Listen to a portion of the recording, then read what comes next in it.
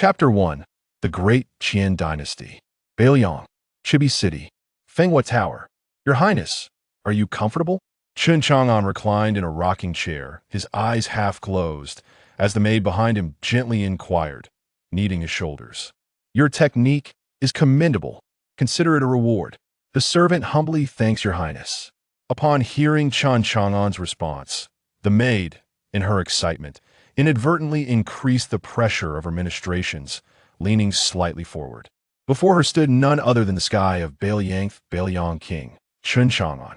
Should she earn his favor, she might just transform from a wild chick to a phoenix. Chen Chang'an remained motionless, his gaze shifting towards the woman before him. She was undoubtedly a paragon of beauty, with ample curves in all the right places, her figure aptly described as unable to see her toes when looking down. Do not call me your Highness. Address me as Master. The maid shyly acquiesced. Yes, Master. At that moment, Chen Chang'an once again closed his eyes in contemplation, a sigh escaping his lips. Bei Liang was no longer the impoverished land it once was. Through his relentless efforts, he had finally established the 100th brothel in the region. Recalling the time when he was exiled to Bei Liang, it was indeed a desolate and inhospitable land. The inhabitants were gaunt and malnourished, barely scraping by. To put it bluntly, even a bandit would leave behind food for the locals before departing. Drawing upon memories from his past life, Chen Chang'an initiated irrigation projects, constructed water wheels, brewed white liquor, built taverns, opened trade routes, and founded merchant associations, transforming the barren Bei Liang into a fertile expanse teeming with soldiers and abundant crops, earning a reputation as the rice capital of the Great Qian Dynasty.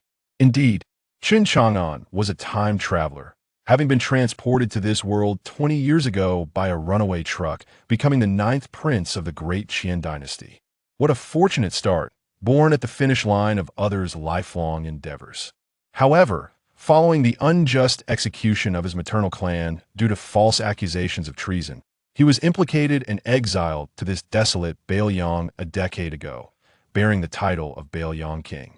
Now, through his diligence, the once barren sands and scorching sun of Bei Liang have been replaced by verdant trees, fertile fields stretching for miles, and a burgeoning population of millions. It could be said that Bei Liang was now a veritable paradise on earth. Chen Chang'an found his life here exceedingly pleasant. Just as he was reflecting on his newfound prosperity, the heavy sound of footsteps echoed from below. A middle-aged man clad in black and gold armor knelt before Chen Chang'an, speaking softly. Your Highness, it is getting late, we should return. Has the sun set once more? Chen Chang'an rose, gazing towards the door, his eyes filled with a profound sense of time's fleeting nature. How swiftly time passes.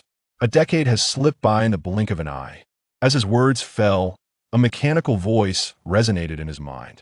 Ding! The check-in system has detected the host's expression of sentiment and is initiating the binding process. The system is currently binding. What the hell? Chen Chang'an was taken aback. A system? He had a system all along. 20 years had passed. He had been 2 years late. He had initially thought he was merely immortal, not realizing he possessed a system as well. The system, too, seemed helpless. Please do not be angry. Host, the system has endured a long wait. Chen Chang'an felt a vein throbbing on his forehead. Ding! The check-in system has finished loading. System, what functions do you possess? Chen Chang'an silently pondered. Ding! The check-in system, as its name implies, allows the host to check in at various locations to complete tasks and earn rewards. Is there no beginner's gift package? Chen Chang'an inquired. Ding! In light of the host's request, a reward of terrestrial immortal cultivation has been granted. As the system's voice faded, a surge of immense spiritual energy cascaded from the void, flooding into Chen Chang'an's body. His spiritual sea expanded 1,000-fold, and boundless spiritual energy washed over his limbs and bones, fortifying his organs, nourishing his flesh, and purifying his soul. Impressive. Chen Chang'an was astonished. A terrestrial immortal. At that moment, noticing that Chen Chang'an remained still, the newcomer whispered, Your Highness, Lord Chao is still waiting? Waiting? Let him wait. Chen Chang'an's expression darkened. Upon hearing this, the person beside him turned pale. Just as they were about to offer a warning, they caught a glimpse of Chen Chang'an's gaze and fell silent. At this moment, Chen Chang'an's eyes were filled with a murderous intent. He recalled how arrogant the newcomer had been upon arrival, treating him, the ninth prince and king of Bei Liang, with utter disdain. All of this stemmed from the fact that he had come bearing an imperial edict. Officially, it was said that the old emperor was gravely ill and wished to summon him back to the capital. In reality, as someone who had lived two lives, Chen Chang'an understood the old emperor's schemes better than anyone.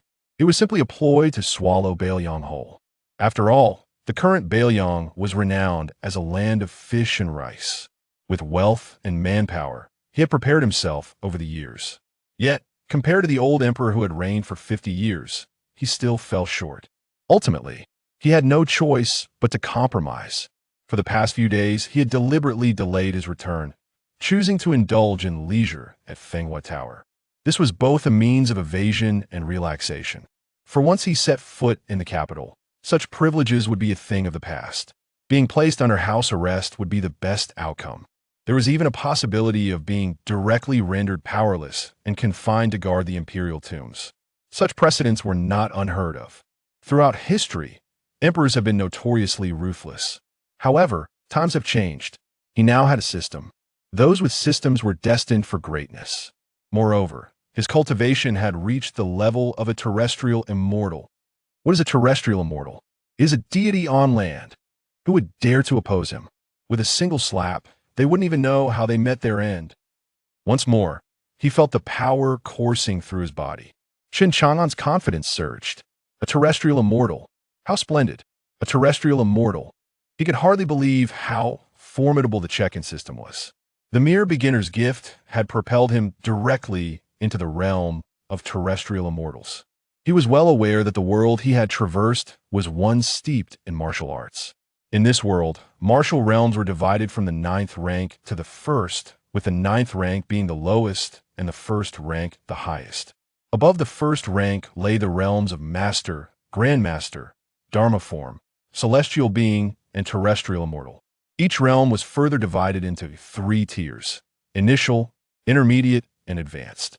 In the great Qian Dynasty, attaining the first rank in martial arts could establish one as a local hero, while a master could found a sect and become its leader. As for grandmasters and those of higher realms, they could soar through the skies and traverse mountains and seas, akin to the deities of legend. Celestial beings and terrestrial immortals transcended the comprehension of ordinary mortals. Common people rarely encountered them. Chen Chang'an had never heard of anyone in the great Qian Dynasty breaking into the realm of celestial being. In his past life, Chen Chang'an had aspired to martial cultivation, yet his innate potential was lacking, and after 20 years of struggle, he had only reached the 7th rank. Now he had unexpectedly vaulted into the realm of terrestrial immortals. In that moment, the pent-up frustrations of 20 years surged within Chen Chang'an, compelling him to express his feelings. Casting a glance at Chibi City, Chen Chang'an's lips curled into a smile as verses from his past life slipped from his mouth. 20 years of snow and wind weigh heavily upon me. I laugh as the breeze makes the snow feel like cotton. No one supports my aspirations to soar. I tread through the snow to the mountain's peak. These words not only released the frustrations within his heart, but also embodied his aspirations for the future. Now that he possessed the cultivation of a terrestrial immortal, it was others who should feel fear during his journey to the capital. As Chen Chang'an made his way to the capital, those princes, like him, governing their territories, received the same imperial edict. The emperor was gravely ill, longing for his sons to return swiftly. They summoned their subordinates, issuing a series of commands before hurrying towards the capital. Upon my return, I shall share the splendor and riches with you all. The remaining guards gazed at their departing figures, calling out loudly, "Your Highness, what if you do not return?" Upon hearing the question from the guards, the princes offered the same reply. "If I do not return, then I shall not return." In the house of an emperor, if one does not vie for the esteemed position of a sovereign, how can one discern who is a dragon and who is merely a worm? They were not alone.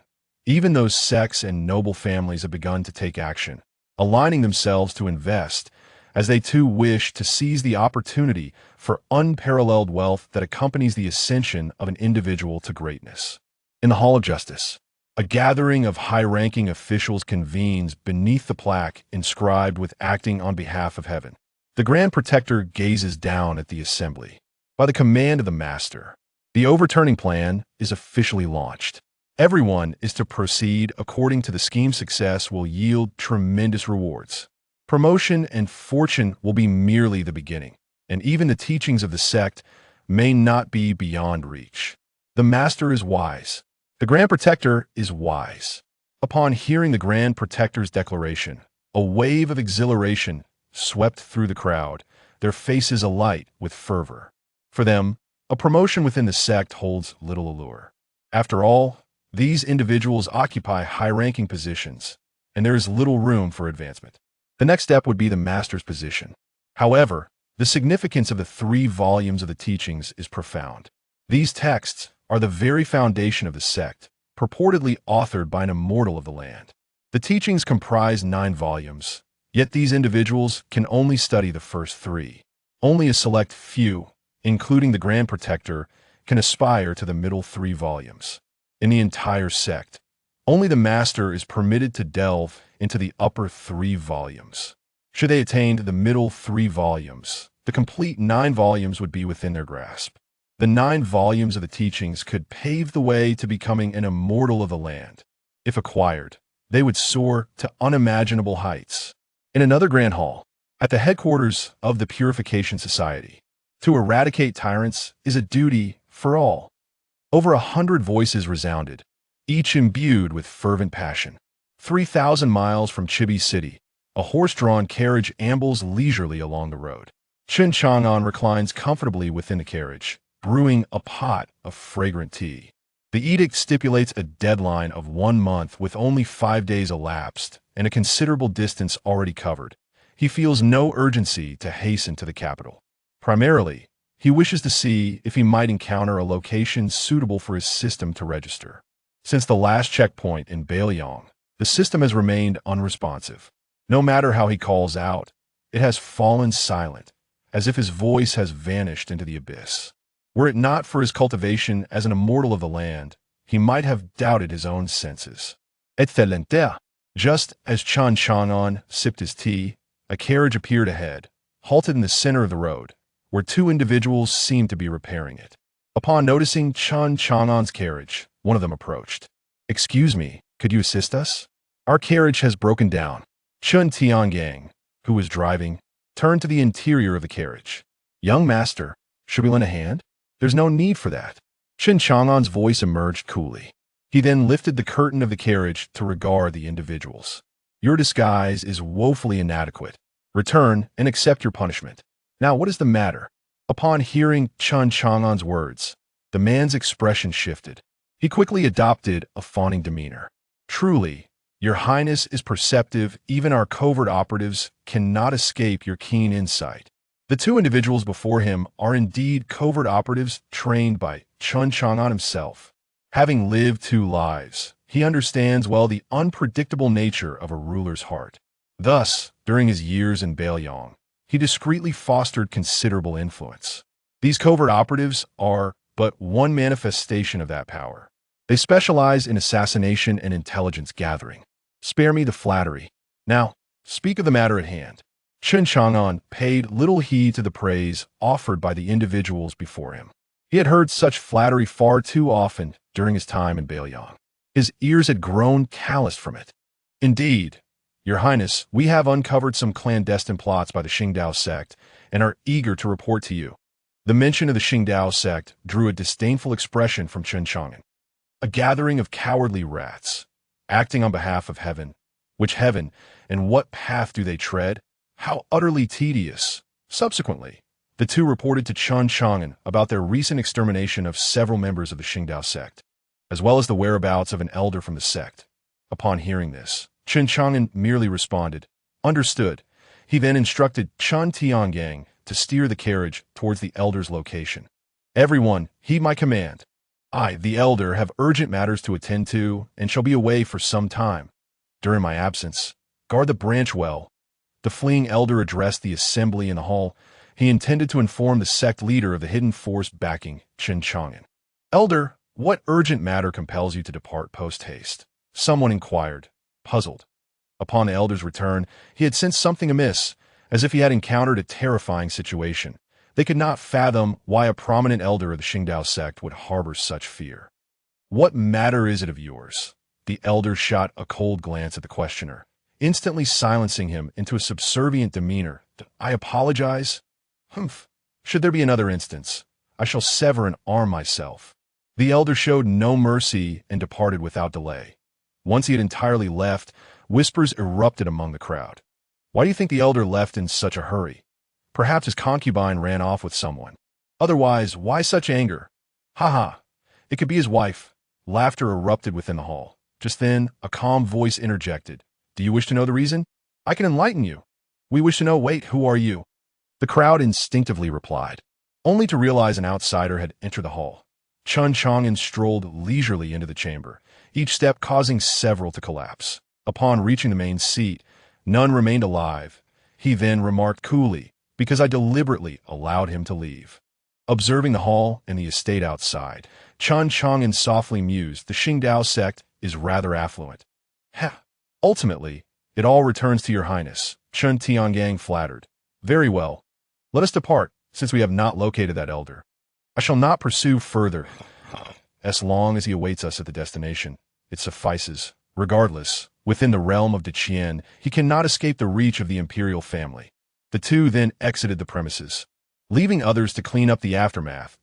In the capital city, within a discreetly luxurious, refined courtyard, His Highness Chen Chang'an pondered the reports from his subordinates. Proceed to eliminate the organization that has placed a bounty on my head. You need not concern yourself with anything else. Your Highness, you want me to hire assassins to kill you.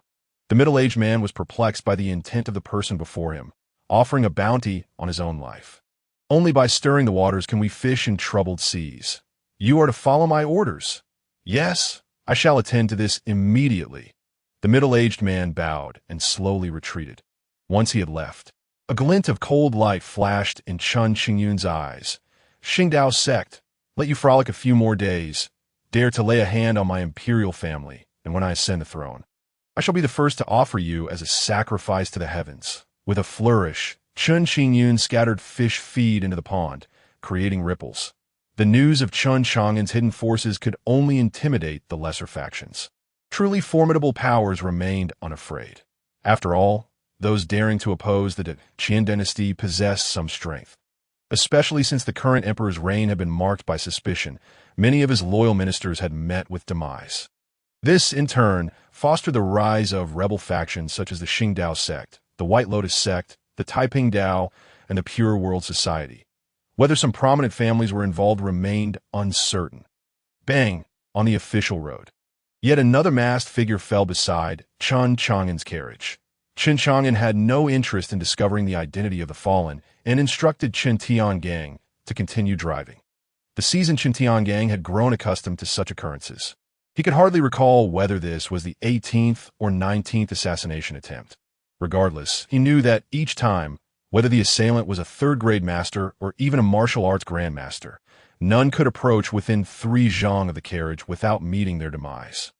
To him, Chen Chang'an had become akin to a deity, shrouded in mystery and deserving of utmost reverence. Suddenly, as the carriage traveled less than 100 miles, Chen Chang'an's expression turned grave as he addressed Chen Chang'an. Young master, it seems there is a scuffle ahead. Chen Chang'an had heard the clash of metal and the sounds of shouting. A fight. How intriguing. Let us trample through. Chen Chang'an's indifferent voice emanated from within the carriage. Where there is irregularity, there is mischief. These individuals appearing on my path must be connected to me. Even if they are not, fighting privately in the realm of Qian is a capital offense. What reason could there be not to deal with them, especially when they are the northern Liang of Qian?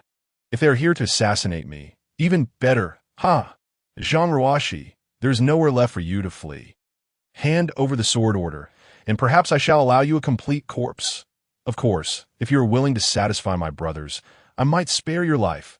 Laughter erupted from a group of 7 or 8 burly men surrounding a lone woman. At that moment, one of the men whispered to the leader, "Boss, someone is coming. Ignore them.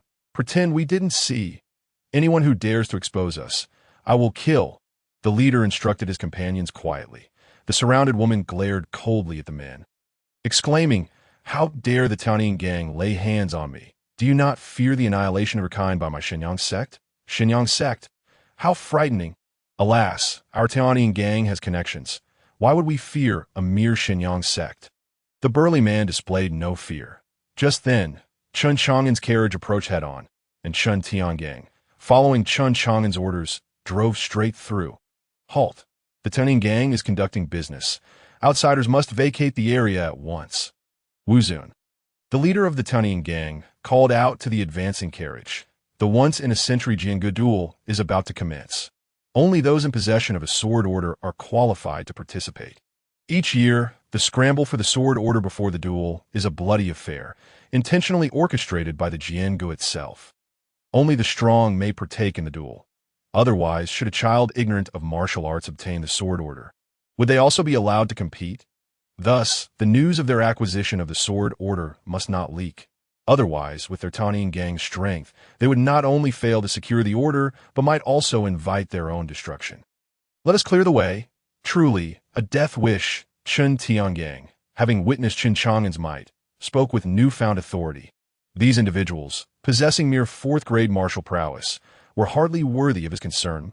The words of Chen Tianying caused Wuzun, the leader of the Tianying gang, to furrow his brows. How could this differ so drastically from his expectations?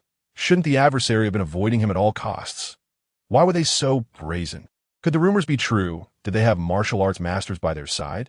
Just as he hesitated, whoosh, whoosh, whoosh, waves of energy surged forth from Chen Chang'an's carriage. The members of the Tianying gang, caught unawares, fell to the ground, lifeless, just like those before them, devoid of any sign of life. Throughout this journey, he had encountered far too many assassination attempts, poisonings, feigned madness, seduction by beauty, entrapping with charm, and countless schemes within schemes. Had he not successfully broken through to the realm of terrestrial immortals, he might have already perished before leaving Bei Liang. Thus, he had gradually grown cold-blooded. "Let us proceed," Chen Chang'an instructed Chen Tianying, and the two continued down the official road. Zhang Ruoshi stepped in front of their carriage.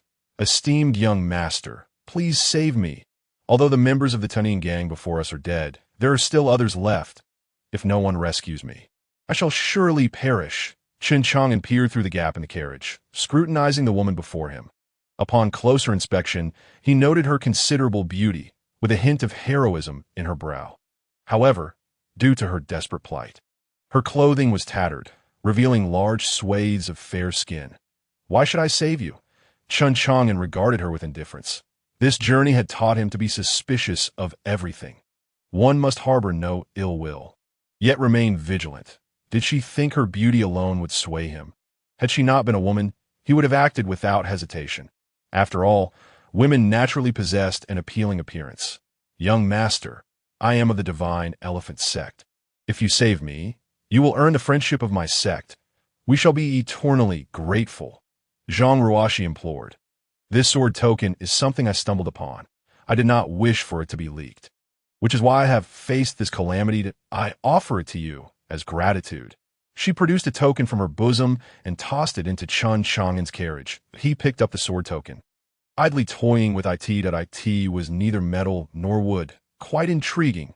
Possessing this token allows you to participate in the Sword Pavilion's century-old sword competition. At that time, you can surely seize the top prize, gaining renown throughout the world, and acquire the supreme sword techniques of the Sword Pavilion. Zhang Ruoshi continued to persuade. "Not interested," Chen Chang'an replied, his gaze fixed on the sword token, apart from its material, which piqued his interest slightly. He found nothing else of value. He tossed the token back, and it landed once more in Zhang Ruoshi's hands. The Sword Pavilion competition? As a terrestrial immortal, wouldn't that be a downgrade? As for the rewards from the Sword Pavilion, did he need them? At that moment, Zhang Ruoshi felt so embarrassed she could carve out a 2-bedroom, 3-hall apartment with her toes. Just as Chen Chang'an prepared to depart, a voice suddenly echoed in his mind. "Ding! A new check-in location detected. Please check in at the Divine Elephant Sect." Oh, a new check-in location? Chen Chang'an murmured. He then turned to the flustered Zhang Ruoxi outside the carriage. However, it would not be amiss to save your life, provided you. Before Chen Chang'an could finish, Zhang Ruoxi seized the opportunity as though clinging to a lifeline. I am willing to do anything, as long as you save me. I will comply with your every request. In that moment, preserving her life took precedence. She would not hesitate to serve tea or even warm his bed. Once she returned to the divine elephant sect, she would ensure the Tianyin gang paid dearly. Chen Chang'an regarded Zhang Ruoxi, slightly raising an eyebrow. Although a great man can bend and stretch, this woman was agreeing far too quickly. He had yet to propose any demands. What if they were excessive? The entire situation felt somewhat peculiar. Were it not for the system updating the check-in location, you would not have intervened. Nonetheless, Chen Chang'an could simply refuse to assist and head directly to the divine elephant sect to check in. However, that would be akin to playing a game without paying the price. Point one must repay the cause with its effect. Chen Tiangang, seated at the front of the carriage, felt a surge of delight and silently mused. The prince has finally seen the light. He is beginning to take an interest in women. May the Empress in heaven bless him with an heir soon, having followed Chen Chang'an for so long. He felt inspired to compose a poem at that moment. The imperial edict arrives, inquiring about ill tidings. The journey back to the capital is fraught with trepidation, rejoicing that the prince has awakened. Next year, may he embrace a young prince. Heaven did not give birth to me, Chen Tiangang. The literary world of the Qian is eternally dark as night. Thank you, young master, for saving my life. My name is Zhang Ruoxi. The daughter of the sect leader of the divine elephant sect, Zhang Ruoxi bowed respectfully to the carriage. Just then, a cacophony of shouts erupted from the distance. Those who have slain my Tianyin gang, do not think to escape. An elder appeared before Chen Chang'an's carriage, his face contorted with rage. Young master, be cautious. He is Wu Qi, the grand elder of the Tianyin gang, a second-tier high-level martial arts master. Zhang Ruoxi whispered a warning to Chen Chang'an, glancing nervously at the elder. Humph. Now you know fear. It's too late. Wu Qi of the Tianyin gang snorted coldly, brandishing a massive 40-meter blade, swinging it down with ferocity. A blinding blade aura slicing through the air toward Chen Chang'an's carriage, aiming to obliterate both him and Zhang Ruoxi in one blow. Unfortunately for him, this time he had encountered a formidable opponent. Within the carriage was not merely a martial arts master, but a terrestrial immortal. Just as Wu Qi believed he had succeeded, an invisible pressure surged from within the carriage, causing ripples in the air. Wu Qi felt as though he were mired in quicksand. His previously swift movements slowed to a crawl, akin to a snail. Then, to his astonishment, a fair, slender jade hand emerged from within the carriage. With a gentle wave, the powerful blade aura shattered instantly. In the next moment, the hand flicked once more, unleashing waves of energy that accurately struck the forehead of each of his men, without a drop of blood shed. They fell, their eyes wide open, lifeless in their final moments. They realized they had provoked an existence they should not have. Zhang Ruoxi, standing before the carriage, was equally wide-eyed, her expression one of sheer terror. Her mouth hung open as if it could accommodate 3 sausages.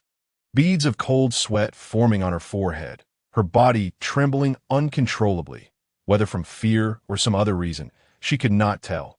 After dispatching the members of the Tianyin gang, Chen Chang'an peered through the gap in the carriage.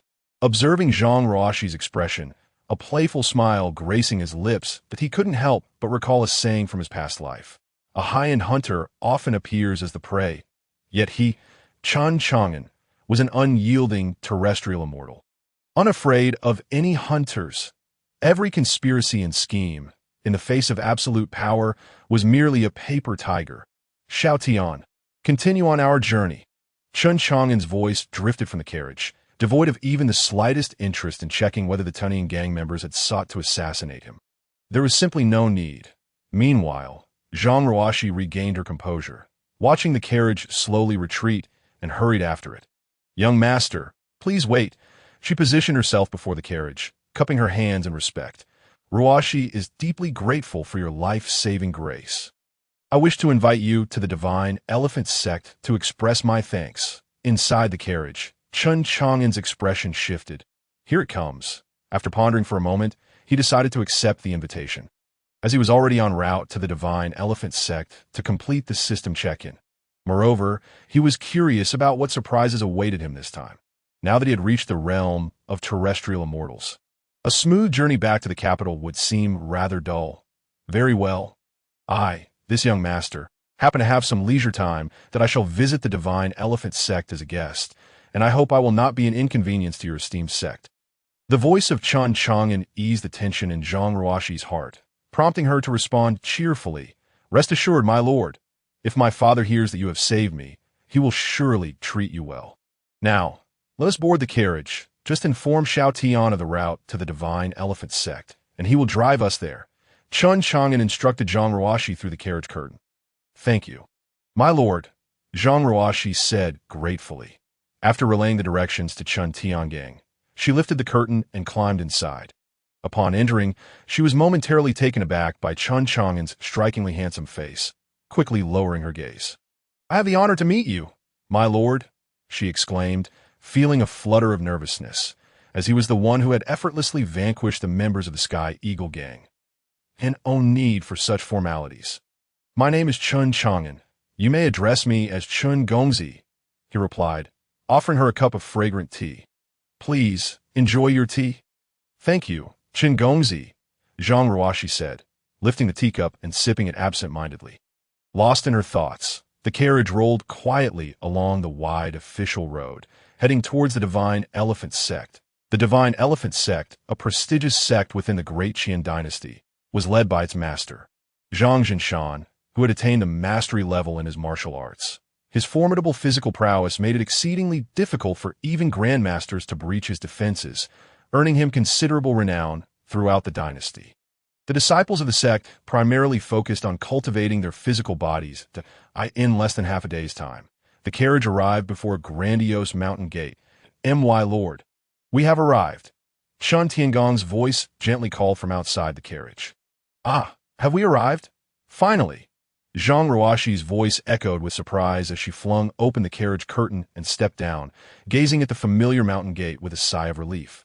Throughout the journey, she had been cautious in Chen Chang'an's presence, fearing any misstep. Now that they had reached their destination, she could finally relax. Chen Gongzi, come quickly. This is the divine elephant sect, Zhang Ruoxi urged, leading the way towards the mountain gate. At that moment, Chen Chang'an leisurely stepped out of the carriage. Looking up, he beheld the towering mountain gate, which soared at least 100 meters high. Beyond it, he could see pavilions and towers nestled among the peaks, arranged in an elegant fashion. For some reason, as he gazed upon the mountains, he felt as though they resembled a colossal, crouching elephant poised to rise at any moment. Just then, a mechanical voice resonated in Chen Chang'an's mind. Ding! Successful check-in at the Divine Elephant Sect. Congratulations, host, for acquiring the technique Divine Elephant Suppressing Hell Energy and Unparalleled Comprehension. As the system's announcement faded, a torrent of profound formulas surged into Chen Chang'an's consciousness, akin to a flood breaking through a dam. The Divine Elephant Suppressing Hell Energy was an ultimate technique for cultivating the physical body. Once mastered, every strike of the palm or fist would unleash formidable divine power. The human body is composed of countless cells, and upon successfully cultivating the Divine Elephant Suppressing Hell Energy, each cell could erupt with astonishing strength. With such power coursing through him, a single punch could turn the world upside down. The pinnacle of mastery. One could eternally suppress hell itself. This was the origin of the technique's name. Indeed, the Divine Elephant Suppressing Hell Energy was a supreme method for physical cultivation. Chen Chang'an mused, could it be that the Divine Elephant Sect practices this exceptional technique? However, he quickly dismissed the thought that if the sect truly practiced the Divine Elephant Suppressing Hell Energy, it would have long since ascended to be the foremost sect in the great Qian Dynasty. They likely only grasped the superficial aspects of the technique. Meanwhile, as Chen Chang'an contemplated the technique, the system's bestowed unparalleled comprehension began to take effect. In an instant, the intricate and voluminous teachings of the Divine Elephant Suppressing Hell Energy were fully understood by him.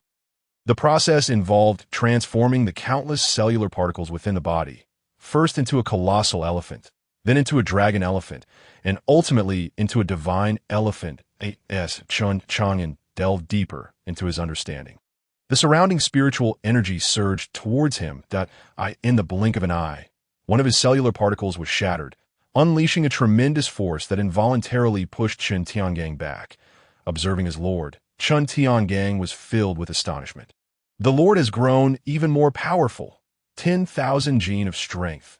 Chen Chang'an marveled at his newfound physical prowess, astonished that shattering a single cellular particle granted him such immense power. He could only imagine the colossal strength he would possess if he were to break through all the particles within him. He could hardly fathom the magnitude of that power. If that time were to come, it seemed that even the world would be unable to withstand his might. Truly, the divine elephant-suppressing hell energy, cultivated to its utmost, could eternally suppress hell. Chen Chang'an murmured. Just as he prepared to forge ahead with his breakthrough, a group of individuals emerged from the mountain gate of the divine elephant sect. Indeed, it is His Highness, the Prince of Bei Liang. I wondered who possessed the extraordinary ability to rescue this young lady. With the arrival of the Prince of Bei Liang, the divine elephant sect has failed to extend a proper welcome.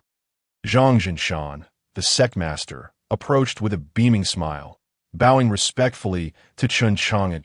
As the leader of a prominent sect within the great Qian Dynasty, he naturally possessed portraits of significant figures, especially with the recent illness of the great Qian emperor, which had summoned various princes back to the capital, making them particularly attentive to such matters. If they aligned themselves with the right individual, they might secure unimaginable wealth and status. Master Zhang, no need for such formalities. It is I who intrudes upon your esteemed sect. Chen Chang'an briefly surveyed the welcoming party. The entire divine elephant sect, led by Zhang Jinshan, exuded an aura of terrifying strength, clearly indicating their focus on physical cultivation. Your Highness, please, Zhang Jinshan invited Chen Chang'an. Without hesitation, Chen Chang'an entered the divine elephant sect. As the ninth prince of the great Qian Dynasty and the Prince of Bei Liang, his status far exceeded that of the commoners. Upon reaching the grand hall of the sect, Chen Chang'an took his seat at the head, surveying those below. That moment, Zhang Jinshan spoke. It is said that the prince possesses the talent to govern the world, having transformed the desolate Bei Liang into a land of abundance within a mere decade. However, in my humble opinion, your martial prowess is even more astonishing. The members of the Sky Eagle Gang could not even approach you. Having heard of Chen Chang'an's impressive feats from his daughter, Zhang Jinshan could not help but offer his compliments. The others followed suit, showering Chen Chang'an with praise. Facing their accolades, Chen Chang'an scanned the room and replied coolly, "These are mere rumors. They should not be taken seriously. Your Highness is too humble. I have prepared a modest banquet for this evening, hoping you will grace us with your presence. This is both to express our gratitude for your saving my daughter and to extend the hospitality of the divine elephant sect." Zhang Jinshan said heartily, "Since this is the case, I shall graciously accept your invitation." Chen Chang'an replied with a slight smile. Afterward, the group engaged in casual conversation, exchanging pleasantries. Chen Chang'an then retreated to the designated resting chamber. Awaiting the evening's banquet, my lord, I do not understand why we have come to the divine elephant sect. Along the way, we encountered numerous rebel forces, such as the Tao of Walking, the Tao of Peace, and the Pure World Society. Had it not been for your profound cultivation, we might have met our demise. Why not hasten to the capital instead of lingering here? Chen Chang'an finally voiced his curiosity about the journey, suddenly posing a question that nearly startled Chen Chang'an. Could it be that you truly have an interest in that Zhang Ruoxi? With a light slap on Tiangong's head, Chen Chang'an admonished, "Next time you speak such nonsense, I shall send you to Fenghua Tower for 10 days and nights without allowing you to leave." Yet inwardly, he scoffed. Women, they only serve to slow my pace in drawing my sword. Chen Chang'an was momentarily bewildered, unable to comprehend why the prince chose to remain at the divine elephant sect. Naturally, Chen Chang'an would not disclose the necessity of clocking in at the sect. What if their presence posed a threat to your safety? My lord, should any misfortune befall you, I would willingly embrace death 1,000 times over. Although Chen Chang'an's words were left unspoken, the implication was abundantly clear, and concern marred his features, standing by the window. Chen Chang'an gazed at the scenery outside, his expression tranquil. Look at the flickering candlelight outside. How can it compete with the brilliance of the full moon? The realm of the land's immortals that Chen Chang'an inhabited was not a mere gift. Should those individuals contemplate any nefarious actions, he would not hesitate to reveal a modicum of his power to instill fear in their hearts. As for the Taoist sects, such as the Taiping Tao, may they refrain from courting folly. That night, within the grand hall of the divine elephant sect, silver candlesticks and jade cups filled with fine wine adorned the space. Surrounded by company, the hall was lavishly decorated, radiating an aura of harmony and jubilation. Amidst the flattery of those present, Chen Chang'an consumed cup after cup of exquisite wine, savoring the rich aroma that permeated the air. A glimmer of cold starlight flickered in Chen Chang'an's eyes. Still unable to resist, was he. After several rounds, Zhang Zhinshan leaned toward Chen Chang'an and spoke softly, "My lord, I have arranged a small performance at your behest, and I hope it pleases you." With that, Zhang Zhinshan clapped his hands to the entrance of the hall. Hurried footsteps echoed, and a breathtaking beauty clad in a flowing red gown and delicate veil gracefully emerged. Upon reaching the center of the hall, she commenced her enchanting dance. Her mesmerizing movements captivated all, resembling a celestial being descending from the heavens, so beautiful that one could hardly look away. Her bare, delicate feet seemed to lightly touch the floor, as if treading upon the hearts of men, igniting boundless desires within them. "My lord, what do you think of this woman?" Zhang Zhinshan inquired, observing Chen Chang'an's rapturous expression. Such a woman should only exist in the heavens, a rarity on earth. Alas, Chen Chang'an gazed at her, a look of regret crossing his face. Upon hearing his words, Zhang Zhinshan's expression shifted, seemingly grasping Chen Chang'an's meaning, and he quickly replied, "Fear not, my lord. After the banquet, this woman shall be delivered to your bed. Do you presume I lament not being able to possess her?" A knowing smile graced Chen Chang'an's lips. "What do you mean, my lord?" Zhang Zhinshan appeared perplexed. "You, Chen Chang'an, nearly had your eyes pop out just now. Any man could discern your thoughts. And yet, you now claim otherwise. Alas, your hands are stained with blood. Do you not agree, Master Zhang?" The final three words were delivered with a hint of coldness in Chen Chang'an's voice. "I did not comprehend what my lord means," Zhang Zhinshan stammered, his demeanor flustered but quickly regaining composure. However, Chen Chang'an paid no heed to Zhang Zhinshan, his gaze fixed upon the dancer. Wield dominion over the mortal realm. I alone determine life and death. If the heavens seek your demise, even the king of hell dares not intervene. The heavenly kill organization hold my esteem, having dispatched the blood-clad assassin ranked 49th on the earthly list to confront me. Yet, I did not anticipate that this blood-clad assassin would also possess such exquisite dancing skills. Quite commendable. Indeed, Chen Chang'an's voice rang out with a hint of mockery in the grand hall. Upon hearing these words, the dancer's pupils constricted, and a sudden aura of murderous intent erupted from her. With a swift, seemingly effortless movement, she lunged toward Chen Chang'an. Her sharp fingers glinted ominously, clearly a lethal weapon. The Heavenly Kill Organization, one of the three foremost assassin factions in the martial world. It is rumored that their influence spans across major empires. As long as one can afford the price, there is no one they would not dare to assassinate. They have even succeeded in eliminating a sovereign, which is why their status in the assassin realm remains unassailable. In an instant, Chen Chang'an's mind raced with thoughts of the Heavenly Kill Organization, just as the blood-clad assassin's figure materialized before him. A bloodthirsty smile crept upon his lips, as if he could already envision her nails piercing his throat. Yet, Chen Chang'an remained utterly composed, gazing steadily at the blood-clad assassin, not a trace of panic evident in his demeanor. This perplexed the assassin, but there was no time for contemplation. Death! Just as her nails were about to pierce Chen Chang'an's throat, a resounding clang echoed. Snap! The assassin's razor-sharp nails, mere inches from his body, suddenly shattered as if they had struck an invisible barrier, and no matter how forcefully she pressed on, she could not advance a single inch. Simultaneously, The severed nails hung suspended in midair, defying gravity. Whoosh, whoosh, whoosh, the broken nails, like arrows, shot back toward her with blinding speed. Bang, bang. The nails, imbued with tremendous force, collided with the blood-clad assassin, sending her hurtling backward, leaving a long gash upon her skin as she crashed to the ground at Zhang Jinshan's feet. All of this transpired in the blink of an eye in that instant.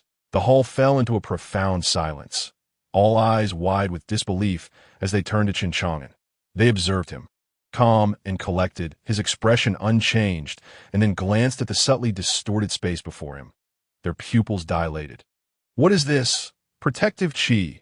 Zhang Jinshan and the others were nearly agape, a martial arts master. Only a martial arts master could possess protective chi.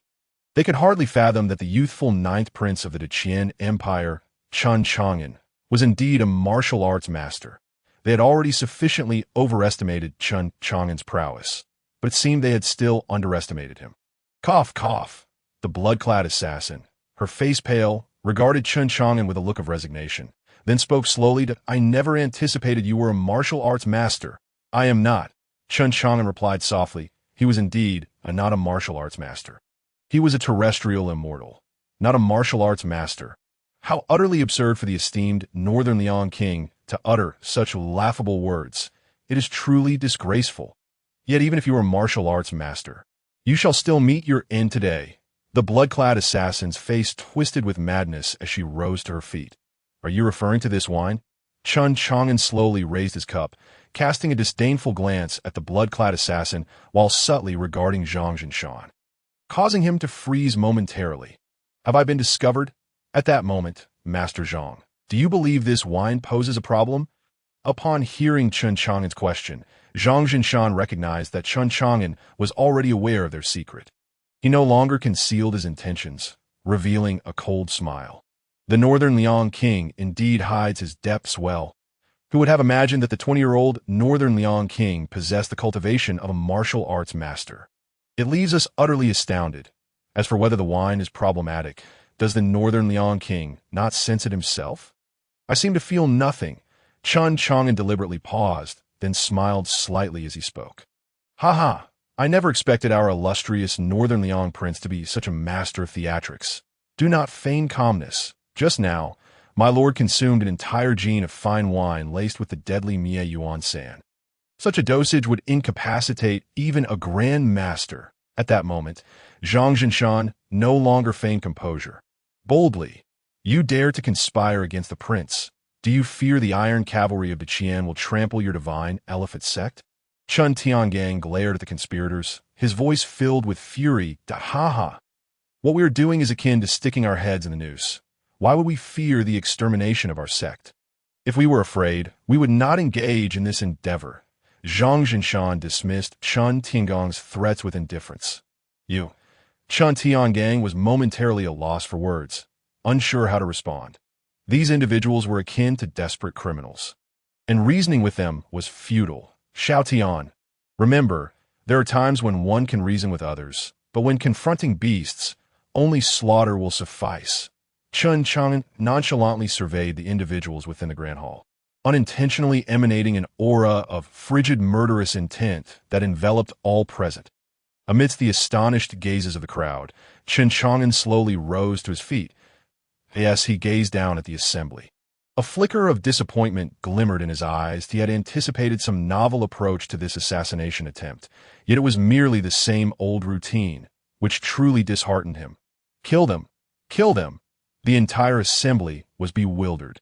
Unable to comprehend Chen Chang'an's words at that moment, a series of piercing screams echoed throughout the hall. Shadows, akin to phantoms, flitted through the space, and with each passage, a member of the divine elephant sect fell to the ground. Their movements were ghostly, rendering any defense utterly ineffective. The phantom shadow technique. They are from the Supreme Hall. The blood-clad killing marquis recognized their identity, his expression shifting dramatically. The Supreme Hall, a newly emerged assassin organization in the Qian Dynasty over the past decade, had developed with such ferocity, second only to the three ancient assassin factions, the Heavenly Kill, the Underworld, and the Death God Palace. What? The Supreme Hall? Zhang Jinshan's face paled upon hearing the blood-clad, killing marquis. Realizing that unforeseen developments had derailed their plans, that he never anticipated that His Highness, the Northern Liang Prince, could summon assassins from the Supreme Hall. Nevertheless, you shall still perish. As Zhang Jinshan's words fell, he unleashed the might of a high-level master. Charging towards Chen Chang'an, that if he could eliminate Chen Chang'an, the assassins would naturally retreat. Summon? Do I still need to summon them? Chen Chang'an chuckled awkwardly. Bang! Bang! Zhang Jinshan's formidable physical strength disregarded the assassin's attacks, barreling through with relentless force. Any assassin who dared to strike him was repelled, unable to breach his defenses in the blink of an eye. Zhang Jinshan stood before Chen Chang'an, swinging his massive fist towards Chen Chang'an's head. Even though Chen Chang'an had attained master-level cultivation, he could not withstand a single punch from Zhang Jinshan's 50 years of prowess. Just as Zhang Jinshan reveled in his excitement, sizzle! A blinding white light flickered, and his arm, which had been poised to strike Chen Chang'an, was severed at the shoulder, blood gushing forth. Zhang Jinshan clutched his severed arm, fear evident in his gaze, as he looked towards the shadow enveloped in darkness beside Chen Chang'an. Who are you? With a single stroke of the 1,000 horizontal blade, all shall perish while I alone survive. The figure spoke slowly. The master of the Supreme Hall, Qian Hung Yishu. What? Zhang Jinshan's complexion paled, as if faced with an imminent threat, and he hastily retreated. Qian Hung Yishu, the creator of the Supreme Hall, was rumored to have been the most outstanding assassin of the Death God Palace, who mysteriously betrayed them for reasons unknown. However, just as Zhang Jinshan retreated, a lethal sword silently appeared at his neck. The master of the Supreme Hall, Qian Hung Yishu, had somehow positioned himself behind him. With a gentle slash of his arm, sizzle, the sound of the sword slicing through flesh resonated, and Zhang Jinshan gazed in horror at the headless corpse that resembled his own, while he himself soared into the air. Had he died? Why did he feel no pain? Splatter! Only when Zhang Jinshan's head fell to the ground did torrents of blood erupt from his neck. Father! Zhang Ruoshi deflected a killer's sword with a swift motion.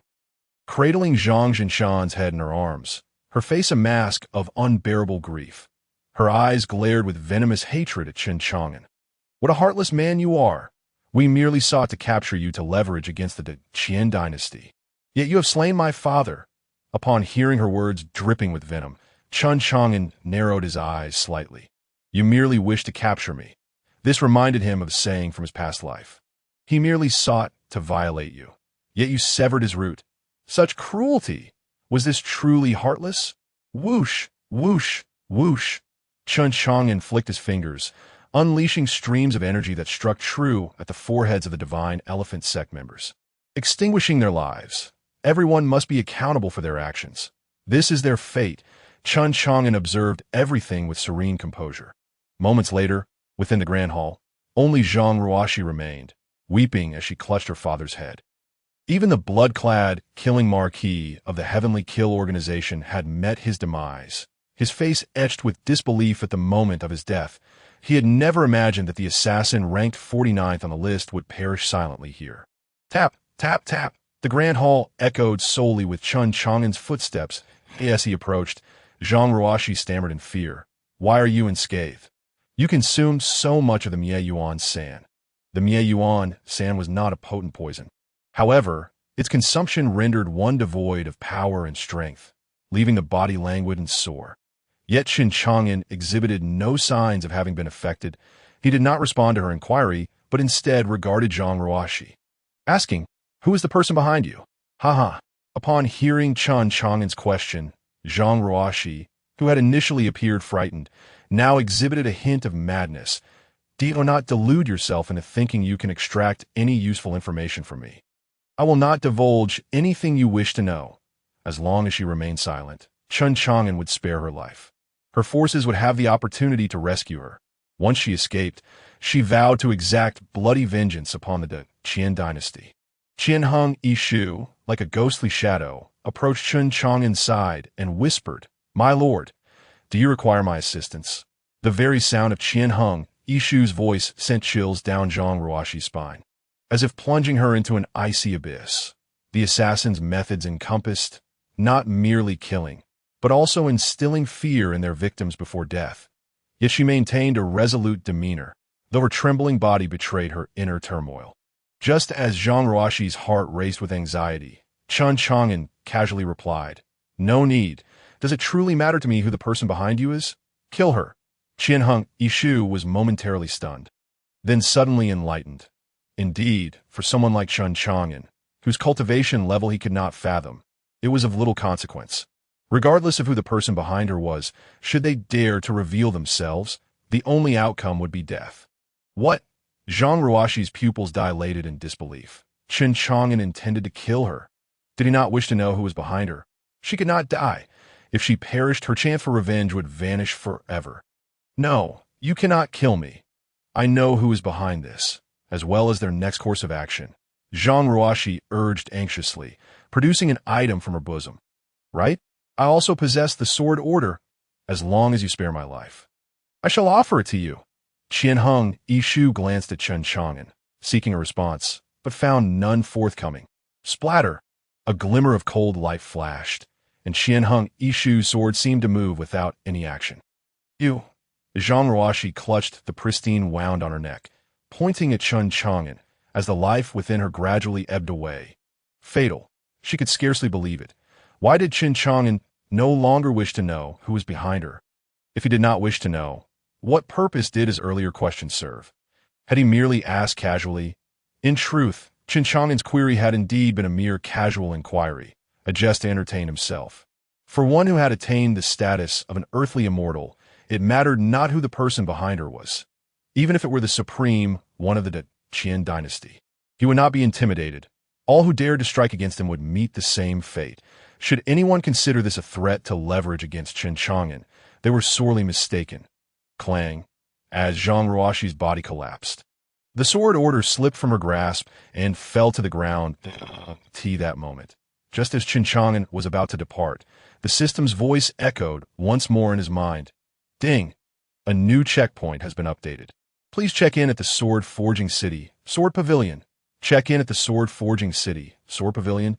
Chen Chang'an gazed at the sword decree that had fallen to the ground. With a mere thought, the decree appeared in his hand. As he toyed with the sword decree, Chen Chang'an seemed lost in contemplation. Your Highness, are you planning to attend the Sword Pavilion's sword discussion conference? Chen Tiangang inquired softly, noticing Chen Chang'an's distraction with the decree. Since there's nothing pressing, let's take a detour to the Sword Pavilion. Chen Chang'an replied nonchalantly. However, Chen Tiangang's face was etched with concern. Your Highness, we have encountered numerous assassination attempts along the way. Would it not be wiser to return directly to the capital? Little Tiangang, do you not realize that while the destination is undoubtedly significant, the scenery along the journey is equally enchanting? With that, Chen Chang'an strode purposefully towards the exit, and as he reached the door, he murmured, I wonder how the deceased fared. He turned to Qian Yishu and continued, We are the righteous, not the wicked. Let us dig a grave for these souls. They should not be left to rot in the wilderness.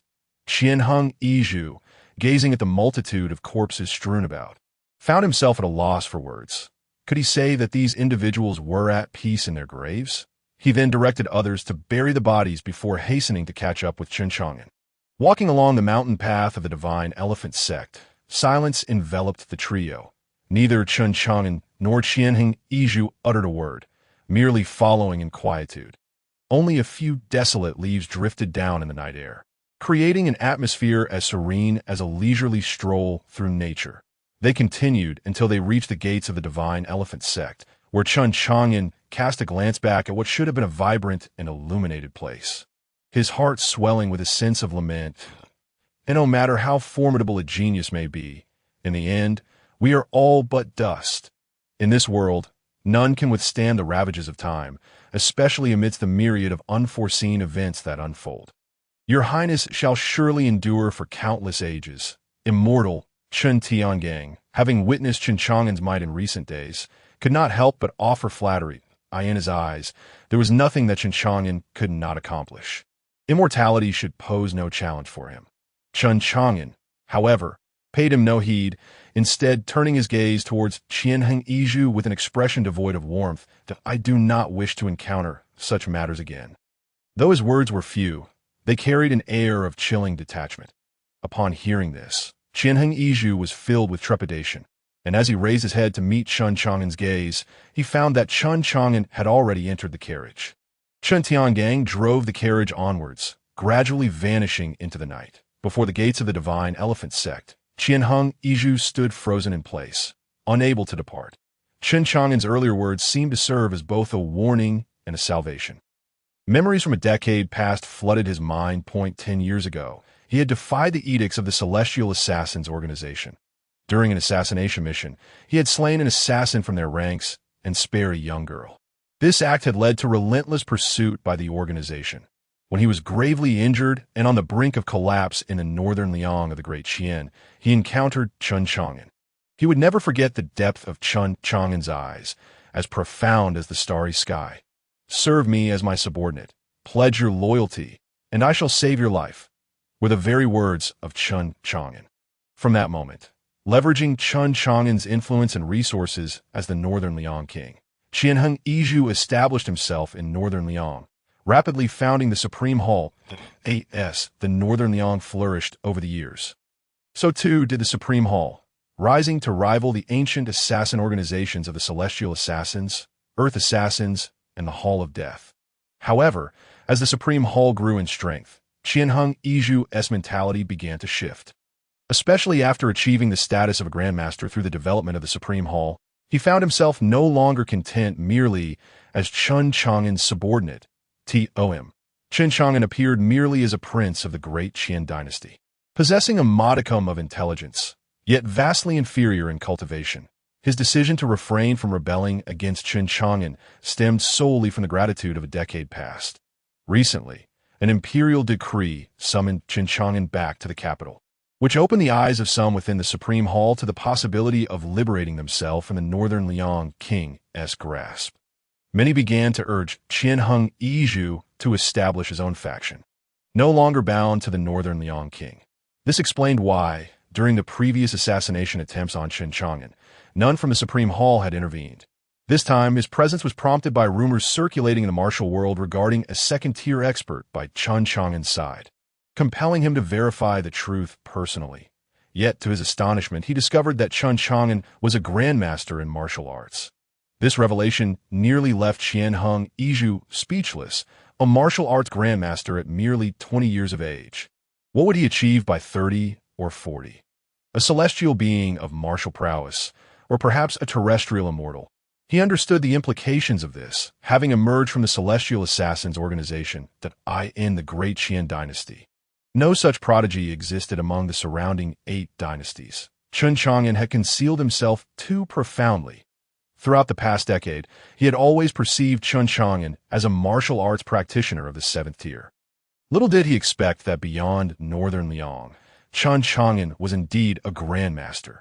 This entire decade had passed without even him, a master of concealment, detecting this truth that he had no inkling of how many more hidden depths Chen Chang'an possessed. He could not even ascertain if the grandmaster level was Chen Chang'an's limit. Contemplating Chen Chang'an's earlier words and the depth of those star-like eyes, Qian Dynasty trembled, his pupils constricting. Could it be that the prince had disowned his thoughts? Was he purposefully revealing his cultivation to instill fear in him? Just as Qian Dynasty was grappling with the shock, the assassins of the Supreme Hall, having finished clearing the bodies within the divine elephant sect, approached him. Hall Master, who would have thought that Chen Chang'an was so deeply concealed, a grandmaster in cultivation?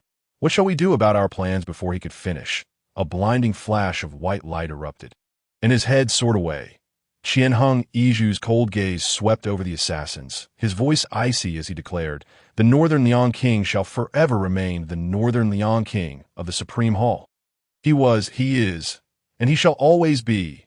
Should anyone harbor treacherous thoughts, this shall be their fate." Yes, the assassins fell silent, fear etched on their faces as they looked towards Qian Dynasty. They could not fathom what had transpired between Chen Chang'an and their Hall Master that had induced such a drastic transformation. His Highness intends to journey to the Sword City's Sword Pavilion to partake in the Sword Discussion Conference. Tian, the heir Xian San, Huang Si, you shall proceed to the Sword City first. Eliminate anyone posing a danger to His Highness, regardless of their background or cultivation level. Qianheng Yizhu commanded the 4 highest-ranked individuals behind him, his expression frigid. Yes, the 4 with the highest cultivation bowed respectfully to Qianheng Yizhu before vanishing into the forest. In the pitch darkness of the night, a carriage traversed the official road at a leisurely pace. Chen Chang'an, who had driven the carriage in silence for quite some time, finally voiced his lingering doubts. Your Highness, why do you still grant opportunities to an assassin like Qianheng Yizhu? Assassins are inherently cold-blooded, devoid of any sense of loyalty. They are merely a pack of ungrateful wolves. Have you ever witnessed a cold-blooded assassin sparing a young girl? Chen Chang'an's calm voice drifted from within the carriage. Yet we have not seen him make an appearance even once in these past few days. Chen Chang'an expressed his dissatisfaction towards Qianheng Yizhu. Over the years, they had dedicated nearly a third of Northern Liang's resources to cultivate the Supreme Hall. Now that the Northern Liang king had received an imperial summons back to the capital, it was disheartening to see some harboring treacherous thoughts. Chen Chang'an smiled gently, reminiscent of a sage who had transcended the worldly realm. The blooming flower reveals both beauty and peril. Life exists between the realms of Buddha and demon. The human heart is the most inscrutable. Everyone harbors desires and is susceptible to change. It all depends on whether one possesses the formidable strength to bear such immense desires and transformations. From beginning to end, Chen Chang'an never regarded the Supreme Hall as his own backing. Hence there was no disappointment that he simply did not wish to personally extinguish the first power he had nurtured. And that was all there was to it. As flowers bloom in duality, life oscillates between Buddha and demon. Chen Chang'an listened to Chen Chang'an's words, murmuring to himself. Chen Chang'an's assertions seemed to possess some logic, yet there appeared to be an inconsistency that eluded him. Ultimately, he could only vent all his frustrations upon the whip in his hand. Giddy up, the steed neighed, and the carriage vanished into the darkness in an instant. As Chen Chang'an departed from the divine elephant sect towards the sword-forging city, his exploits within the sect quickly found their way onto the tables of various factions. The Tao of Action. In that same conference hall, the Grand Protector listened to the reports from below, his expression darkening. What did you say? The assassination attempt on the 9th prince of the Qian Dynasty, Prince Bei Liang, has failed again? Reporting to the Grand Protector, this 9th prince is indeed an enigma. We had arranged for the Skyhawk gang to operate overtly while the Divine Elephant sect acted covertly. Yet he has continuously unraveled our schemes. The elder who initially proposed the assassination of the Qian Dynasty's princes was the one responsible for the attempt on Chen Chang'an's life. At this moment, his face bore a look of profound frustration. From the initial 28 Star Guards, 36 General Stars, and 48 Evil Generals, to the current Skyhawk Gang and Divine Elephant sect, it could be said they had suffered significant losses. Most importantly, they had not even managed to harm a single hair of Chen Chang'an. In other directions, they had at least succeeded in eliminating several of the prince's guards, and in some cases had even injured a prince. Though they could not take the prince's life, it was still a considerable achievement. Only his side had not made any progress. Subordinates speculated that there might be a martial arts master by Chen Chang'an's side. Tap, tap, tap. The Grand Protector lightly tapped his wooden chair, seemingly deep in thought. Suddenly his eyes widened, a glimmer of brilliance illuminating the entire hall. Did you not mention there was a third killing move? Indeed, Grand Protector. The Sword Pavilion Sword Discussion Conference is the third killing move. Surely no one can resist the allure of the Sword Order. Moreover, according to our intelligence, Chen Chang'an is heading to the sword-forging city. He has evidently fallen into the trap we set for him, the elder said with a hint of pride. If Chen Chang'an were present to overhear their conversation, he could not help but commend them. This was truly a scheme within a scheme, an intricate web that was impossible to defend against. The Skyhawk Gang, in collaboration with Zhang Ruoxi, staged a play to ambush Chen Chang'an, while the Divine Elephant sect hosted a feast to confuse and poison, waiting for the opportune moment to strike, culminating in the temptation of the Sword Order. This was indeed a seamless arrangement. One could say that had it not been for Chen Chang'an possessing the soul of Lao Zi's reincarnation and the cultivation of a terrestrial immortal, He would have likely perished at the very first scheme. Send the 5-element banner envoy to the sword-forging city. We cannot afford to lose this time. Otherwise, you know the rules of the sect. The Grand Protector finally spoke. Upon hearing the Grand Protector's words, the elder's expression first turned cold, then brightened with hope. The 5-element banner envoys, each possessing high-level martial arts prowess, when united, could easily overpower even high-level martial arts masters. Rest assured, Grand Protector, this time, we will ensure that Chen Chang'an has nowhere to escape. Moreover, we are not the only ones taking action. Other factions are also involved. The blood-clad killing marquis is the best proof. Go ahead. The Grand Protector waved his hand gently, signaling the elder to leave. This subordinate takes his leave.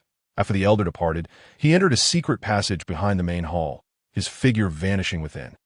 In the capital city, the residence of the first prince, Chen Chang'an. The fish pond.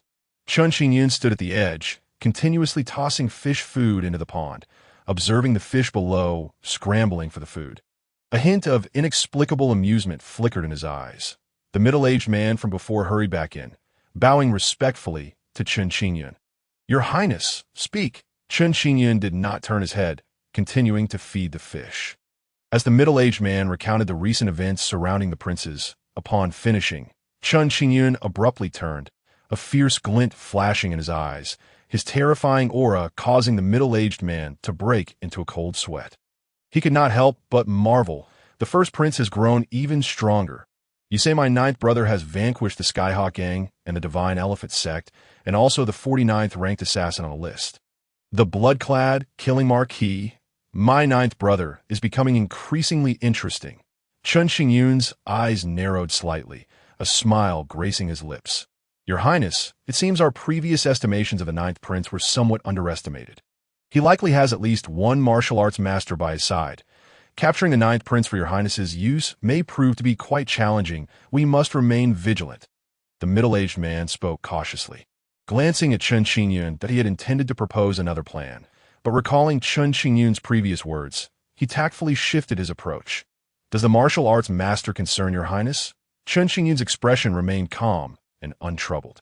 The middle-aged man shivered at his words, suddenly realizing a possibility, looking at Chen Chang'an in disbelief. Could it be that your Highness? Chen Chang'an remained silent, turning instead to gaze at the fish in the pond, further solidifying his suspicions. Truly, the legacy of Qian Chang'an, such a terrifying pace of cultivation. Within Qian, Chang'an claims the second position. No one dares to claim it first. You say my 9th brother has gone to the sword-forging city? Reporting to your Highness, according to our scouts, Prince Bei Liang is indeed heading towards the sword-forging city. It should be the Sword Pavilion's Centennial Sword Discussion Conference. Indeed, your Highness, the Centennial Grand Event of the Sword Pavilion is about to commence. Whoosh! An ancient, ornate token floated before the middle-aged man, which he caught with his hand, a gasp escaping his lips. The sword order. Your Highness, what do you mean? Deliver the sword order to Jianba. Say nothing. He will know what to do. After uttering these words, Chen Chang'an fell silent, his gaze fixed upon the fish pond.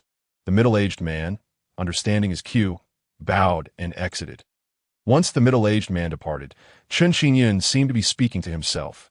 Addressing the fish pond, is this move of mine right or wrong?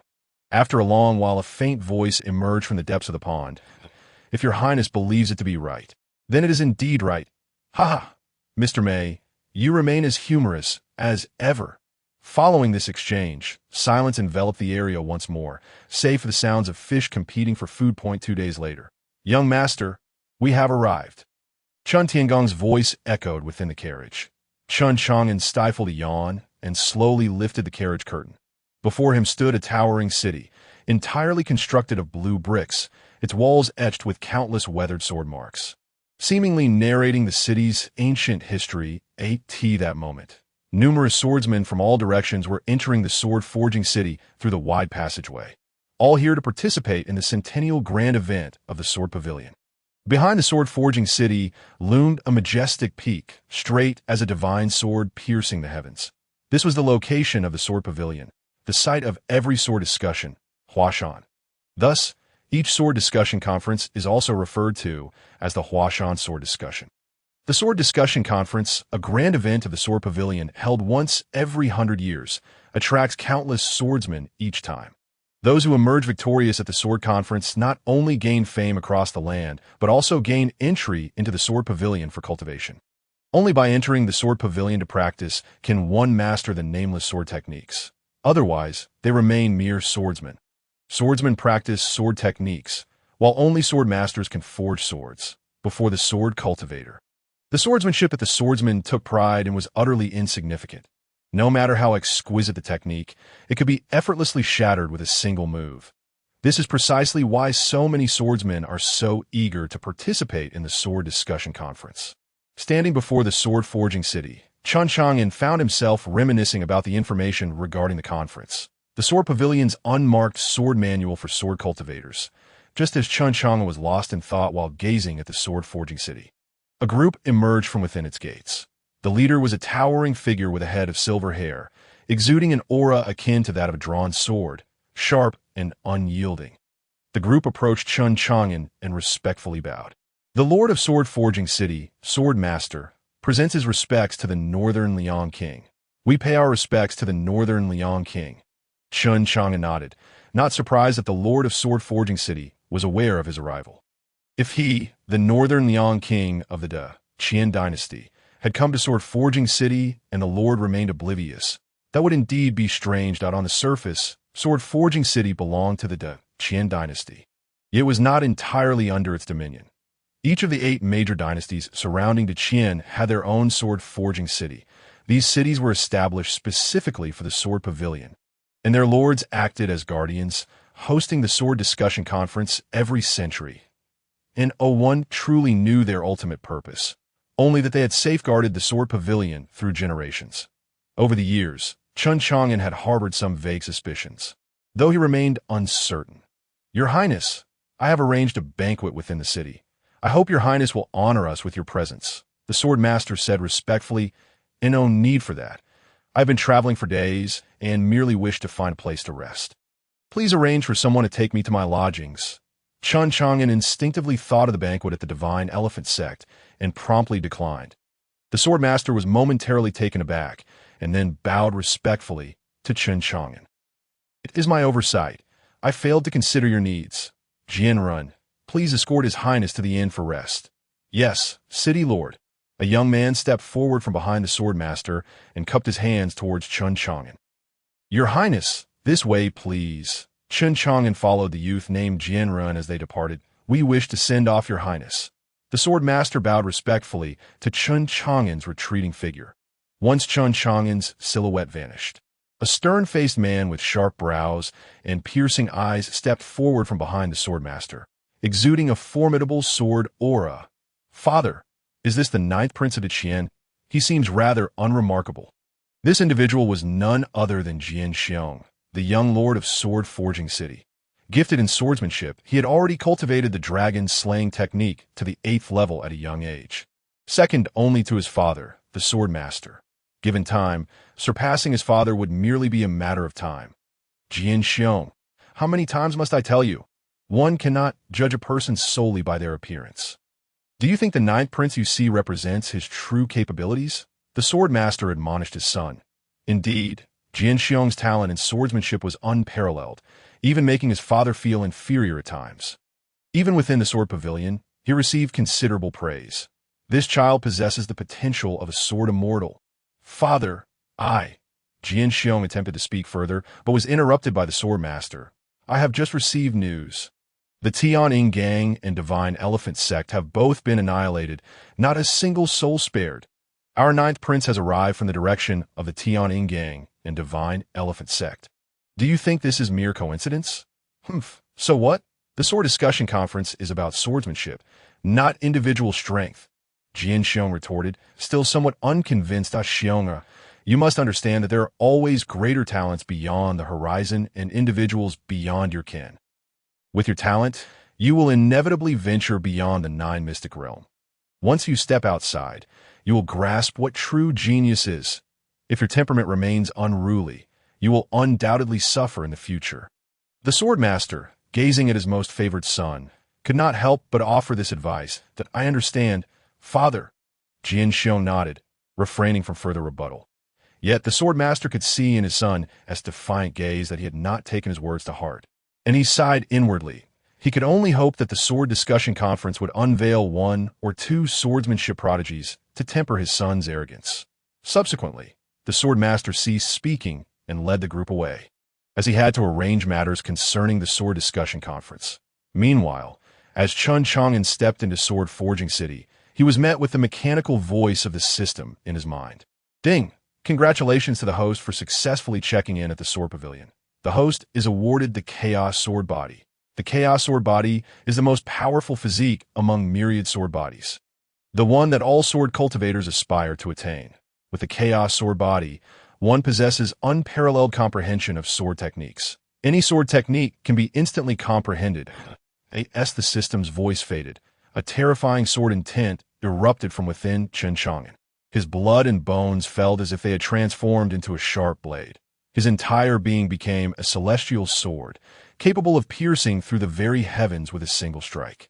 In that fleeting moment, every sword within Sword Forging City emitted a harmonious and excited sword cry, as if to welcome the return of their sovereign of swordsmanship.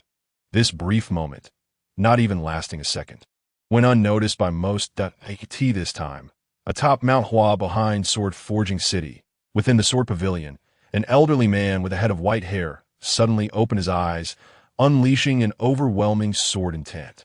Two beams of white sword light shot forth from his eyes, instantaneously piercing the mountain, leaving two bottomless black holes in the ground. The myriad swords resonate. Could it be that a peerless divine sword or an extraordinary sword physique has been born? Or perhaps someone has created an astonishing sword technique. It seems this year's sword discussion conference will be quite interesting. Otherwise, those old geezers will have another reason to mock us, the white-haired elder remarked before closing his eyes once more. Returning to his meditation. Inside the inn of Sword Forging City, Chen Chang'an stood in the room that had been prepared for him, deeply contemplating the nature of the Chaos Sword Body. Even with his current cultivation as an earthly immortal, he couldn't help but feel astonished. The Chaos Sword Body was nothing short of terrifying. According to the system, when cultivated to its zenith, all things in the universe could become swords without a blade of grass. A grain of sand, a fallen leaf could sever the sun, moon, and stars, obliterating mountains and rivers for miles. The sword discussion conference within the 9 mystic realm promises to be intriguing. The conversation between the sword master and others of the city gate naturally reached Chen Chang'an's ears. He had long suspected that the Qian and the surrounding 8 major dynasties were merely a corner of the world. To discover that this was indeed the case was unexpected. Previously, with his meager strength, he had been unable to venture forth. Now, possessing the cultivation of an earthly immortal, he would not remain confined to this small corner of existence. The world is vast, and he yearned to explore it. Having spent 20 years in this world, once his journey to the capital concluded, he would embark on a voyage of discovery. Standing by the window, Chen Chang'an gazed up at the full moon overhead. The silvery moonlight flooded the room, blanketing the floor like a layer of white frost, illuminating the bedside. The full moon in this world differed from that of his past life. There were no crescent or half-moon phases, only full and half-full distinctions. This inevitably reminded him of the moon from his past life, which waxed and waned. In this moment, he recalled a famous poem from his previous existence. The bright moonlight before my bed. I suspected as frost upon the ground. I raise my head to gaze at the bright moon, and lower it to think of my hometown. Thus, Chen Chang'an stood quietly throughout the night. For him, an earthly immortal, standing for an entire night posed no fatigue. Even 10 days or half a month would leave him unwearied. That night, Chen Chang'an's thoughts were myriad, contemplating northern Liang, the capital, and the 9 mystic realm mentioned by the swordmaster. This world is truly vibrant and multifaceted. The following day, the newly risen sun shimmered like molten gold rippling upon the waters, casting a warm glow over the entirety of the Sword Forging City. As the sword conference drew near, an increasing number of swordsmen flocked to this bustling locale. Naturally, the city was not solely graced by these martial artists. It also attracted a variety of performers wielding blades and staffs, as well as representatives from various sects, eager to scout for promising talents to recruit into their ranks. Moreover, Some opportunists sought to exploit the chaos, hoping to encounter individuals of considerable wealth and naivety, to whom they could peddle ancestral treasures. It could be said that the current atmosphere in Sword Forging City was a vibrant tapestry woven with diverse and eclectic characters, as dawn broke. A cacophony of calls echoed throughout the city. Come and see the finest sword spirit fruits. One can comprehend an unparalleled sword technique with just a single fruit. Pass by, don't miss out on ancestral sword manuals. Going for a bargain, young brother. I see you possess a remarkable physique and extraordinary talent, with beauty rivaling that of Pan and in grace akin to Songyu. With a chivalrous heart and righteous spirit, you embody both wisdom and valor, a rare talent indeed. I have a transcendent sword manual here. Are you interested? Don't leave, young brother. If the sword manual doesn't appeal, I also have illustrated tales. Surely you'll love them. A tale? A youthful boy with an innocent visage paused at the vendor's words. He bent down to pick up an illustrated book from the stall and began to peruse it. However, after but a glance, he flung the book aside in disdain. What kind of tale is this? It's filled with meaningless sounds and countless ellipses, lacking even an image, utterly devoid of interest. Hey, don't walk away. How about Jean Ping Mei? Interested? The vendor attempted to call the boy back, but the youth departed without a backward glance. Oh, you truly possess illustrated tales.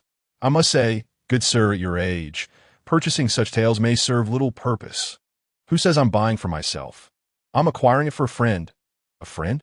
Listening to the surrounding clamor, Chen Chang'an couldn't help but smile. Following the service of Chen Chang'an, he engaged in a brief morning wash. After finishing his breakfast, the Lord of Sword Forging City, the Sword Sovereign, approached. Your subordinate pays respects to the prince. Tomorrow marks the sword conference. I am here to inquire if the prince has any instructions. No need. Just proceed according to your plans, Chen Chang'an replied nonchalantly. For him, the sword conference had become a matter of indifference, as he had successfully established himself in Sword Forging City. The Sword Sovereign's visit was merely ceremonial. After all, this city belonged to the Qian Dynasty, and he was its prince. Basic courtesies were still required. Once the Sword Sovereign departed, Chen Chang'an gazed at the lively scene outside and softly remarked, "Let us venture out. Perhaps we might stumble upon some treasures." His journey was purely to admire the sights of Sword Forging City, having spent 20 years traversing between the capital and the northern Liang. Without experiencing other places, walking along the broad streets of Sword Forging City, one could easily spot numerous sword forging workshops. Indeed, a remarkable spectacle. The city earned its name from the art of sword forging, and the resonant clinks and clatters of metalworking filled the air, an authentic representation of human vitality.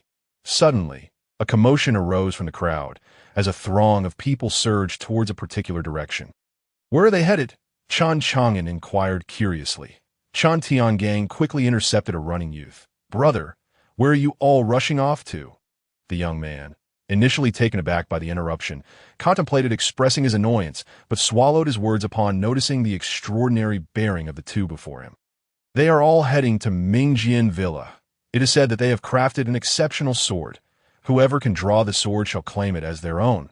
With that, the youth dashed away, disappearing into the distance. Chen Chang'an, filled with excitement, turned to Chen Chang'an. An exceptional sword. Young master, we should go and take a look. That sword could greatly aid you in seizing the esteemed position of the 9-5. Initially reluctant to attend, Chen Chang'an, with his current chaotic sword body, found that all matter could be wielded as a sword. Possessing a sword or not held little distinction for him. However, seeing Chen Chang'an's fervent expression stirred something within him, and he replied softly, "Very well." The duo followed the crowd to a magnificent estate, before which the words Mingjian Villa were emblazoned. Merely glancing at it, one could sense an overwhelming surge of sword energy emanating forth. Truly, Mingjian Villa was a formidable force, rivaling even the Lord's manor. From those 4 characters alone, Chen Chang'an could surmise the villa's remarkable standing at that moment. A remarkably handsome youth stood before the crowd, addressing them with a calm demeanor. "I am Ao Yin of Mingjian Villa, and I welcome you all. My father has devoted 79 days to forge an exceptional sword. The day it was completed, The heavens stirred, and all swords resonated in harmony. Recognizing this as a gift from fate, and with the sword conference approaching, he has decided to present this sword to a worthy individual. Whoever can draw this exceptional sword shall be its rightful owner, Qian declared, gesturing toward a raised platform. The crowd followed his gesture to see a jet-black sword, approximately 3 feet in length, embedded within a sword pool atop the platform, even from a distance of several dozen meters. An undeniable aura of sword intent could be felt emanating from Qian in that instant. The atmosphere was charged with excitement. An exceptional sword. Truly an extraordinary sword. With such a blade, victory in the sword conference was all but assured. Chen Chang'an stood among the throng, quietly observing, fully aware of the reality at play, and no one would be able to claim that sword. Mingjian Villa was certainly not a bastion of benevolence. He knew well that they sought to dominate Sword Forging City and become the new guardians of the Sword Pavilion. By presenting this exceptional sword, they aimed to assert their authority over the city lord, enhancing their leverage in the contest for the guardianship, while simultaneously bolstering their prestige. As anticipated, the outcome unfolded precisely as Chen Chang'an had predicted. One after another, 7 or 8 individuals approached, yet none could even draw near the sword, repelled by the formidable aura radiating from it. The divine sword possessed its own spirit, naturally unwilling to be claimed by mere mortals. This scene elicited murmurs of awe from the surrounding onlookers. Indeed, the sword was extraordinary. Its mere presence exuded the essence of a martial artist of considerable prowess, if one were to obtain it. Their strength would undoubtedly soar. Alas, we cannot even touch the hilt, lamented another. What a waste to possess such a sword yet remain unable to grasp it. I prided myself on being the greatest talent in our village's swordsmanship. Yet here I am, less than even a sword. It seems there are always those more capable than oneself. Which young hero might ultimately claim such a treasure? Surely, only someone from the Sword Hero rankings could achieve that. The Sword Hero rankings were a prestigious list compiled by the Tianji Pavilion, an intelligence organization reputed for its extensive knowledge that it was said that they could unveil any secret for the right price. Thus, the Sword Hero rankings were held in high regard, featuring only those swordsmanship prodigies who had withstood the scrutiny of many. Annually updated, the list included talents under the age of 25 from the Qian Dynasty and its neighboring realms. To be listed was a mark of honor for any swordsman. Just as the crowd was abuzz with astonishment, a resounding laughter broke through the air, the ha-ha. A resounding laugh echoed from behind the crowd. As they turned around, they beheld a man adorned with a bear tattoo on his face soaring above them. The esteemed Mingjian manor truly lived up to its reputation, generously presenting such an extraordinary sword. I, Yin Shursi, shall not be polite. Yin Shursi, the lethal swordsman, Yin Shursi, with a sword technique that guarantees death with every strike, ranked 10th on the Sword Hero list. Initially, the crowd harbored grievances towards the man who had flown over their heads. However, upon hearing his voice, their hearts were filled with shock and reverence. Yin Shursi hailed from the illustrious Yin family, renowned for its swordsmanship, with his father, Yin Beiquang, being heralded as the greatest swordsman in the realm of Deqian.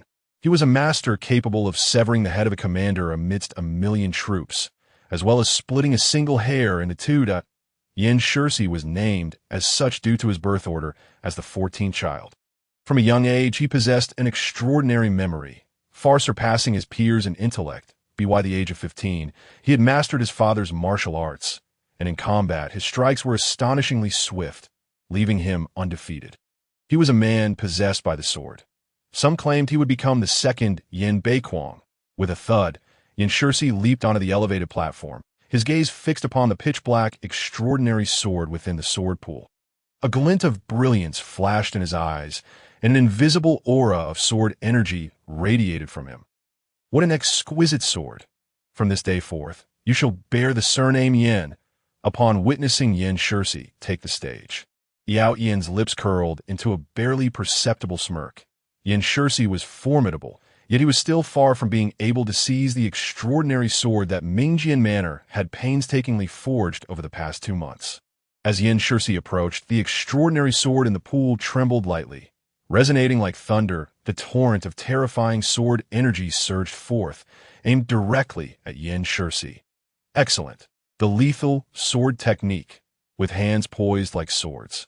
Yan Shursi unleashed waves of sword energy, causing the entire viewing platform to tremble. However, at that moment, the extraordinary sword seemed to be enraged. The cataclysmic sound of sword ringing filled the air outside Mingjian Manor. The swords of the spectators quivered in their hands, rising into the air. Under the command of the extraordinary sword, they surged towards Yan Shursi. In this instant, the extraordinary sword resembled a monarch among swords. Commanding all, faced with such a terrifying multitude of blades, even the 10th-ranked swordsman on the sword hero list, Yan Shursi felt a shiver run down his spine. 10 or 100 swords he could withstand. But how could he defend against thousands? In an instant he would be pierced like a sieve. Sword brother, I concede. After uttering these words, Yan Shursi leaped down from the platform, gazing in trepidation at the astonishing sword in the pool. As he did so, the multitude of swords returned to their respective wielders. This scene left them in awe of the extraordinary sword's terrifying might. If even the 10th-ranked swordsman could not contend with this remarkable sword, it seemed no one would be able to claim it today. Yan Shursi, I suspect you expended all your strength on the 36th at Chunfeng Tower last night, unable to even handle a single sword. A mocking voice rang out from the crowd. It was you. Useless Aji. Upon recognizing the speaker, Yan Shursi's expression shifted. This man, named Xie Xiaoji, was his lifelong rival, always overshadowing him. Whenever Yan Shursi climbed to the 10th spot on the sword hero list, Xie Xiaoji would ascend to the 9th. Whenever Yan Shursi defeated 10 swordsmen, Xie Xiaoji would best 11. Whenever Yan Shursi broke through to the initial stage of martial arts, Xie Xiaoji would reach the intermediate stage. Yet he had never engaged in direct combat with him. Glaring at Xie Xiaoji, Yan Shursi spoke with barely concealed ire. Humph. If you have the ability, then step up. I shall step up, and it will be an effortless task. However, I only favor my oblivion. Xie Xiaoji gently caressed the 3-foot wooden sword in his hand, as if it were a cherished lover. How could a wooden sword compare to an extraordinary sword? Yan Shursi clearly doubted Xie Xiaoji's words, assuming he was merely trying to save face. Xie Xiaoji only smiled faintly, offering no rebuttal. Meanwhile, Chen Chang'an observed the wooden sword in Xie Xiaoji's grasp with a knowing smile, as if he discerned something. Subsequently, dozens of others attempted to draw the sword, all returning empty-handed. For a time, no one dared to take the stage again. I could see this moment. Ao Yin looked down at the crowd with smug satisfaction. Is there anyone else who wishes to attempt drawing the sword? If not, then the sword presentation shall conclude here. Hearing Ao Yin's words, the crowd wore expressions of regret. Such a treasure lay before them. Yet they could only admire it from afar, unable to touch it. The longing was unbearable. Just then, Chen Tiangang turned to Chen Chang'an and spoke. Young master, it is your turn, now that they all cannot draw the sword. You shall surely succeed. This extraordinary sword will be ours. At this remark, before Chen Chang'an could respond, Yan Shursi cast a scornful glance. What audacity! How could this divine sword be so easily drawn? Your inability to draw it does not imply that my young master cannot. Chen Tiangang was filled with blind confidence in Chen Chang'an. Truly a frog at the bottom of a well, unaware of the vastness of the sky, Yan Shursi, dismissing Chen Tiangang entirely, regarded him as nothing more than a sycophant groveling before his master. But what if my young master truly can draw the sword? Chen Tiangang, witnessing Yan Shursi's disbelief, felt a surge of indignation. How dare he doubt the prince? Such an insult to the prince cannot be tolerated. A slight against a ruler warrants death. Seeing this man so obstinately deluded, Yan Shursi could not help but feel a surge of annoyance. Oh, if he manages to draw it, I shall eat this sword. As soon as the words left his mouth, Yan Shursi sensed something amiss. What has gotten into me today to be so easily provoked, to argue with a servant? Yet, now that the words were spoken, they could not be retracted. He turned to Chen Chang'an and inquired, but what if he cannot draw it? Chen Chang'an maintained a tranquil demeanor throughout, even in the presence of first-tier martial artists. He remained unruffled, He merely glanced at the sword pool where the extraordinary sword resided, a faint smile gracing his lips. What now? Are you afraid to bet? If you are not willing to wager, then kneel and bow several times. Then scram. I have the least respect for those who boast without substance. Seeing Chen Chang'an remain silent, Yin Shursi interpreted it as fear. His voice sharpened, his gaze reminiscent of a gambler's desperation. Yin Shursi, enough. Have you not noticed how different you are today compared to before? Xie Xiaoji intervened, positioning himself in front of Chen Chang'an and addressing Yin Shursi with a thunderous shout. Different? Yin Shursi questioned. A hint of skepticism in his tone. Prompted by Xie Xiaoji's reminder, he furrowed his brow. There was indeed something off, a sense of agitation and bloodlust. Poisoned. Yin Shursi, having ventured into the martial world alone since the tender age of 15, had merely failed to draw the sword earlier, his composure shaken, and had not realized it until now. Poisoned. No wonder I feel so impulsive. I can still sense an unnamed fury burning within me. Chen Chang'an stepped forward. Who? Who dares to show themselves? Yin Shursi bellowed at the surrounding crowd, enraged that someone would dare poison the lethal swordsman. Truly, a fool courting death? What? Poisoned? Ah, my vital energy is in chaos. I feel it too. There's a bloodthirsty impulse. I feel weak yet filled with restlessness. The onlookers were astonished, swiftly settling down to regulate their breathing. However, the more they attempted to cultivate their energy, the more intense the bloodthirsty impulse became. Clearly, everyone had fallen victim. They involuntarily glanced around. Who is meddling? Get out here. I will not rest until I end you. Who is it? It is me. At the rear of the crowd, a group of individuals rose to their feet and stepped forward, with 5 leading the way at the forefront. I could see this moment. Jian Outyan's face was filled with fury, for it was indeed true that someone dared to interfere with the gifting of swords by their esteemed Mingjian villa. Showing utter disregard for its reputation, he gestured to a companion nearby, who promptly made their way in a Mingjian villa. Turning to the group, he angrily demanded, Who are you? How dare you cause a ruckus in my Mingjian villa? Do you wish to court death? Mingjian villa certainly boasts a grand reputation. However, it does not intimidate us from the Qingdao sect, scoffed one of the youths among the 5, as they continued their advance toward the high platform. You are members of the Qingdao sect? The crowd gazed at these individuals, their faces reflecting shock. Naturally, we act in the name of righteousness, for only we of the Qingdao sect uphold the true path. As the adherents of the Qingdao sect ascended the high platform, the leading youth gently caressed the sword pool, casting a condescending glance downward at the assembly. Qingdao sect, what exactly do you intend to do? To poison us in such a cowardly manner?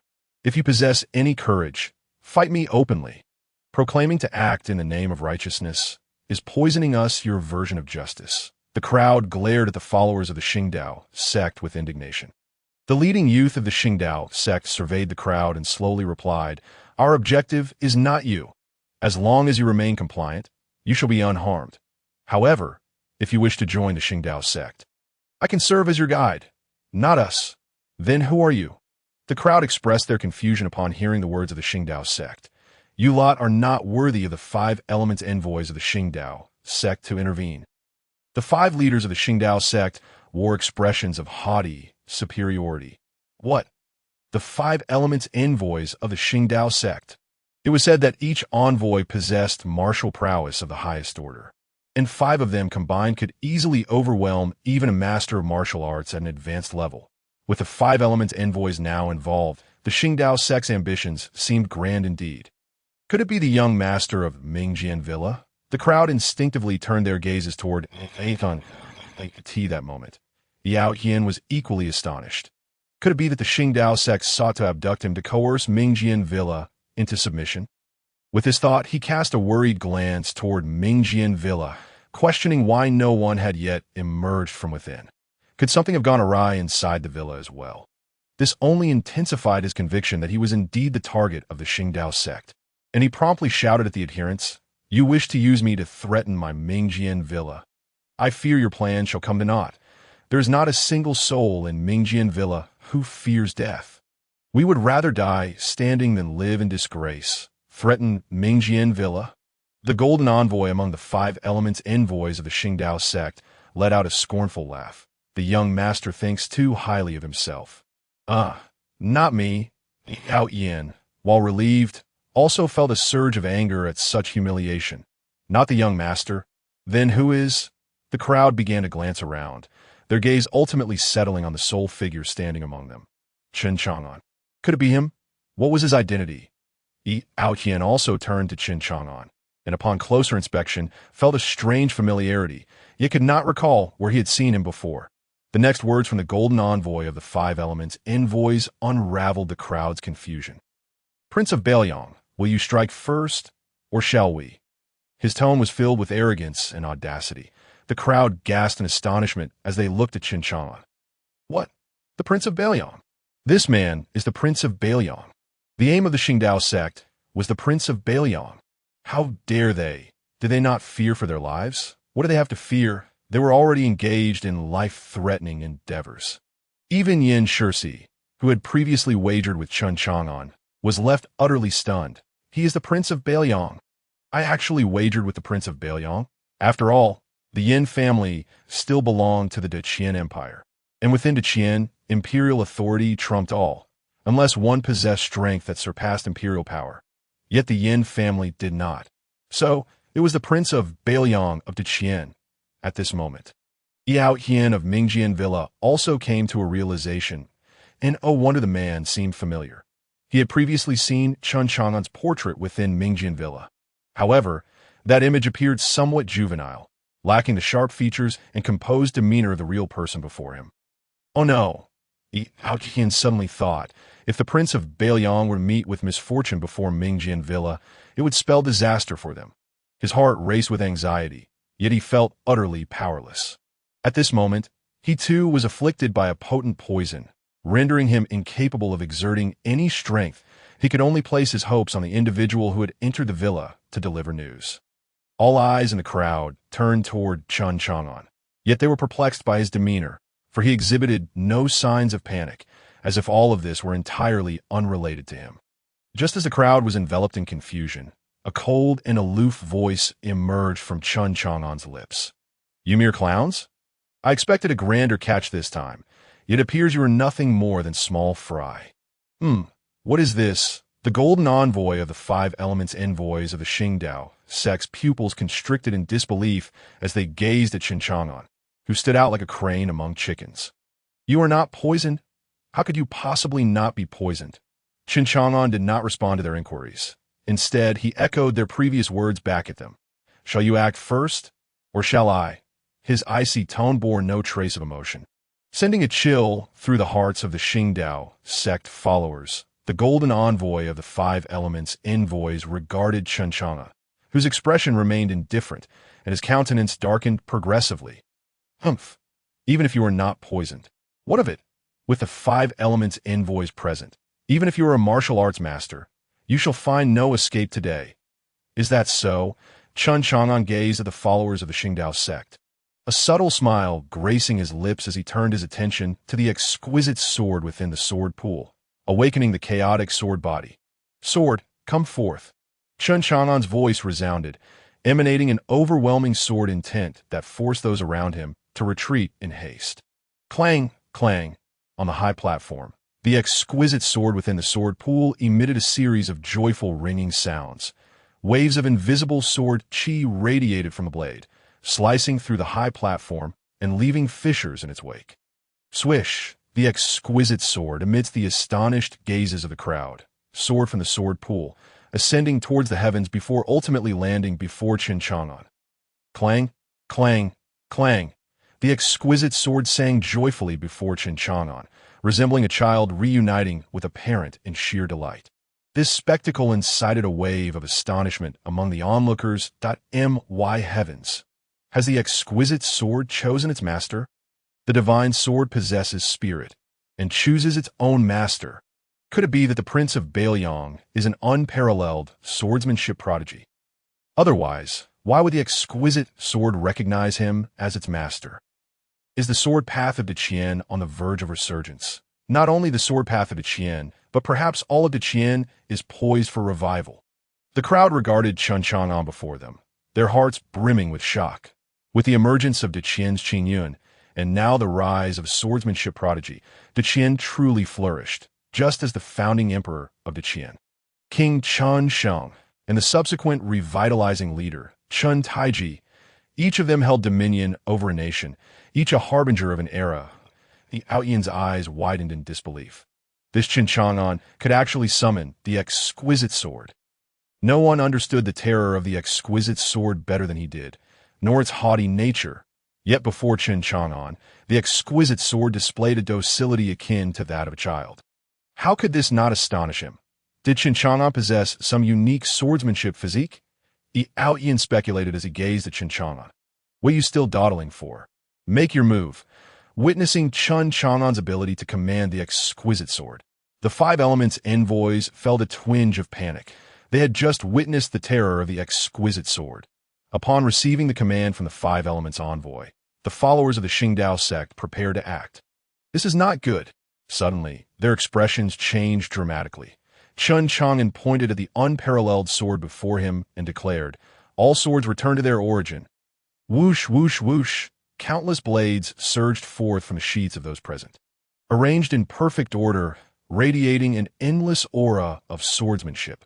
This was the sword technique that Chen Chang'an had comprehended from the previous summoning of the extraordinary sword, aided by the supreme enlightenment granted by the system. As he beheld the approaching followers of the Qingdao sect, a cold glint flashed in Chen Chang'an's eyes. Whoosh, whoosh, whoosh. Over 10,000 blades descended from the heavens like a mighty dragon, piercing through the eyes, noses, mouths, ears, and other orifices of the Qingdao followers at extremely peculiar angles. Clang, clang, clang. The resonant tremors of the blades echoed as those followers were mercilessly impaled, their mangled corpses strewn across the ground like scattered petals, painting the earth in a gruesome crimson hue. The once arrogant followers of the Qingdao sect were reduced to nothing more than a sea of lifeless bodies, the air thick with the stench of blood. Even the five elemental flag bearers, who were ranked as high-level martial arts masters, were not spared. Yet, unlike the others, they retained their heads, their wide-open eyes betraying the terror and resentment they felt in their final moments. After what seemed like an eternity, the sound of swallowing echoed through the scene. The onlookers, gazing at the sea of corpses and the figure of the Northern Liang king, stood in shock. They were wrong. They had all been mistaken. Previously, it was rumored that a martial artist of the second rank was in the company of the Northern Liang king. Now, it was evident that he was not merely of the second rank. He likely surpassed even the martial arts masters. Otherwise, it would have been impossible to so effortlessly slay so many followers of the Qingdao sect, including the five high-ranking elemental flag bearers at a realm beyond that of a martial arts master. A grandmaster! Hiss! Everyone involuntarily gasped in disbelief. Moreover, this martial arts grandmaster was none other than the Northern Liang king himself. He was not merely a follower. Good heavens, how old was the Northern Liang king? 20, a 20-year-old grandmaster of martial arts. What kind of prodigy was this? As the crowd marveled in astonishment, they couldn't help but lament. No wonder the Northern Liang king, despite his youth, emanated an aura of sharpness, maturity, and an ethereal solitude akin to Snowed, if it were them, a 20-year-old grandmaster. They would be even more mature, even lonelier. At that moment, a furious roar erupted from within the Mingjian manor. How dare you, scoundrels of the Qingdao sect, commit murder within my Mingjian manor? Come and face me. Clang, clang, clang. The sounds of clashing swords and anguished cries erupted from within the manor. Moments later, a man with a square face, the lord of Mingjian manor, Yifeng, emerged, gripping a bloodied blade. Where are the followers of the Qingdao sect? How dare they create chaos in my Mingjian manor? They truly seek death. Upon arriving outside the manor, Yifeng gaze fixed upon the multitude of dismembered bodies, his expression growing serious. What is happening? So many corpses. At this moment, his son, Outyan, approached him and whispered. As Outyan recounted the events, Yifeng expression shifted through various states. He then raised his head and approached the only standing figure in the scene, quickly bowing before Chen Chang'an. Lord Northern Liang, it is an honor to meet you. I apologize for the fright you have experienced. Chen Chang'an regarded Yi Fengyun with a placid gaze, remaining silent. In his heart, he held profound doubts that this matter was unrelated to Mingjian manner.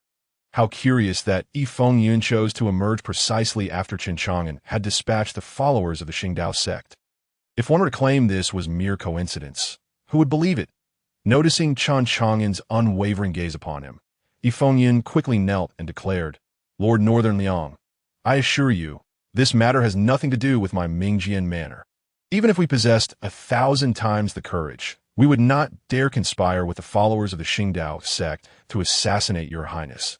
This is undoubtedly a case of slander and entrapment."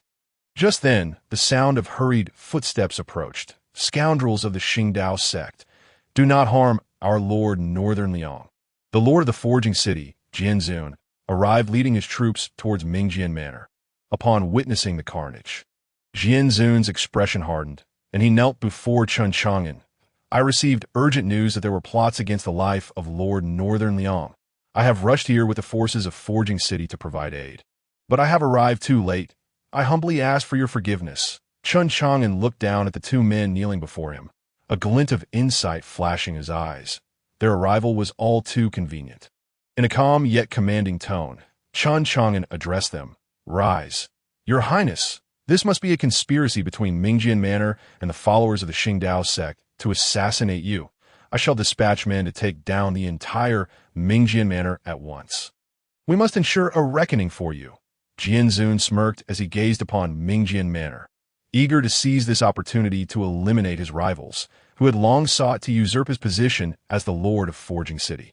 "Jianzun, it is you who colludes with the Qingdao sect. I have just battled them, and the blood on my sword is yet to dry." Yi Fengyun roared in anger towards Jianzun. "Umph. How can one tell if that is human blood or chicken blood? Perhaps this is all an act orchestrated by you." Jianzun clearly did not believe Yi Fengyun's words. Even if he did, he would not accept them. "What did you say?" Yi Fengyun's face flushed with rage as he glared at Jianzun. "I now suspect you are the one performing a charade. Why did you not come sooner or later, only to arrive after His Highness dealt with the Qingdao sect? I believe that the Qingdao sect's incursion in a forging city is due to your negligence as the lord." With that, Yi Fengyun turned to Chen Chang'an and said, "Your Highness, I believe we should first apprehend this Jianzun." "Yi Fengyun, you old fool, you seek death. I see the one seeking death is you." The sounds of swords being drawn echoed ominously as the forces of Jianzun and Mingjian manor faced off. The atmosphere tense with impending conflict. "Enough!" Chen Chang'an's furious shout halted all movements. He regarded the two men coldly, believing neither of their words. Until the truth was revealed, no one could ascertain who was right or wrong. "Whoever is guilty will be dealt with by the night watchman of the great Qian Dynasty." As his icy words fell, Jianzun and Yi Fengyun gasped in horror. In the great Qian Dynasty, the term night watchman carried ominous connotations, often associated with bloody purges and the annihilation of entire families. Those who do not commit wrongful deeds by day need not fear the night watchman by night. When faced with the night watchman, one must confess willingly or face severe consequences. This is the grim reality of the great Qian night watchman. "We acknowledge our mistakes. Please punish us, Your Highness." Jianzun and Yi Fengyun knelt once more, their faces as pale as death. "Whether you are guilty or not is not for me to decide," Chen Chang'an's indifferent voice stated, his gaze fixed on the two men before him. The overwhelming pressure of his presence felt tangible, filling the hearts of the two martial arts masters with dread. This was a grandmaster of martial arts. At this moment, their expressions mirrored those of the crowd earlier, a 20-year-old grandmaster of martial arts. This was simply absurd. As the two men struggled to withstand the pressure, it suddenly dissipated, leaving them feeling as if they had been pulled from the depths of water, drenched and gasping. "Hang these corpses at the city gates." With that command, Chen Chang'an turned to leave. Since he could not discern who among them was loyal and who was treacherous, there was no need for further scrutiny. Simple matters need not be complicated. Regardless of who was a traitor, they would ultimately fall under his jurisdiction as the Northern Liang king, but he merely needed to await their arrival at the finish line.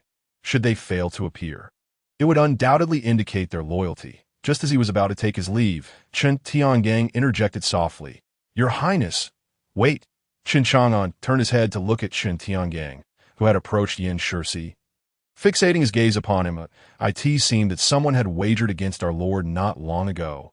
Upon hearing these words, Yin Shixi trembled all over and hastily knelt down. "My Lord, please do not take offense. I am a fool who failed to recognize the greatness before me. I was unaware that you were present. Otherwise, not even with 100 times my courage would I dare to gamble with a royal noble such as yourself. As the saying goes, ignorance is no crime. I beseech you, my lord, to show mercy and not hold my transgressions against me." Indeed, Chen Chang'an was indifferent to this wager. What if he won? What if he lost? In his eyes, it was merely a child's play, a trivial game. However, Chen Tiangang held a different perspective, as the prince of the Qian Dynasty. If someone dared to wager against him and subsequently lost, they must face the consequences. Otherwise, in the future, even the most insignificant of individuals would feel emboldened to challenge Chen Chang'an. Could the dignity of the prince be so easily dismissed? Now that the unparalleled sword had chosen its master, it signified that the prince had drawn this magnificent sword. You must accept the wager and its outcome. My lord, spare my life. Yin Shixi looked at Chen Chang'an with a pitiful expression in terms of status. He could not compare to Chen Chang'an, the Prince of Bei Liang, in terms of martial prowess. With his first-grade cultivation, he was but an insignificant insect in the presence of the Grand Master Chen Chang'an. How audacious to wager against the prince and lose. One must be prepared to accept the consequences. Guards, assist him in relinquishing his sword. The sword master glanced at Yin Shixi, eager to showcase his authority. My lord, please no. Yin Shixi shouted towards Chen Chang'an. Observing Chen Tiangang's unwavering demeanor, Chen Chang'an instantly comprehended his intentions. The majesty of heaven must not be insulted. Those who do will surely face retribution. I am in need of a sword attendant. Would you be willing? Chen Chang'an's voice reached Yin Shixi's ears, inducing a moment of hesitation. A sword attendant. Is that not akin to being a scribe? As the scion of the swordsmanship clan Yin, ranked 10th on the sword hero list, how could he possibly accept such a menial role? Yet, as he met Chen Chang'an's gaze, he could not help but smile faintly. If you are unwilling, I shall not force you. However, you may find yourself compelled to relinquish your sword. Relinquish my sword? Upon hearing this, Yin Shixi hastily replied, I am willing. I am willing. It would be the greatest honor of my life to serve as your sword attendant. My lord, with a swift motion, Chen Chang'an caused the unparalleled sword to descend before Yin Shixi. From this day forth, the responsibility for this magnificent sword rests with you, responsible for it. Yin Shixi was momentarily stunned. Unable to believe his eyes, the sword he had struggled to unsheath was now calmly suspended before him. It felt as though he had fallen victim to an elaborate jest. The Prince of Bei Liang is truly bold. Does he not fear that I might abscond with this unparalleled sword? This sword alone is equivalent to a master of the first-grade martial realm. Chen Chang'an seemed to hear Yin Shixi's thoughts. And a calm voice resonated. If you believe you can escape with this sword, then by all means do try. Let us see who is swifter, you or my sword. His voice exuded an undeniable confidence. Making Yin Shixi's heart tremble, I would not dare. Let us depart. Chen Chang'an turned and walked toward the relay station. We shall escort you, my lord. The poison of the way of the path merely rendered everyone unable to circulate their true energy. After a brief period of rest, they were now able to stand as they witnessed Chen Chang'an's departure. The crowd bowed in reverence, paying their respects to his figure. Countless millennia later, when asked what had been the most prudent choice in the life of the sword god, who struck fear across all realms, he fell into contemplation, gazing at the starry sky, and slowly replied, the wisest choice in my life was to wager against my lord, and to lose on the broad streets of the sword-casting city. Chen Chang'an led the way, followed by Chen Tiangang and Yin Shixi, with Xie Xiaoji bringing up the rear. Noticing Xie Xiaoji trailing behind, Chen Chang'an remained silent. Yin Shixi, however, took the initiative to speak, directing his words at Xie Xiaoji. You useless Ji, what purpose do you serve by following the Lord? Are you also a follower of the way of the path, intending to assassinate the Lord? This road is wide enough. How can you be so certain that I am following you? Xie Xiaoji replied with a gentle smile. Ew. Yan Shirsi was momentarily rendered speechless by Xie Xiaoji's retort and turned instead to Chen Chang'an. My lord, I suspect this person to be a spy of the way of the path. I recommend we apprehend him. Am I incapable of discerning whether he is a spy? Chen Chang'an cast a cold glance at Yan Shirsi. The meaning behind his words was clear. As a sword attendant, you must embody the role of a sword attendant. You must never overstep your bounds. That is not what I meant. Yan Shirsi was perplexed by Chen Chang'an's sudden change in demeanor. Logically, as Chen Chang'an's sword attendant, they should be akin to family. Yet he felt as though Xie Xiaoji was more akin to family with Chen Chang'an, while he himself was an outsider. This notion became even more pronounced after they returned to the relay station. Upon entering the room, Chen Chang'an looked at Chen Tiangang and Yan Shirsi, calmly stating, "You may leave now." "Yes," Chen Tiangang respectfully acknowledged before dragging the bewildered Yan Shirsi out of the room. "Why, Tianga? Why is this happening? Does the Lord know that useless Aji?" Yan Shirsi gazed at Chen Tiangang incredulously. "Yan Shirsi, you have overstepped your bounds. Is the Lord someone you can debate?" Chen Tiangang's voice turned cold. He need not concern himself with whether Chen Chang'an knew Xie Xiaoji. That was solely Chen Chang'an's affair. His duty was to obey Chen Chang'an's arrangements. This is the expected conduct of a subordinate. Once only Chen Chang'an and Xie Xiaoji remained in the room. Xie Xiaoji promptly knelt before Chen Chang'an. "Your esteemed highness," Xie Xiaoji of the Supreme Hall, pays his respects. Chen Chang'an regarded the kneeling Xie Xiaoji and slowly inquired, "To which division of the heavens and earth do you belong?" In response, Xie Xiaoji replied, "Your Highness, I am the leader of the Heavenly Division in the Supreme Hall, with the codename Tian." Xie Xiaoji raised a wooden sword towards Chen Chang'an, revealing a carving of the number 8 on the hilt. However, due to the sculptor's lack of skill, the number appeared somewhat awkward. Rise. Chen Chang'an gazed at the mark and spoke softly. This was also the reason Chen Chang'an smiled slightly upon seeing Xie Xiaoji's wooden sword. Each individual from the Supreme Hall bore a similar mark resembling the number 8 on their weapons.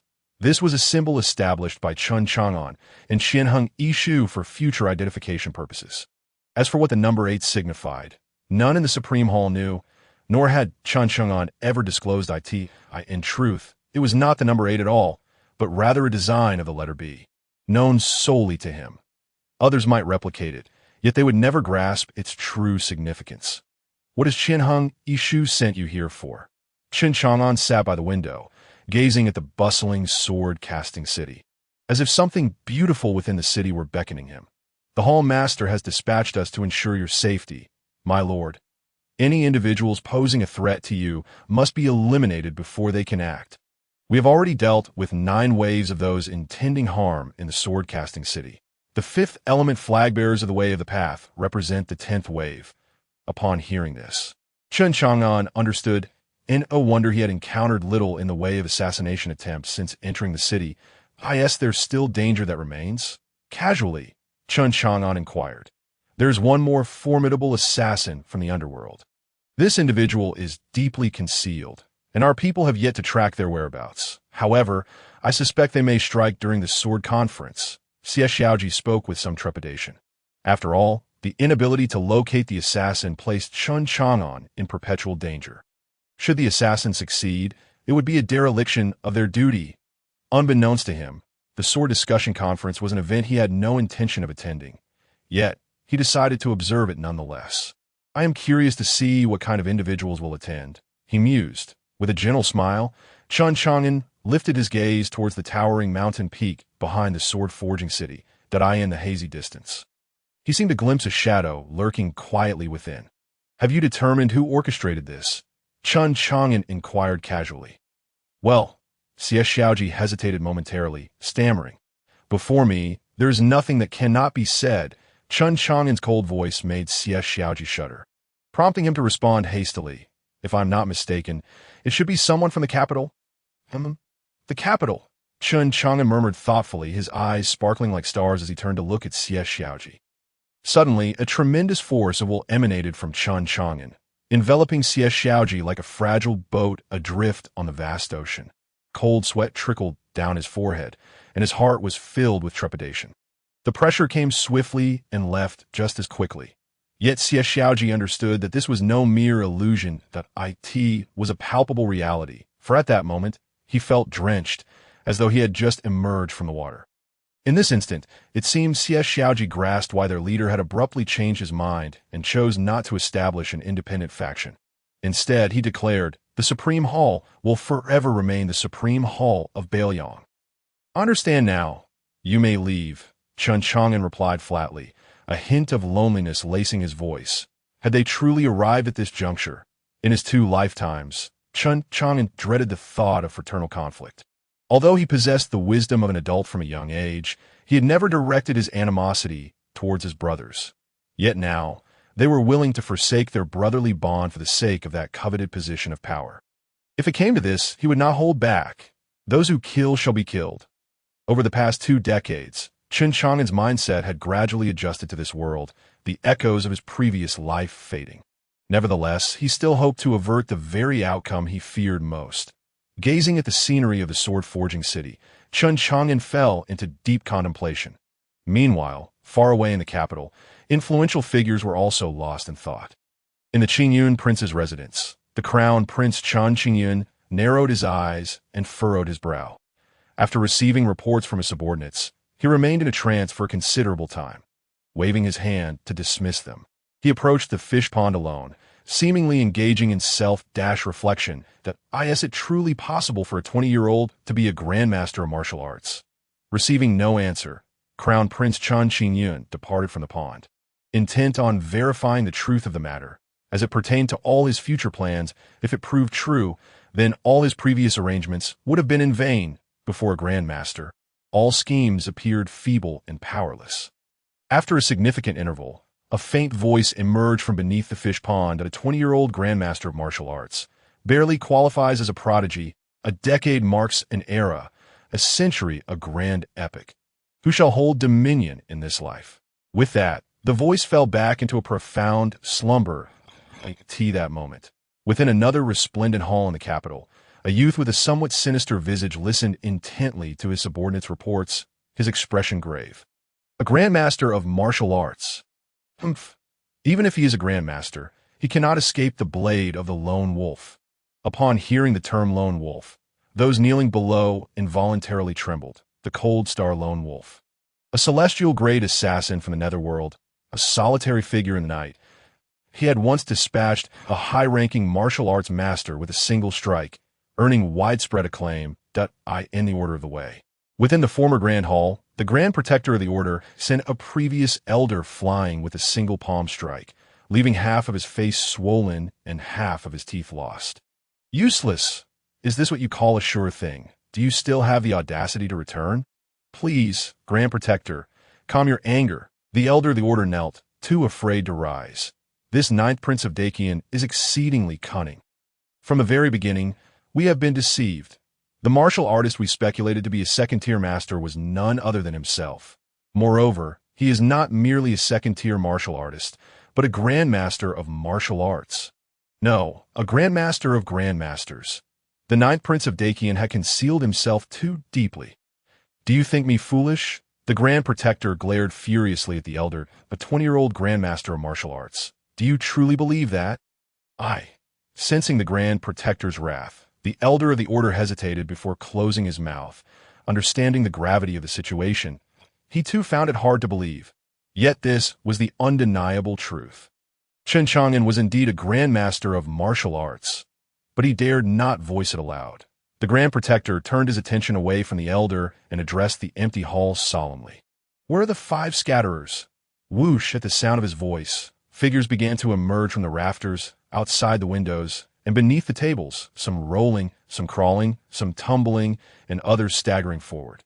These were the 5 scatterers of the Order of the Way, second only to the Grand Protector, each possessing high-level mastery of martial arts, all just a step away from becoming grandmasters. Labeled as scatterers due to their indolence, they were exempted from the daily affairs of the Order. Tasked only with handling situations the Order could not address without alarming the leader. You 5 must immediately proceed to the capital and make arrangements. This time, our Order will not only seek the lives of the Dacian princes. We shall seize the very heavens of Dacian. The Grand Protector declared coldly, gazing in the direction of the capital. Understood, came the lazy responses of the five, who then vanished from the Grand Hall. At that moment, the Grand Protector cast one more glance at the Elder of the Order. You will accompany them. Should you fail again this time, I shall personally eradicate you. Yes, my lord, the Elder of the Order said. Trembling with fear, I in the sword-forging city, as the sun rose from the east, bathing the cotton candy-like clouds in golden light, it signified the commencement of the Dacian Sword Pavilion's centennial event. Following the arrangements of the city lord, Chen Chang'an arrived at the Sword Pavilion perched atop Mount Huashan, behind the sword-forging city. From the outside, the Sword Pavilion appeared to be an ordinary tall tower, 3 stories high, with elegant eaves and a delicate hexagonal spire.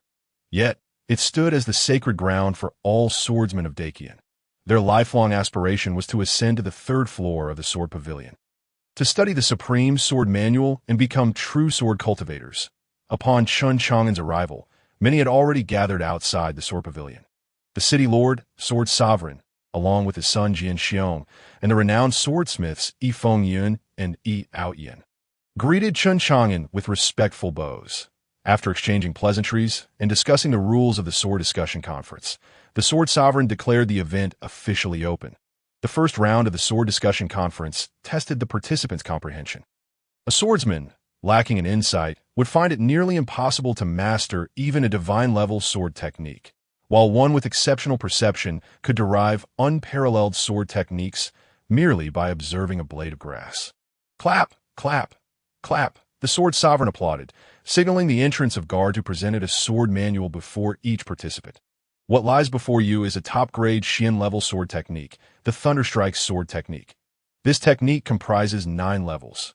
If you can comprehend 5 levels or more within the time it takes for a stick of incense to burn, you shall pass the first round. Upon hearing the sword sovereign's proclamation, the crowd's expressions shifted in astonishment that in this world, martial arts techniques were categorized in a Huang, Xian, Di, and Tian levels, each divided into inferior, middle, and superior grade. A top-grade Qian-level technique was considered elite within the Dacian Empire. If auctioned, it could easily fetch millions of taels of silver, equivalent to the annual tax revenue of dozens of cities. It was unexpected that this would be the first challenge of the sword discussion conference, igniting even greater anticipation for the nameless sword manual within the Sword Pavilion. As the fragrant sandalwood was lit, time slipped away gradually. The onlookers eagerly began to peruse the thunderous sword technique before them. However, upon opening this esteemed sword manual, they were left utterly dumbfounded. Exclamations of astonishment erupted from their lips. This truly a high-grade, Qian-level sword technique. It feels merely like a collection of words. Where are the sword moves? How are we to comprehend this? Not to mention a single incense stick, even a day would be insufficient. At that moment, a remarkable youth, observing the expressions of the crowd, couldn't help but display a look of disdain. You think the sword conference is as simple as you imagine. Your inability to understand reflects your lack of insight. Allow me to demonstrate how the foremost swordsman of Qingyang, can achieve perfection in this technique within the span of a single incense stick, the youth declared as he opened the thunderous sword technique, reciting the words aloud. Thunderous ascendancy. The heavens collapse, the purple gold hammer, the purple lightning, the profound true fire, the 9 heavens profound sword, the astonishing transformation. As he continued to recite, the youth suddenly sensed something amiss, his eyes widening in shock as he shouted, "This is not a sword technique at all." In that instant, he understood the feelings of those who had come before him, his face contorting in a manner akin to having swallowed something foul. The derisive remarks he had made moments ago now echoed back at him with a stinging clarity. It was a bitter pill to swallow. The Sword Pavilion mocking us, presenting us with an obscure article and claiming it to be the thunderous sword technique, urging us to grasp the essence of swordsmanship. The youth, a disciple of Qingyang, glared furiously at the swordmaster. Humph! The swordmaster's cold snort resonated like thunder in the youth's ears. A surge of energy erupted, sending him sprawling backward. How dare you question the Sword Pavilion's sword conference? I shall show leniency due to your youth and ignorance. But should you err again, Your qualification to participate in the sword conference will be revoked, and you shall never set foot in the sword-forging city again. You." The youth attempted to protest, but upon seeing the intangible sword energy emanating from the swordmaster, he clamped his mouth shut and began to ponder the sword technique in his hands. After this commotion, the others also began to comprehend the gravity of the situation. This sword conference is a grand event held by the Sword Pavilion once every century. They would never present a false sword manual. If this is not a counterfeit, it signifies that this is indeed a genuine sword manual, a high-grade, Qian-level sword technique. Should one master its intricacies, who among their peers in the Qian Empire would dare challenge them? With this thought, the crowd couldn't help but feel a surge of excitement, returning to their earnest study. Yet, the results mirrored their earlier struggles, leaving them in exasperation.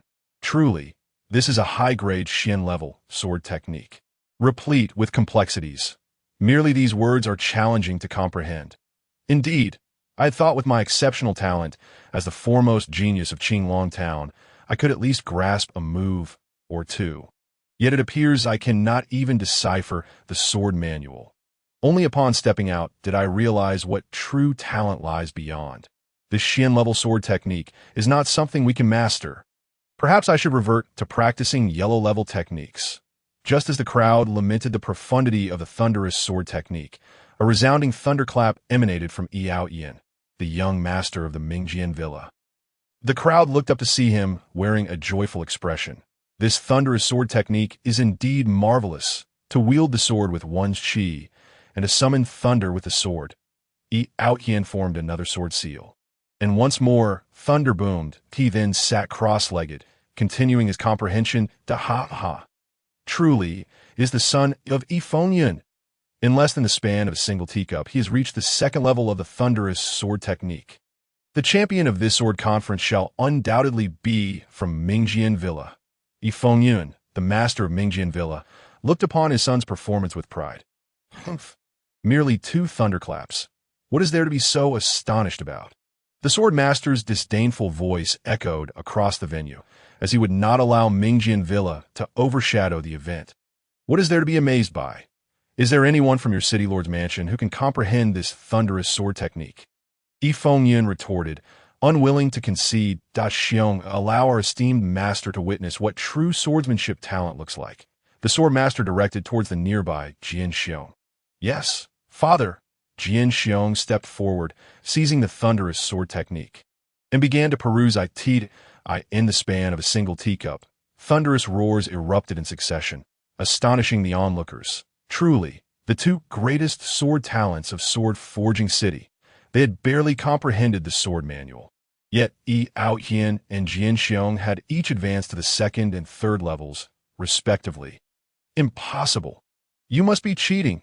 To think that you, the sword master, would resort to deception at the sword conference. Yifeng gazed at Jian Xiong in disbelief. Ignorant, the sword master merely uttered 2 words before falling silent. Though he served as the protector of the sword pavilion, he would never dare cheat at the sword conference. The true authority behind the sword conference was the sword pavilion's leader, cause a ruckus at the event would invite retribution even from the emperor of Qian. Upon hearing the swordmaster's words, Yifeng seemed to grasp something, his face flushing red as he snorted coldly and ceased speaking. Meanwhile, the sound of thunder continued to resonate throughout the venue, and many individuals finally began to comprehend the first level of the thunderous sword technique. Yan Shixi and Xie Xiaoji, under Chen Chang'an's guidance, also approached to study the thunderous sword technique.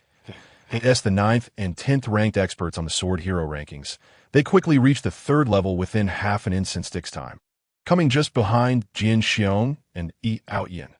This prompted yet another wave of astonished gasps from the crowd, as they witnessed others garnering attention. Their own lord remained overlooked. Chen Chang'an smirked, stepping forward to take the sword manual from beside Yan Shixi and approached Chen Chang'an. Your Highness, perhaps you should take a look as well. You might inadvertently seize victory. The notion of casually winning the championship. Upon hearing Chen Chang'an's words, the crowd's lips twitched. They were torn between mockery and restraint, feeling quite uncomfortable. After all, he was the North Liang king. Who would dare defy such authority? However, the flattery was quite absurd. This is a high-grade Qian-level sword technique, not some child's plaything meant for chopping oil seed rape. Once the sword technique is unleashed, the flowers within 100 miles wilt. Yet they couldn't help but envy Chen Chang'an, wishing they too had such a sycophant. Being a lord is indeed delightful. Chen Chang'an accepted the thunderous sword technique manual handed to him by Chen Chang'an. He casually flipped through a couple of pages, and a flicker of lightning-like brilliance erupted from his eyes. Boom! Boom! Boom! 9 resounding thunderclaps erupted from Chen Chang'an, drawing the attention of all present. 9 thunderclaps. This signifies thunderous 9 roars. The sword technique is perfected.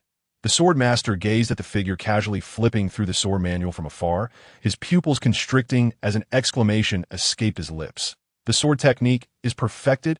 Is this true? Did they hear incorrectly? The sword master's words sent shockwaves through the surrounding crowd, leaving them in disbelief as they stared at Chen Chang'an, their minds echoing a singular thought. Just now, the North Liang king merely glanced at it. Right? A single glance to perfection? What kind of monstrous talent is this?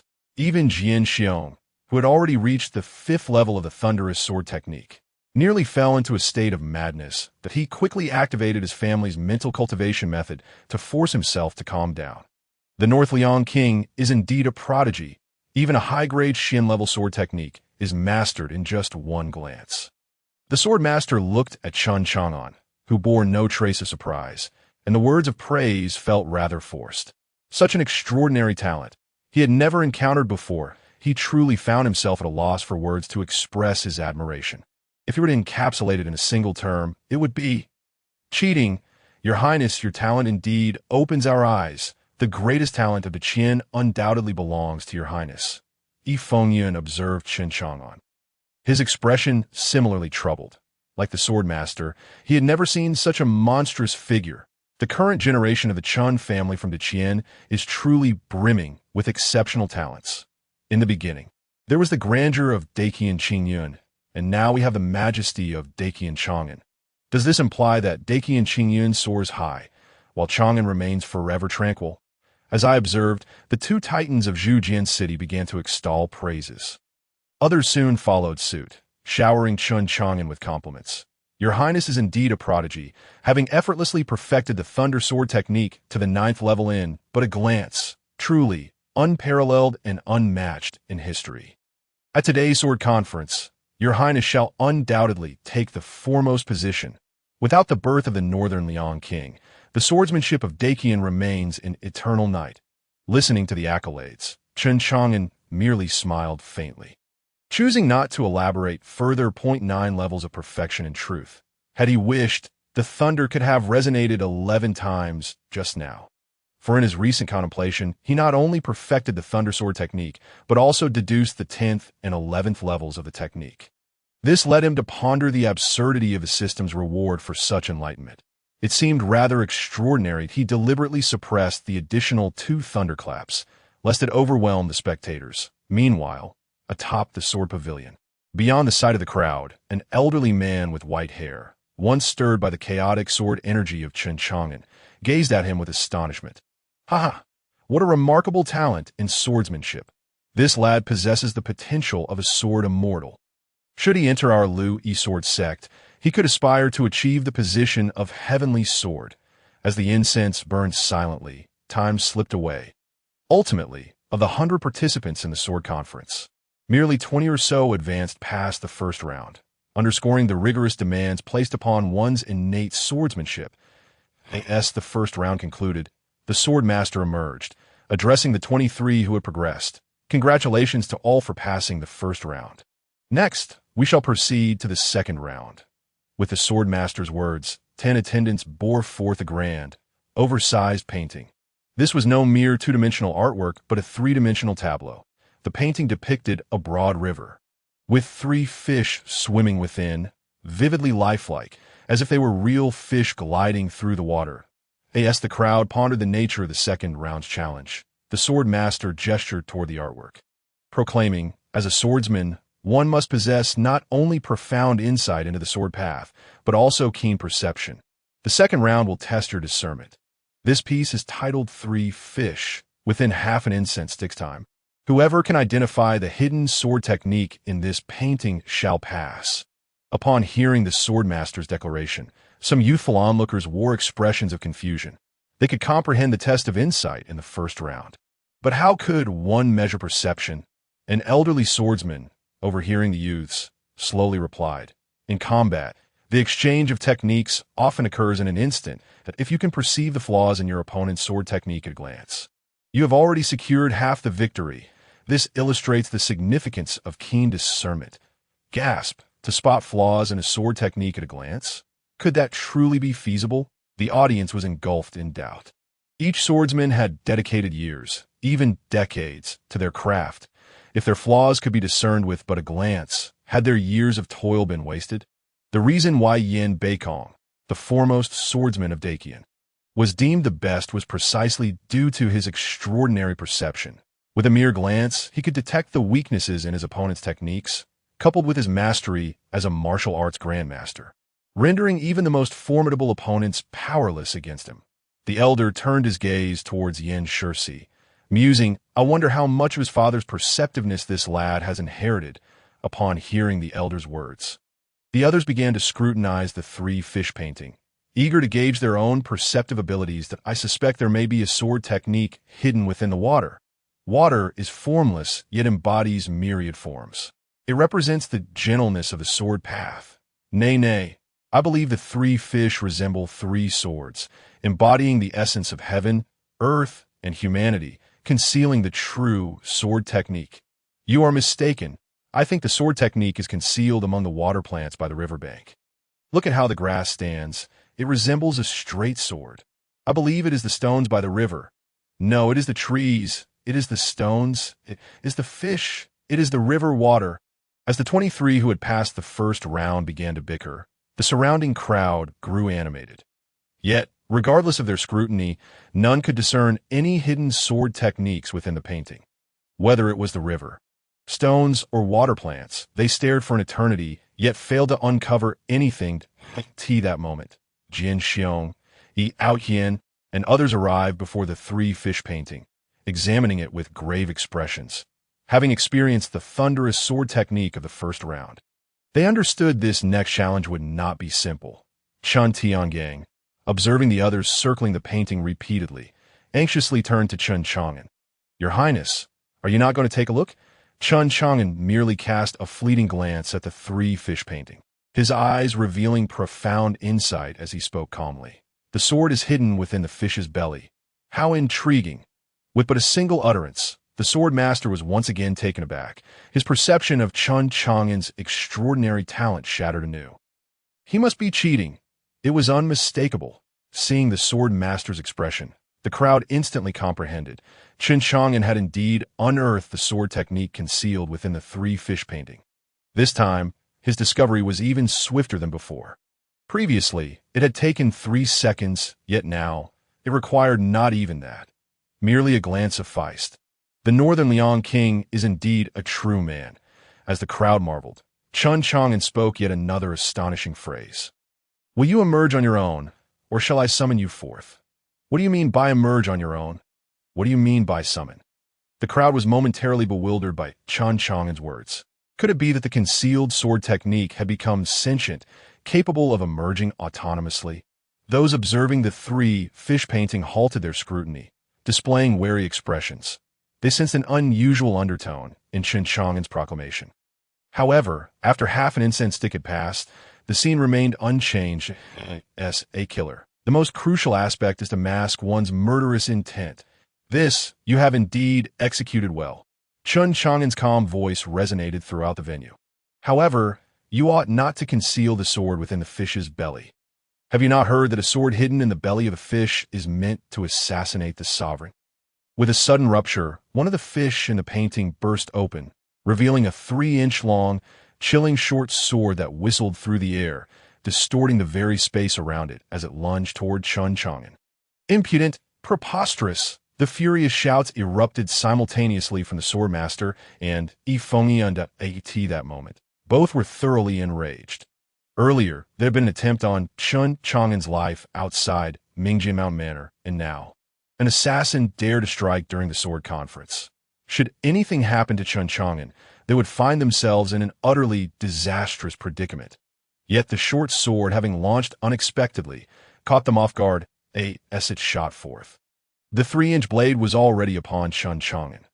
"Your Highness, Prince!" Chen Tiangang and Yin Shirsi cried out in alarm, wishing to intervene, but it was too late. They turned away, unable to bear the grim spectacle.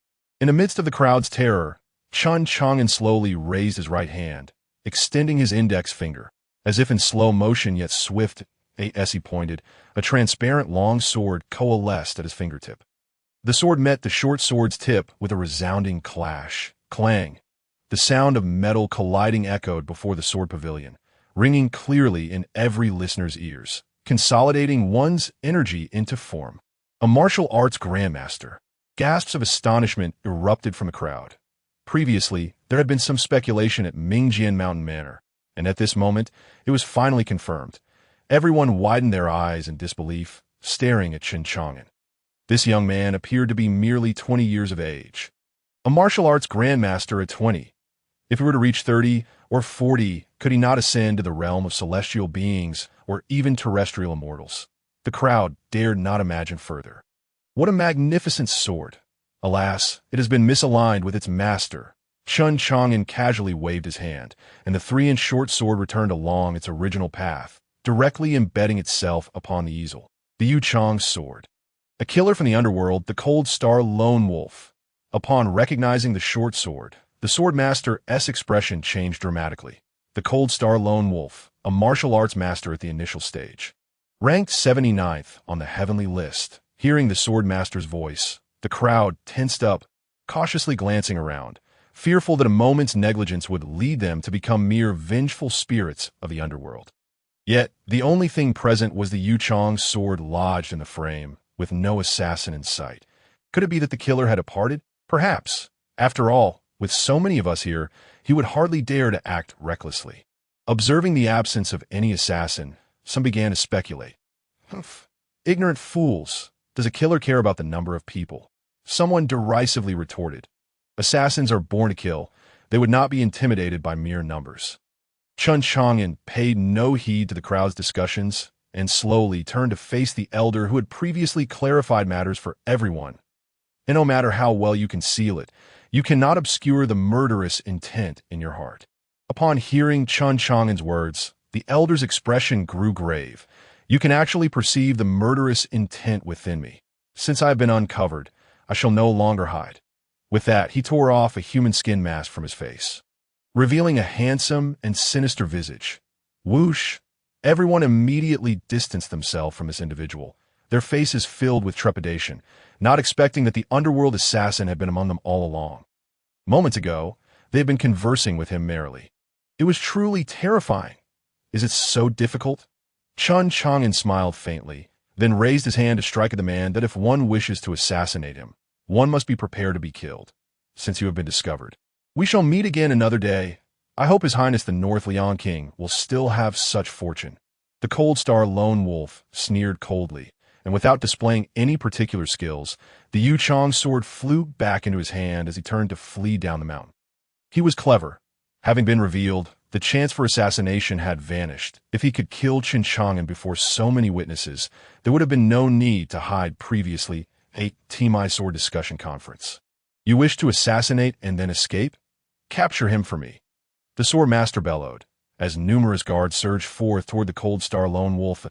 If this man were to escape, he, as the host of the sword discussion conference, would find himself in a difficult position that I wish to leave. Who can stop me?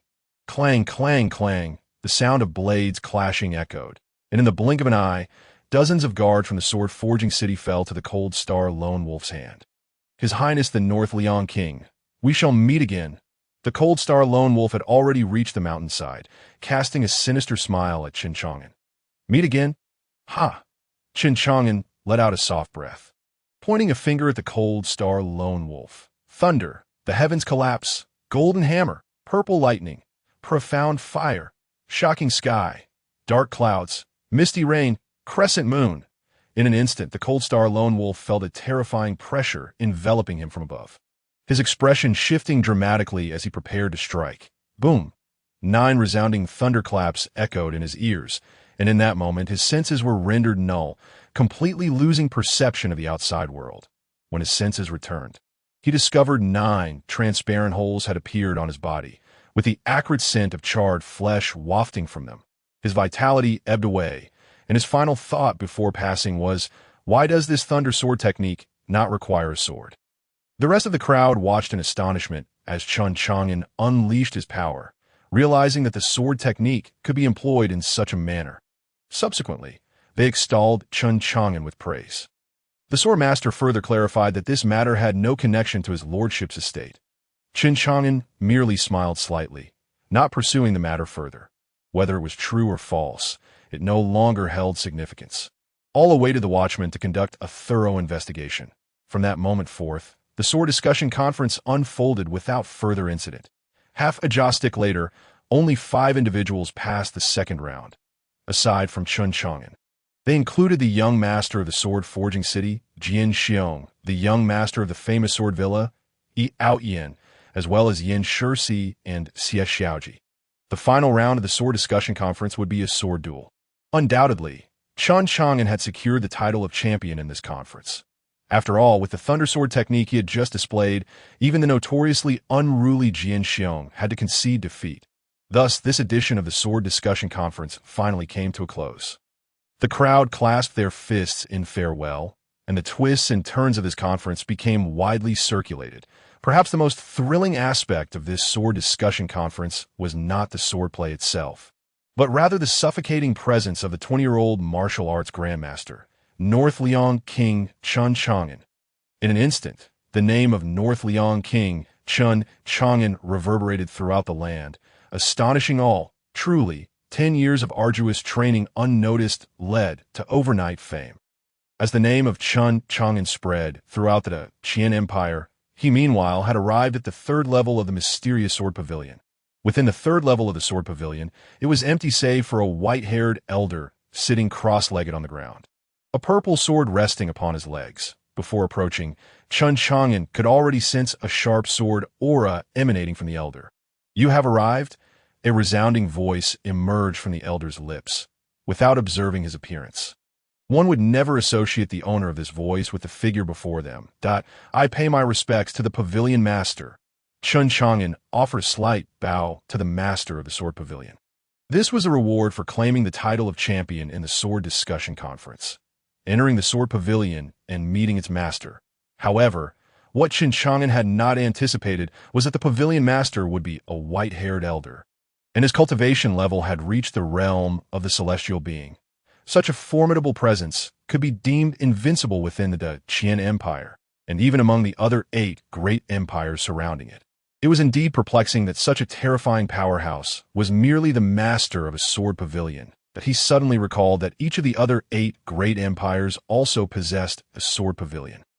Could it be that each sword pavilion harbors a celestial being as its master?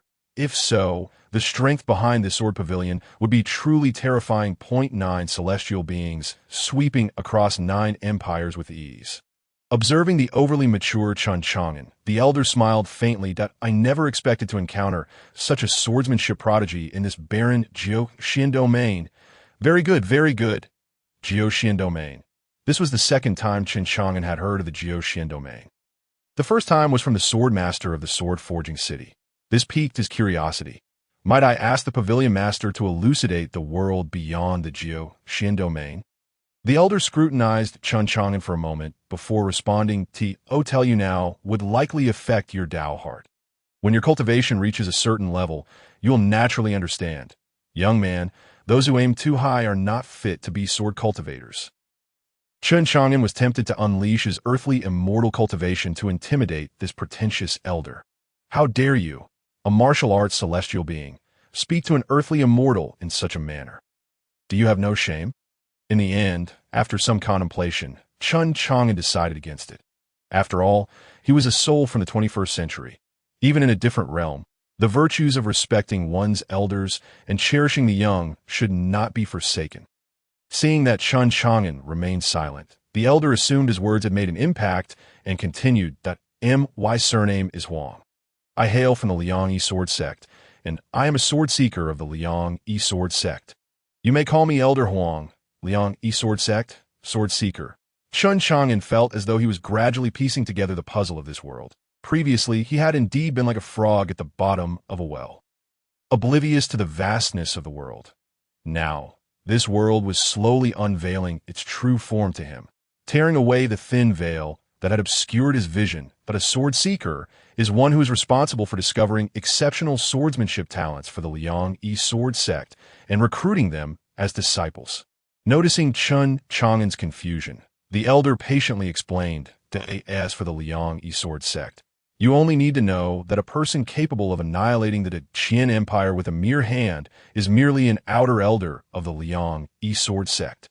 The elder, after finishing his words, gazed quietly at Chen Chang'an, but with each passing moment his disappointment grew that he failed to discern any semblance of shock on Chen Chang'an's face, which left him feeling somewhat awkward. You may not know, but there are numerous outer elders like myself in the two-instrument sword sect, and so what? Chen Chang'an replied calmly. He wished to ascertain how much information he could glean from the elder, as it was of paramount importance to him. This time, it was the elder who was taken aback, his eyes widening in astonishment, tinged with a hint of anger as he fixed his gaze upon Chen Chang'an. And so what?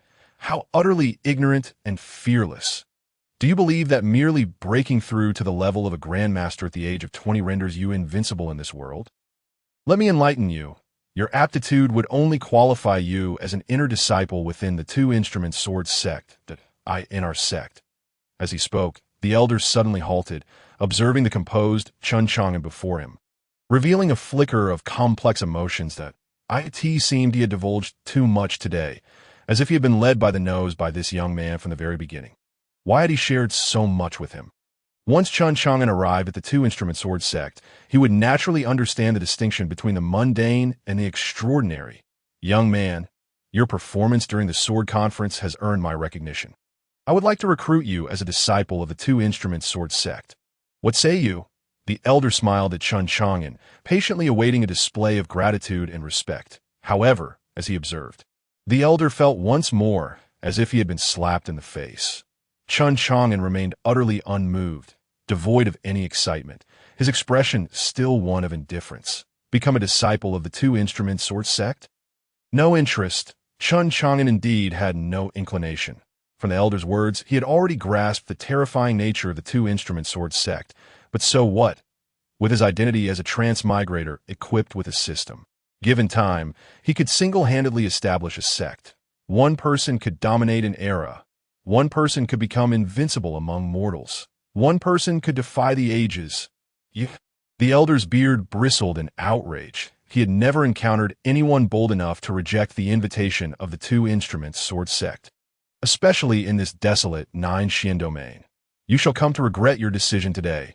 The elder glared fiercely at Chen Chang'an, and without further ado, a book of scriptures appeared in his hand, which he tossed to Chen Chang'an. This is the reward for the sword conference. This sword manual must not be leaked. Otherwise, you will face the wrath of the sword pavilion. You may leave. The elder closed his eyes, unwilling to gaze upon Chen Chang'an any longer, fearing he might lose control and strike the young man. Chen Chang'an looked at the manual in his hand. The wordless sword manual. A brief examination led him to a realization. This was an incomplete sword manual, containing only the first 3 levels that it seemed that only by joining the two-instrument sword sect could one obtain the subsequent cultivation methods. In truth, this was indeed a strategy employed by the two-instrument sword sect to entice those unruly geniuses. No sword practitioner who had cultivated the wordless sword manual could withstand its allure and ultimately turned to join the two-instrument sword sect. This was also the reason the elder refrained from further entangling himself with Chen Chang'an. He believed that eventually, Chen Chang'an would return to seek him out. All he needed to do was wait patiently, at which point he could temper the young man's exuberance. Geniuses are always brimming with ambition. Observing the elder's slightly upturned lips, despite his closed eyes, Chen Chang'an understood that his conjecture had been correct. Upon comprehending the underlying reasons, a gentle smile broke across Chen Chang'an's face. Acquire the subsequent methods. One must join the two-instrument sword sect. That may hold true for other geniuses, but did he, Chen Chang'an, require such a path? The answer was decidedly no. When Chen Chang'an exited the sword pavilion, Jian Zun and Yi Fengyun had been waiting for some time, accompanied by their respective sons, Jian Xiong and Yi Aoyin. Congratulations, Your Highness, on being valued by the pavilion master and accepted as a disciple of the two-instrument sword sect. The two exclaimed, hurriedly offering their congratulations. I did not agree to join the two-instrument sword sect, Chen Chang'an remarked flatly, leaving behind those words as he departed with Chen Tiangang and the others.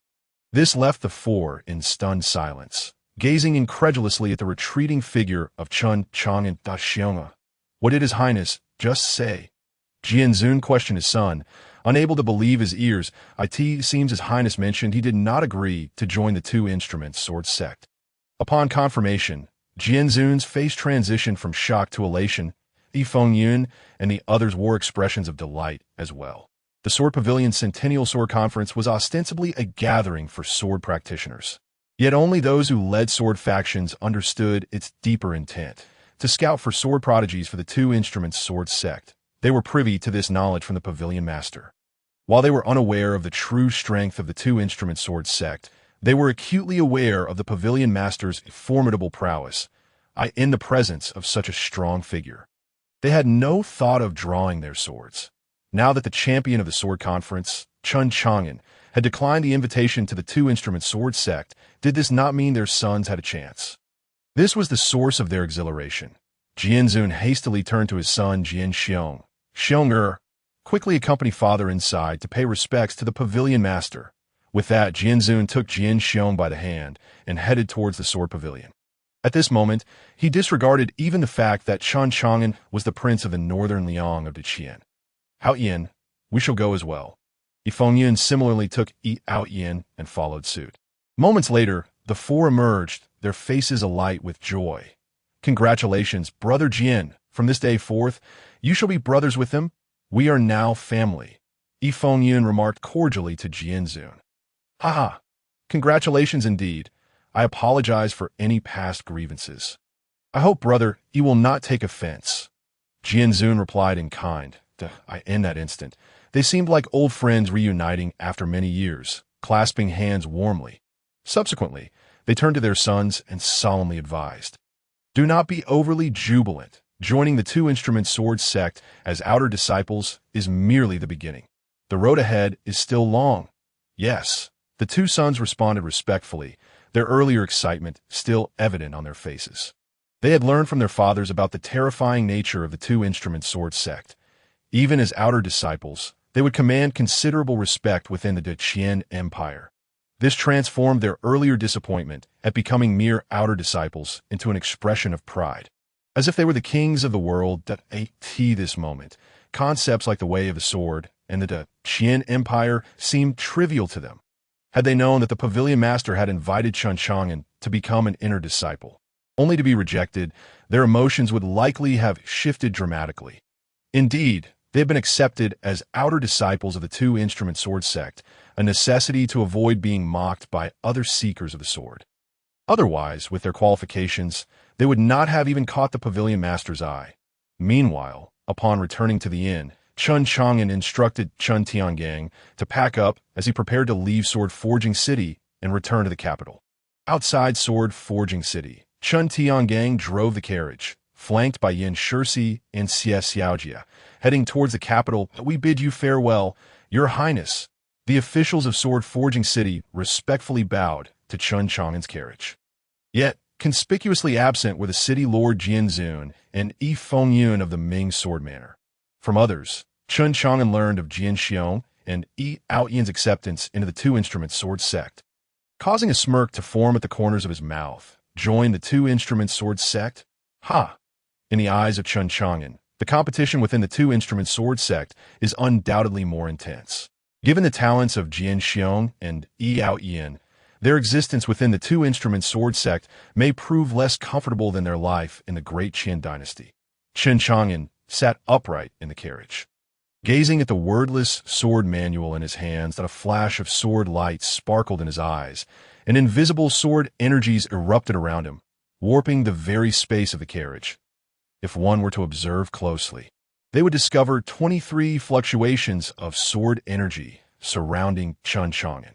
This represents the sword techniques he comprehended from the wordless sword manual to 23 layers. It seems this is the limit of my capabilities. To ascend to a higher level, I must transcend the realm of earthly immortals. If Chen Chang'an were to utter this, the white-haired elder from the sword pavilion would surely be astounded to the point of seeking an audience with the king of hell. The 23rd layer of the wordless sword manual. What does this even signify? In the two-instrument sword sect, the complete wordless sword manual consists of only 18 layers, and only the sect master has cultivated it to perfection. 23 layers are beyond imagination. Unless one were to be in that supreme sacred ground of the sword path, the Taiji Dao, as Chen Chang'an made his way towards the capital city at the great Qian imperial city. Within the Qian prince's manor, the first prince, Chen Chang'an, approached the fish pond with a grave expression. He bowed deeply, imploring, "Please, Master Mei, teach me." With no response from the pond, Chen Chang'an remained bent over, unwilling to rise. After a long pause, a sigh echoed, "Alas, very well." Upon the utterance, a white jade vial appeared before Chen Chang'an.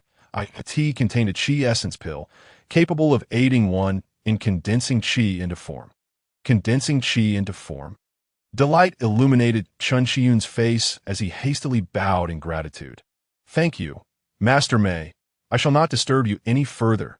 The gentle breeze stirred, and the sunlight was just right, since Chen Chang'an had claimed victory at the sword discussion conference. Days passed without a ripple of disturbance. This monotony left Chen Chang'an feeling rather bored, compelling him to devote all his energy to the wordless sword manual. Remarkably, he managed to deduce 2 additional layers from it. In truth, Chen Chang'an did not ponder the fact that, with his martial arts mastery, no force would dare to assassinate him. That it would be akin to throwing a meat bun to a dog. There would be no return. No, even a meat bun would make a sound. An assassination attempt on Chen Chang'an would bear no sound whatsoever. 7 days later, "Your Highness, we have arrived." The voice of Chen Tiangang broke through the silence, prompting Chen Chang'an to open his eyes. That a glimmer of light flickered in his gaze as he lifted the curtain, peering outside the carriage. Before him stood the imposing and majestic imperial city, stirring a sense of nostalgia within Chen Chang'an. The clouds in the sky drift like white garments, transforming in an instant like the fleeting nature of time. 10 years, after a decade apart, I return to the imperial city. It remains as prosperous as ever, as if nothing has changed. The ever-shifting winds and clouds above mirror the passage of time, which ultimately halts for no one standing before the great Qian imperial city. Chen Chang'an regarded this resilient dynasty, hesitating to enter. It is a place steeped in memories, both cherished and sorrowful. Yet today he had no choice but to step inside. The bustling entrance of the imperial city was alive with people and carriages. The gates wide enough for 8 horses to pass side by side, with a continuous flow of individuals entering and exiting. Whether it be the Tao of the Way, the Pure World Society, the Taiping Tao, or the Red Flower Society, none seemed to shake the foundation of this centuries-old dynasty. The inhabitants of the empire continued their daily grind, adorned with smiles of contentment, unbothered by external turmoil. For them, it mattered little who occupied the throne. What truly mattered was the stability of their lives. As long as their daily sustenance was assured, they would support whoever claimed the title of emperor. This singular request reminded Chen Chang'an of a saying from his past life. To live is to find contentment, whether in poverty or wealth. To be human is to cherish the present, whether long-lived or short-lived. Your Highness, it is getting late. We should enter the city. Chen Tiangang, who had followed Chen Chang'an since childhood, understood the weight of his experiences. Noticing Chen Chang'an's hesitation, he cautiously urged, "Indeed, it is late. We should proceed." With a soft sigh, Chen Chang'an withdrew his gaze. Just then, a group of guards approached, parting the crowd to escort an individual towards Chen Chang'an. "Ninth brother, it truly is you."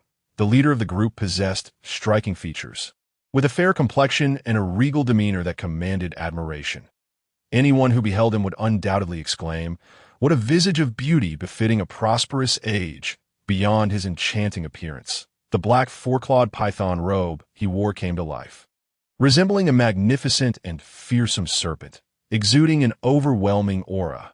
Chen Chang'an regarded the newcomer, and upon merely glimpsing his captivating visage, a familiar figure from his memories merged with it, leading him to deduce the identity of the person before him. With a faint bow, he remarked, "Ah, it is sixth brother."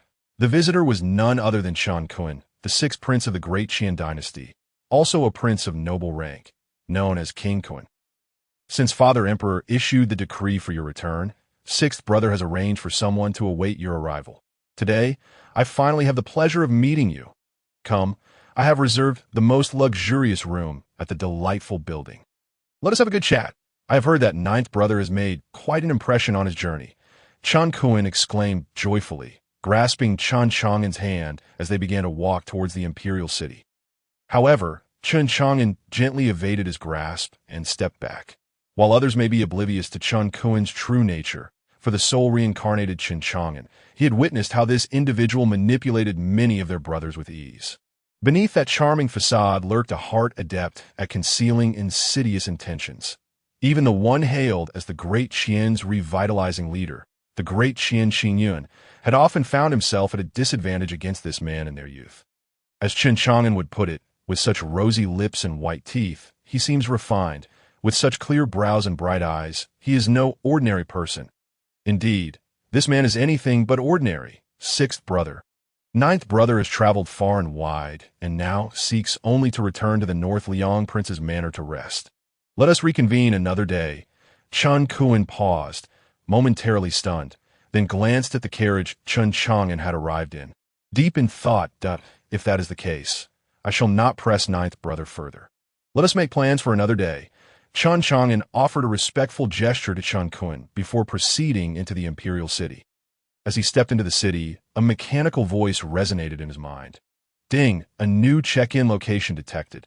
Please check in at the Great Qian Imperial Palace." "Oh, a check-in at the palace. How fortuitous, as I must visit the palace as well." Hearing the system's voice, Chen Chang'an decided to forego returning to the North Liang Prince's manor and instead head directly to the palace to meet his gravely ill father at the entrance of the imperial city. Chen Chang'an watched as Chen Chang'an disappeared into the distance, a warm smile lingering on his face, concealing his true thoughts. "My lord, is the North Liang Prince truly a grandmaster? I sense nothing of the sort." One of the guards behind Chen Chang'an quietly inquired. Chen Chang'an ignored him and instead turned his gaze to a cold, black-robed figure following closely behind. "Black robe, what are your thoughts?" Immeasurable depth. The black-robed figure seemed taciturn, uttering only those 4 words before falling silent. "How does he compare to you? I have not tested him. I do not know." Upon hearing this, Chen Chang'an grasped the implications. The winds do not blow without reason, nor do they come from empty spaces. Who could have anticipated that the least regarded ninth brother would emerge as the most formidable threat? How amusing, truly amusing. Chen Chang'an chuckled awkwardly, uncertain whether he mocked others or ridiculed himself. This scene evoked memories of his childhood, when this exceptionally clever ninth brother had once said to him, "Currently, you may disregard me, but in the future, you will not be able to reach me." At the time, he had scoffed at such a notion, yet now it felt rather unsettling. This Chen Chang'an has indeed mastered the art of concealment better than he. This sixth brother, with a low curse. Chen Chang'an proceeded towards the imperial city. Meanwhile, the news of the arrival of the northern Liang king in the capital spread swiftly among the major factions in an instant within these powerful groups. Shadows deepened and conspiracies brewed as individuals moved about frequently, each beginning to stake their claims. Success or failure, it all hinged upon this moment. To succeed would bring wealth and prosperity, an unending enjoyment. To fail, however, would mean death and ruin, a banquet of despair for the entire family. A tempest of blood and intrigue was brewing within the grand imperial city of Qian, a city that had weathered a century of trials. Yet, no one could foresee who would ultimately prevail. Clop, clop, clop. The sound of Chen Chang'an's carriage echoed through the desolate main avenue of the Qian imperial city. This was the thoroughfare leading to the Qian palace. Rarely traversed except during morning court sessions or when the emperor himself was on the move, that on such an expansive road, a humble carriage advanced unimpeded, all due to the banner of the northern Liang king flying at its front. presenting the northern Liang king. As Chen Chang'an's carriage arrived at the palace gates, the palace guards immediately offered their respectful salutes. Please inform His Majesty, the ninth Prince Chen Chang'an seeks an audience with Father Emperor. Chen Chang'an's voice, calm and composed, emerged from within the carriage. By imperial decree. The northern Liang king's arrival requires no announcement. He may enter directly, the palace guard proclaimed loudly. Chen Chang'an was taken aback by this arrangement. His gaze, as profound as the starry sky, turned towards the depths of the palace, ultimately softening into a smile akin to the gentle spring breeze. And no matter the machinations set against me, I shall confront them head-on.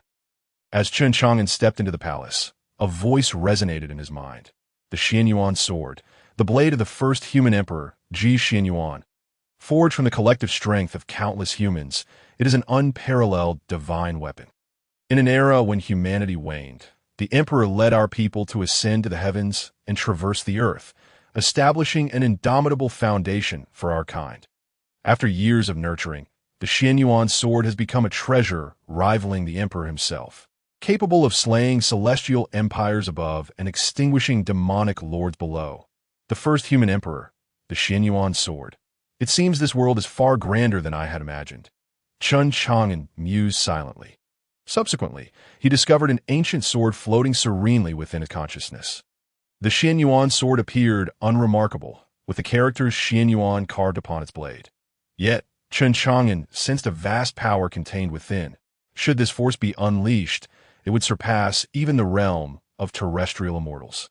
Moreover, this was merely 1/1,000,000th of the sword's potential. If fully unleashed, it would likely shatter the entire Qian Dynasty. But to the moment the Qian sword manifested in Chen Chang'an's mind outside the palace. The renowned sword wielder, Yan Shursi, felt the exquisite sword in his arms tremble violently, as if it sensed some unfathomable threat. What on earth? Could it be that the divine sword is sentient and perceives danger? Just as Yan Shursi was about to relay this information to Chen Chang'an, the sword ceased its quaking, yet his eyelids twitched in response. What on earth is happening? Looking up, he saw that Chen Chang'an had vanished into the depths of the palace. Guided by a leading eunuch, as dusk fell, the palace was aglow with lights. Following the eunuch, Chen Chang'an traversed the vast expanse of the palace, feeling a profound silence enveloping him. Beneath this stillness lay an invisible weight, a sense of foreboding. All around him, faces were hurried and cautious. As Chen Chang'an followed the eunuch through winding corridors, he could not help but inquire, "Eunuch, where are we headed? Father's quarters do not seem to be in this direction." "Your Highness, you will know when we arrive," the eunuch replied with a slight bow, continuing on his path. Upon hearing this, Chen Chang'an ceased his questioning. "Since I am here, I shall remain at ease," but he was unafraid of any schemes now. Having ascended to a realm beyond their reach, eventually, under the eunuch's guidance, Chen Chang'an arrived at an exceedingly secluded palace, Jingyang Palace. Chen Chang'an was astonished to discover a palace within the imperial residence where he had lived for a decade. To his keen perception, he sensed 5 martial grandmasters guarding the vicinity. Such grandiosity! "Your Highness, we have arrived," the eunuch said respectfully to Chen Chang'an. Chen Chang'an composed himself and, before the palace, offered a reverent bow. "I pay my respects to Father Emperor. Is it you, ninth prince? Come in quickly." A frail voice beckoned from within Jingyang Palace. The grand door creaked open slowly, allowing Chen Chang'an to step inside. As he entered, a strong scent of medicinal herbs assailed his senses. The interior of Jingyang Palace was resplendent, adorned with gilded beams and intricate carvings, exuding grandeur, yet it felt oddly out of place. The Qian Emperor, Chen Bei Liang, sat upon the throne, occasionally coughing. Despite his frail condition, he clutched a memorial in his hands, refusing to set it aside. Who would have thought that this emperor, once standing shoulder to shoulder with the founding emperor Chen Chang'an and the revitalizing emperor Chen Taiji, now appeared so weakened? His breath came in fits, each sentence necessitating a lengthy pause for rest. "Ninth son, you have arrived. Cough, cough. Please take a seat while your father finishes this memorial." Chen Beixian gestured toward a chair beside him as he regarded Chen Chang'an. Chen Chang'an patiently awaited, observing the diligent figure of the Qian emperor, feeling a swell of admiration within him. With a resounding clap, Chen Beixian slammed the memorial onto the table, coughing violently as if incensed by its contents. Xingqiao sect, Taiping sect, Red Flower Society, vile ambitions. After his outburst, Chen Beixian turned to the composed Chen Chang'an below, smiling. Ninth son, you have indeed brought great surprise to your father. Who would have thought that at such a young age? You have already reached the realm of martial grandmasters? Truly, heaven blesses our Qian. Upon hearing Chen Beixian's praise, Chen Chang'an remained unruffled, his demeanor as calm as still waters. Clearly, the events unfolding into Qian had not eluded the emperor's keen awareness.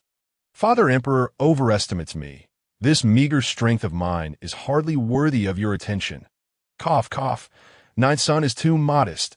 Excessive humility is but a disguise for pride. Your talents rival those of the founding and revitalizing emperors. Chen Beixian coughed again, his reprimand cloaked in flattery. Before Chen Chang'an could respond, the emperor continued, the purpose of summoning you back to the capital is because I fear my time is limited. Though Qian appears tranquil, it is in truth rife with hidden currents. Externally, we have the Xingqiao sect and the Red Flower Society plotting rebellion, while internally, powerful families vie for control. My concealment here is to prevent outsiders from learning of my true condition. Our Qian Dynasty's 1,000-year foundation must not be shattered in an instant.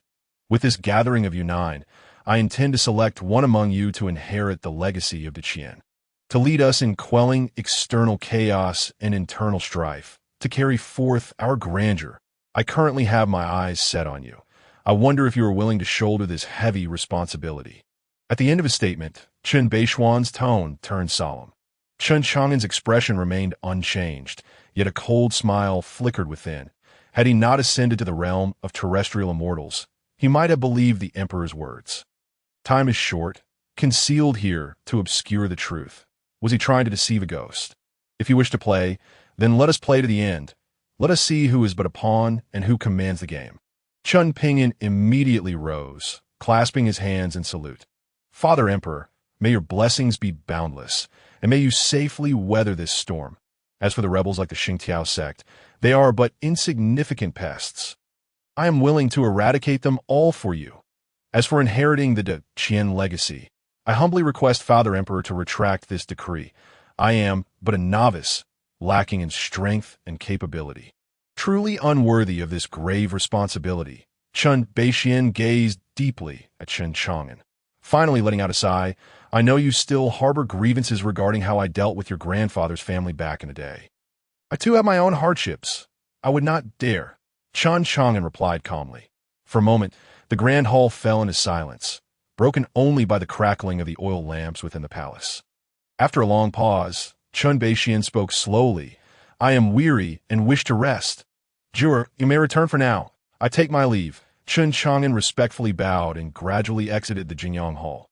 Once Chen Chang'an departed, Chen Beixian addressed the empty air before him. Tell me, is this Juror speaking the truth or fabricating lies? Inside the Jingyang Hall, as soon as Chen Beixian's words fell, the air before him distorted. An amassed figure materialized within the Grand Hall. This individual donned the attire of a night watchman from the Great Qian, revealing himself to be the leader of the night watchmen. Guiyuan, if your majesty says he is truthful, then he is. If your majesty claims he is false, then he is false. Ha! When did you, Guiyuan, become one to indulge in flattery? At this moment, Chen Beixian's voice was robust, entirely devoid of the previous frailty. Hearing this, Guiyuan's lips twitched involuntarily. It was not that he had learned to flatter. Rather, the great Qian emperor had already repeated those words 8 times prior, and this was the 9th. Every time a prince arrived, he uttered the same words. Initially, he had analyzed the situation seriously, only to later realize that this emperor was merely testing the princes out of sheer boredom. The great Qian emperor had set an elaborate trap. Had he not been lingering in the Jingyang Hall these past few days, even this fearsome leader of the night watchmen would have remained in the dark. Observing Guiyuan's plight, Chen Beixian burst into hearty laughter. Strangely, his booming laughter did not resonate outside. Those beyond the Jingyang Hall could not hear it at all. Guiyuan, you may go. This time, I wish for no further unexpected occurrences. Understood. Yuan replied respectfully, his figure gradually fading until he vanished entirely. In the great Qian imperial palace, Chen Chang'an followed the previously guiding eunuch through the palace, a playful smile gracing his lips. The emperor is gravely ill, the air thick with the scent of medicine. Avoiding assassination, do they truly believe that Chen Chang'an is still the same as he once was? Earlier, before entering the Jinyang Hall, Chen Chang'an had sensed at least 5 martial grandmasters surrounding him. Upon entering the hall, he detected an even more concealed presence, one that surpassed the martial grandmasters. This indicated that there was 1 martial master of the Dharma realm and 5 martial grandmasters hidden around the Jinyang Hall. With such terrifying guards, who in the entire Great Qian would dare to act recklessly? Moreover, during his conversation with Chen Bei Liang, Chen Chang'an had sensed an even more formidable aura emanating from him. Although it was far from the level of a terrestrial immortal, it greatly surpassed that of the martial master of the Dharma realm. It seemed vaguely reminiscent of the aura of that esteemed Huang Lao from the Sword Pavilion. Yet not as profound, it seems the great Qian emperor harbors grand ambitions. I wonder if he can manage such a vast scheme. Chen Chang'an mused inwardly, through several encounters with the Taoist sect and others. Chen Chang'an realized that the Taoists had infiltrated the great Qian Dynasty extensively, with numerous experts among them that control such a vast force. The leader must be an extraordinary figure of the martial immortal realm. In addition, there were other factions like the Red Flower Society, the Taiping Dao, and the Pure World Society assisting from the sidelines. These were merely the visible players. The true terror lay hidden among the 3 major assassin organizations: Heaven's Kill, the Underworld, and the Hall of Death. Powerful figures abound. If they also chose to intervene, then the great Qian would likely, lost in thought, he had already arrived outside the imperial palace. Upon seeing Chen Chang'an emerge, Chen Chang'an and the others hurried over. "Your Highness, are you unscathed? I want to see my father. What could possibly happen? Let us go." Chen Chang'an replied with a slight smile, stepping into the carriage to go. Chen Chang'an drove the carriage while Yin Shixi and Xie Xiaoji followed closely behind, their eyes vigilantly scanning their surroundings. They had heard various tales about the current state of affairs in the Great Qian Dynasty from their respective factions. The current Great Qian imperial city could be likened to a den of dragons and tigers, rife with undercurrents. Now that they had allied with Chen Chang'an, they had unwittingly hitched their fortunes to his chariot, along with the forces backing them. Even if they attempted to distance themselves now, they would still bear the label of the Northern Liang King. Thus, they had no choice but to accompany Chen Chang'an to the end. The journey proceeded without incident. This was indeed the Great Qian imperial city. Despite the external rumors of the emperor's grave illness, he had not yet passed, and his residual power remained. Those factions were not in a hurry. They could afford to wait a day or 2. As Chen Chang'an gazed upon the resplendent Northern Liang Wangfu, he strode directly inside. After instructing Yin Shixi to step down once in the main hall, Chen Chang'an turned to Xie Xiaoji and said, "Notify Qian Heng and Yi Shu, summon all forces to the capital. A momentous upheaval may soon befall this city." Hearing Chen Chang'an's words, Xie Xiaoji appeared somewhat sluggish. "Your Highness, do you mean all forces?" "All forces," Chen Chang'an replied in a solemn tone. "Understood." Xie Xiaoji bowed and departed. Watching Xie Xiaoji's retreating figure, Chen Chang'an quietly drummed his fingers on the armrest, then turned to Chen Tiangang. "Xiao Tian, convey my order. The Northern Liang Iron Cavalry is to be on standby at all times, ready to respond to any developments outside the Great Qian." "Your Highness, is the situation truly that dire?" Chen Tiangang was taken aback by Chen Chang'an's words. The Northern Liang Iron Cavalry was Chen Chang'an's trump card. Others may not understand the might of the Northern Liang Iron Cavalry, but Chen Tiangang, having followed Chen Chang'an since childhood, was acutely aware. The Northern Liang Iron Cavalry was unmatched in the north, with 6 riders for every 6 warriors. Especially as he was the leader of the Iron Cavalry among the 6 military branches, it was not yet critical. Rather, it was merely a precaution. Chen Chang'an gazed towards the Great Qian Imperial Palace from within the Northern Liang Wangfu. Regarding that inherently cold-hearted Great Qian Emperor, he felt no sense of reassurance that a general success often comes at the cost of countless lives. Having lived 2 lives, Chen Chang'an could not bear to witness the scene of devastation and suffering. A night passed without incident. The following day, after finishing breakfast, Chen Chang'an entered. "Your Highness, someone from the Qin Wangfu has come, inviting all the princes to a banquet tonight. What are your thoughts?" "Excellent. Inform them that I shall attend the banquet punctually. It is a good opportunity to see my dear elder brothers." Chen Chang'an replied with a faint smile, a glimmer of coldness in his eyes. That night, the Qin Wangfu was ablaze with lights, filled with song and dance. When Chen Chang'an arrived, several guests were already present, their figures blending seamlessly with those in his memory. At the head of the table sat the crown prince, Chen Chang'an, with three others to his right: the second prince, Chen Qian, the sixth prince, Chen Kuan, and the eighth prince, Chen Bestowed. To the left sat two: the third prince, Chen Taishan, and the seventh prince, Chen Shanyue. Upon noticing Chen Chang'an's arrival, Chen Chang'an promptly exclaimed, "Ninth brother, come in quickly." Once Chen Chang'an took his seat, Chen Chang'an addressed all those present in the hall, saying, "The fourth brother and fifth brother encountered an assassination attempt from the Taoist sect on their way back to the capital and are currently recuperating at home. Unable to attend today. Now that the ninth brother has arrived, let us commence the banquet." In an instant, the grand hall was filled with the sounds of singers and musicians, a lively atmosphere indeed. However, it was evident that everyone had their own concerns, their thoughts not on the feast. Chen Chang'an seemed to sense the unease among the guests and gently clapped his hands. The singers and musicians filed out, leaving only the seven brothers. "I have gathered you all tonight because there is a matter I wish to discuss with you." As the crowd lifted their gazes towards Chen Chang'an, the main topic had arrived. "In light of the grave illness afflicting our sovereign and the internal and external strife besieging the great Qian, it is imperative that we unite our efforts to navigate through this tumultuous period. Although I stand as the crown prince, I humbly acknowledge my own inadequacies in talent and strength. Therefore, I am inclined to nominate one amongst my brothers to undertake the formidable responsibility of revitalizing the great Qian. I am willing to serve as a loyal vanguard, charging forth for the restoration of our realm." Upon concluding his declaration, Chen Chang'an rose and respectfully bowed to the assembly, his demeanor radiating sincerity.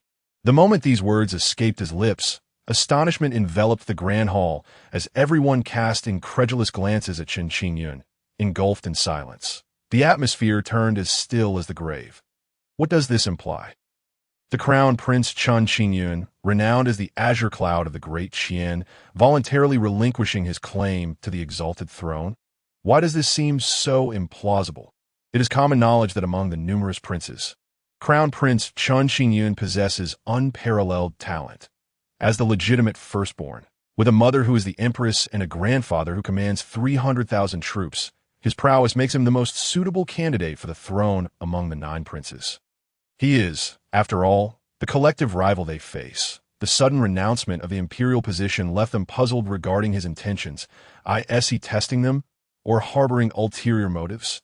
Regardless of his intentions, this was not the moment for them to express their positions. Born into a royal family, these individuals are inherently shrewd and would not be easily deceived by Chen Chang'an's mere words. The sixth prince, Chen Kuan, was the first to rise, his expression grave. "Elder brother, you err, with your esteemed reputation as the azure cloud of the great Qian. Who among us could possibly rival you? If you claim to possess limited abilities, then we are truly ashamed." The younger brother, lacking in prowess, vowed to follow the elder brother's lead, ready to obey any command. As others saw Chen Kuan take the initiative, they too echoed his sentiment. They all conveyed a singular message: "You are the elder brother. You hold the authority. We are but your younger brothers."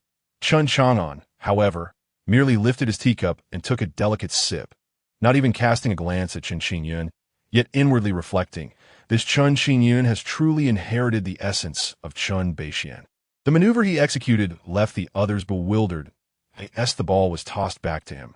Chen Chang'an immediately declared, "My brothers," a resounding call that captured everyone's attention. He then pointed to the assembly and spoke of his brother's merits.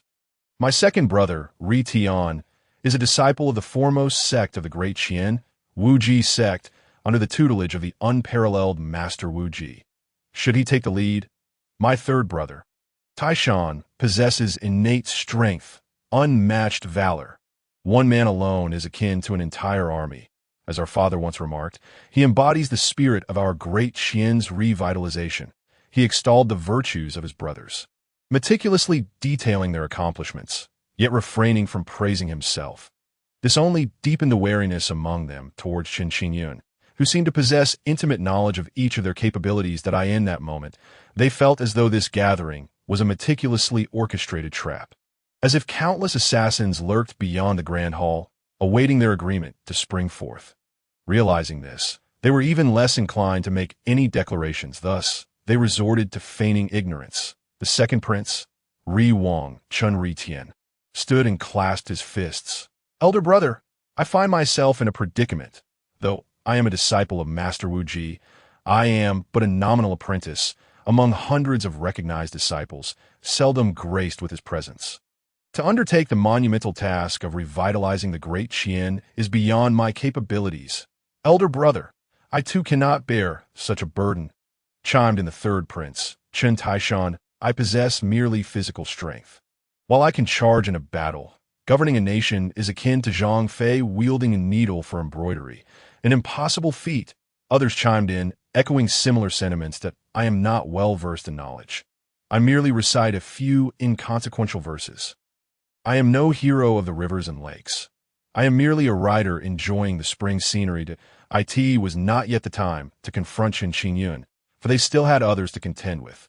Observing his brothers, Chen Chang'an could not suppress a hint of disdain, perceiving their lack of courage as a significant impediment to their claim to the throne. However, upon noticing Chen Chang'an, who sat quietly sipping tea, his brow furrowed slightly. All had spoken, yet this ninth brother remained silent. Ninth brother, who do you believe is fit for this great responsibility?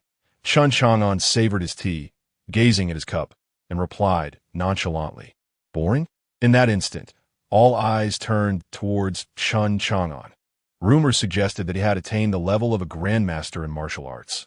Could this be true? How else could he exude such confidence? What did the ninth brother's words imply? Chen Chang'an's expression darkened as he replied tersely, nothing of significance. If there is nothing else, I shall take my leave. Chen Chang'an rose and strode towards the exit. He had anticipated a display of cunning from them, yet found it to be mere child's play, a game of pretense. Chen Chang'an watched Chen Chang'an depart, clenching his fists, as if to contain all his anger and anguish. Yet he gradually relaxed his grip, silently vowing, do not presume you alone possess the strength of a grandmaster. The others, admiring Chen Chang'an as he left, began to prepare to follow suit. Just then, a seemingly intoxicated voice echoed from afar.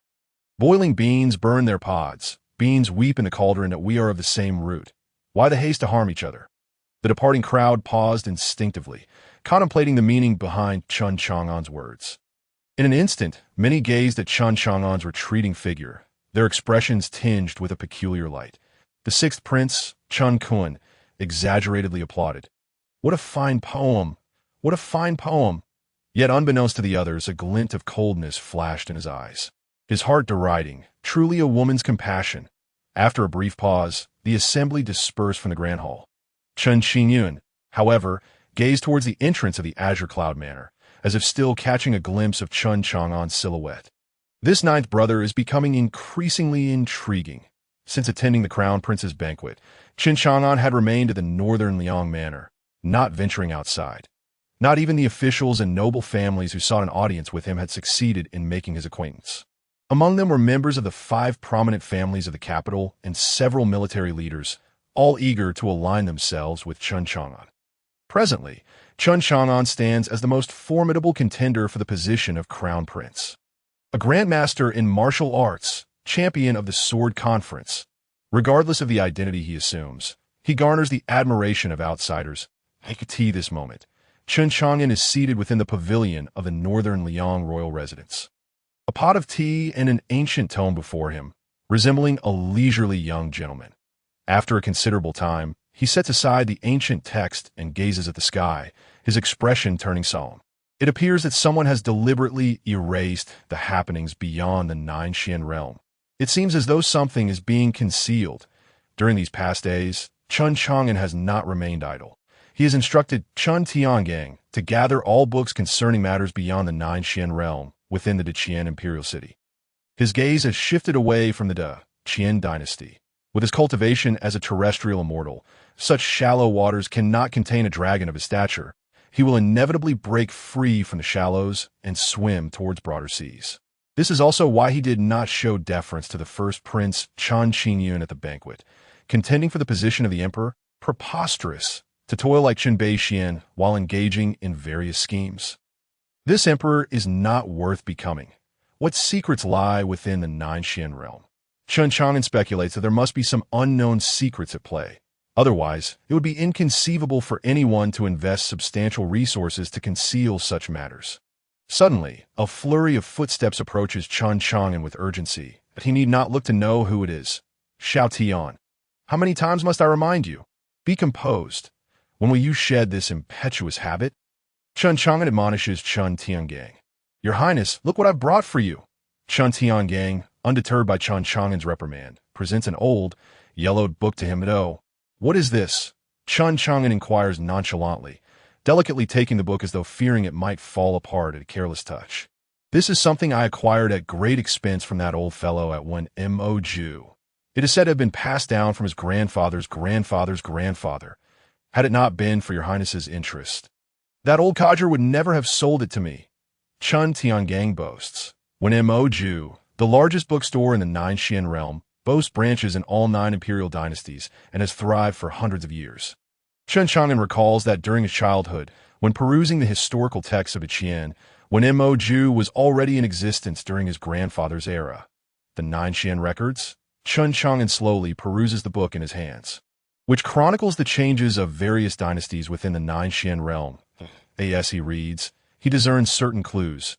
Regardless of how the dynasties shift, the Nine Qian realm has consistently maintained no more than 9 major dynasties, never once accommodating a 10th. Even when a 10th dynasty was on the verge of birth, its ruler and royal family mysteriously vanished in a single night. No one knows what transpired, and despite years of searching, no answers have been found. The last page of this book seems to have intended to convey something, but it too has been torn away, leaving only 8 words at the top. Nine Qian's destiny. Hearts of the world point Nine Qian's destiny. Hearts of the world. Chen Chang'an feels he is one step closer to the truth. This evokes a sense of anticipation akin to unboxing a mystery.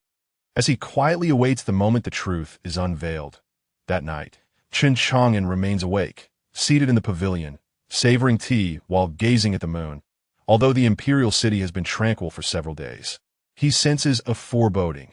This is the calm before the storm. After ascending to the realm of terrestrial immortals, he feels a certain intuition regarding future events. Chen Chang'an remains awake, and naturally, Chen Tiangang, Yan Shisi, and Xie Xiaoji do not sleep either. They stand quietly behind him. Suddenly, Xie Xiaoji expresses his concern. Your Highness, my sword cannot find tranquility tonight. Chen Chang'an regards Xie Xiaoji with a deep gaze, offering a hint of admiration. It appears you are not far from achieving the realm of unity with your sword. Your Highness flatters me. I still have a long way to go, Xie Xiaoji humbly replies, as long as you remain steadfast on one path. Do not concern yourself with how long it takes, and persist. Though the road is distant, it shall be traversed. In recent days, Chen Chang'an has indeed observed that Xie Xiaoji possesses extraordinary talent in swordsmanship, and he occasionally offers him guidance. Though the road is distant, it shall be traversed, Xie Xiaoji murmurs to himself, the aura of sword energy around him thickening, subtly coalescing into a transparent, divine sword behind him. Yan Shisi gazes on with envy, for unity with one sword is the dream of every swordsman. Suddenly, Chen Chang'an's eyes narrow as he looks towards the palace. Here it comes! Boom! A deafening explosion reverberates from within the palace, followed by an overwhelming voice filled with rage. You dare assassinate the Emperor of Qian? Die! In the darkness, several figures above the palace erupt into a cacophony of battle. Let us go to the palace. Chen Chang'an glances at the figures above the palace, a slight smile gracing his lips as he addresses the 3 behind him. Concurrently, several other princes of Qian, accompanied by their subordinates, hasten towards the palace. However, upon their arrival, They find the entire palace under tight lockdown, forbidding entry or exit, even for the princes of Qian. After anxiously awaiting through the night, they receive not the answers they sought, but rather a shocking piece of news. The emperor of Qian was assassinated last night. Upon hearing this news, the princes disregard all obstacles and rush into the palace, eager to witness the truth for themselves. Unbeknownst to them, the news has spread throughout the imperial city as if it had taken flight. In an instant, the populace is abuzz with tension. Everyone understands that a fierce power struggle among the 9 sons vying for the throne is about to commence. From this moment onward, they are no longer colleagues nor friends, but enemies standing on opposing fronts. Those who have placed their bets begin to mobilize, deploying troops and strategizing. They're all vying for the unprecedented fortune that comes with a single individual's rise to power. The entire imperial city, in the wake of the emperor of Qian's death, becomes a cauldron of intrigue. Even the slightest disturbance could trigger a monumental upheaval. Countless messengers, bearing secret missives, disperse in all directions, driven by fervent instructions from their respective factions. Within the Qian imperial palace, the once majestic Jingyang Hall has been reduced to ruins, the ground stained with pools of blood, a testament to the ferocity of last night's battle. The head of the Qian Night Watch, Gui Yuan, drenched in blood, stands atop the rubble, his bloodthirsty gaze scanning each individual who enters the palace. In his eyes, the assassins from last night may well be connected to these princes before him. Each prince he sees trembles in fear, unable to meet his gaze. This man is notorious for having slaughtered 3,652 members of a prominent clan in a single night. Moreover, he is an unparalleled master of martial arts. The terrifying pressure and overwhelming aura of malice render everyone as though they have plunged into an icy abyss that, of course, among these princes, Chen Chang'an remains unaffected. The crowd cautiously passes by Gui Yuan, making their way deeper into the palace. Upon reaching a grand hall, they find 5 martial grandmasters standing guard before the dragon throne. The empress and other consorts display red-rimmed eyes, their expressions etched with sorrow, occasionally breaking into sobs. With the emperor's demise, these consorts may well face the fate of being buried alongside him. I could see this moment. The formidable Chen Bei, who once looked down upon the world and traversed the universe, lies quietly upon the dragon throne, a dagger still embedded in his chest, dark blood oozing from the wound, indicating that the blade was coated with poison. Chen Beishuan's complexion is pale, his eyes tightly shut, devoid of any trace of life. Father! With a mournful cry, the princes rushed to the dragon throne, shouting loudly. However, Chen Bei, who lay upon the throne, showed no sign of response as the hands of the crowd made contact with his body. They recoiled as if struck by lightning. Cold. His body is cold. Who is it? Who has killed our father? I shall rend him limb from limb. Chen Chang'an roared, a powerful aura erupting from within him. This formidable presence made even the 5 grandmasters tremble. Grandmaster. A glimmer of light flashed in the eyes of the 5. Truly, he is from the Qian Chang'an lineage, unmatched in his speed of cultivation. The other princes were equally astonished by the aura emanating from Chen Chang'an. Gazing at the furious Chen Chang'an, their eyes were filled with shock. Yet, within Chen Chang'an's gaze, they found not fury but excitement. As Chen Chang'an had spoken, the remaining princes rose in unison, their faces alight with rage. Who has slain our father? We must eradicate his entire family. Exterminate all 9 clans. What are the Night Watchmen? What have you been doing? How could you allow the assassination of our father? What punishment do you deserve? And the Imperial Guard? Have they all fallen asleep? The sound of their furious shouts echoed as they directed their wrath towards all directions.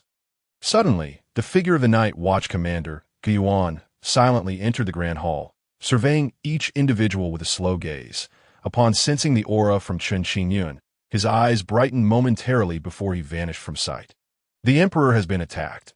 As Night Watchmen, we bear the responsibility. However, the assailant was a peerless master of the martial arts realm, one of such high caliber that even I, as commander, nearly fell victim to him. This is beyond mere human capability. Gu Yuan's words carried 2 implications. First, that the Night Watchmen were guilty, but their crime did not warrant death. Second, that avenging their father's death could not be achieved by individual efforts. It required the strength of the entire nation. The urgent matter at hand is to select a new emperor. If it cannot be accomplished by individual strength, then let us unite the might of the nation to eliminate this threat. The empress slowly approached the assembly, her regal presence causing every prince to falter momentarily. Now that the emperor has met with such a sudden demise, our immediate duty is to seek vengeance. Yet, a nation cannot be without a ruler for even a day, and to unite the nation as strength for revenge requires legitimacy. The emperor's assassination was unexpected, and no succession decree was established. However, Yener, as the eldest son, having now broken through to the Grandmaster realm, ought to inherit the throne and avenge his father. Rest assured, Mother, upon ascending the throne, the first decree of the child will be to issue a nationwide manhunt for the murderer. Seeking vengeance for our father, as soon as the empress's words fell, Chen Chang'an immediately expressed his commitment.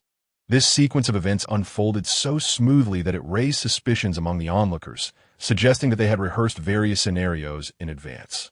However, the empress's assumption that merely uttering a single statement would place her son upon the throne seemed overly simplistic. The empress's words were met with astonishment. Just days prior, the eldest brother had hosted a banquet for his siblings, claiming he was insufficiently skilled and would not claim the throne.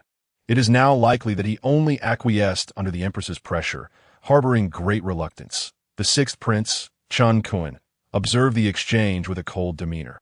But do they not exist? Is it so that whoever you say should sit upon the throne shall do so?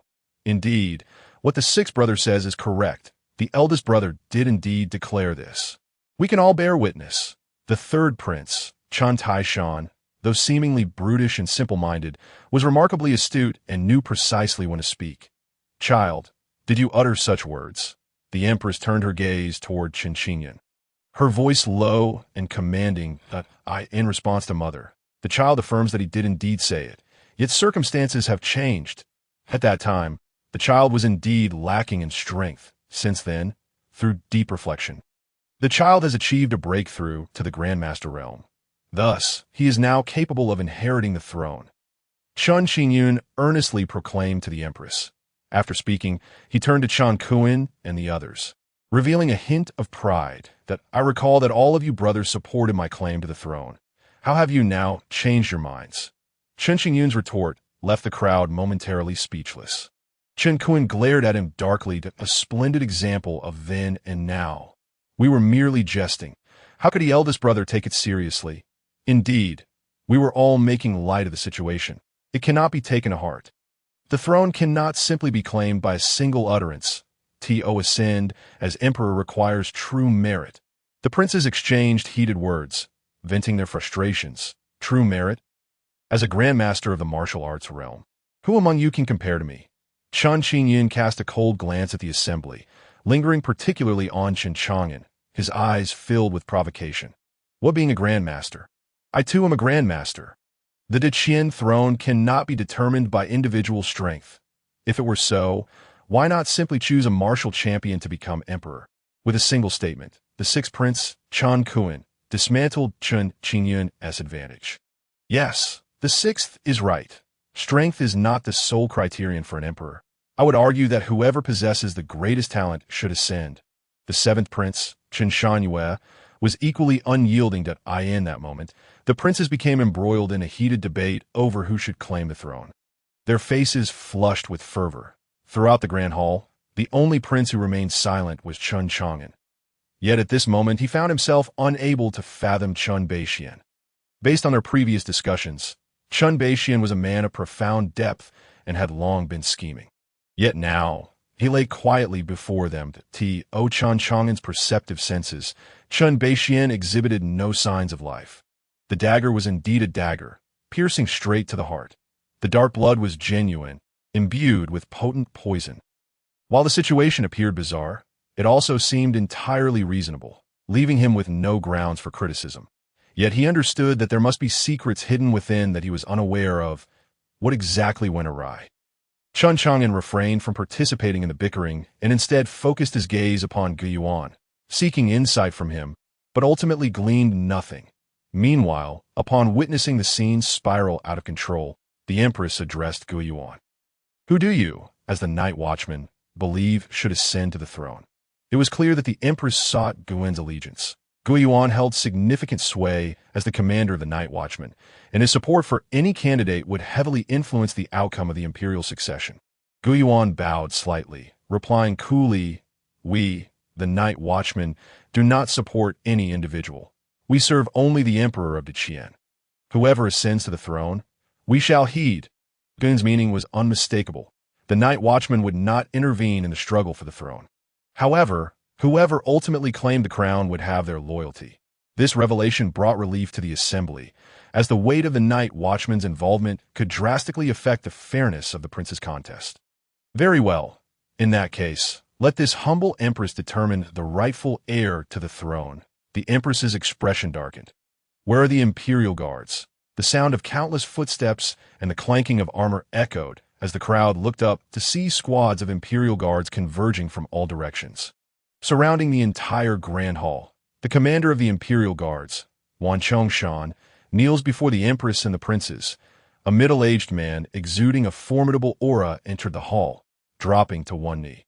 This man was none other than the commander of the Qian imperial guards, Chen Chang'an, who commanded 100,000 guards and was himself a grandmaster of the martial arts realm. Commander Wan, today this humble empress announces the ascension of a new emperor. Should anyone dare to oppose, they shall be treated as treasonous rebels. The empress declared sternly as she gazed at Chen Chang'an. Your subordinate obeys. In that moment, the hearts of the numerous princes sank, their expressions dramatically shifting as they realized the queen possessed such a tactic. Most of them had arrived alone. Even those with a few followers could hardly contend against the formidable force of 100,000 imperial guards. Observing the expressions of the crowd, Chen Chang'an revealed a demeanor befitting a victor. Casting a cold gaze upon everyone present, today, I ascend the throne that I wish to avoid unnecessary bloodshed. However, should anyone dare to disturb the peace, do not blame me for disregarding our fraternal bonds. Upon hearing Chen Chang'an's words, the multitude of princes murmured, eager to voice their objections. Yet, confronted by the menacing aura of the imperial guards, they swiftly fell silent.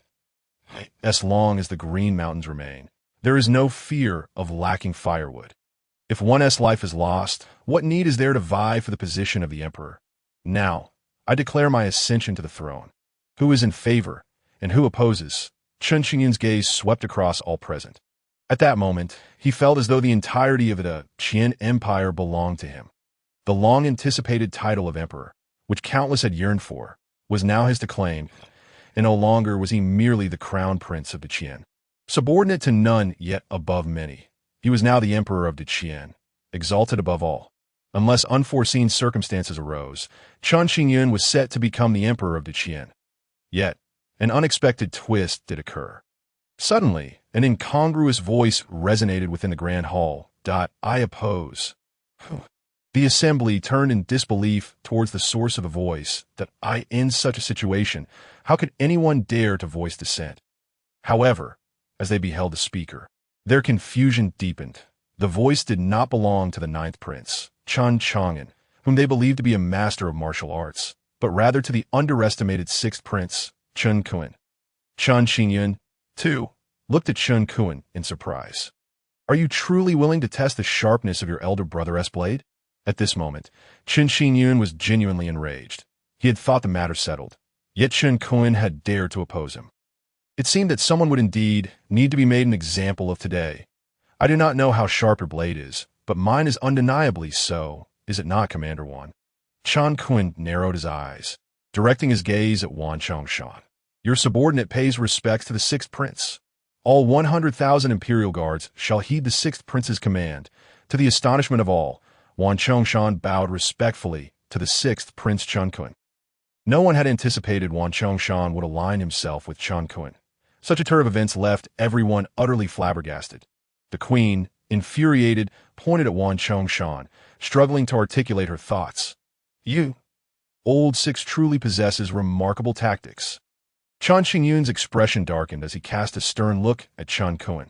Likewise, Chen Chang'an laughed heartily, as if everything lay within his control. Do you truly believe that victory is yours today? Do you think you possess any opportunity to turn the tide? Chen Chang'an contemptuously gestured towards the thousands of imperial guards surrounding the hall. Chen Chang'an merely smiled faintly, drawing forth a signal arrow and releasing it into the sky above the palace. Whoosh boom! A piercing arrow shot through the clouds, heralding the arrival of a great army. Thundering hoofbeats echoed from beyond the palace walls. Who dares to harm my grandson without consulting me and the 300,000 troops of the southern garrison? A robust voice boomed from outside the grand hall. A venerable elder, his hair streaked with gray, was escorted into the hall by thousands of iron-willed soldiers. This man was none other than the commander of the southern garrison, Chen Chang'an's maternal grandfather, Huang Feihu. Prince of the South, how dare you enter the capital with troops without summons? Chen Chang'an glowered at Huang Feihu, his expression darkening. Who claims I entered without summons? I come here by the order of the new emperor of Qian. To protect the royal personage. Huang Feihu cast a cold glance at Chen Chang'an. You. Chen Chang'an was rendered speechless by the retort. At that moment, the entire grand hall fell into a stalemate. The sixth prince Chen Chang'an commanded 100,000 imperial guards, while the first prince Chen Chang'an commanded 300,000 troops of the southern garrison. Just then, Chen Chang'an's ears perked up slightly, as if he had heard something. The show was about to begin. Moments later, shouts resonated from all corners of the imperial city, echoing throughout, reaching even those within the palace. Heaven has perished. The people shall rise. We act in the name of justice, even if it means death. We shall eradicate the wicked and will not live in complacency. Accompanied by the shouts were the sounds of battle and cries of agony. The crowd within the palace stepped out to observe the chaos engulfing the imperial city. Flames soared into the sky from all directions, and the sounds of conflict were relentless. The sect of justice. I have long suspected that the assassins originated from the sect of justice, and it seems my suspicions were correct. It appears they are truly reckless. The captain of the night watch, Gui Yuan, glared darkly at the turmoil within the imperial city.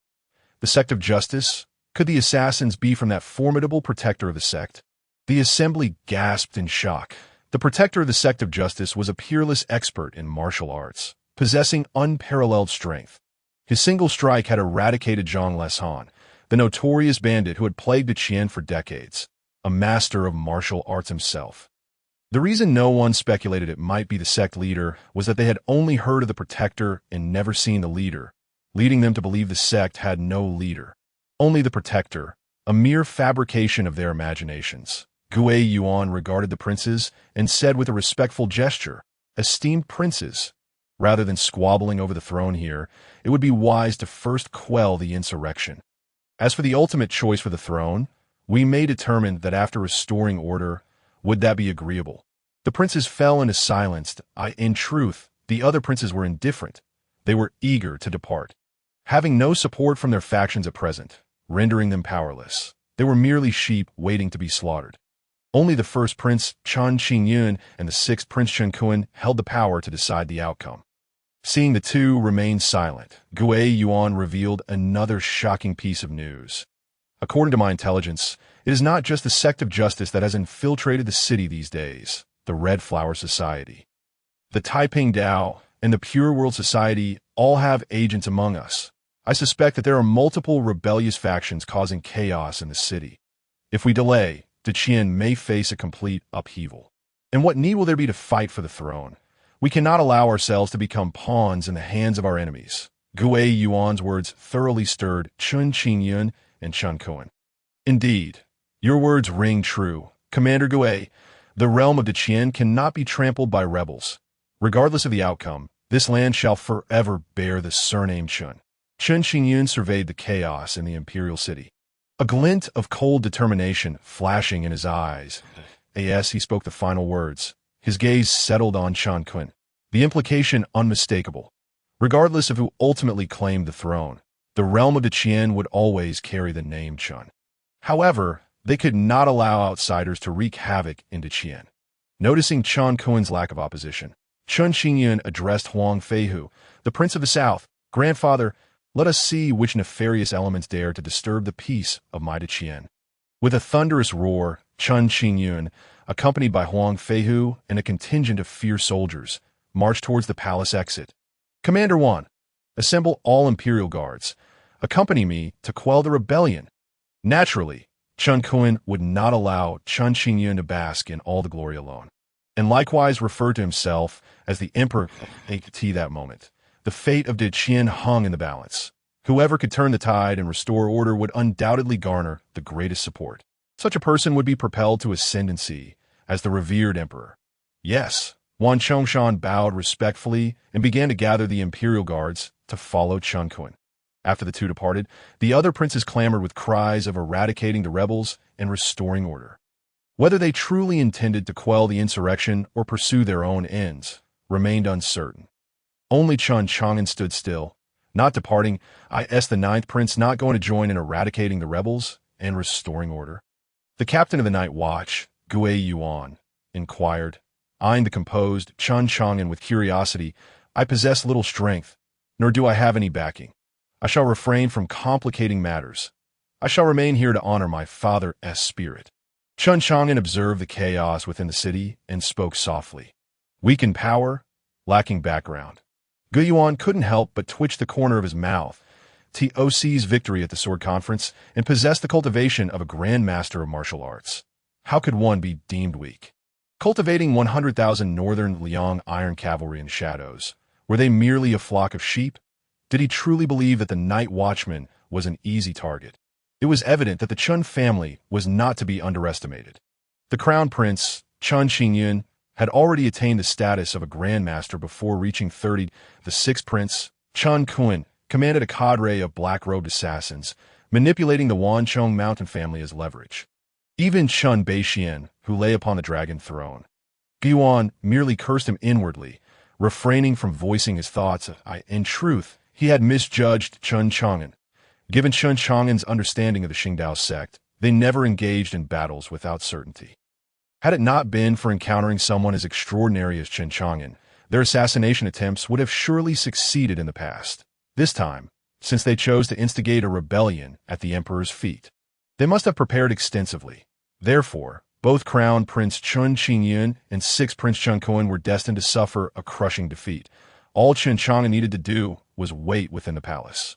Whether it was the Qingdao sect or any of the other factions, such as the Red Flower Society, Taiping Dao, or the Pure World Society, they could not bypass the palace. Only by breaching the palace could they achieve their aims. If Chen Chang'an managed to capture them all within the palace, everything would come to an end. Noticing Chen Chang'an's lack of intent to move, Gu Yuan ceased to concern himself with him, turning to depart. His purpose unknown to that moment, Chen Tiangang, Yin Shisi, and Xie Xiaojie arrived at Chen Chang'an's side from outside the palace. Yin Shisi, with an anxious expression, inquired, Your Highness, what shall we do? Wait. Chen Chang'an uttered two words and fell silent thereafter. Wait? Yin Shisi's eyes twitched, with the flames of urgency licking at them. How could they afford to wait?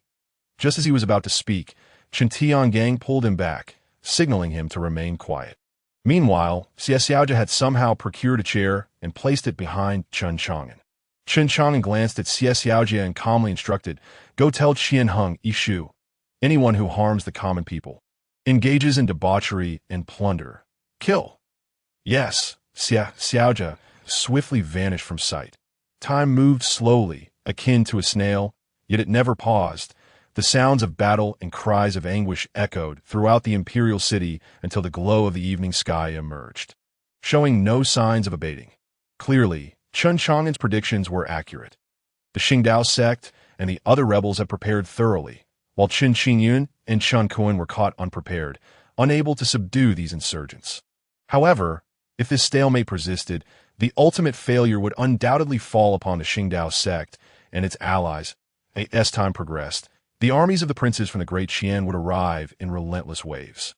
Once the forces of the Great Qian descended, even the Qingdao sect, no matter how formidable, could not escape their doom. Yet, the Qingdao sect would not grant Great Qian a moment's respite. Just then, a booming voice reverberated throughout the capital. The deities of the Qingdao sect, why do you not return to your positions? When else will you wait? This voice, imbued with immense inner strength, spread through the imperial city, filling the entire dynasty with its resonance. At that moment, a voice rang out from the southern army, proclaiming, "For the heaven Sake, I shall act." The bright left envoy of the Qingdao sect, Xiang Donglai, returns to his position. The voice emanating from the southern army instilled shock in Chen Chang'an and the others. As they incredulously stared at Xiang Donglai, one of the four generals stationed at the rear. Xiang Donglai is the bright left envoy of the Qingdao sect? Xiang Donglai, you dare betray me? Huang Feihu roared. His steed, the ninely white tiger, responding with a fearsome roar. I have always been a member of the Qingdao sect. How could there be any talk of betrayal? My friends, let us overturn the decaying heavens of Great Qian and reconstruct a radiant order. Xiang Donglai did not afford Huang Feihu and the others a moment to react, directly leading his men into battle. Seeking death, Huang Feihu shouted, unleashing his grand master-level prowess, merging with his steed to reach the realm of man and tiger as one. A thunderous explosion resonated as the two clashed, with Xiang Donglai only retreating 10 steps before halting his momentum under Huang Feihu's formidable onslaught. How could this be? You are a high-tier grandmaster. Huang Feihu's face contorted with disbelief. He had served alongside Xiang Donglai for 7 or 8 years. He did not discern the latter's true cultivation level. That is why I often say you are getting old. You simply refuse to believe, Xiang Donglai mocked, gazing at Huang Feihu. Huang Feihu was taken aback. Who could have anticipated that their usual banter would reflect Xiang Donglai's genuine sentiments? Die for me, Huang Feihu roared, re-engaging in combat with Xiang Donglai. Simultaneously, across the imperial city, voices resounded anew, seemingly responding to the earlier proclamation of the Qingdao sect. These were the hidden agents of the Qingdao sect, now erupting, tipping the scales of the Great Qian situation towards an exceedingly disadvantageous position. Xiang Donglai, 6th Prince Chen Chang'an, having overheard the exchange between Huang Feihu and Xiang Donglai, felt his expression darken, cursing inwardly. What a useless bunch! They didn't even realize their own subordinate was a member of the Qingdao sect. Crown Prince Chen Chang'an's face flushed with anger upon hearing Chen Chang'an's words, at a loss for how to retort. Just then, a cacophony of slaughter echoed from behind the 6th Prince's camp, accompanied by a thunderous shout that nearly sent Chen Chang'an's soul fleeing. The dark right envoy of the Qingdao sect, the Black Robe, returns to his position. For the sake of the people, we shall eliminate evil without mercy. All disciples, follow me to kill. Black Robe, you dare betray this prince? At that moment, Chen Chang'an felt utterly humiliated, having just mocked Chen Chang'an, only to be slapped in the face. The rebuke came swiftly as he finished speaking. He grasped the gravity of the situation. His words were equivalent to a question that did not need asking. Fortunately, the Black Robe did not respond, but instead charged toward Chen Chang'an, the commander of the Great Qian Imperial Army. Wan Chongshan quickly organized his forces in resistance. Wan Chongshan, do you not wish for the lives of your family? The Black Robe's gaze was menacing as he looked at Wan Chongshan, the threat in his words unmistakable. A flicker of struggle passed through Wan Chongshan's eyes before it solidified into determination. For the sake of his family, he had betrayed the Empress and chosen 6th Prince Chen Chang'an, as they were both subjects of the Great Qian. No matter whom he chose, he remained loyal to the Great Qian and would not waver. However, to betray the Great Qian for the sake of his family and align with the treacherous Qingdao sect was something he would never do. A deed that would leave a lasting stain on his name. I, Wan Chongshan, have devoted my life to the Great Qian, and my family shall do the same. If you threaten me with my family to betray the Great Qian, then feel free to kill me. As his words fell, Wan Chongshan launched himself at the Black Robe. Break the army, a blade aura, several yards long, coalesced from his sword, warping the surrounding space, in response to Wan Chongshan's terrifying strike. The Black Robe remained unfazed, tracing bizarre patterns with his hands. The figure seemed to dissolve into darkness, leaving no trace behind. Be careful. Chen Chang'an's voice rang out amidst the chaos. The Black Robe had served under him for years, and he was already familiar with this technique, the Veil of Darkness. Once the Black Robe vanished in the shadows, he truly became like a Lord of Darkness, leaving no trace behind. Yet, Chen Chang'an's warning proved futile. A piercing scream echoed from the depths of Wanchong Mountain. As the crowd looked up in alarm, they beheld a figure clad in black robes, clutching a still-beating crimson heart in hand. The heart of a grandmaster possesses an indomitable vitality. A glint of bloodlust flickered in the black-robed figure's eyes as he opened his mouth and swallowed the heart whole. "You are the fifth assassin on the heaven ranking. Heixin." Wan Chongshan expended his last ounce of strength to reveal yet another identity of the black-robed figure. The fifth assassin, Heixin, had never been seen, only known for his ruthless methods, leaving no trace behind, always extracting hearts from his victims, and never once failing. "Sixth Prince, flee. We will hold him off," the vice-commander of the Imperial Guard bellowed, shoving Chen Chang'an towards the palace while leading the charge against the black-robed figure. Overestimating oneself, with a flurry of swift movements, the black-robed figure dispatched heads in rapid succession, showing no sign of halting.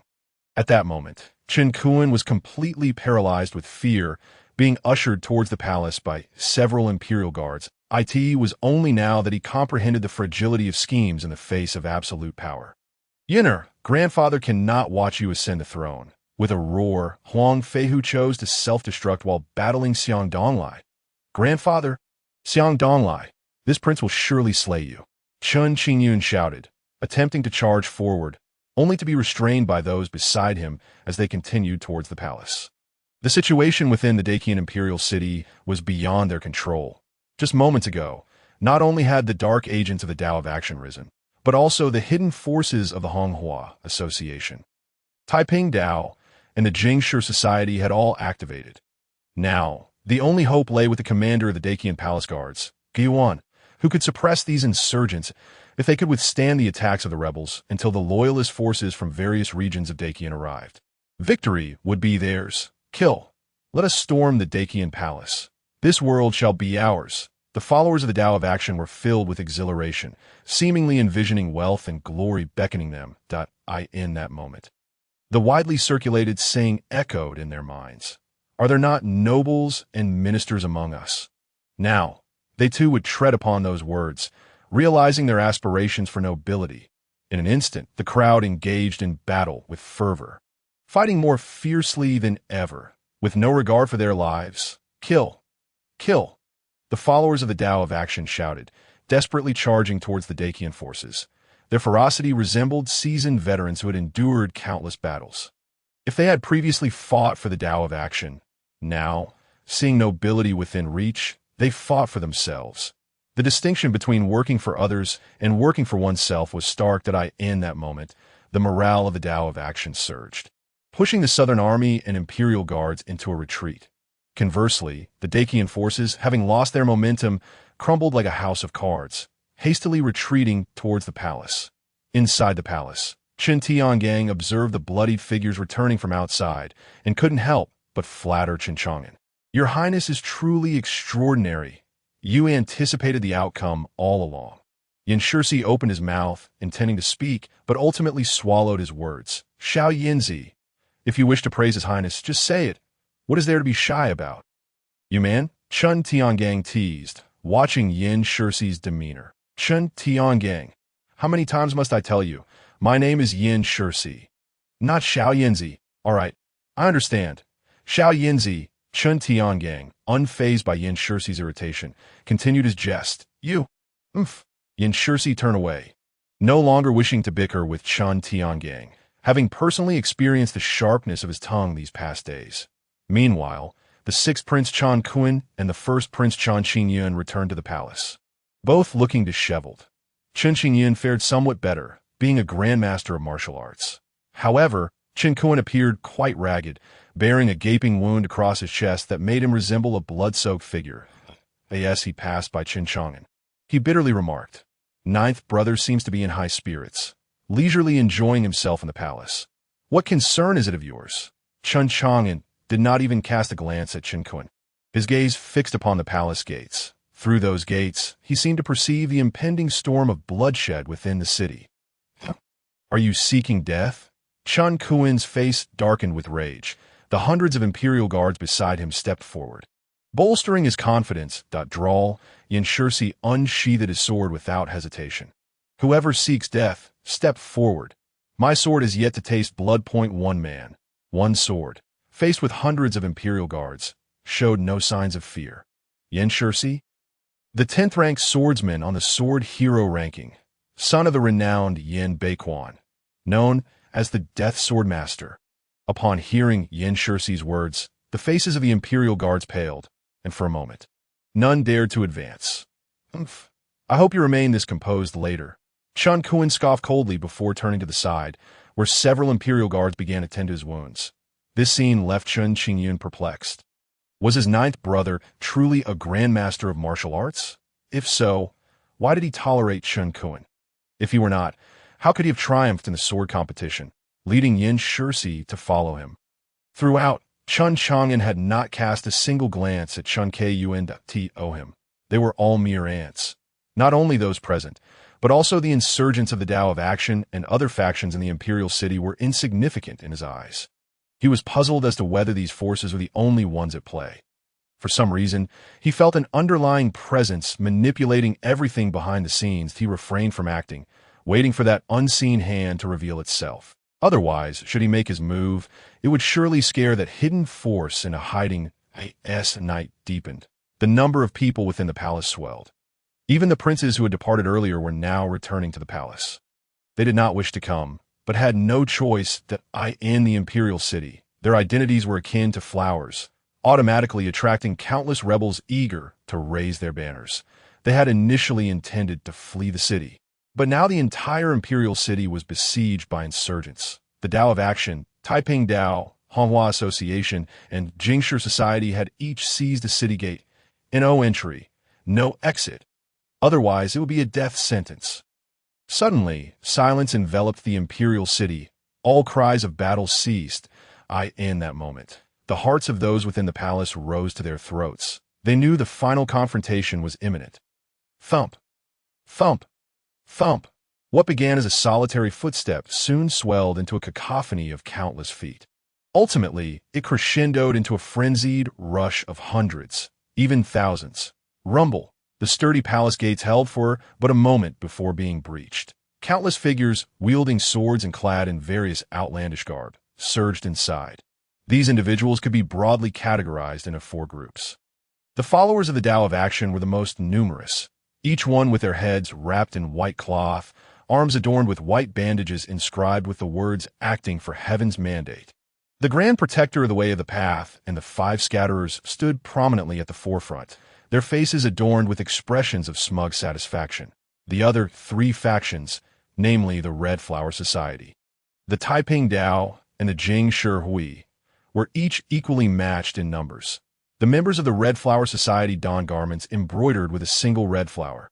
However, the grand leader of the Red Flower Society, Chen Chang'an, distinguished himself from the rest, as his attire was lavishly covered in red flowers, resembling a sovereign among blooms. The adherents of the Taiping Tao were attired in Taoist robes, their hair styled in the mixed urchin bun. The leader of the Taiping Tao held a dust whisk, exuding an aura of ethereal elegance. The members of the Jingshi Hui were clad in white, wielding white swords. At the forefront of the Warning Society stood a one-armed elder woman. No one anticipated that the leader of the Jingshi Hui would be a one-armed matron. In that moment, the onlookers gazed upon the 4 great sects, their faces alight with trepidation. It seemed that this time, they were in grave peril. The only one unperturbed was Chen Chang'an. Regardless of his own formidable strength, he harbored no fear of these individuals. Moreover, he noticed that the leader of the night watchmen, Biwan, had mysteriously vanished. Naturally, he could not believe that this individual had fled. There was only one possibility. A net was being prepared for capture. At that moment, the Grand Protector of the Way of the Path, observing the frightened crowd within the imperial palace, felt assured of victory and could not help but laugh heartily. Ha ha! I never expected everyone to gather here. This is truly splendid. It saves me the trouble of searching for each of you individually. The other 3 sects also looked upon the royal princes with cold derision. After today, the entire Qian would belong to them. Just as the 4 sects reveled in their excitement, and the people within the palace were engulfed in fear. A voice tinged with mockery emerged from the palace where Chen Beishuan's body was kept. Indeed, Everyone has arrived. No need to search individually. How delightful. The words echoed, those of the Grand Protector of the Way of the Path. Yet the impact was strikingly different that moment. All gazes turned incredulously towards the palace, their faces etched with astonishment.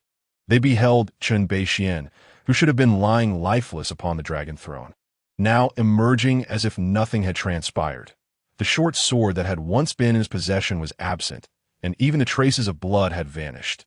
Had he risen from the dead? This was the thought that permeated the minds of all present. Father, not dead. The princes of the Qian looked at Chen Beixian, who bore no injuries, their faces a canvas of disbelief. This, they felt as if the winds within the palace had turned chaotic. They could not possibly believe that a corpse could rise again. There was only one conclusion. Their father was alive. Reflecting upon the earlier words of Chen Beixian, they suddenly comprehended that this entire scenario must have been orchestrated by him. He had managed to deceive even them. They were all players in his game. In that moment, apart from the first prince Chen Chang'an and the sixth prince Chen Chang'an, the other princes could not help but feel relieved that they had not acted recklessly.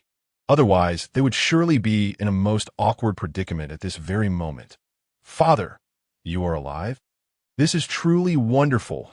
We can capture these traitorous scoundrels all at once. The sixth prince Chen Chang'an was the first to react. Rushing to Chen Beixian's side, his voice brimming with joy, completely forgetting the earlier rivalries for the throne, Chen Beixian cast a cold glance at Chen Chang'an, watching him squirm under the scrutiny before casually uttering, "You have done well." He then turned his gaze towards Chen Chang'an and the Empress at the tea that moment. The two were plunged into a state of icy dread, too afraid to breathe, murmuring, "Father, your Majesty." The long-accumulated pressure emanating from Chen Beixian lingered in their hearts. At this moment, Chen Beixian was acutely aware that it was not the time to settle scores with them, so he refrained from pursuing the matter further. He cast a meaningful glance at the steadfast Chen Chang'an before striding towards the four sections. The sound of his footsteps echoed throughout the palace, the only noise piercing the heavy silence. All eyes were fixed upon Chen Beixian. If he had indeed feigned death, he must have had other contingencies in place. As he approached the gathered princes, one of the night watchmen hastily brought forth a dragon chair and placed it behind Chen Beixian, the Grand Protector of the Way of the Path. After repeated confirmation, looked utterly dismayed. "Impossible. How are you alive?" He gazed at Chen Beixian in disbelief that he had personally witnessed the short sword, coated with the Way of the Path's deadly poison, plunged into Chen Beixian's heart. He had seen the black, poisoned blood flow forth. This was irrefutably evidence of poisoning. Yet now, Chen Beixian stood before them, exhibiting no signs of having been poisoned. "You clearly fell victim to my sect's one poison powder. How could you possibly be unharmed?" The Grand Protector was filled with confusion at this moment. The short sword was real, and the poisoned blood was real. How could he be unharmed? Unless that person was not Chen Beixian at all. But if he was not Chen Beixian, then who could he be? The one poison powder, it was ineffective against him now. Ignoring the frantic Grand Protector of the Way of the Path, Chen Beixian cast his gaze over the individuals from the four sections. Chen Jinan, Neo Bizi, the one-armed divine nun. Excellent. You have all gathered. As he regarded these three, a glint of cold light flashed in Chen Beixian's eyes. At last, he had managed to bring them all together. These parasites of the Qian Dynasty he had long wished to eliminate. Yet like elusive rats, they scurried underground, making it no easy feat to unearth them. Chen Beixian, you actually feigned death to lure us into your trap? Chen Jinnan's face darkened as he glared at Chen Beixian, the wide sleeves of his red flower robe billowing, betraying his inner turmoil. If I had not feigned death, how could I possibly have drawn you treacherous scoundrels out of your holes for a complete capture? A slight smile graced Chen Beixian's lips as he regarded these individuals. With victory assured, he had no qualms about allowing them to die with their eyes closed. You would go so far as to disregard your own offspring just to lure us out? You dare to treat them as mere pawns. Are you not afraid of playing with fire, leaving yourself a lonely outcast should we eliminate them all? The leader of the Taiping Dao glared angrily at Chen Beixian, outraged at being toyed with. Do you truly believe you are capable? My sons are all exceptional in their own right. Some of their abilities even surpass mine as their father. You think you can kill them? Chen Beishuan's words prompted the princes to exchange glances, sensing that while it appeared he praised them, there was an underlying message within his words. Particularly, the first prince, Chen Chang'an, and the sixth prince, Chen Chang'an, felt a cold sweat break out. Their hearts gripped by terror. The saying goes that emperors are often heartless and ungrateful, and today they truly experienced what that meant. However, in an instant, they also considered Chen Beishuan's predicament and found solace. Were they in his position, they might be even more ruthless, even more ungrateful. As one who vowed to surpass the founding Emperor Chen Chang'an and the revitalizing Emperor Chen Taiji, employing extreme measures was not out of the question. Offspring could be replaced, but losing to Qian would be irrevocable. Moreover, given his current cultivation, living another 1,000 or 800 years posed no issue. Truly a heartless and ungrateful person. The one-armed elder woman of the Jingshi Hui shouted angrily at Chen Beixian, her eyes betraying a venomous disdain. Bai Yin, you remain as steadfast as ever. Had you yielded to me back then, our circumstances might have been entirely different. Chen Beixian regarded the one-armed elder woman, Bai Yin, and softly replied, what? At that moment, it seemed as though everyone had bitten into a juicy piece of gossip. Chen Beixian had a past with the one-armed elder woman before them? This was hardly believable. The appearance of the one-armed elder woman suggested that Chen Beishuan's taste was rather peculiar. You wish for me to yield to you. Do you think I could rest easy with a woman harboring a vendetta against my father by my side? Bai Yin glared coldly at Chen Beixian. A vendetta against my father? Bai Yin. Upon hearing their exchange, Chen Chang'an of the Red Flower Society appeared to have a sudden realization and blurted out, "You're the lipstick fairy, Liu Bai Yin, from 30 years ago." What?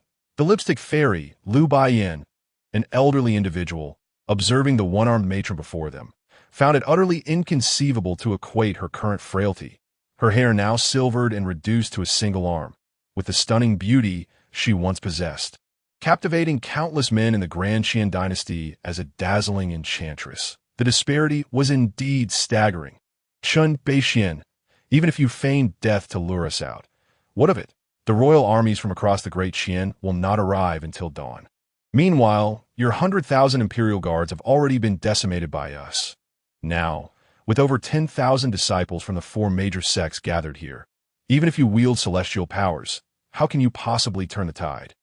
The chief guardian of the Taoist sect regarded Chen Beixian with a grave expression, struggling to fathom what hidden strategies he might still possess if the 100,000 imperial guards had remained unscathed. There might have been some trepidation towards Chen Beixian. However, with their effectiveness now nullified, what further means could he have? Upon hearing this, Chen Chang'an, seated nearby, could not help but smile wryly. These individuals seem to have forgotten that the most formidable force within the capital is not the imperial guards. Within the great Qian palace, Chen Beixian sat regally upon the dragon throne, merely smiling in response to the Taoist guardian's skepticism. The night was drawing to a close. At that moment, a resounding clang echoed from all directions of the Grand Qian imperial city. In the stillness of the night, the sound of gongs rang out with extraordinary clarity. Accompanying the gongs were voices proclaiming, "The heavens are dry. Beware of fire." The crowd turned towards the sound, witnessing a procession of figures clad in standard black attire. Cloaked in short capes, with bronze gongs adorned with intricate runes fastened to their chests, they struck the gongs rhythmically. The night watchmen of the Great Qian. The members of the four major sects felt a tightening in their chests upon seeing their garb. In the Great Qian, what instills the greatest fear is neither the 100,000 imperial guards nor the regional warlords, but the night watchmen. Those who harbor no guilt during the day have nothing to fear from the night watchmen. When confronted by them, it is wise to confess freely and repent sincerely. The appearance of the night watchmen often heralds a tempest of blood and chaos. Furthermore, their methods are ruthless, striking without mercy. They are the sovereigns of the Great Qian who traverse the shadows of the night. The night watchmen are at work. All idle folk hasten to withdraw. Within the imperial city, some bolder souls attempted to peek outside to ascertain the situation, only to be frightened into retreat by the watchman's stern command. Doors were hastily shut, and heads were buried in blankets, daring not to emerge again. The sound of countless footsteps approached the palace from all corners. Moments later, The night watchmen surrounded the members of the four major sects, numbering no less than 10,000, and although their numbers paled in comparison to those of the four sects, each night watchman emanated a profound aura. Their gazes resolute, clearly trained warriors. Guiyuan, the chief guardian of the Taoist sect, regarded the figure of the night watchman before him with a glint of disdain in his eyes. A defeated foe dares to obstruct me. Unperturbed by the Taoist guardian's scorn, Guiyuan replied confidently, "Had it not been for luring you rats out, do you truly believe you could withstand even 3 of my strikes?" His words exuded formidable self-assurance, which darkened the expression of the Taoist guardian, who felt humiliated. 3 strikes. You overestimate yourself. Naturally, the Taoist guardian did not believe Guiyuan to be that formidable. They were all high-level masters of martial arts. How could they possibly be unable to withstand even 3 blows? Esteemed colleagues, there is no room for retreat in today's affair. Why not fight to the death? I believe the will of heaven stands with us. Victory shall ultimately belong to us. The persuasive voice of the Taoist guardian resonated among the crowd. Upon hearing this, thousands of Taoist disciples produced red pills, swallowing them without hesitation. Their auras surged instantaneously. Eyes aflame, they shouted, "Uphold the heavens and the Tao. We shall die for righteousness, eradicating harm for the people. We shall not seek to survive." The momentum was colossal, shaking the heavens and earth. "Kill!" the Taoist guardian bellowed. Leading the charge towards Guiyuan, the Taoist disciples followed suit, rushing towards the night watchman. "Night watchman, heed my command. Exterminate the rebels. Leave not a single one alive." Following this command, Guiyuan too advanced towards the Taoist guardian. In an instant, slaughter erupted between the 2 factions, blades flashing and limbs severed. This moment, no one held back. It was a battle where it was either you or me who would perish. Should anyone show leniency, they would be the ones to lie down. The strength of the Taoist disciples, having consumed the red pills, surged dramatically, allowing them to momentarily withstand the onslaught of the night watchman. "Uphold the Tao! Uphold the heavens!" The Taoist guardian manifested a 7-foot-long sword, wielding it to conjure a colossal sword shadow that loomed behind him. The external incarnation. Witnessing this, all present were envious, in the realm of martial arts. One could gather the spirit of heaven and earth, forming an external incarnation. This incarnation could take any shape desired, contingent upon the practitioner's training. Clearly, the external incarnation of the Taoist guardian took the form of that gigantic sword shadow. "Go!" The Taoist guardian commanded the colossal sword to strike at Guiyuan. With a single slash, it cleaved through the water, severing it in 2. Unbeknownst to Wen, a pitch-black long knife appeared in Guiyuan's grasp. Facing the massive sword shadow of the Taoist guardian, he remained unfazed, executing a casual slash. This seemingly nonchalant stroke, upon closer inspection, revealed the air itself being cleaved in twain, akin to a river being divided into 2 streams. Boom! The clash of blade and sword erupted with a terrifying force. The expression of the Taoist guardian grew grave. Indeed, Guiyuan had concealed his strength during the earlier skirmish. This man seemed but a step away from that next level. Realizing this, the Taoist guardian in mid-air called out to the 3 sect leaders, "Chen Chang'an, Taiping Tao Master, Liu Baiyan, how much longer will you wait?" The Taoist sect had already held back the strongest of the night watchmen. If the other 3 sects could capture Chen Bei Liang and the royal princes, victory would still belong to them. Chen Chang'an and the others exchanged glances, resolutely reading each other's determination. Just as the Taoist guardian had said, there was no retreat left in today's affair. It was either the demise of the great Qian or their own downfall, leading to the great Qian's resurgence. Everything hinged upon this night. The Red Flower Society. "Heed my command. Charge with all your might against the imperial guards. A bounty of 1,000 gold coins for every rebel slain. Whoever kills a royal prince shall be promoted to Hall Master. Should anyone slay Chen Bei Liang, they shall become my deputy lord. I shall share the realm with them." The leader of the Red Flower Society, Chen Chang'an, declared to his followers, "Kill." Upon hearing Chen Chang'an's voice, the members of the Red Flower Society surged forward, madly attacking the royal princes. "Guardian, I shall lend you my strength." Seeing that the members of the Red Flower Society had already plunged into the fray against the royal princes, Chen Chang'an soared towards Ge Yuan, intending to assist the Daoist guardian in eliminating Ge Yuan first. Meanwhile, the Taiping Dao Master and Liu Baiyan issued similar exhortations to their respective followers, joining the carnage. The Taiping Dao Master too leaped towards Ge Yuan, sharing the same intention as Chen Chang'an, to eradicate the greatest threat. Observing the three formidable masters of martial arts before him, Ge Yuan erupted into laughter, his voice tinged with excitement. "Come forth. Today I, Ge Yuan, shall use the three of you to attest to my transcendence into the realm of celestial beings." The commanding voice resonated from Ge Yuan. The next realm beyond the realm of martial arts is that of the celestial beings. Boom! A terrifying aura emanated from Ge Yuan, coalescing behind him into a resplendent purple sun, radiating divine might. Purple sun technique. As the grand protector of the Qingdao sect, Chen Chang'an, and the master of Taiping observed the purple sun behind Ge Yuan, their expressions were filled with astonishment. The Ziyangong, rumored to be a cultivation technique of the immortals, had been housed within the imperial palace of the Dacian for centuries, with no one ever succeeding in mastering it. They never anticipated that Ge Yuan had actually cultivated it. Attack! Without a moment's hesitation, the three from the Qingdao sect launched their assault. They could not allow Ge Yuan to continue gathering strength. Otherwise, even their combined might would not suffice against him. Qingdao, sword technique.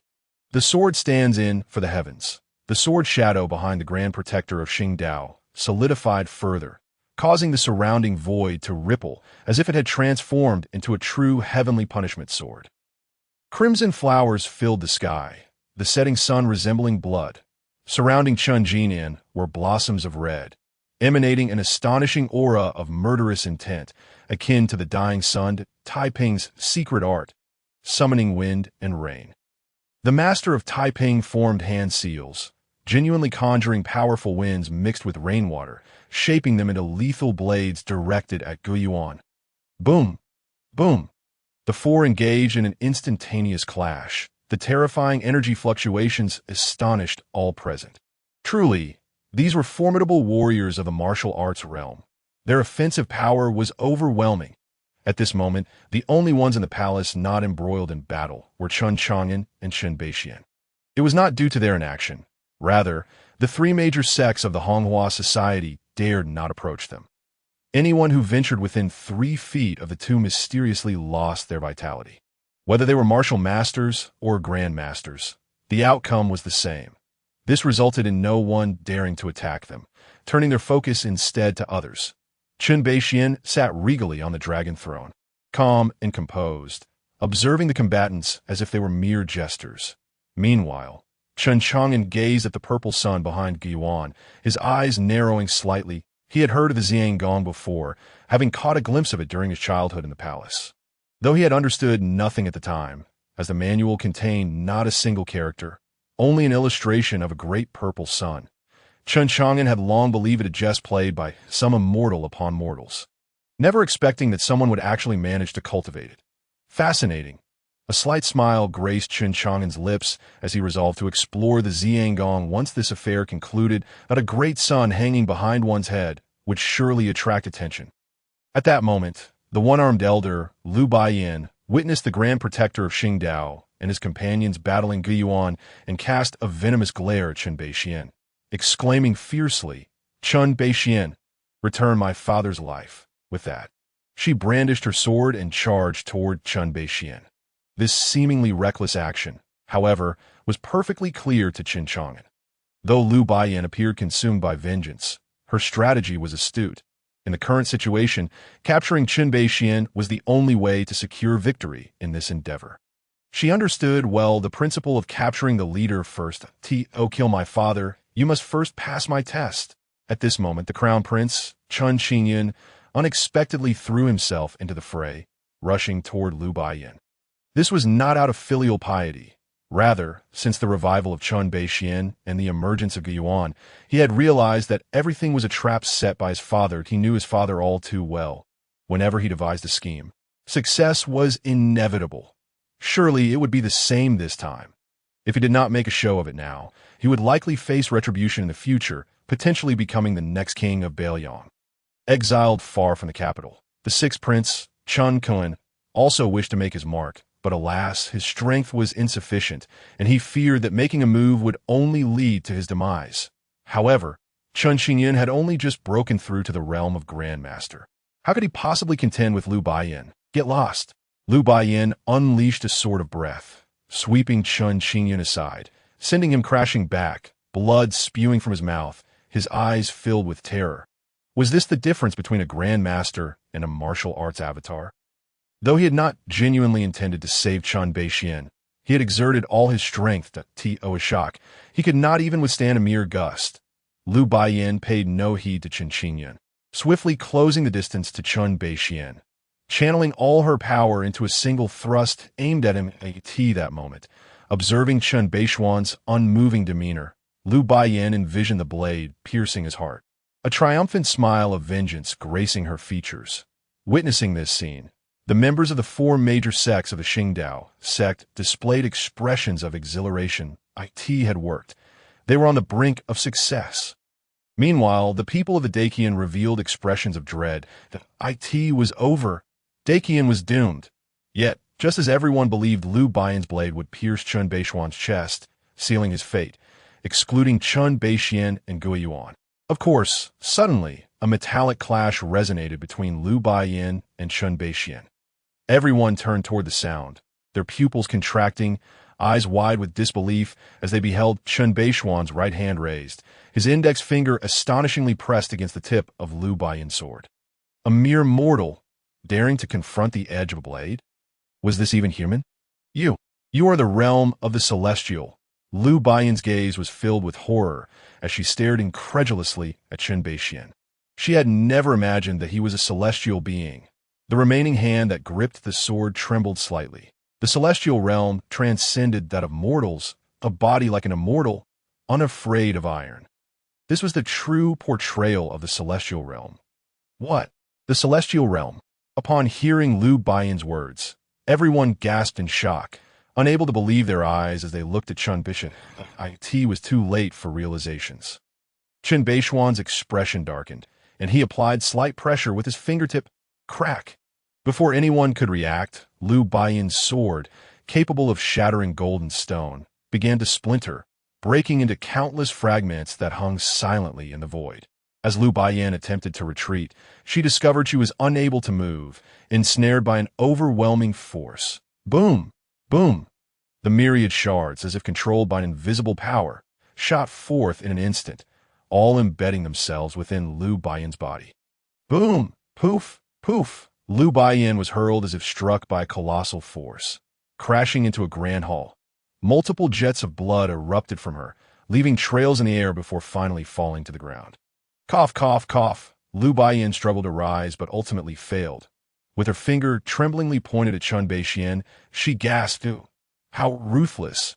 Her words faltered, her eyes widened, and she breathed her last sigh. "I just offered you a chance. You did not seize it." Chen Beixian sighed, seemingly regretful. After speaking, he did not strike again, but turned his gaze toward Chen Chang'an. However, to his disappointment, he found no shock reflected in his son's eyes. This left him feeling somewhat uneasy. He could not shake the sensation that this son had begun to exceed his control. Yet, considering the impossibility of that notion, he dismissed it. With his current cultivation of the celestial realm, he was well aware of the difficulties in breaking through to that level. This child, having begun his cultivation in the womb, was at most a martial arts avatar. To transcend to the celestial realm required fortuitous circumstances. With this thought, he assumed Chen Chang'an was merely feigning composure before him, and thus he chose to pay him no further mind, though a hint of admiration lingered in his heart. What a clever lad. Even in the presence of a celestial being, he could maintain his facade. Chen Beixian then turned his attention back to the four battling Qian. To easily dispatch a martial arts avatar was undoubtedly the work of a celestial. At that moment, everyone felt as if a great weight pressed upon their hearts, rendering them breathless. The celestial realm. This was beyond the realm of mortals. Chen Chang'an and Chen Chang'an's faces paled, their eyes flickering wildly. Their father was actually a celestial being. They were truly audacious, imagining they could usurp the throne. They were treating the celestial realm with such disdain. Meanwhile, the Grand Protector of the Qingdao sect, Chen Chang'an, and the Lord of Taiping felt a sudden jolt in their hearts as they observed the fierce battle unfolding in the sky. Their expressions shifted dramatically, and their eyelids twitched uncontrollably. The Grand Protector finally comprehended the reason behind the short sword coated with a non-toxic powder. It had been thrust into Chen Beixian's body, yet he remained unscathed at long last. The answer was revealed. Chen Beixian had transcended to the celestial realm. In the celestial realm, one embodies the essence of a celestial being, impervious to mortal iron and myriad poisons, evolving to a level of existence that could summon life from death and flesh from bones. Previously, he had never considered this possibility, as there had been no celestial realm experts within the 9 Qian domain's 9 great empires. The only celestial realm expert he had encountered was the elusive leader of the Qingdao sect, whose appearances were fewer than 5 since the sect's inception. All actions were relayed through messages. It was that very leader who informed him that the 9 Qian domain could not possibly give birth to a celestial realm being. He had previously inquired why the celestial realm could not emerge in the 9 Qian domain, to which the mysterious leader had cast a solemn gaze toward the heavens, offering no further explanation. This led the Grand Protector to speculate that it might be related to the very fabric of the 9 Qian domain itself. History had indeed validated that the leader's words were accurate. For over a millennium, no celestial realm being had emerged in the 9 Qian domain. However, the perplexing question remained: how had Chen Beixian managed to break through to the celestial realm? In truth, Chen Beixian's audacity to orchestrate such a grand scheme stemmed from his own breakthrough to the celestial realm. Otherwise, with tenfold courage, he would not have dared to devise such a monumental plan. A single misstep could plunge the Qian Empire into an abyss of irretrievable despair. The Resistance's ability to persist for so many years was due to the intricacy of their connections. Now that he had ascended to the celestial realm, capturing these traitors in one fell swoop would cause their convoluted forces to waver like reeds in the wind, once again aligning themselves with the Qian Empire. At that time, he could gradually deal with them. Nevertheless, he was equally in the dark regarding the reasons behind his breakthrough to the celestial realm. Approximately a month ago, while he was in deep meditation, he suddenly sensed a stirring within his bloodline, as if a certain inheritance within it had awakened. That terrifying surge propelled him past the shackles of the celestial realm that had tormented him for countless years. He transcended the boundaries of humanity, entering the realm of celestial beings, free to roam the heavens and the earth. This referred specifically to the martial Tao celestial. Subsequently, he scoured ancient texts but found no clear explanation, ultimately attributing it to the awakening of his ancestral bloodline. But he could not help but marvel at how the Chan clan of Qian was indeed fated by heaven, favored by the divine. Boom! Boom! Above the palace, the battle among the 4 from Guiyuan raged on with extraordinary intensity. They radiated like 4 resplendent suns, casting blinding light in the deep of night. The Grand Protector of the Qingdao sect, shifting his gaze, forcefully endured a brutal strike from Guiyuan, propelling himself from the battlefield. Observing Chen Chang'an and the Lord of Taiping, who were still grappling desperately, he shouted, "Fellow Taoists, bind him! I shall unleash the forbidden technique of the Qingdao sect, the immortal's guidance. Only by subduing Guiyuan can we hope to escape our predicament today." Upon hearing the Grand Protector's words, Chen Chang'an and the Lord of Taiping exchanged glances, their faces lighting up with joy. As fellow insurgents, they had naturally sought to uncover the secrets of the Qingdao sect. The mysteries surrounding the Qingdao sect far surpassed those of their 3 major factions, particularly that elusive leader who possessed numerous formidable secret techniques, which had repeatedly salvaged the future of the Qingdao sect in critical moments. Very well. Grand Protector, please proceed with your incantation. We shall exert ourselves to the fullest, Chen Chang'an exclaimed, unleashing his full cultivation to withstand Guiyuan's assault. However, before he could finish his sentence, intending to urge the Grand Protector to act swiftly, he witnessed the Grand Protector transform into a shooting star, racing beyond the walls of the Qian imperial city. A thunderous roar erupted from his mouth. Grand Protector of the Qingdao sect, "You scoundrel!" Even the Lord of Taiping could not suppress a remark steeped in Taoist dialect. "Unfathomable is your deception, even daring to fool a Taoist." Alas, no amount of shouting could salvage their current plight. Chen Chang'an gazed at the departing Grand Protector, a faint smile adorning his face. "You wish to leave? Is it that simple?" This grand scheme had far more contingencies in place. Chen Chang'an sensed a faint, peculiar aura in the air, one that elicited a feeling of revulsion within him. This was a suspicion flickered in his mind, though he kept it to himself. Nonetheless, he understood that the hidden puppeteer was finally set to reveal themselves. Simultaneously, the battle above the palace took a turn for the worse for the three already at a disadvantage. Following the departure of the Grand Protector, Chen Chang'an and the Lord of Taiping found themselves in an even more dire situation. In stark contrast, Guiyuan grew increasingly formidable, his aura swelling with power, subtly hinting at a sense of unity between heaven and man, a sure sign of having breached the celestial realm. In that moment, the dread within Chen Chang'an and the Lord of Taiping deepened. Celestial being, the terror in their hearts rendered their strikes increasingly disordered. Seizing the opportunity, Guiyuan bellowed. The purple sun pierces the day, illuminating the east. Boom! An immense force erupted from Guiyuan, striking like lightning, sending both Chen Chang'an and the Lord of Taiping hurtling through the air. They crashed to the ground, shattering a palace, their breaths erratic and their faces pallid as they gazed in horror at Guiyuan above. They beheld the surrounding spiritual energy of heaven and earth converging upon Guiyuan. In that instant, his aura surged to new heights, surpassing the pinnacle of the martial Tao's law manifestation. Splendid! Our Qian Empire shall soon gain another unparalleled powerhouse in the celestial realm. Heaven bless the Qian! Chen Beishuan's laughter echoed triumphantly. Yet, Chen Chang'an knew that his joy was premature. While others could not see it, he clearly perceived an invisible shackle upon Guiyuan, binding him to the bridge connecting him with heaven and earth. As long as this shackle remained, Guiyuan would be unable to step into the celestial realm.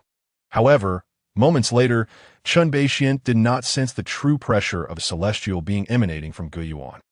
It seemed merely the culmination of the martial Tao's law manifestation. Chen Beishuan's expression darkened. He recalled the ancient legends of the Nine Xian domain. The celestial realm is impenetrable, and breaking through invites divine retribution. The doubts that had once plagued his mind resurfaced. How had he himself managed to break through to the celestial realm? At that moment, Guiyuan in the sky appeared to sense something amiss within himself. No matter how he absorbed the spiritual energy of heaven and earth, he could not shatter the shackles of the celestial realm. Moreover, he vaguely felt that if he failed to break these shackles today, not only would he be unable to advance in the future, but he might also lose his current cultivation. Was it truly as the rumor suggested? The celestial realm cannot be breached by human effort? Guiyuan, you wish to use us to break through to the celestial realm. Such delusions. Chen Chang'an observed Guiyuan's predicament and seemed to piece together the truth, taunting him from below. After all, unless unforeseen circumstances arose today, they would not escape. Death was their only refuge. Knowing they could not flee, they felt a twisted sense of satisfaction witnessing the fall of an extraordinary powerhouse from the Qian Empire before their demise.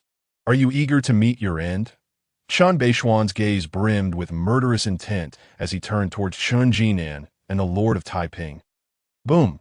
The oppressive force of the celestial realm surged forth like a mighty ocean, bearing down upon the two already grievously injured. They coughed up blood at that moment, their bodies sinking into the hard earth. In this instant, they truly experienced the terror of the celestial realm. One thought like the heavens. So fearsome indeed. The leader of the Taiping Tao cast a mournful glance at Chen Chang'an, as if to convey, if you wish to perish, do not drag me down with you. Little did he know that at this moment, a wicked smile crept upon Chen Chang'an's lips, that he had intentionally insulted Guiyuan, for he had sensed the arrival of a presence that stirred his very blood. This instant, the battle within the imperial palace had reached its conclusion. The death of the one-armed elder Liu Baiyan of the Jing Shi society, the escape of the Grand Protector of the Taoist sect, and the defeats of Chen Chang'an and the leader of the Taiping Tao left the members of the four major sects devoid of hope. They began to flee in disarray. The rout was as swift as an avalanche, and no one could salvage the situation. Those unable to escape were left with no choice but to kneel and surrender, each one captured like dumplings by the sentinels of Qian. Meanwhile, the fleeing individuals found themselves pursued by other sentinels. At this moment, the gazes of the remaining individuals in the palace were fixated upon Guiyuan. They yearned to witness whether this day would mark a miraculous event, or if Guiyuan would instead recount the bloody truths that spoke of the unbreakable legends of the 9 Qian domain that had persisted for a millennium. A mixture of anticipation and trepidation filled their hearts. Under the collective scrutiny, Guiyuan sensed an unusual change within himself. Just as he was about to concede defeat, visions flooded his mind, scenes from his arduous journey of martial cultivation. In his youth, Guiyuan had endured 3 years of torment in the biting wind and snow, his hands and feet frostbitten, yet he refused to yield. In adulthood, he persevered for a decade, day in and day out, all for the sake of reaching the pinnacle of martial prowess.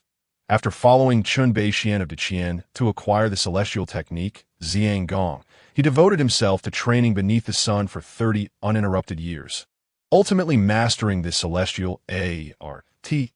As these vivid memories surged forth, an extraordinary will erupted from within Guiyuan. He gazed skyward, his expression imbued with a newfound resolve. The trials of wind and frost cannot tarnish my indomitable spirit. What fear does a warrior hold against the heavens? The snow-laden plum blossoms do not bow their heads. Even alone, I shall shatter the primordial chaos.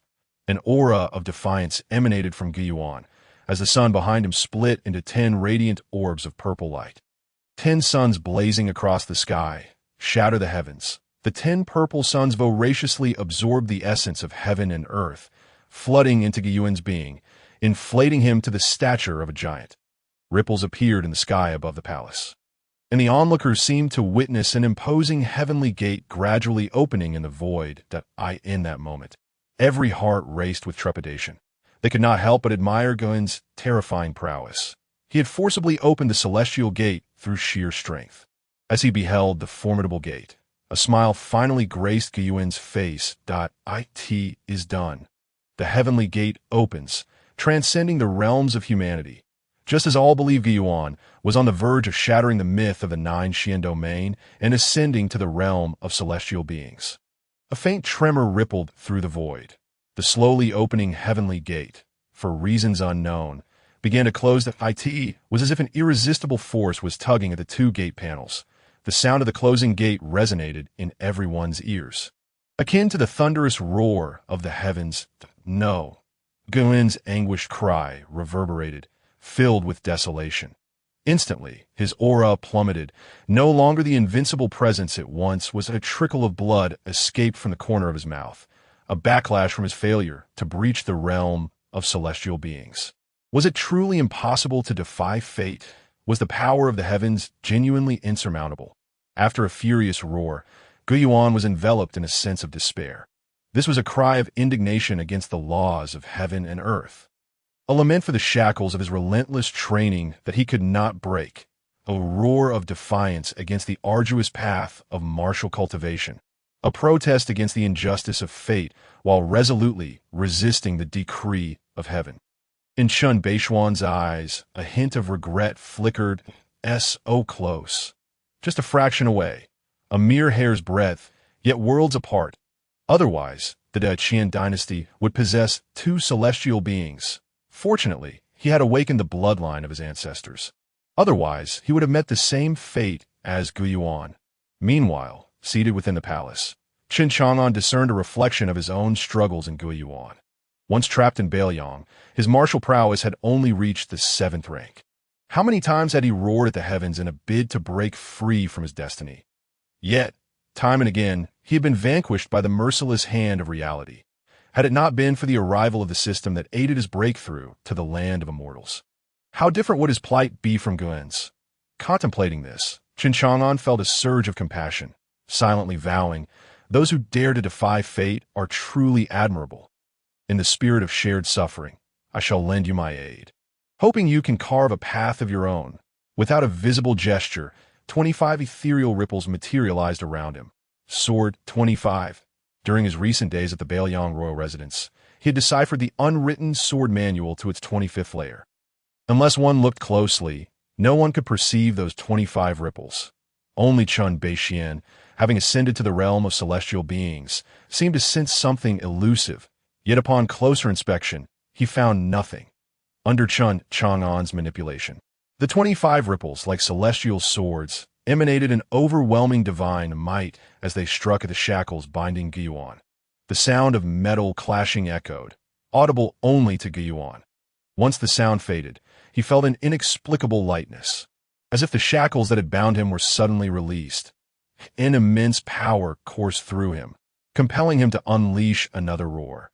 Even if the might of heaven cannot be defied, today I, Guiyuan, shall walk against the tide. Boom! Guiyuan's spirit surged anew, fiercely assaulting the heavenly gate. This time, the gate opened once more without hesitation, and Guiyuan stepped forward without a moment's pause. The sight left all present in utter astonishment. They were bewildered as to how Guiyuan, who had just failed to ascend to the celestial realm, had suddenly succeeded. What could this mean? However, this was not the time for such ponderings. They were witnessing a miracle today. At last, someone had shattered their shackles and transcended the realm of celestial beings. Although Chen Chang'an had previously displayed celestial prowess, the crowd had not witnessed it firsthand and could not discern its authenticity. Yet Guiyuan's breakthrough was undeniable, signaling hope for their future ascensions. Especially for Chen Chang'an, his eyes burned with fervor. With his talents, it was certain that he would claim his place among the celestial beings of the Qian in the days to come.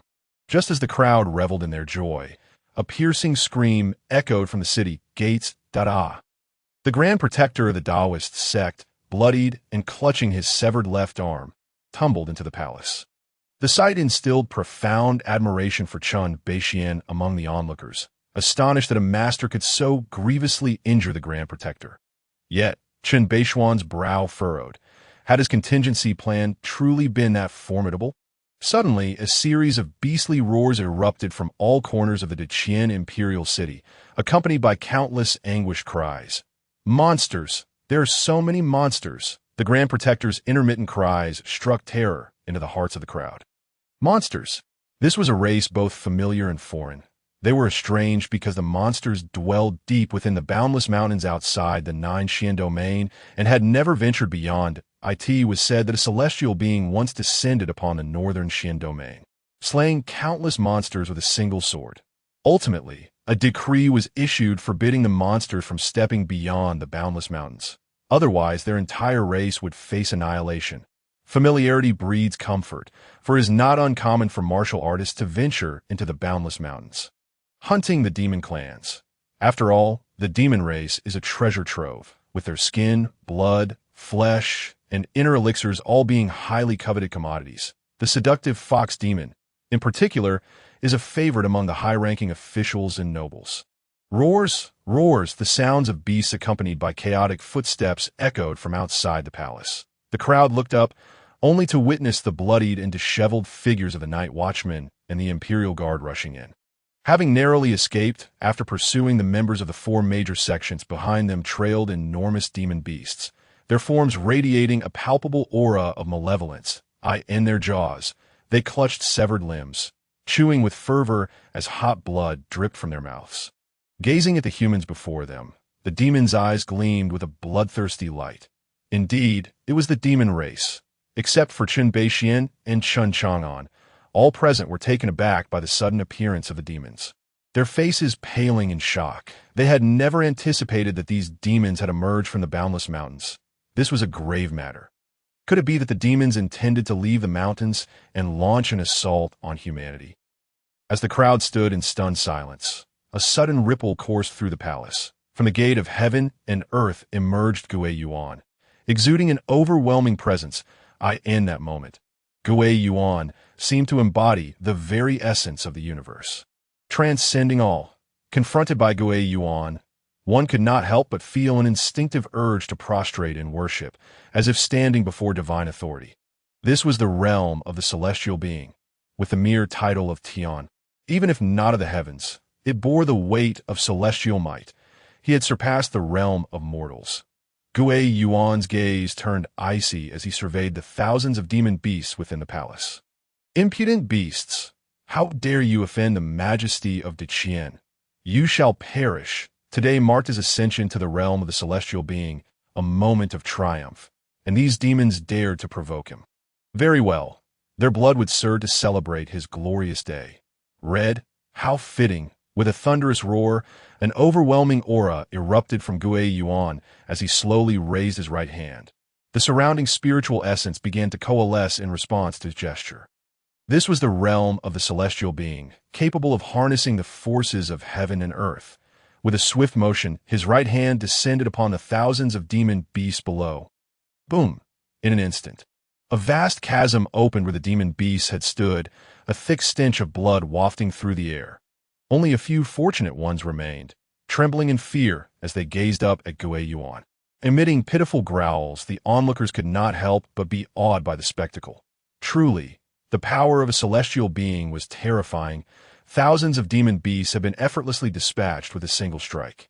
Did they still wish to challenge the Qian? It was as if they were inviting death. Just as everyone believed the crisis had been averted, a thunderous roar erupted from beyond the royal city. Impudent! You mere ants, having just broken into the realm of celestial beings, dare to slaughter my subjects? Boom! As the words fell, a dark figure swiftly approached from the city gates, appearing before the palace in the blink of an eye. Without pausing, it unleashed a palm strike aimed at Gui Yuan. Sensing the dense aura of malevolence emanating from the figure, Gui Yuan's expression shifted dramatically. He hastily summoned all his strength to withstand the terrifying blow. Boom! At the moment of impact, Gui Yuan felt an overwhelming force surge into his body, sending him plummeting to the ground like a kite with its strings severed. Thud! In that instant, Gui Yuan experienced the same sensation that Chen Chang'an and the Lord of Taiping had felt before. Crashing into the ruins below, his face flushed, he could not suppress a mouthful of blood that erupted forth. Meanwhile, upon seeing the newcomer, Chen Chang'an, half buried in the floor, leaped up and hurriedly scurried to kneel before the imposing figure. I, Chen Chang'an, pay my respects to the gluttonous demon king. My lord, you have finally arrived. Please vanquish them. Your subjects and their kin have all been slaughtered. Fools! The gluttonous demon king glared down at the kneeling Chen Chang'an, his expression darkening. The demon king. The crowd within the palace displayed expressions of sheer terror as they gazed upon the figure hovering in the air, resembling a malevolent spirit. This was the demon king. It was known that demon kings were equivalent to the celestial beings among humanity. Moreover, demons faced greater challenges in their cultivation, rendering them even more formidable than their human counterparts of the same realm. Whoosh! Chen Beishuan's figure soared into the air, rising to the same height as the gluttonous demon king. Gluttonous demon king, do your kin intend to defy the celestial decree of your and step beyond the boundless mountains? Are you not afraid of the celestial retribution? If you withdraw now, I shall treat this as though nothing has transpired, faced with the terrifying demon king who had just sent Gui Yuan flying. Chen Beishuan's expression was grave as he sought to deter the gluttonous demon king with the name of the celestial. What do you think you are? How dare you threaten this king with celestial authority? Celestial being of the initial stage? Merely a slightly larger ant. Begone! The gluttonous demon king moved like lightning, reaching Chen Beishuan before he could react. Chen Beishuan could only hurriedly respond, Qian Yuan Gong.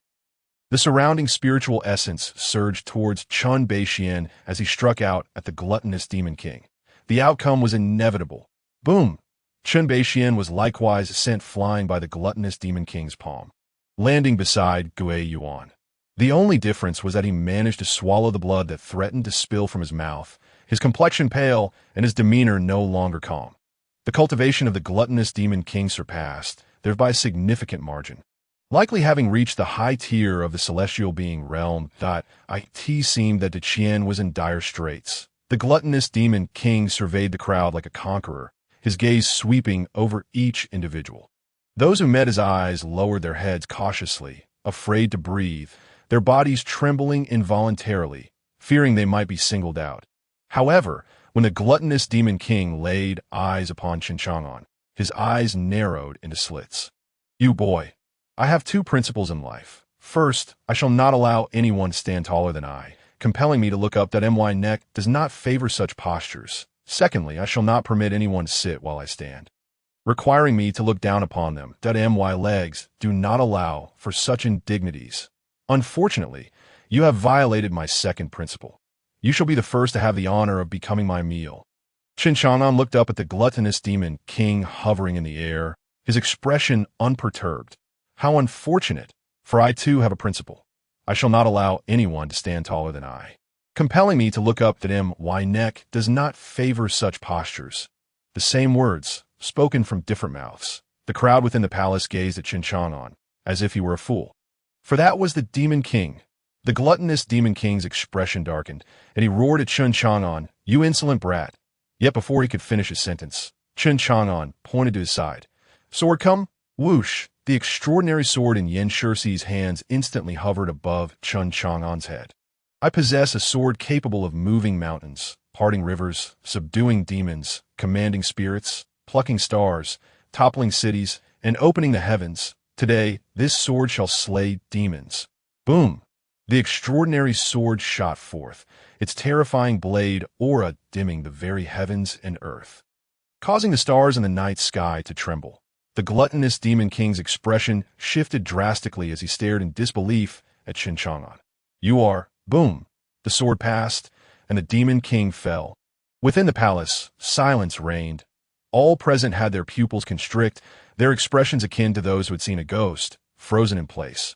Their mouths hung open, capable of accommodating 5 sausages with ease. Suddenly, someone began to move their lips slowly, murmuring, "That sword just now seemed quite beautiful." Indeed, it appeared quite beautiful. Beautiful. They seemed to have no words other than this to mask their astonishment. Boom! After the gluttonous demon king perished, his massive form descended from the sky, splattering hot blood across numerous onlookers. His copper-ringed eyes, filled with disbelief and boundless terror, opened and closed as if voicing his unwillingness. They had been on the brink of success, compelling the Qian Dynasty to submit. How could it suddenly end with a single sword strike?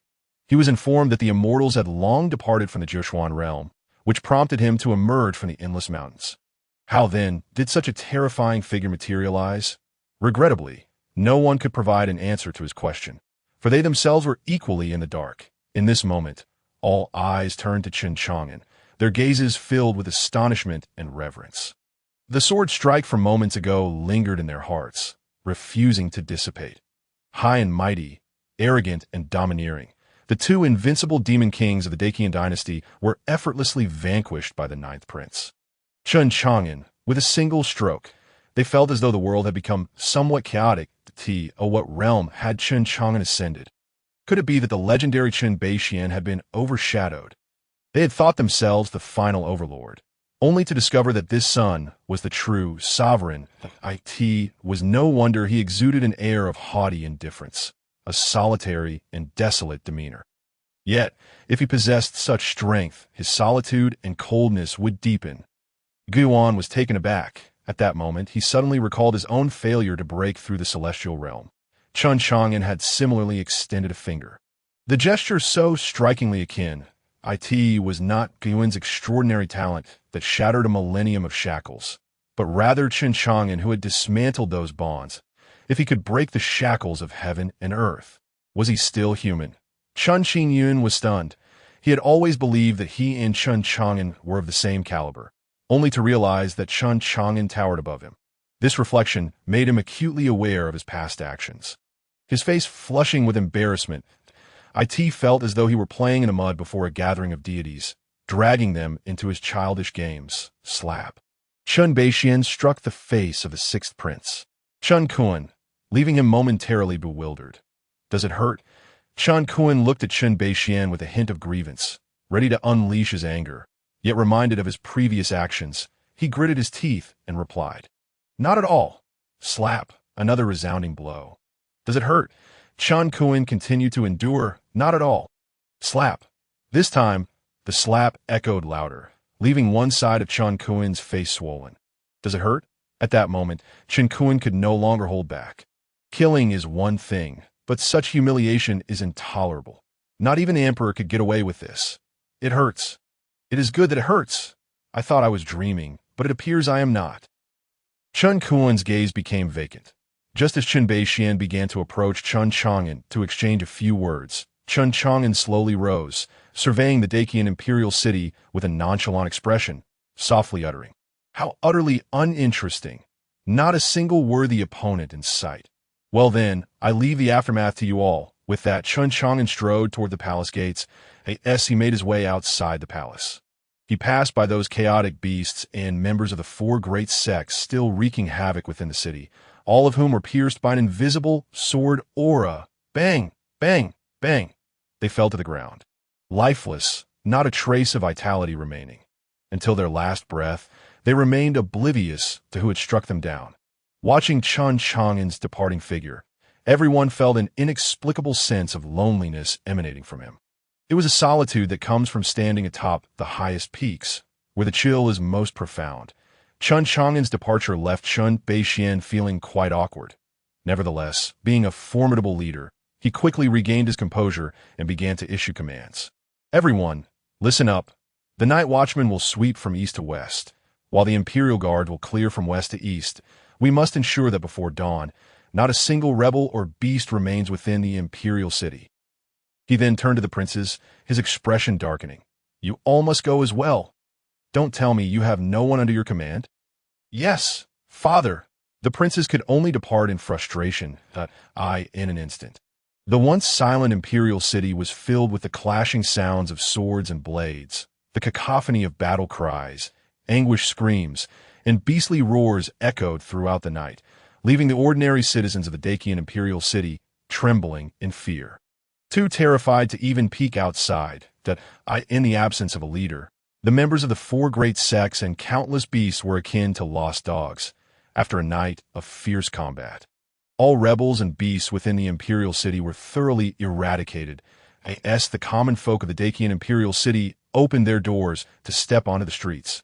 They were greeted by the faint scent of blood lingering in the air and the sight of collapsed buildings. In the morning, when the first rays of sunlight illuminated Chen Chang'an's extraordinarily handsome visage, Chen Tiangang arrived outside his room. Your Highness, someone from the palace has come. The Emperor requests your presence at the court assembly. The mere act of requesting underscored Chen Chang'an's esteemed position within Dacian. Chen Chang'an opened the door and regarded the palace eunuch with contemplation, calmly instructing, prepare the carriage. Upon his arrival at the familiar grand hall of the palace, he found only a scant few dozen officials present, a stark contrast to the usual assembly, which had been he understood that those who conspired with the four great sects had been purged. It seemed the night watchmen were exceptionally efficient, having cleaned house overnight. Truly, they were deserving of their reputation. Chen Chang'an's entrance rendered the once bustling hall utterly silent. All eyes turned to him, filled with reverence. This was the unparalleled being who had slain a demon king with a single stroke. Even Chen Beixian, seated upon the throne, rose to his feet, smiling at Chen Chang'an. The ninth prince has arrived. Take a seat. Two young eunuchs moved a dragon throne to the forefront. Chen Chang'an accepted the gesture without hesitation, taking his seat. Subsequently, Chen Beixian requested the night watchman to recount the events of the previous night. Following this battle, the vast majority of the malignant forces within the Qian Dynasty had been eradicated. Only the remnants of the four great sects remained scattered across the lands, but they no longer posed a significant threat. Complete eradication was merely a matter of time. Once all reports were concluded, Chen Beixian cast a glance at Chen Chang'an, rising to address the assembly. Today, I announce an important decree. I have been feeling unwell of late and find myself unable to manage the affairs of the dynasty. Therefore, I have decided to pass the throne to my ninth son, Chen Chang'an. At this proclamation, every person in the hall exhibited expressions of disbelief. The princes, in particular, turned as pale as death. Although they had known since last night that Chen Chang'an's unmatched strength had severed their ties to the throne. Hearing it spoken aloud made it difficult to accept. Ninth son, what say you? Ignoring the astonished crowd, Chen Beixian turned his gaze to Chen Chang'an. Chen Chang'an slowly rose, observing the myriad expressions around him, and replied plainly, worldly matters are no longer of concern to me. Upon finishing his words, Chen Chang'an's figure had already vanished beyond the grand hall. As everyone looked again, he had made his way outside the palace. Only his distant voice echoed back, whether to come or go, to gain or lose, therein lies the essence of life. Worldly matters, unrelated to me, such a nonchalant and commanding declaration, the exalted throne, so easily dismissed. One must ask, how many can resist the allure of such supreme power? Are men not born to wield authority over the realm and indulge in the embrace of beauty? Yet, there are those who forfeit such opportunities. In that moment, within the grand hall, all were overwhelmingly astonished. The gazes directed at Chen Chang'an were devoid of jealousy, resentment, or any other emotions. All that remained was boundless reverence, a sentiment of mortals towards the divine. At that moment, Chen Chang'an stood in their minds as a god. The thoughts of those present spontaneously converged on a singular idea. One should aspire to be like Chen Chang'an. Simultaneously, everyone within the grand hall was lost in their own reflections. Chen Beixian chuckled awkwardly, realizing he had underestimated this it seemed that from the moment he returned to the capital, his ambitions lay beyond the Qian Dynasty. In the balance of choices, therein lies life. This phrase served as a reminder to them all. Life must possess the wisdom of choice. However, he is also capable of comprehending that a colossal dragon, like Chen Chang'an, cannot be confined, not only by the Qian, but even by the 9 Qian domain. It is simply too small. One day, when the spring thunder rumbles, it will stir the clouds up to the 9th heaven. Such a phrase involuntarily surfaced in Chen Beixian's mind. Gui Yuan, on the other hand, gazed solemnly in the direction of Chen Chang'an's departure and offered slight bow. He said nothing, yet it seemed as though he had conveyed everything. Chen Beixian cast a profound glance at Gui Yuan. Although they were master and servant, they were more akin to brothers. Having shared decades of camaraderie, their hearts were already in sync. Gui Yuan's bow hinted at a realization for him, and the fear in his eyes deepened. Indeed, is a celestial being. After all, since he had known Gui Yuan, he had never witnessed him show such deference to anyone.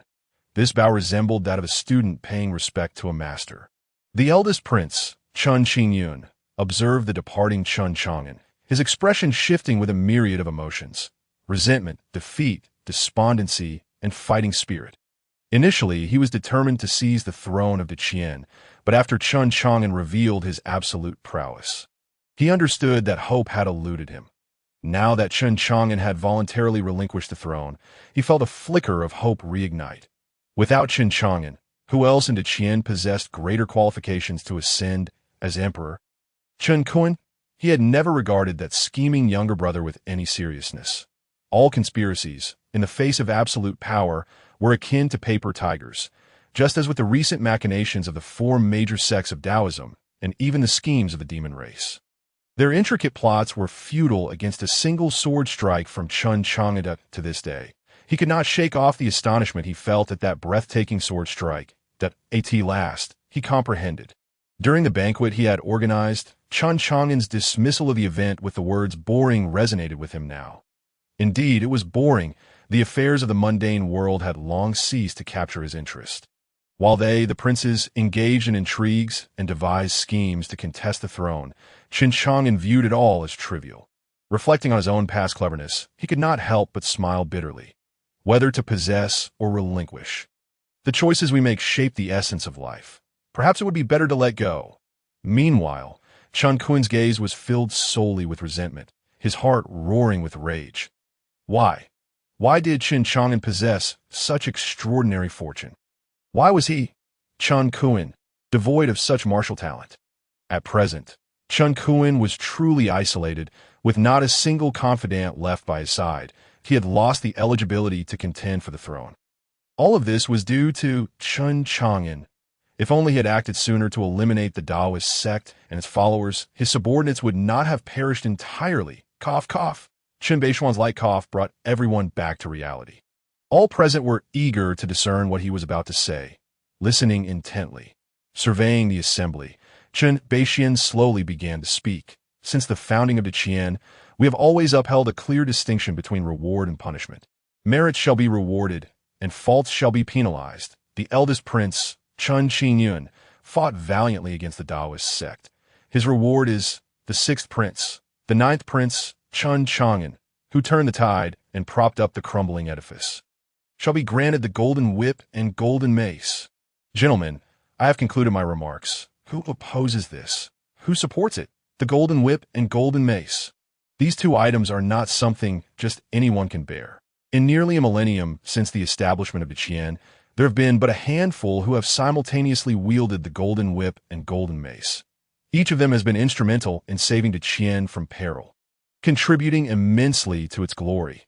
Chen Baishuan's words, though initially met with astonishment, quickly prompted a reaction among the crowd that we shall faithfully adhere to the emperor's decree.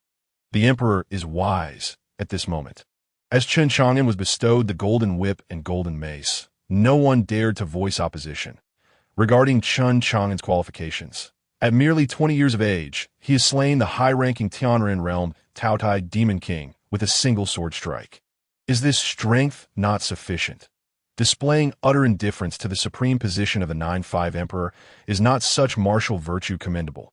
Observing the attitude of the court's officials, Chen Baixian felt a surge of satisfaction and proclaimed with clarity, "Since no one harbors dissent, this court meeting is adjourned, dismissed." With a sharp cry from the eunuch beside Chen Baixian, this extraordinary court session for the Qian came to a close. Simultaneously, the decree conferring the golden whip and golden mace upon Chen Chang'an arrived at the northern Liang prince's residence in the capital. Following closely behind the imperial order were officials of various ranks from the capital, all there to congratulate Chen Chang'an. Yet, Chen Chang'an chose to ignore them, offering them nothing but a cold shoulder. At this moment, he sat quietly within a pavilion, engrossed in an ancient tome, a cup of tea in hand, resembling a Confucian scholar. "Your Highness, you have been awarded the golden whip and golden mace. Why do you appear so unenthused?" Chen Tiangang inquired, curiosity etched on his face. "Why should I be joyful?" Chen Chang'an did not even lift his eyelids, countering the question. "Those are the golden whip and golden mace of the Qian.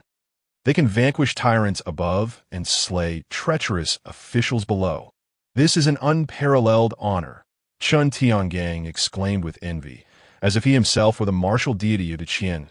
"An unparalleled honor. Do I require it?" Chen Chang'an's tone was even more placid. He is level. Does he need others to bestow accolades upon him? He alone could be a nation. They all perceived Chen Chang'an as formidable, unaware that beyond the heavens, there are beings even more powerful. Should a day arrive when someone stronger than Chen Chang'an appears, what use would the golden whip and golden mace serve? This was precisely why he felt no joy.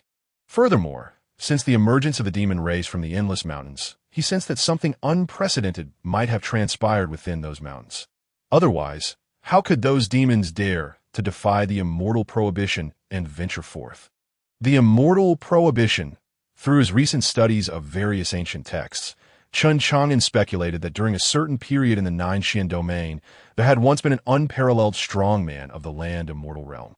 This individual had single-handedly suppressed the demons of the endless mountains, compelling them to sign a prohibition against exiting. It was now evident that some force capable of resisting the land immortal had arisen among the demons, emboldening them to breach the prohibition and step out of the endless mountains.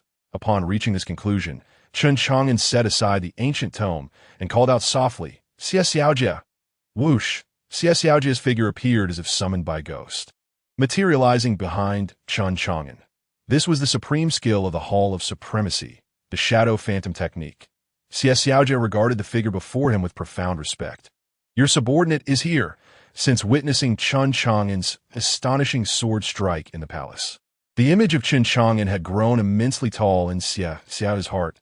Chen Chang'an was no longer merely his master, but the pinnacle of the sword path he aspired to reach in his lifetime. Inform Qian Heng and Yi Zhu to send someone into the endless mountains. I wish to know what significant events have transpired there in the past 6 months.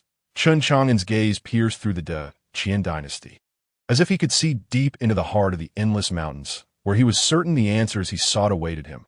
"Yes, I shall report to the Home Master immediately." Xie Xiaojie had now become the messenger between Chen Chang'an and Qian Heng and Yi Zhu. Chen Chang'an was intentionally nurturing Xie Xiaojie, recognizing him as a remarkable talent in the sword path. Just as Xie Xiaojie turned to leave, Chen Chang'an's calm voice resonated in his ears. A swordsman must remain unyielding. If you wish to progress further along the path of the sword, do not regard anyone else as the pinnacle you pursue. You yourself are the pinnacle. The moment Xie Xiaojie appeared, Chen Chang'an felt the fervent admiration reflected in his gaze without needing to turn around. A swordsman must remain unyielding, and one must be their own pinnacle. Thank you for your guidance, Your Highness. Your subordinate shall remember it well. Xie Xiaojie promptly turned around and respectfully bowed to in that instant. The brilliance in his eyes intensified, reflecting an even deeper reverence for Chen Chang'an. However, at that moment, his gaze no longer regarded Chen Chang'an as an insurmountable peak. Instead, it bore a hint of eager challenge. Chen Chang'an nodded slightly and waved his hand gently. Whoosh! The unparalleled sword in Yin Shixi's hand fell before Xie Xiaojie. This exceptional sword is bestowed upon you.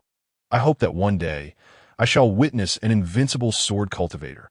Xie Xiaojie, whose blade shines coldly across the 9 Xian realm, known to all under heaven. Xie Xiaojie was momentarily taken aback, not expecting Chen Chang'an to grant him the extraordinary sword. Your Highness, I shall forever be grateful for your kindness. This time, Xie Xiaojie did not refer to himself as a subordinate, but instead used his childhood name, signifying that Chen Chang'an was not merely his master, but also a mentor and father figure. Upon finishing his words, Xie Xiaojie left, clutching the exceptional sword that trembled slightly in his grasp. Clearly, the sword was reluctant to part from Chen Chang'an, yet as it was Chen Chang'an's sword, it could not defy his command. Meanwhile, Yin Shixi watched Xie Xiaojie take away the extraordinary sword, his expression contorted with displeasure. That sword, it belongs to me, he seemed to lament.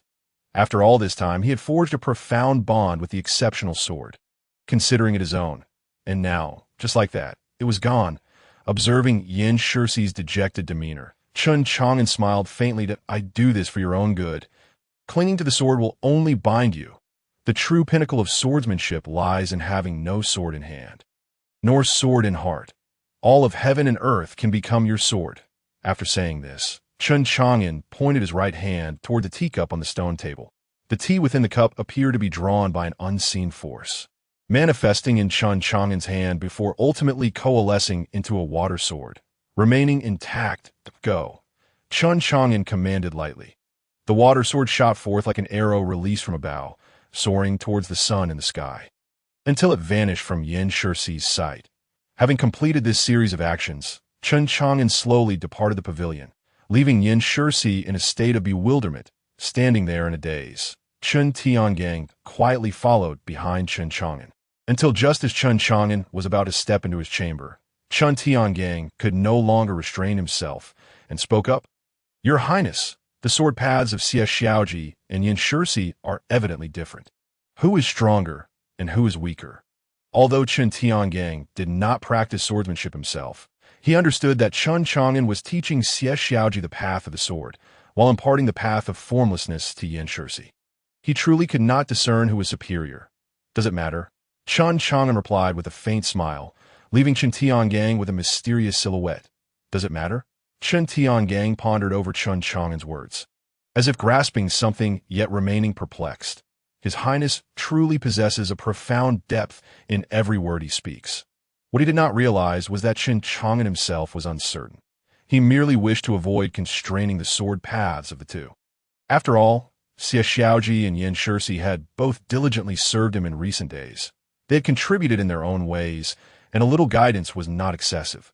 However, as Chen Tiangang's superior, he could not admit his own ignorance. Otherwise, it would reflect poorly on his capabilities as a leader. Thus, he allowed others to speculate. As a leader, one must not speak too plainly that it was akin to the relationship between a spear and a shield, who could definitively say which was sharper or sturdier. Just as Chen Chang'an stepped into his room, the mechanical voice of the system echoed in his mind. Ding! Check-in location updated. Please check in at the Ancient Time Mountain Range. Ancient Time Mountain Range. Chen Chang'an murmured, his mind beginning to recall information about it. The Ancient Time Mountain Range, perpetually shrouded in mist, is an exceedingly mysterious mountain range amidst endless hills. It is said that ancient giants often roam within. No martial artists or beasts that have ventured there have ever returned. As for the existence of these ancient giants, none have ever laid eyes upon them. Xiao Tian, bring me all the books regarding the ancient Time mountain range. Chen Chang'an's calm voice resonated from within the room. Yes, Chen Tiangang began his daily task of moving books. Just as he made his way to the study, a remarkable surge of sword intent emanated from the pavilion of the northern Liang prince's residence, accompanied by Yin Shurxi's hearty laughter. I've understood. I grasped it. Thank you, Your Highness, for your guidance. In that moment, Yin Shurxi resembled a child, leaping about joyfully within the pavilion, utterly elated. This is the path of the sword. I have finally discovered my own sword path. Hearing Yin Shurxi's laughter, Chen Chang'an smiled faintly. That's so. It seems this prince's words were not unfounded. Perhaps the sword path is indeed like this. If Yin Shurxi were to hear Chen Chang'an's words, the sword heart he had just formed might very well shatter. In the following days, Chen Chang'an immersed himself in research regarding the ancient Time mountain range. Since the officials had been turned away from his presence, none had attempted to visit again. It was rumored that anyone wishing to meet the god of war of northern Liang must withstand a strike from him and survive. Surviving a single blow from the god of war of northern Liang, it was nearly more difficult than meeting the god of war himself. Consequently, no one dared to disturb the god of war any longer. Chen Chang'an, upon hearing this, remained unconcerned. The absence of interruptions suited his intentions perfectly. As for who spread the rumors and their motives, he felt no need to know. The great Qian imperial palace. After several days of clearing, all members of the four great sects had been completely eradicated. Chun Beixian was now brimming with confidence, with internal troubles resolved in the presence of Chen Chang'an. An unparalleled powerhouse, he had begun to sharpen his blades, setting his sights on the other 8 imperial dynasties, selecting his targets. The great Qian Dynasty would once again witness the glory of the founding and revitalizing emperors under his leadership. Chun Beixian would surely be immortalized in the annals of the great Qian Dynasty, hailed as the continuing emperor. Lost in such thoughts, a smile almost stretched from the corners of Chun Beixian's mouth to his brow. Prepare the carriage. We shall head to the northern Liang prince's residence. Yes, Your Majesty. The grand eunuch Chao Zhongxian bowed respectfully. Simultaneously, as Chun Beixian made his way to seek out Chen Chang'an at the residence of the northern Liang god of war, Qianheng Yizhu, the master of the Supreme Hall, arrived before Chen Chang'an. Gazing upon the familiar figure, Qianheng Yizhu expressed his respect. I bow before Your Highness. This bow was devoid of pretense. It was entirely sincere. The battle with the divine elephant sect had extinguished the flames of his ambition, while the sword pavilion sword discussion had thoroughly cooled in the battle at the great Qian imperial palace. Qianheng Yizhu personally eliminated dozens of top assassins from the Supreme Hall, individuals who had once urged him to betray Chen Chang'an. It could be said that Qianheng Yizhu now harbored no ulterior motives in his heart. Chen Chang'an was unaware of these developments, nor did he need to concern himself with them. After all, without the Supreme Hall, he could always establish another great hall, such as the Great Emperor Hall or the Divine Punishment Hall, merely swapping out the hall master. Rise, Chen Chang'an said, observing the travel-worn Qianheng Yizhu, whose clothing bore traces of dew. He had not wasted the years of his cultivation. What news do you bring regarding the matter I tasked you with? Your Highness, I dispatched 360 assassins from the Supreme Hall to infiltrate the Endless Mountains and the nearby towns. They have compiled a report detailing the events that transpired in the Endless Mountains over the past 6 months for Your Highness's review. Qianheng Yizhu replied, presenting a scroll of secret strategies. The others did not witness Chen Chang'an's actions, yet the scroll had already appeared in his hand. He had summoned it from afar. Such a display only serves to heighten the awe surrounding Chen Chang'an's formidable prowess. Should he unleash it in combat, it could indeed inflict harm from afar. Ignoring the astonishment of those around him, Chen Chang'an slowly perused the secret tome in his hands in the year 9527 of the 9 mystical calendar. In the boundless mountains, a beastly roar erupted from the Chilean mountain range, followed by the eruption of dozens of volcanoes. claiming the lives of countless beasts. By mid-April of the same year, it was suspected that a giant had touched the 100 broken mountains within the endless mountains. As boulders were sent flying, striking down colossal birds in May of that year. In June 9527, a dark cloud surged within the ancient Taishan Mountains, causing numerous creatures to instantly turn to bones, while the trees withered away. In July 9527, nothing of note occurred. In August 9527, again, nothing significant transpired. In September 9527, the gluttonous demon king emerged from the endless mountains, accompanied by a multitude of demonic beasts. Closing the secret tome, Chen Chang'an had gleaned the answers he sought. It appeared that indeed, something extraordinary had transpired in the endless mountains, whether in the Chilean mountain range or the ancient Taishan mountains, or perhaps both. However, according to the system's hints regarding the designated location, it was highly probable that it was the ancient Taishan mountains. Yet he remained utterly oblivious to the nature of the ominous darkness engulfing those mountains that it seemed that he would have to venture there personally to eradicate the lurking dangers posed by the demon race. Otherwise, should the demon race emerge from the endless mountains in their entirety, the 9 mystical domain would face catastrophic doom. Although Chen Chang'an was not a sage, as a member of the human race, he could not bear to witness the slaughter of his kin by the demons. Perhaps only in such moments could he truly feel the pulse of humanity within him. Ever since his cultivation had transcended to the realm of terrestrial immortals, he often experienced the unsettling illusion that he was no longer human. This brought to mind a phrase from his past life, frequently misunderstood by many. Heaven and earth are unfeeling, treating all beings as mere fodder. The sage is unfeeling, regarding the populace as mere fodder. Chen Chang'an was a human, not the cold, unfeeling heaven and earth or the sage, as Chen Chang'an pondered. Chen Tiangang quietly approached him and whispered, "Your Highness, His Majesty seeks an audience." The notion that a sovereign would request an audience with a prince would astonish any outsider.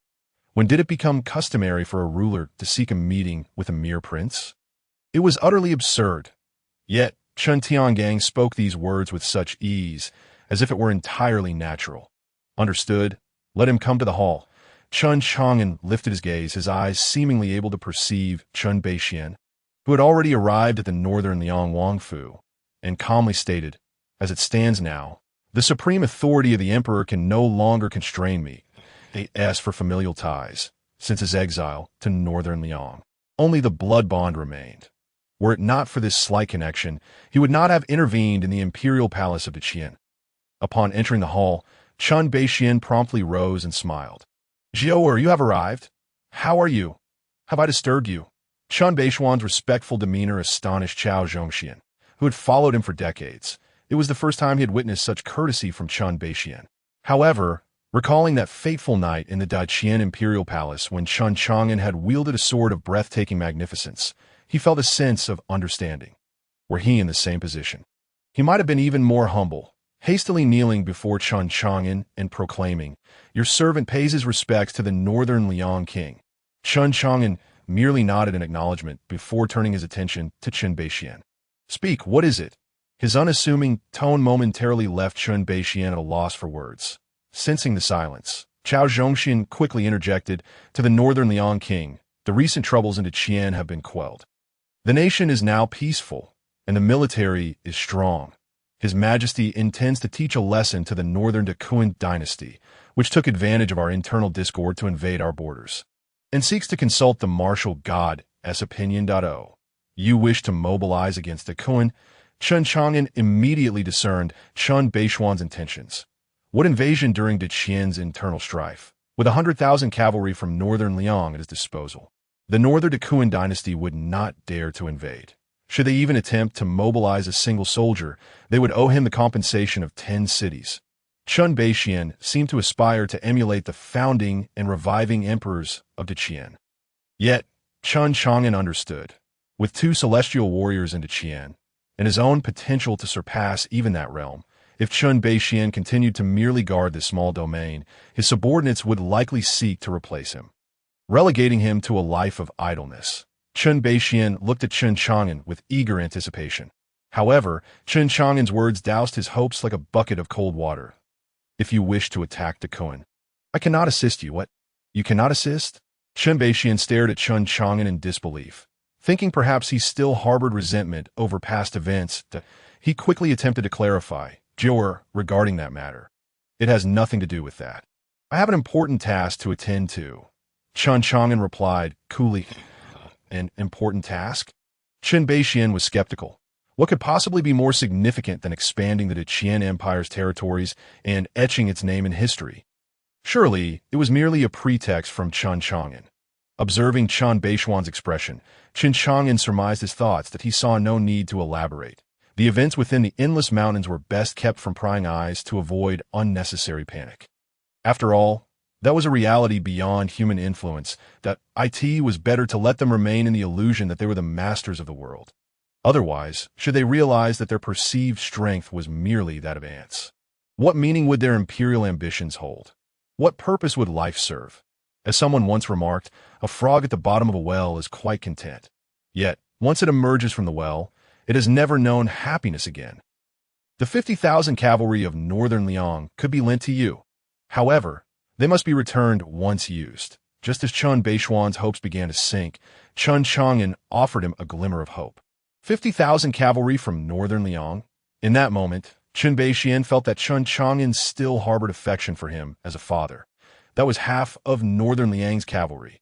The northern Liang cavalry was unmatched in their domain. 6 men on horseback, invincible. Chen Beixian had long coveted the northern Liang cavalry, yet they only heeded Chen Chang'an's commands. Any attempts to infiltrate them resulted in inexplicable deaths, or worse, defection, ultimately becoming part of the northern Liang cavalry. This only intensified the trepidation surrounding them, especially the 1,000 iron floating tower cavalry, a veritable nightmare for enemies on the battlefield. Where the iron floating tower passed, silence reigned. Chen Beixian discreetly glanced at Chen Chang'an behind Chen Chang'an. Just as he was about to speak, Chen Chang'an's calm voice interrupted, Xiao Tian, do not entertain such thoughts. He has his own mission. Chen Beixian felt as though he had no secrets before Chen Chang'an, as if standing naked before him. Afterward, the two discussed the logistics of transferring the northern Liang cavalry before Chen Beixian took his leave. Watching Chen Beixian's departing figure, a complex expression flickered in Chen Chang'an's eyes. Once you forsook me, and now I render you unreachable. Your Highness, are you truly prepared to relinquish 50,000 northern Liang cavalry? Chen Chang'an questioned, his face filled with reluctance. Those were the invincible cavalry they had painstakingly forged over a decade. For this cavalry, only he knew how much effort Chen Chang'an had invested. However, he had recently found himself perplexed. Why would his master, possessing unparalleled strength, still strive to cultivate the invincible northern Liang cavalry? No matter how he thought it over, he could not grasp the reasoning. Yet he was certain of one thing. Whatever decision Chen Chang'an made was undoubtedly correct. What do you think? Chen Chang'an gazed at Chen Chang'an, a faint smile gracing his lips. Before Chen Chang'an could utter a word, he continued, this is the task I have assigned to you. I may be leaving for a period, and the North Liang will be entrusted to you. What? Your Highness, you are leaving. Are you not taking Xiao Tian with you? Chen Chang'an was taken aback by Chen Chang'an's words that no. This time, I will take no one, Chen Chang'an replied, his demeanor turning somewhat grave. This journey to the endless mountains is fraught with peril. If I were to venture alone, I would be fine, but bringing others along poses a risk I cannot guarantee. You will return to North Liang with Yin Shursi. During my absence, you will oversee matters in my stead. Additionally, convey a message to the brothers of the North Liang Iron Cavalry. They may charge in a battle and accept rewards, but at this point, Chen Chang'an's tone grew serious. They must not sell their lives. They must never forget their surname. The iron rules of the North Liang Iron Cavalry must not be violated. Understood. Upon hearing the iron rules of the North Liang, Chen Chang'an offered a crisp military salute.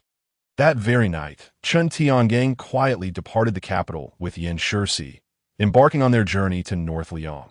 The following day, Chen Chang'an cast a glance at the North Liang royal residence, and with a flash of his form, he vanished without alerting anyone.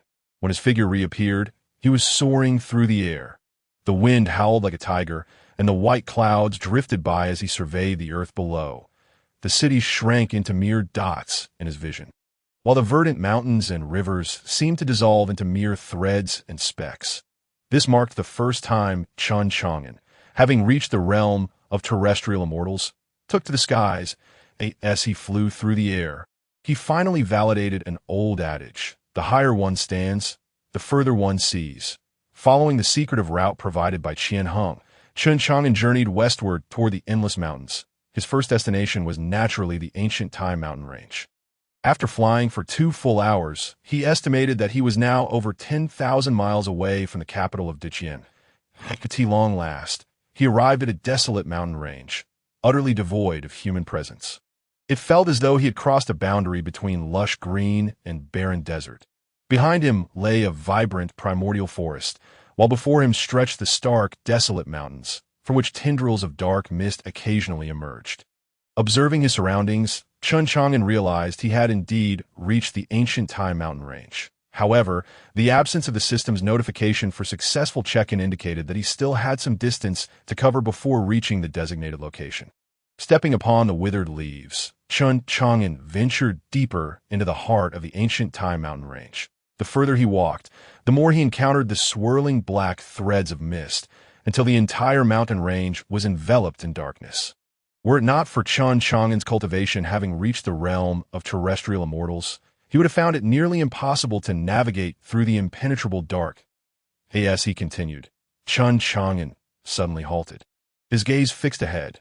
Though he saw nothing, his powerful spiritual sense discerned the presence of someone watching him from the front. What a vigilant junior! A voice, ethereal and elusive, echoed from all directions. Thud! Thud! In the stillness of the ancient Tai mountain range. The sound of footsteps resonated. Were it not for Chen Chang'an's extraordinary bravery, he might have fled at the sound. When the individual approached him, Chen Chang'an could not help but furrow his brow. This person appeared as youthful as himself, yet the weariness in his eyes spoke of extraordinary experience. Qingdao sect. Upon observing the individual before him, Chen Chang'an sensed an aura reminiscent of the grand protector of the Qingdao sect.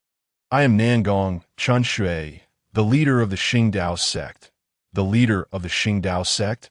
Nangong Chen Shui. Chen Chang'an regarded the person before him with calmness, utterly surprised to encounter the leader of the Qingdao sect in this place. It was well known that the sect's downfall was intricately linked to him. It seemed fate had conspired to bring them together in this narrow path of destiny. However, glancing at the surrounding environment, Chen Chang'an suddenly comprehended why no one had seen the leader of the Qingdao sect within the Dacian Empire. It turned out this individual had concealed himself deep within the endless mountains. Such a perilous location ensured that anyone below the celestial realm would meet their demise, thus explaining the absence of sightings of Nangong Chen Shui. At this moment, it appeared that Nangong Chen Shui was awaiting him. Chen Chang'an could not help but marvel at the terrifying influence of the Qingdao sect. Even amidst the Dacian Empire's sweeping purges, remnants of their power still existed, capable of relaying information from within the imperial city. The depths of the Qingdao sect were indeed unfathomable. Nangong Chen Shui scrutinized Chen Chang'an closely before softly inquiring, "Would you care to hear a story?" "I am not interested." Chen Chang'an had no desire to listen to Nangong Chen Shui's ramblings. He had yet to complete his check-in. Yet, seemingly undeterred by Chen Chang'an's disinterest, Nangong Chen Shui continued speaking. Far beyond the realms of Zhoushuan, there exists an ancient and powerful family known as the Nangong clan. This lineage boasts an abundance of formidable warriors, and even a mere branch of it could easily sweep through the 9 great empires of Zhoushuan. 300 years ago, a boy was born within this family. Gifted with the supreme bone, yet he was the product of a maidservant. Due to his lowly birth, the clan members extracted his supreme bone and transplanted it into the current heir. Subsequently, they cast him into the wilderness, leaving him to fend for himself. However, fortune favored the boy, who not only survived but also inherited the legacy of the demon lord. In just 30 years, he cultivated extraordinary demonic powers and eliminated those who had wronged him. Yet, this provoked the ire of the clan's powerful members. Despite possessing the demon lord's legacy, he could not contend with their might and was grievously wounded, fleeing to the remote Zhoushuan domain. After over a century of cultivation, He finally recovered from his injuries at this juncture. Nangong Chunshui paused momentarily, as if recollecting something, and with a look of regret, he remarked, "Oh, by the way, someone like you, hailing from a remote area of Jiushuan, may not be familiar with the concept of supreme bone. Let me enlighten you. Supreme bone is a rare gift, an innate supremacy. It offers the potential to become a transcendent existence within the Xianwu continent." Chen Chang'an regarded Nangong Chunshui with composure. The boy in the story he recounted was undoubtedly himself, and the revelation that Nangong Chunshui hailed from that ancient family was unexpected. Furthermore, Chen Chang'an discerned several unfamiliar terms from his speech. Ancient family, Xianwu continent, supreme bone. It appeared that this continent was indeed called the Qianwu continent, and that the ancient family was a formidable force surpassing even the imperial dynasties. Chen Chang'an silently mused, contemplating the implications of being born with innate supremacy. Though he could not fully grasp its meaning, the world beyond was far more enchanting than he had ever imagined. Resolute in his decision, Chen Chang'an resolved to conclude matters here and venture out into the world. Nangong Chunshui seemed taken aback by Chen Chang'an's tranquility. Observing the calm demeanor of Chen Chang'an, he continued, "Young man, the outside world speaks of your breakthrough to a realm beyond the celestial. Surely, you orchestrated this ostentation yourself, did you not? In the Jiushuan domain, there are limitations, not to mention the celestial realm. Even the terrestrial realm is challenging to surpass. Young man, I now extend to you an opportunity to become the new grand protector of the Xingdao sect. I guarantee your safety. Otherwise, I would not hesitate to demonstrate the might of my 300 years of cultivation. In this Jiushuan domain, I am the embodiment of heaven." As his words fell, a terrifying aura erupted from Nangong Chunshui, causing the surrounding stones to churn and disintegrate into dust in an instant. An endless torrent of demonic energy surged from him, mirroring the black mist that enveloped the ancient Tai mountain range. The pinnacle of the celestial realm. Chen Chang'an felt a twinge of astonishment at Nangong Chunshui's formidable cultivation, yet it was merely a fleeting surprise. Such strength was indeed sufficient to sweep through the Jiushuan domain. In that moment, he finally comprehended that the ominous black mist enveloping the entire ancient Taishan mountain was conjured by Nangong Chunshui. The previously unleashed terrifying black energy must have been the manifestation of Nangong Chunshui's fully restored cultivation. Unmasked and exposed, gazing at Nangong Chunshui, who resembled a demonic deity amidst the swirling malevolence, Chen Chang'an maintained a serene demeanor and spoke nonchalantly. "Oh, is that so? I am indeed eager to witness your 300 years of prowess." Nangong Chunshui, taken aback by Chen Chang'an's unwavering composure beneath his own peak celestial realm aura, retorted coldly, "Good lad, you've brought this upon yourself. Don't blame me when you descend into the underworld." With that, Nangong Chunshui's right fist clenched, and boundless black energy coalesced upon it. "Can you withstand this punch, infused with 300 years of power?" In a contest of strength, observing Nangong Chunshui's posture, Chen Chang'an nearly succumbed to laughter. During this period of cultivating the divine elephant suppression technique, he had awakened 1,000 giant elephant cellular particles within himself. That it is known that each awakened particle grants an additional 10,000 pounds of immense strength. Now, Chen Chang'an's physical power had reached a terrifying 1 million pounds. What does 1 million pounds signify? If Chen Chang'an unleashed his full might in a single punch, the ancient Taishan mountain before him would crumble under the force. As Nangong Chunshui's fist came crashing toward him, Chen Chang'an simply mirrored the action, his own fist gently swinging outwards. In that instant, the 1,000 awakened giant elephant particles bestowed their colossal strength upon him. And as he struck, the very fabric of space seemed to warp, and a massive blast of air and energy erupted forth. Sensing this overwhelming force, Nangong Chunshui's expression shifted dramatically, and he attempted to withdraw. But it was too late. Boom! A deafening roar echoed, accompanied by the sounds of shattering bones and anguished cries. Nangong Chunshui was hurled away like a cannonball, his entire arm shattered. With a resounding crash, he was sent crashing into a mountain peak. Cough, cough. Nangong Chunxue emerged covered in dirt, his right arm in ruins, his gaze filled with horror. The sheer might was beyond comprehension. How could it be so terrifying? Not even among the direct descendants of the Nangong family was there anyone with such overwhelming physical power. Was this person not human, but rather the spawn of an ancient ferocious beast? However, this notion was swiftly dismissed. Would the offspring of an ancient beast reside in such desolate lands? Chen Chang'an remained composed, observing Nangong Chunxue, whose expression in his eyes seemed to mock him. It was as if to say, "Peak celestial realm, not even worthy of my punch. Young man, do not presume that physical strength alone will enable you to conquer me. A martial artist relies on more than just their physique." Clearly, Nangong Chunxue regarded Chen Chang'an as merely a practitioner focused on physical prowess. Celestial Demon 9 Swords. Nangong Chunxue unexpectedly produced a pitch-black divine sword. Exuding a sinister aura, he unleashed 9 streaks of dark sword light, tearing through the air, causing a powerful shockwave that sent debris flying. Is physical strength all I possess?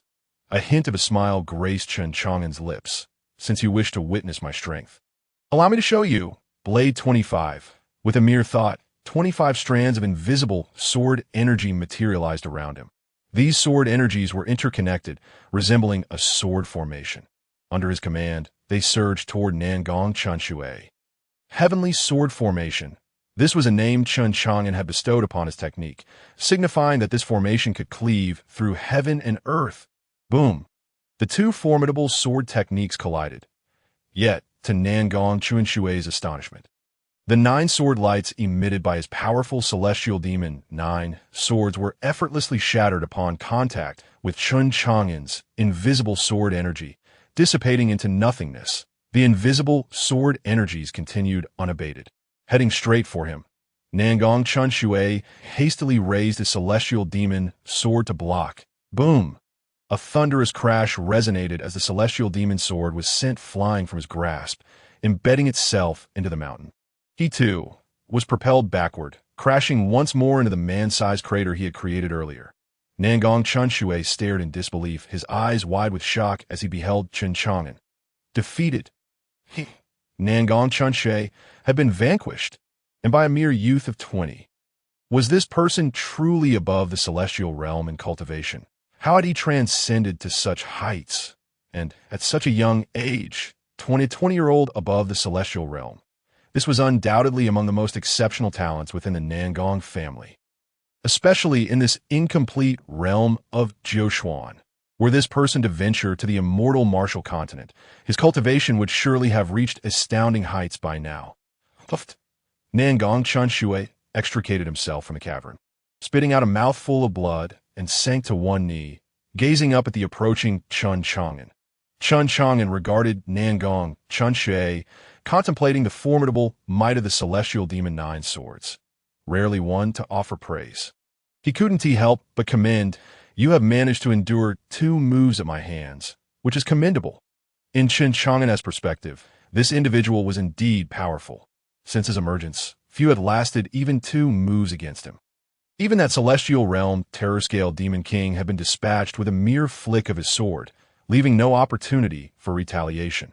However, to Nangong Chunxue, those words were less a compliment and more a profound insult. Who was Nangong Chunxue? Born of the Nangong family. Even if a branch descendant, he bore the bloodline of the Nangong clan, with a natural supreme bone. Even if the supreme bone had been extracted, remnants still remained. Otherwise, he could not have attained the peak of the celestial realm solely through the inheritance of the demon monarch. Moreover, he had founded the path of cultivation sect single-handedly, instilling fear in the Dacian Empire. Such a figure was deemed worthy of pride, merely for enduring 2 moves. A warrior may be slain, but not humiliated, as memories of past humiliations and the suffering endured in pursuit of the demon monarch's legacy flooded his mind. Nangong Chunxue's expression grew increasingly ferocious. "I will not be defeated. I will not be defeated." A malevolent aura emanated from his eyes. Chen Chang'an halted, quietly observing the contorted visage of Nangong Chunxue, contemplating. Nangong Chunxue's childhood experiences have warped his psyche. He finds it exceedingly difficult to accept defeat. Once he falters, he may never rise again. In his mind, everyone has wronged him. The world owes him a debt. Indeed, everything unfolded as Chen Chang'an had surmised. Suddenly, Nangong Chunshui exhibited a look of relief, raising his hands toward the heavens, proclaiming loudly, "Great demon god, please accept your sacrifice. Aid your faithful in vanquishing the heretic before us." A mysterious power erupted from Nangong Chunshui, coalescing into his being. Chen Chang'an sensed as if a portal had opened within him, faintly revealing a repugnant aura. Roar, a primal, beast-like roar emanated from within Nangong Chen Chang'an's astonishment. A pitch-black silhouette emerged from his body. As the shadow broke free, Nangong Chunshui rapidly withered, resembling a desiccated corpse centuries old, vitality slowly fading. His hollow eyes reflected a sense of liberation. He had borne too much hatred throughout his life, forever on the path of vengeance. Now he could finally let go. Thus, the path of cultivation sect could be deemed truly extinguished. Yet a far more terrifying demon god emerged. Demon god, gazing at the shadow before him. Cloaked in an inky darkness, one could faintly discern the outline of a humanoid creature, adorned with a pair of horns and covered in scales, reminiscent of a fierce beast. Was this a demon? Perhaps it should be referred to as a magical beast, Chen Chang'an mused softly to himself. Despite the overwhelming aura emanating from this creature, far surpassing that of Nangong Chunshui, Chen Chang'an felt no trace of fear. On the contrary, a flicker of delight danced across his features. In his eyes, the world was becoming increasingly intriguing. With the recent onslaught of the demon race against the Qian Empire, now it seemed that the demon kind had emerged from the endless mountains. Could there be divine beings, or other races yet to appear? Chen Chang'an's life was anything but monotonous. Roar! The demon before Chen Chang'an let out a furious bellow, a wave of sanguine aura washing over him. Disjointed words tumbled from its lips, as if it struggled with the language of the human realm. Blood food? Chen Chang'an's expression darkened. It dared to consider him as a meal. Preposterous. Qian 25. Chen Chang'an summoned the power of the chaotic sword body, channeling its strength into the wordless sword manual. Whoosh, whoosh, whoosh. Countless strands of sword energy materialized around him, causing the surrounding void to tremble. He could see that moment. Qian 25 was exponentially more potent than when he faced Nangong Chunshui. Go! An intricate net of invisible sword energy enveloped the demon before him. Roar! The enraged roar erupted from the demon. It seemed taken aback that a mere human dared to strike against it. Swinging its massive arms, it frantically batted at the intangible sword energies. Clang, clang, clang. The metallic sounds reverberated as sparks flew in all directions, each spark creating a deep crater upon impact with the ground. Such formidable defense! The demon managed to withstand Chen Chang'an's assault with nothing but its bare hands. This compelled Chen Chang'an to marvel at the demon's extraordinary resilience, and a fiery glint ignited in his eyes. If only his 100,000 Bei Liang Iron Riders possessed such armor, they would surely be invincible across the realm. If Qian 25 could not vanquish you, then let us see how Qian 27 fares. Chen Chang'an regarded the demon with a nonchalant demeanor. Since the battle in the imperial palace, he had diligently perused ancient texts in the Bei Liang martial god mansion, yet his cultivation had not waned. As the power of the divine elephant-suppressing prison technique awakened 1,000 particles of colossal elephants, he had also advanced the wordless sword manual to Qian 27 that he believed that, with his current pace of cultivation, he could achieve the pinnacle of the wordless sword manual, Qian 36, within a year. Yet he surmised that Qian 36 might not represent the ultimate completion. At his present level, he could only perceive Qian 36. Buzz, buzz! Chen Chang'an fully activated the chaotic sword body, intertwining countless strands of sword energy around him. Bolstered by the chaotic sword body, these energies became even more menacing, infused with a faint aura that suggested nothing could withstand them. Go! Chen Chang'an uttered with a gentle exhalation. An unfathomable number of chaotic sword energies organized themselves in a specific pattern and surged toward the demon. Roar! The demon sensed a looming threat and bellowed in fury. An endless stream of demonic energy erupted from its form, coiling around it like a dark armor. Boom! This time, the demon had overestimated its own strength and underestimated Chen Chang'an. As the chaotic sword energies clashed with the demonic aura, they shattered it effortlessly, their momentum unbroken as they continued toward the demon. Roar! A flicker of terror finally crossed the demon's eyes. It attempted desperately to block the relentless sword energies, yet this time it had miscalculated. Wherever the sword energies passed, everything was cleaved into fragments.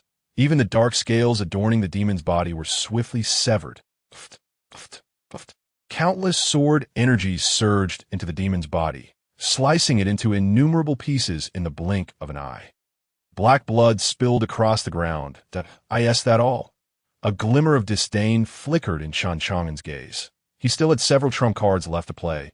The opportunity for practice had eluded him. This brought to mind a saying from his past life. How lonely it is to be invincible. At that moment, a wisp of black mist emerged from the fragmented remains of the demon. Before Chen Chang'an could react, it swiftly entered his mind. Damn it. This marked the first time Chen Chang'an had uttered a curse he had not anticipated being outwitted by the demon before him. Indeed, one should not be overly arrogant. Hubris invites calamity. Chen Chang'an hastily probed his consciousness, discovering a dark chain coiled around his soul. And no matter how he tugged, the chain remained immovable. What is this? Chen Chang'an found himself momentarily at a loss. Here he was, inexplicably burdened with a dark chain. Though he felt no immediate effects, he understood that this ominous chain was anything but benign. 1 must never underestimate the inhabitants of this world. Such methods were truly unfathomable. This was also his first encounter with such an eerie technique. Just as Chen Chang'an grappled with the chain, a mechanical voice echoed in his mind. Ding! Congratulations, host, for successfully checking in at the ancient Taishan Mountain. Reward: the Supreme Soul Refinement Technique, the chaotic divine mill visualization. As the system's voice faded, a colossal divine mill materialized in Chen Chang'an's mind, slowly turning, as if it could grind the very fabric of reality. Countless obscure and cryptic symbols were inscribed upon the mill, each rotation unleashing an enigmatic aura. The divine mill was stained with splatters of blood, each droplet exuding an aura capable of shaking the heavens. As if it were the blood of gods and demons. In an instant, Chen Chang'an comprehended the nature of the chaotic divine mill. This divine mill represented the supreme technique for soul cultivation. With each rotation, it could pulverize the soul's essence into fragments, only to reshape it anew. This cycle would continue until the soul could withstand the mill's grinding, marking the day of completion for the chaotic divine mill. The supreme technique for soul cultivation, grinding the soul. Chen Chang'an gazed at the chain around his soul, then at the chaotic divine mill. Seemingly grasping the implications, he immediately began to scrutinize the inscriptions on the mill. Crack, crack, crack. Chen Chang'an had scarcely observed the chaotic divine mill when it surged toward his soul, ready to grind in that moment. The dark chain entwining his soul sensed impending danger and began to writhe. Unfortunately, it was already too late. In an instant, his soul was shattered into fragments by the chaotic divine mill, and the dark chain, after emitting a furious roar, was likewise crushed into pieces. Hiss! Witnessing his soul being ground to dust. Even with Chen Chang'an's formidable spirit from 2 lifetimes, he couldn't help but draw a sharp breath. Such torment was beyond what any ordinary being could endure. Whoosh! Chen Chang'an's soul reformed, now more solid and robust than before. The dark chain had vanished, seemingly absorbed by his soul. In his mind, a stream of information regarding the demon race unfolded that moment. Chen Chang'an felt a clarity within his soul. Aspects of his cultivation that had previously eluded him suddenly fell into place. This chaotic divine mill visualization was indeed extraordinary. The demon would never have anticipated that he possessed such an unparalleled soul refinement technique. Chen Chang'an pondered in silence. However, he felt a surge of relief within. Had it not been for his 2 lifetimes of experience and the strength of his soul, he would have truly struggled to endure the torment of having his spirit crushed into fragments. Moreover, as his cultivation deepened, he would eventually be able to harness the power of his soul to forge a chaos divine mill. capable of directly pulverizing the souls of others. This realization made Chen Chang'an reflect that he seemed to have acquired yet another formidable trump card. Subsequently, Chen Chang'an scoured the ancient Tai mountains once more, only to discover an ordinary cave, finding no other practitioners of the deity. It seemed that Nangong Chunshui was exceptionally cautious and had not disclosed the location of his secluded cultivation to anyone. Before departing, Chen Chang'an glanced at the remains of Nangong Chunshui, now a mere desiccated corpse, and with a firm stomp, he buried him. Who could have imagined that within this desolate mountain range lay the grave of the once mighty leader of the Tao? Looking at the tomb of Nangong Chunshui before him, Chen Chang'an sighed softly, and no matter how extraordinary your talents, or how much of a paragon you were in the end, you were reduced to nothing but a pile of bones. As he spoke, Chen Chang'an's figure vanished, heading towards the boundless mountains of the Chilean range. Floating amidst the clouds, surrounded by fluffy white formations, Chen Chang'an felt an artistic inspiration surge within him. He opened his mouth and exclaimed. From afar, the clouds appear like cotton. Up close, they're indeed white. How truly white the clouds are! Satisfied with his poetic musings, he nodded approvingly and hastened his pace towards the Chilean range. This moment. His mind replayed the intel gathered about the endless mountains. In April of the year 9527 of the Joseon calendar, a beastly roar erupted from the Chilean range within the endless mountains, followed by the eruption of several volcanoes, resulting in the demise of countless wild beasts. Chen Chang'an surmised that the earth-shattering roar must have originated from a formidable being of the demon race. Only by neutralizing this powerful entity could he eliminate the lurking dangers in the Joseon domain. With his current strength, having attained the realm of terrestrial immortals, his body-refining techniques had reached the state of the divine elephant suppressing the abyss. Now boasting a colossal strength of millions of pounds, his martial arts, based on the wordless sword manual, had progressed to the 27th sword technique. Due to his chaos sword body, his execution of the 27th sword was far more potent than the theoretical version.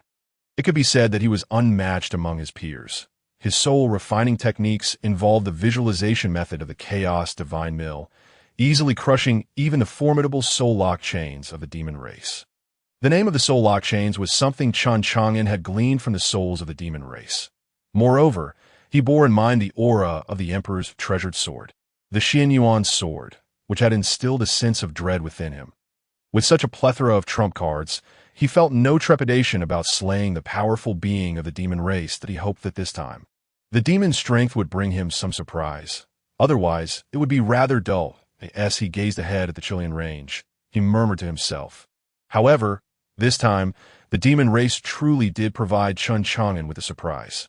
Upon reaching the Chilean range, he found it eerily silent, devoid of any presence.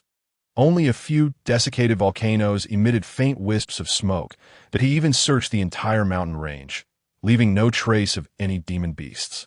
He did encounter a few rabbits and some pythons, creating a sensation akin to striking a fist against cotton. He had anticipated encountering countless demon beasts, envisioning himself wielding the Qian sword in conjunction with the wordless sword manual, rampaging through the ranks like a transcendent sword immortal. Yet, to his astonishment, not a single demon beast was present. What a shocking disappointment this was.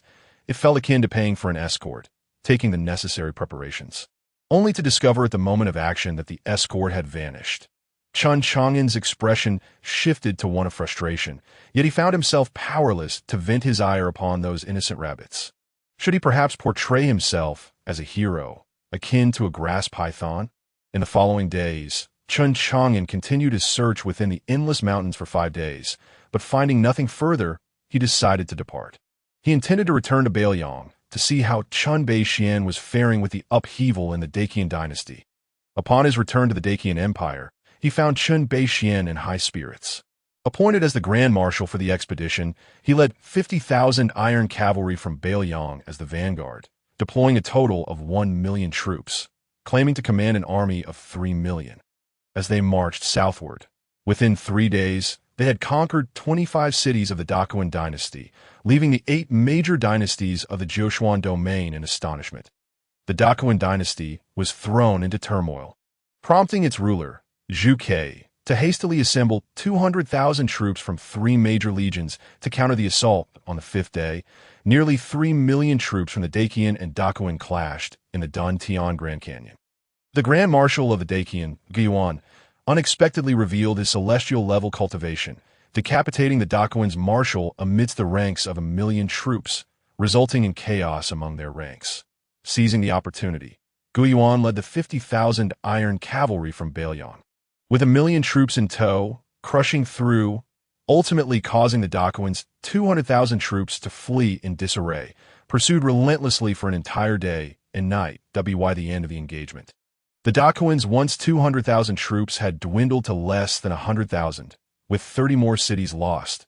The territory of Daquan was now less than half of its former size. Such was the power of a celestial-level expert, capable of standing against 1 million troops single-handedly. This battle marked the complete rise of the Dacian, establishing its dominance over the other dynasties. However, it also exposed the strength of the Dacian, leaving the other 7 major dynasties in a state of dread. News of the Dacians' victory soon reached the ears of the rulers of the 8 major dynasties. 2 Celestial-level experts. There were even rumors of an existence surpassing that realm. This news filled the rulers with trepidation. The Zhoushuan domain had never birthed celestial-level beings before, yet 2 had suddenly emerged from the Dacian dynasty. Was it truly the will of destiny favoring the Dacian? Was this the era where the 9 dragons would unite to elevate the Dacian? No, they would never allow such a thing to happen. The Dacian, celestial-level beings, since they had already disrupted the balance. There was no need to adhere to the rules any longer. Almost simultaneously, the rulers of the 8 major dynasties reached a decision to convene the 9 Dynasties Alliance. The 9 Dynasties Alliance was a grand event among the 9 major dynasties of the Zhoushuan domain, held every 100 years to resolve conflicts that could not be settled between the dynasties. During this assembly, matters that remained unresolved could be addressed through martial confrontation, intellectual debate, or even financial restitution. This alliance would be witnessed by the 9 major dynasties, and any dynasty that violated the agreements made during the assembly would face the collective wrath of the other dynasties. Clearly, at this moment, the other 8 dynasties convened the 9 Dynasties Alliance to suppress the growth of the Dacian dynasty. During the assembly, it was inevitable that the other 8 dynasties would target the Dacian. Initially, Chen Beixian found it challenging to manage the affairs of the 9 Dynasties Alliance. After all, with the terrifying strength of 2 celestial-level beings in the Dacian, even if the other 8 dynasties joined forces, they would struggle to gain the upper hand. However, upon seeing the state documents from the other 8 dynasties adorned with their jade seals, alongside a small tower-shaped sword imprint, he ultimately had to consent to the 9 Dynasties Alliance. This was because the small tower-shaped sword imprint was exclusive to the sword pavilion. As the ruler of the Dacian dynasty, Chen Beixian was well aware of the significance of this sword imprint. The 9 major dynasties each had their own sword pavilion, overseen by 9 sword pavilion masters. These masters were all celestial-level experts. Although they possessed the power to wreak havoc, they never involved themselves in the matters of the 9 major dynasties. Now that the other 8 masters had left their mark on the state documents of the 8 dynasties, it signified their participation in the 9 Dynasties Alliance. However, Chen Beixian understood that to persuade these 8 masters, the 8 dynasties must have paid a hefty price. Those 9 old fellows were not easily summoned. Humph. The 9 Dynasties Alliance. Very well, then. I shall conquer all 8 of you during the assembly, sparing you the trouble of attacking one by one. Chen Beixian gazed at the 8 state documents before him, silently resolving, "Let be known, cease all attacks under my imperial decree," leading the northern Liang cavalry towards Tiandu Mountain to participate in the 9 Dynasties Alliance. Chen Beixian's voice resonated from the Grand Palace of Dacian. Understood. A herald from the Dacian palace swiftly departed to convey the decree. The question loomed, who would ultimately emerge victorious from the 9 Dynasties Alliance? All remained uncertain. Tiandu Mountain, a colossal peak at the heart of the 9 Xian domain, towers 1,000 zhang high. While it may not be the tallest in the region, it is certainly the most renowned. For legends speak of immortal beings dwelling within its confines. This aligns perfectly with the ancient adage, a mountain need not be high. If there are immortals, it becomes famous. The summit, seemingly flattened by a divine sword, has transformed into a vast open platform. further enhancing Tiandu Mountain's ethereal charm. Each year, countless seekers of immortality and wisdom flock to this mountain in pursuit of celestial encounters, yet none have ever claimed success. Despite this, the throngs of aspirants continue unabated, believing that only those fated can meet the immortals. If one fails to encounter such fortune, it signifies a lack of connection to the divine. The expansive platform atop Tiandu Mountain serves as the venue for the once-in-a-century Nine Dynasties Alliance. Currently, the area buzzes with activity as representatives from the 8 major dynasties of the 9 Qian domain gather, with only the Qian Dynasty yet to arrive, observing the empty space where the Qian should be. Zhu Ke, the ruler of the Qian Dynasty, spoke with a darkened countenance. What is the meaning of this? The Qian Dynasty has yet to arrive at such a critical moment, showing utter disregard for us 8 dynasties. One might think they're the sovereigns of the 9 Qian domain. Zhu Ke's insinuation was clear to the astute rulers present, all of whom were sovereigns in their own right. It was an attempt to incite animosity against the Qian, encouraging a united front to suppress their influence. The 9 Qian domain required a balance among the 9 great dynasties, not the dominance of a single power. Their purpose for gathering today was indeed to curtail the Qian's ascendancy. Although the other rulers recognized Zhu Ke's intentions to manipulate them, one among them, Su Jian, the ruler of the Eastern Dynasty, voiced the Qian now boasts a celestial-level powerhouse. They naturally look down upon us. Li Changqing, the ruler of the Southern Li Dynasty, retorted indignantly, what of celestial beings? Do they hold the right to belittle us 8 dynasties? Should we unite, the combined might of our millions of troops would compel even a celestial to retreat. Changqing speaks wisely. If we unite, who could stand against our combined forces? Let us forge an alliance now and strike at the Qian. My Qian dynasty is willing to lead the charge, Zhu Ke exclaimed, his excitement palpable. However, the suggestion of an immediate alliance to attack the Qian caused the faces of the other dynastic rulers to darken. Had Zhu Ke lost his senses? They had convened to suppress the Qian, not to join forces with the Qian dynasty to confront them. After all, it was the Qian that had annexed nearly half of Qian's territory, not the other way around. Who would risk their lives alongside him? The Qian was rumored to possess 2 celestial-level warriors. The implications were dire. Should those beings arrive, none present would be able to stop them, especially with the possibility of an even more formidable entity lurking in the shadows. If Zhu Ke wished for his demise, he ought not to drag others down with him. Just as several dynastic rulers prepared to voice their objections, an irate voice echoed from below Tiandu Mountain. Your Qian dynasty, as a vanguard. Do you truly believe such rubbish can lead the charge? It seems you have no intention of retaining the remnants of your territory. With a thunderous sound, Chen Chang'an of the Qian appeared before the gathered rulers. Flanked by Qian, the chief of the Qian's night watchmen, along with the 5 grandmasters and a host of Northern Liang cavalry commanders. The 50,000 Northern Liang cavalry remained stationed at the foot of the mountain, akin to the forces of the other dynasties. Who do you call rubbish? Zhu Ke's face turned an alarming shade. Humiliated in front of so many sovereigns, I did not refer to you as rubbish. Chen Chang'an slowly surveyed the assembly before him, his voice steadied. I assert that all present here are rubbish. Boom! As his words echoed, the rulers of the 8 dynasties erupted with a formidable aura, their expressions darkening as they glared at Chen Chang'an. Yet Zhu Ke felt a surge of exhilaration, momentarily forgetting his earlier humiliation. Chen Chang'an, you have invited this upon yourself, to insult us 8 sovereigns. If you do not perish today, I shall take your surname. Chen Chang'an's words were not born of arrogance. He understood the true purpose of this 9 dynasties alliance better than anyone, since it was clearly intended to suppress the Qian.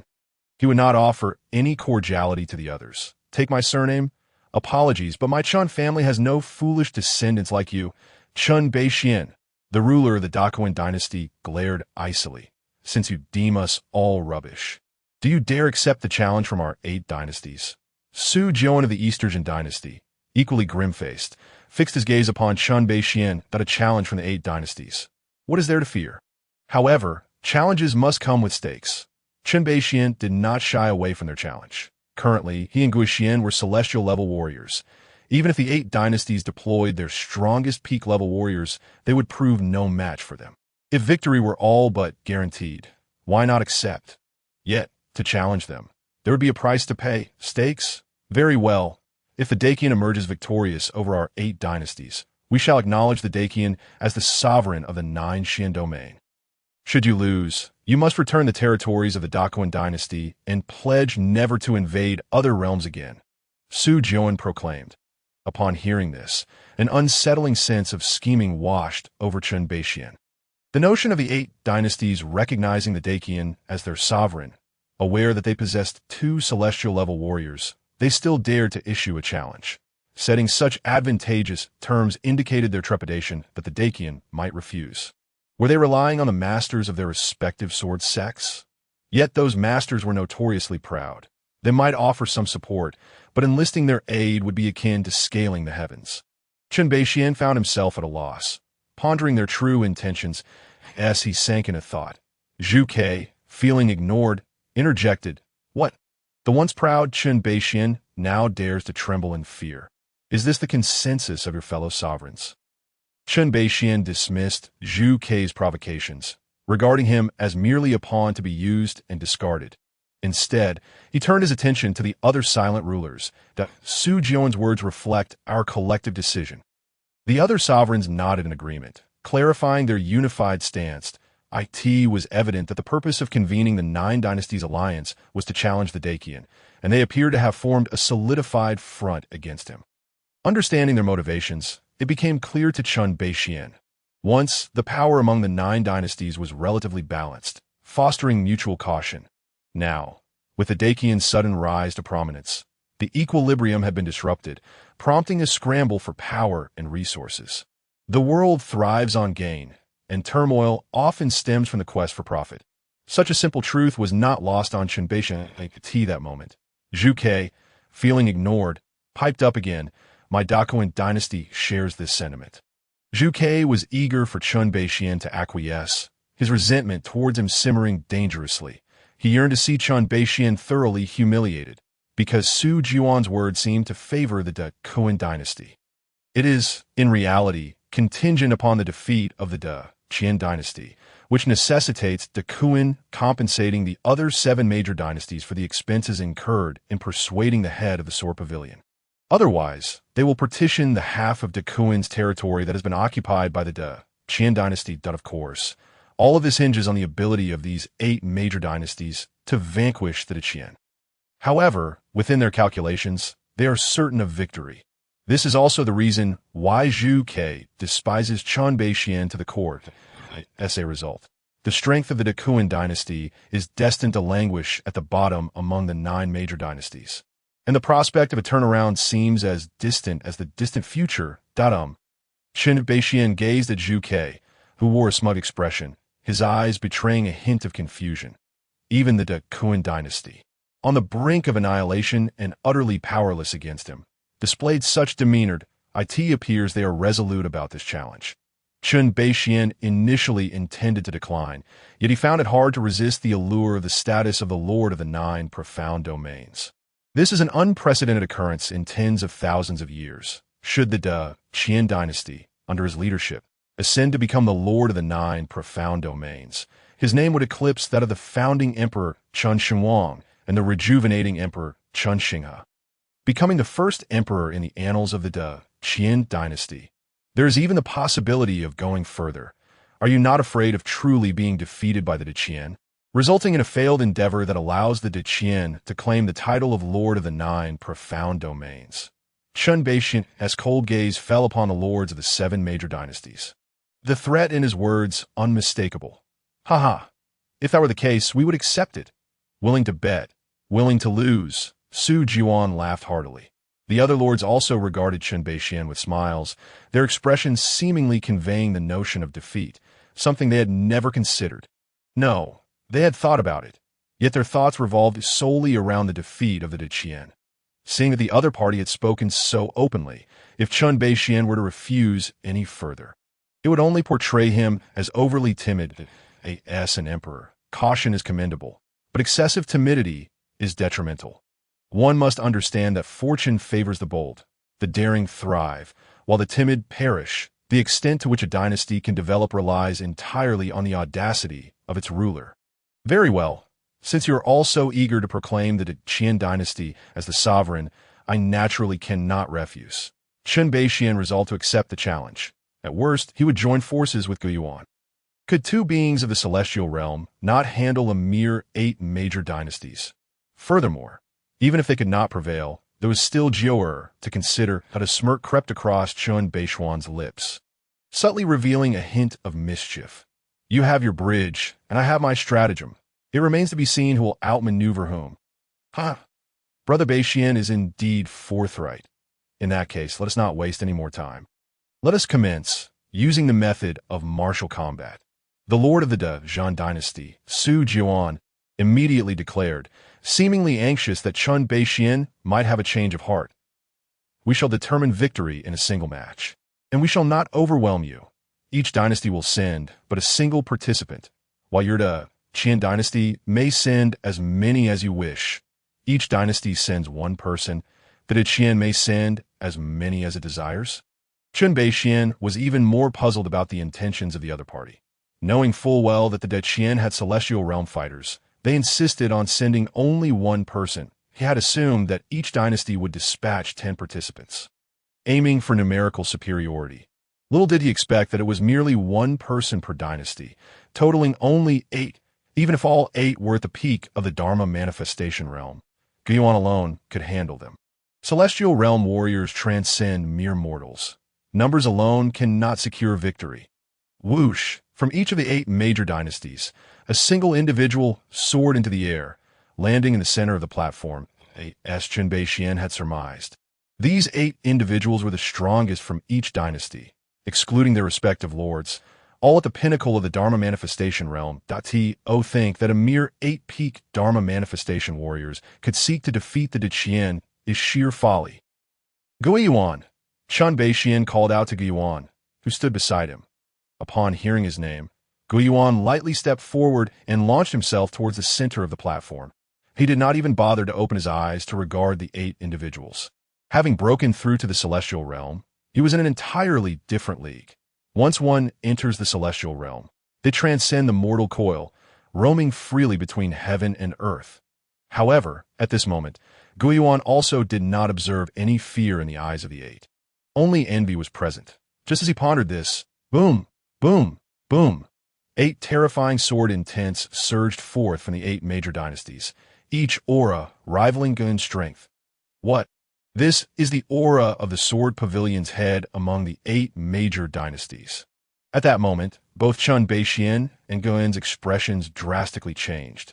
Could it be that the head of the sword pavilion truly intends to intervene in their affairs? Several pavilion masters. What does this mean?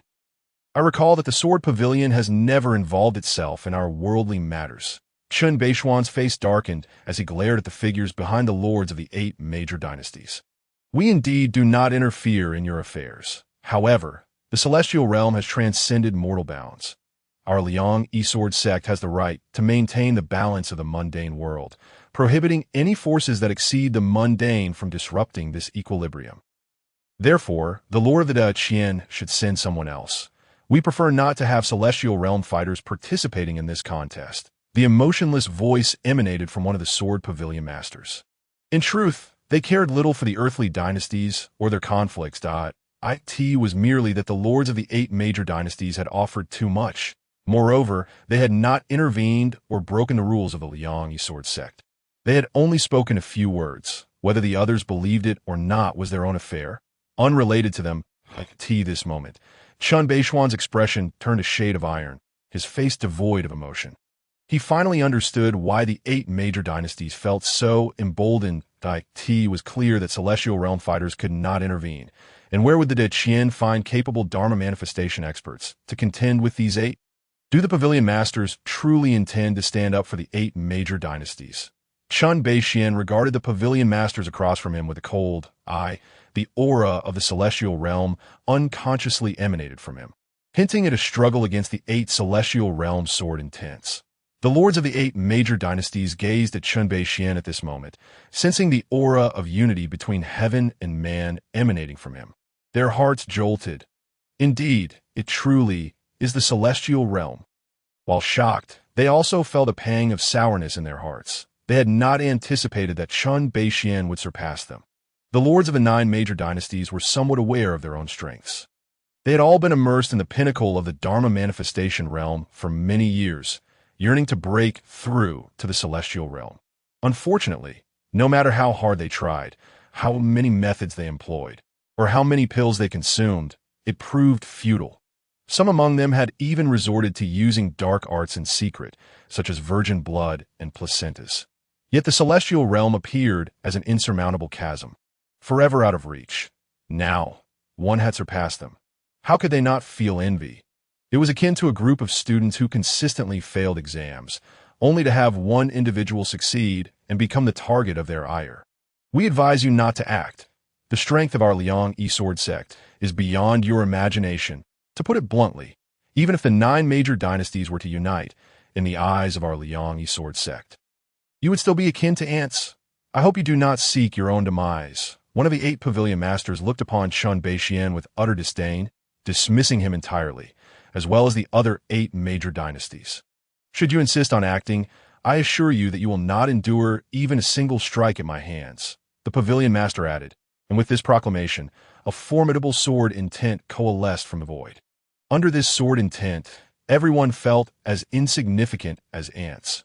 Even Chen Bei and Ge Yuan, both of the celestial realm, were no exception, their expressions shifting dramatically. Celestial realm high tier. Such cultivation is far beyond what these 2 initial celestial beings can compare to. Whoosh! Chen Bei, like a deflated balloon, retracted his outward aura. He had intended to leverage the advantage of 2 celestial realm fighters from the Qian Dynasty to engage in a contest. Yet now, it seemed that the 2 celestial beings were simply insufficient, lacking even the qualification to contend. Perhaps only Jiu'er remains. Chen Bei mused inwardly. Ge Yuan, return. A somewhat despondent voice emanated from Chen Bei atop the mountain. He exuded an aura reminiscent of a fallen hero. With a few more strands of white hair adorning his head, a gentle breeze swept through, as if playing a sorrowful melody for this once mighty figure. In this moment, the ruler of the 8 great dynasties revealed a triumphant expression on his face. Are you not the audacious Chen Bei of the Qian? Did you not stand alone against our 8 great dynasties? Where has that bravado gone? Why are you not so bold anymore? They yearned to laugh heartily, yet ultimately restrained themselves. The matter was not yet concluded. They had to maintain their fa-ade. Chen Bei, are you still sending people? If not, just admit your defeat. Zhu Ke donned a countenance of a petty victor as he regarded Chen Bei. Just as Chen Bei hesitated, a voice rang out from behind him. Father, I, your son, request to fight. The speaker was none other than the crown prince of the Qian, Chen Chang'an, whose eyes shimmered with a glint of determination. At this moment, an aura radiated from Chen Chang'an, unmistakably reaching the realm of Dharma manifestation. His ascent to this level was indeed a stroke of fortune. Firstly, the top-grade qi condensation pill gifted by the mysterious Mr. Mei beneath the pond of the Qingyun Wangfu was sought after even beyond the Zhoushuan domain. Secondly, the battle in the Qian imperial palace had ignited a fervor within him. After the crisis in Qian was averted, spurred by shame, he broke through 3 realms, ascending to Dharma manifestation. Yinner has reached Dharma manifestation. Chen Bei gazed at his son, his face aglow with surprise. His eldest son was but 30 years old this year, at a 30-year-old in Dharma manifestation. Truly remarkable. In this instant, hope ignited anew within Chen Beishuan's heart. Heaven blessed the Chen family. First, there was the astonishing Chen Chang'an, and now the prodigious Chen Qingyun, the twin dragons of the Qian. Who can rival them? One must ponder. 50 years hence, who in the Zhoushuan domain could stand against the Chen family of the Qian? No. In 10 years, this Zhoushuan domain shall bear the Chen surname, Chen Chang'an. No need to wait a decade. It can happen now. I have fortuitously broken through, having undergone the battle in the Qian imperial palace. Chen Chang'an seemed to have undergone a complete transformation. He appeared more profound, more mature, and composed than before, seemingly devoid of the prior obsession with the throne. But you have just broken through. Are you certain you wish to engage in battle? Chen Beixian voiced his concern. Ninth brother can fight for the Qian. And I can too. Chen Chang'an's gaze radiated resoluteness. Observing his son, who seemed to have matured overnight, Chen Beixian felt a surge of pride. The Qian has a worthy successor. Go forth. Do not concern yourself with victory or defeat. Prioritize your safety. At this moment, Chen Beixian had little regard for today's outcomes. What did a fleeting victory or defeat matter? As long as Chen Chang'an and Chen Chang'an were present, the Zhoushuan domain would inevitably bear the Chen name. When the time came, he would settle the scores. Chen Chang'an stepped onto the platform, facing the 8 adversaries. Will you come to me one by one or all at once? The 8 stared at Chen Chang'an, momentarily rendered speechless. Given their status, if Chen Beixian were to step forward, they might have accepted the notion of besieging a single individual. Yet now, with the crown prince of the Qian stepping forth, if they were to attack collectively, even if victorious, they would be forever disgraced in the Zhoushuan domain. Chen Chang'an posed a question precisely to exploit their hesitation, as a crown prince of the Qian was not without his clever tactics. After all these years, he had not lived in vain. You are far too arrogant, boy. Truly like father, like son. Allow me to teach you a lesson in respect. The individual from the Qian Dynasty was the first to step forward. The others remained silent, offering no rebuttal. The first strike from the Qian Dynasty was welcomed by the rest. Should they win, no one would dare to speak against it. That if they lost, they could simply continue their assaults. Do not presume that age grants one the right to discipline others. Some grow weaker as they age. Chen Chang'an offered no concession. Boy, you seek death. The individual from the Qian Dynasty roared as he launched the first attack. Overlord Fist, a colossal fist shadow, surged forth, creating ripples in the surrounding space, hurtling towards Chen Chang'an.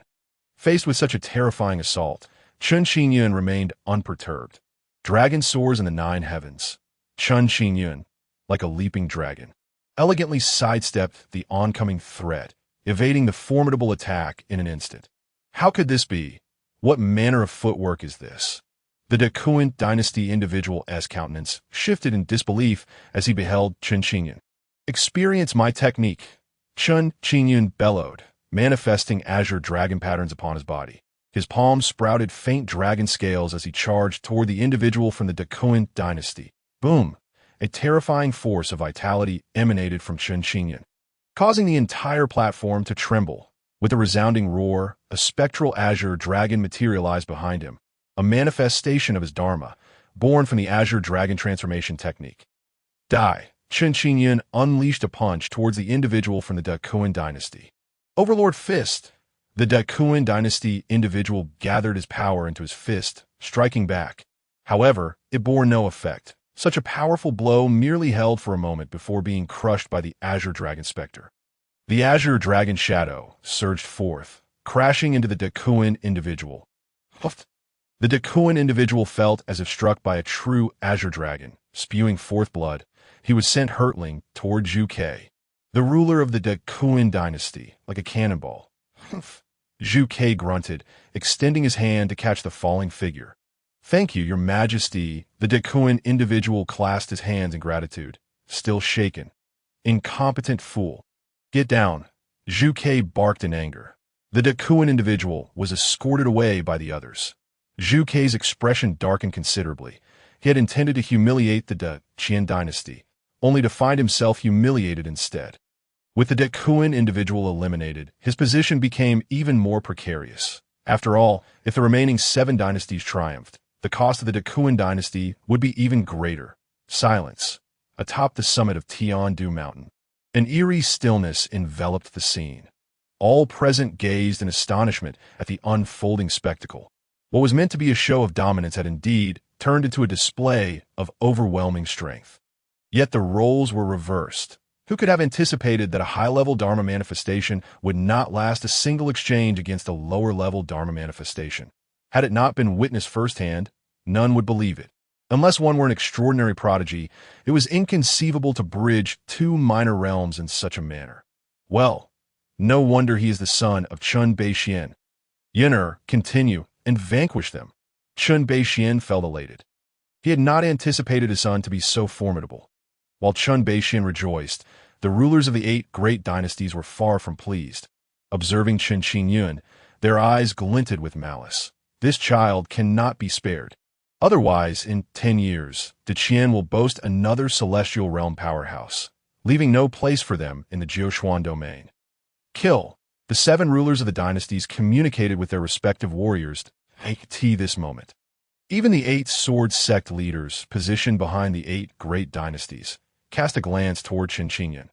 Yet, after a mere glance, they lost interest, slipping back into a feigned slumber. It was simply because they had discerned the essence of Chen Chang'an in that fleeting moment.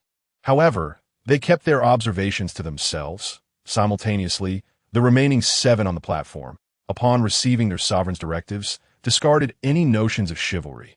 They advanced collectively, gazing at Chen Chang'an. Indeed, he is the pride of the Qian at such a tender age. He has already surpassed us, the older generation. Now, as we unite to battle you, it does not equate to overwhelming the young. Yet only Chen Chang'an himself knows the depths of his anguish, for he bears a burden too heavy to articulate.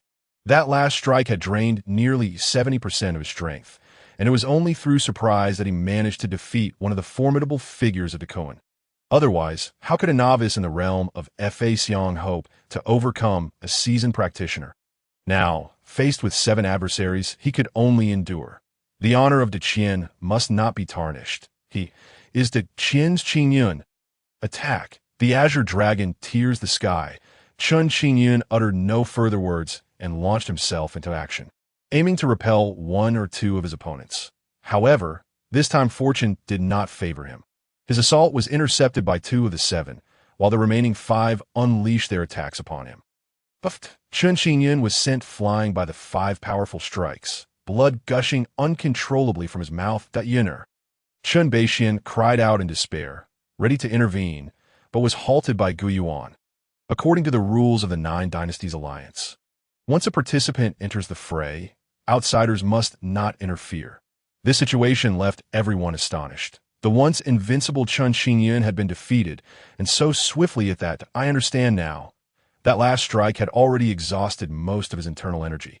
Now, under the combined force of our 7, he has become so feeble, one among the 7 discerned Chen Chang'an's true condition. Ha! So it is. Chen Beixian, your Qian has fallen. Immediately return the territories that have encroached upon the Koan, and vow never to infringe upon other dynasties again. At this moment, Zhu Ke, the ruler of the Koan, was elated. He finally witnessed the downfall of the Qian. Even if it came at a heavy cost to the Koan, they would willingly bear this juncture. The other rulers of the 7 dynasties also spoke up. If the Qian has no one to contest, then this challenge signifies your defeat. Just then, a faint voice resonated across the battlefield. Who says the Qian has fallen? We have not been defeated. Chen Chang'an, trembling yet resolute, stood once more and advanced towards the 7. Chen Chang'an, are you truly willing to throw your life away? The 7 regarded him. Bloodied yet unyielding, their voices cold. Although they had received orders to eliminate Chen Chang'an, they were not foolish. If they were to kill him, Chen Beixian would undoubtedly seek retribution. Thus, they had only wounded him severely, refraining from delivering the final blow.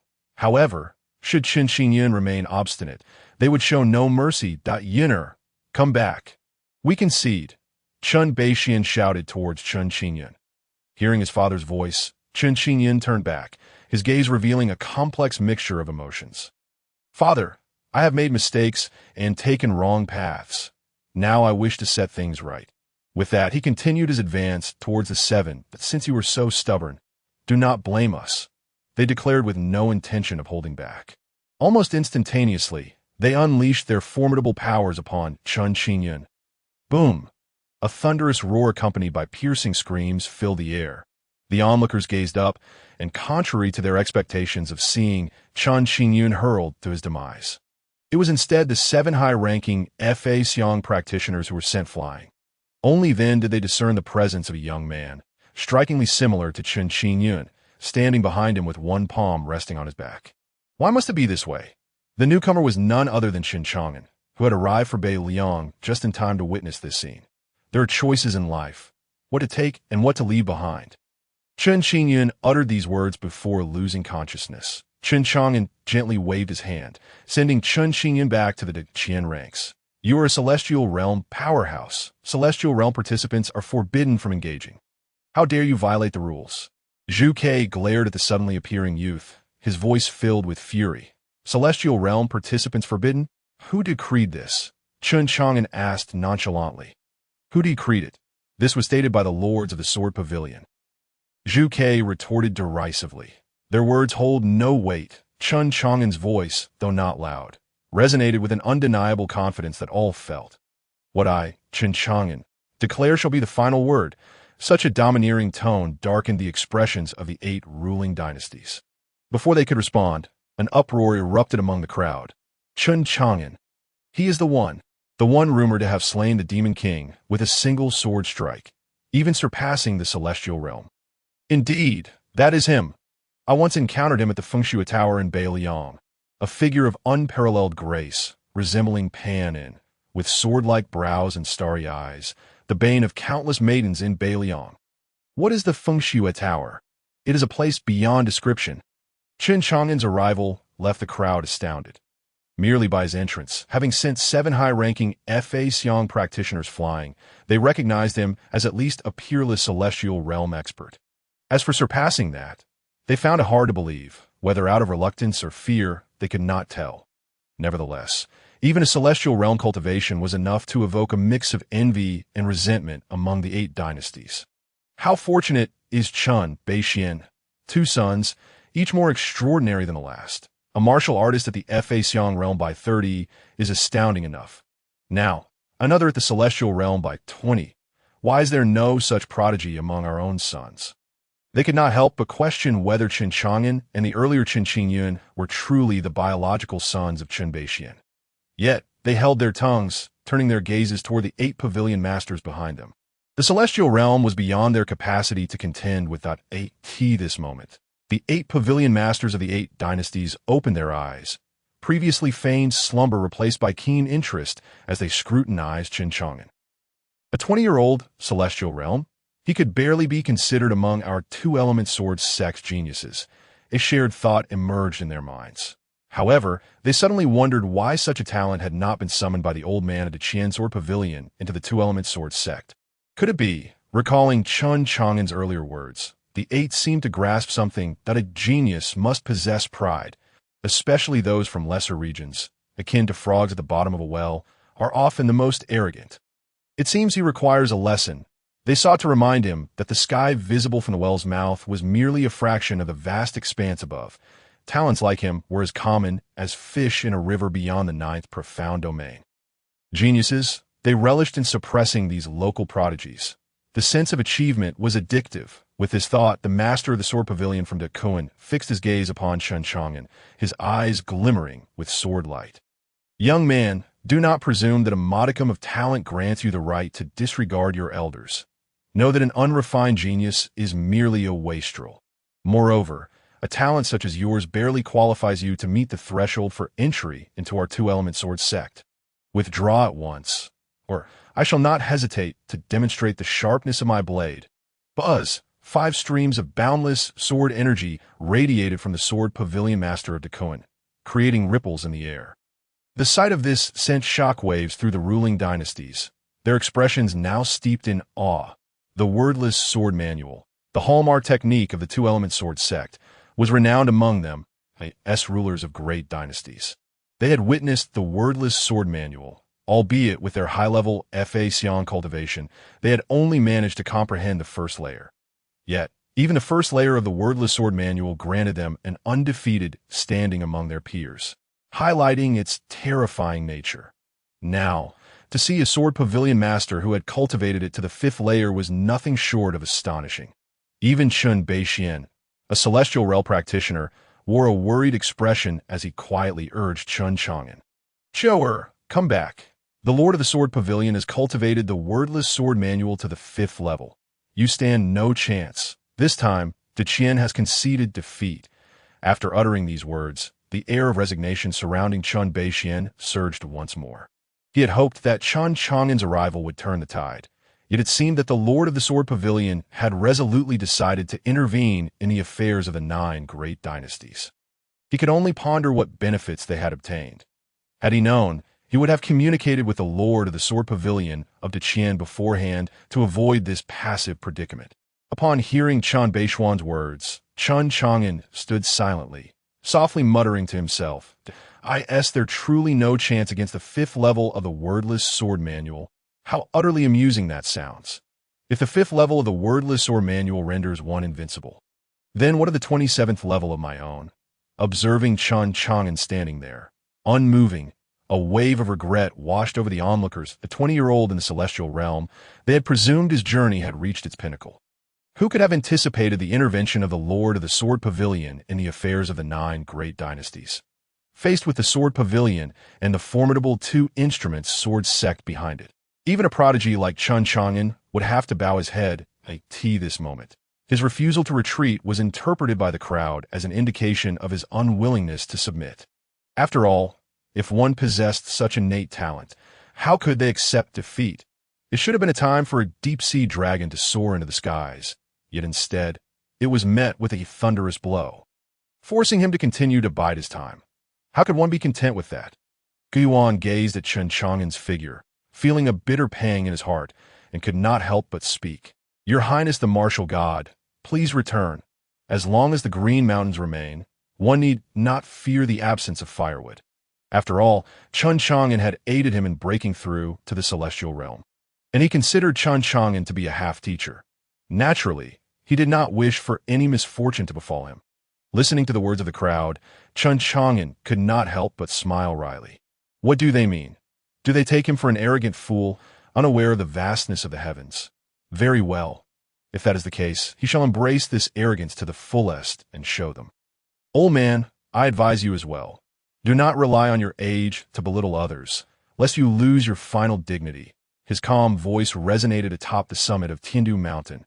Silence. At this moment, Qian Mountain was shrouded in an even deeper stillness than that wrought by Chen Qingyun's earlier actions.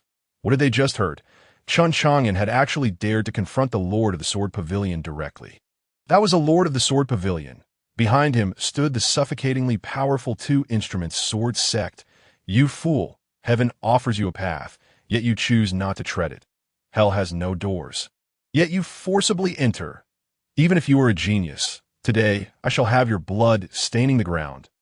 Boom! A terrifying sword intent emanated from the Lord of the Sword Pavilion of the Qian Dynasty as he rose and took steps toward Chen Chang'an. Sword 5. This individual strike was a manifestation of the 5th level of the wordless sword manual, indicating the fury within him. Swish, swish, swish. 5 invisible sword energies circled around him, each exuding a terrifying aura that carved fissures into the hard mountaintop. Under his control, 5 formidable sword energies surged toward Chen Chang'an. However, in the face of such terrifying sword energies, Chen Chang'an merely extended a finger and casually pointed into the void. Bang, bang, bang, bang, bang. Those 5 invisible sword energies, which had sent shivers down the spines of the onlookers, shattered into countless points of light. Meanwhile, Chen Chang'an continued to smile at the Lord of the Sword Pavilion. Hiss! A chorus of gasps echoed atop Qian Mountain. A single finger, merely a finger, had shattered the powerful 5 sword intents of the Lord of the Sword Pavilion. Their pupils dilated in disbelief as they gazed upon that youthful figure in the arena. In that instant, Chen Chang'an was no longer perceived as a mere 20-year-old youth, that he resembled a supremely accomplished master of martial arts, having immersed himself in the path for many years, with a single finger capable of shattering 5 terrifying sword intents. What level of cultivation did this young man possess? A vague suspicion stirred within the hearts of the onlookers, yet they dared not confirm it. Chen Baishuan of the Qian Dynasty and Guiyuan exchanged glances, both recognizing the bitterness in each other's eyes. They had already regarded Chen Chang'an highly, yet it seemed they had underestimated him. Such strength likely surpassed the celestial realm. Surpassing the celestial realm? What could that mean? And moreover, how old could Chen Chang'an be? Just 20 years old.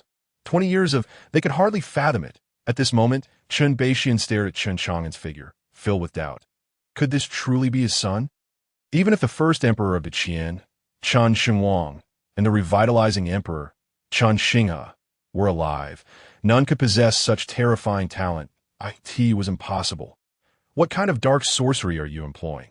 The lord of the sword pavilion of the Qian Dynasty wore an expression of shock as he regarded Chen Chang'an. Even if he had only displayed 50% of his strength moments ago, it could not be extinguished by a mere finger from this young man. How had he accomplished this? Swish, swish, swish. The other 7 lords of the sword pavilion also stood, revealing their inner turmoil. How could such a monstrous prodigy possibly arise in the Zhoushuan domain? Among the 9 of them in this domain, their strengths were relatively equal. The individual before them had effortlessly countered the lord of the sword pavilion of the Qian Dynasty, meaning he could easily counter any of their strikes. Dark sorcery.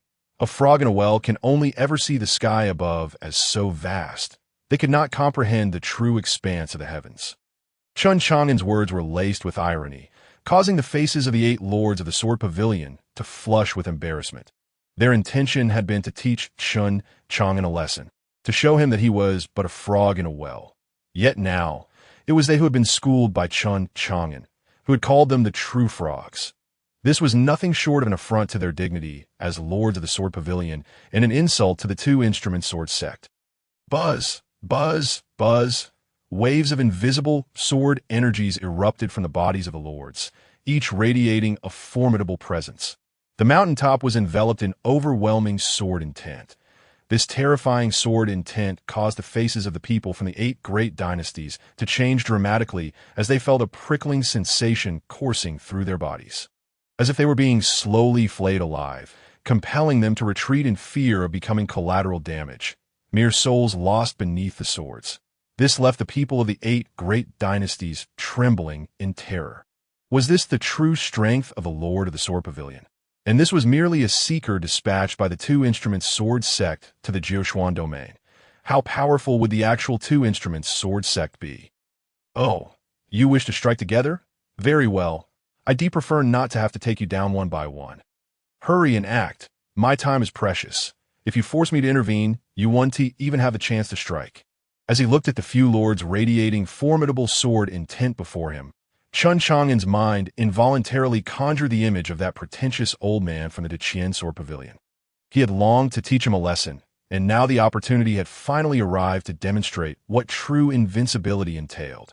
Otherwise, this group of people with their noses in the air might continue to believe they were the very embodiment of invincibility. Arrogant, ignorant, bold. Just as Chen Chang'an's words fell, the 8 lords had yet to speak. The sovereigns of the 8 great dynasties erupted in fury at Chen Chang'an. These 8 lords had been summoned by them, and they had believed victory was assured. Now, all was in disarray due to the presence of Chen Chang'an. Point 1 could only imagine the depth of their anger. Yet, even in their fury, they lacked the strength to defeat Chen Chang'an and could only place their hopes on the 8 lords of the sword pavilion. At this moment, their words signified their position. After all, the 8 lords had been invited by them, and should they remain silent, they might face repercussions later. Chen Chang'an, is it? I have heard that you claimed the top spot at the sword discussion conference hosted by that old man Huang, and that he passed the wordless sword manual to you. I wonder how much you have truly learned to dare speak so presumptuously. Did Huang not teach you to respect your elders? The lord of the sword pavilion from the great Qian Dynasty regarded Chen Chang'an with a somewhat frigid tone. What a tiresome amount of drivel. Since you refuse to act, do not blame me. Chen Chang'an had no desire to engage in lofty discussions with these individuals. It was unnecessary. Have you ever seen a beggar who could convince a millionaire of his ideas? No. Only when the beggar reveals himself to be a billionaire will the millionaire regard his words as truth. For truth always lies within the range of a cannon, and it is always held by the hand that wields the fist. Sword, come fort. Chen Chang'an summoned all his strength to unleash the power of the chaos sword body, letting out a mighty roar into the void. An overwhelming sword intent radiated from his being, soaring towards the heavens. The swords in the hands of everyone atop Tindu Mountain trembled in response. With a sharp hiss, as the first sword was drawn, all the swords held by the crowd uncontrollably flew towards the void. Chen Chang'an's figure gradually ascended, surrounded by myriad divine swords that in this moment, He appeared as an unparalleled sword immortal, exuding an unmatched elegance that eclipsed the sun's brilliance in the sky. As all gazed upon the countless swords suspended in the air, they felt the terrifying aura emanating from them, their expressions shifting dramatically. Was this still within the realm of human capability? Surely, even those at the celestial realm could not invoke such dread. This was the chaos sword body. The 8 sword pavilion masters were filled with expressions of horror. The chaos sword body, the most formidable physique among myriad sword bodies, was the supreme sword body that sword cultivators yearned for. Before the chaos sword body, all sword techniques could be comprehended with a mere glance, effortlessly reaching perfection. We pay our respects to the sword master. Not knowing your identity before, please forgive us, sword master. The 8 sword pavilion masters knelt before Chen Chang'an, bowing in reverence. Such a scene left those surrounding them in shock. They rubbed their eyes vigorously, still unable to believe the spectacle before them. What did this mean? Weren't the 8 sword pavilion masters supposed to unite against Chen Chang'an? How had they instead chosen to kneel before him? This left the rulers of the 8 great dynasties utterly bewildered. Were they merely acting? They had summoned them not for theatrics. Chen Beixian was equally taken aback. Was there some connection between Zhou and the Liang sword sect? Otherwise, how could her cultivation have advanced so rapidly? Could it be that she was indeed the sword master of the Liang sword sect? Sword master? Observing the 8 sword pavilion masters kneeling before him, Chen Chang'an was momentarily stunned. Could it be that he was the fabled child of destiny, whose sovereign aura compelled the submission of all realms? However, he did not retract the myriad divine swords suspended in the void, having faced numerous assassination attempts on his way back to the capital. He maintained a skeptical attitude towards all things peculiar, aware that often these strange occurrences were intertwined with hidden schemes. Chen Chang'an turned to the kneeling masters and inquired, "What is the sword master?" The ancestral teachings of the Liang sword sect state that anyone who possesses the chaos sword body is the sword master of the Liang sword sect. The 8 sword pavilion masters respectfully replied to Chen Chang'an.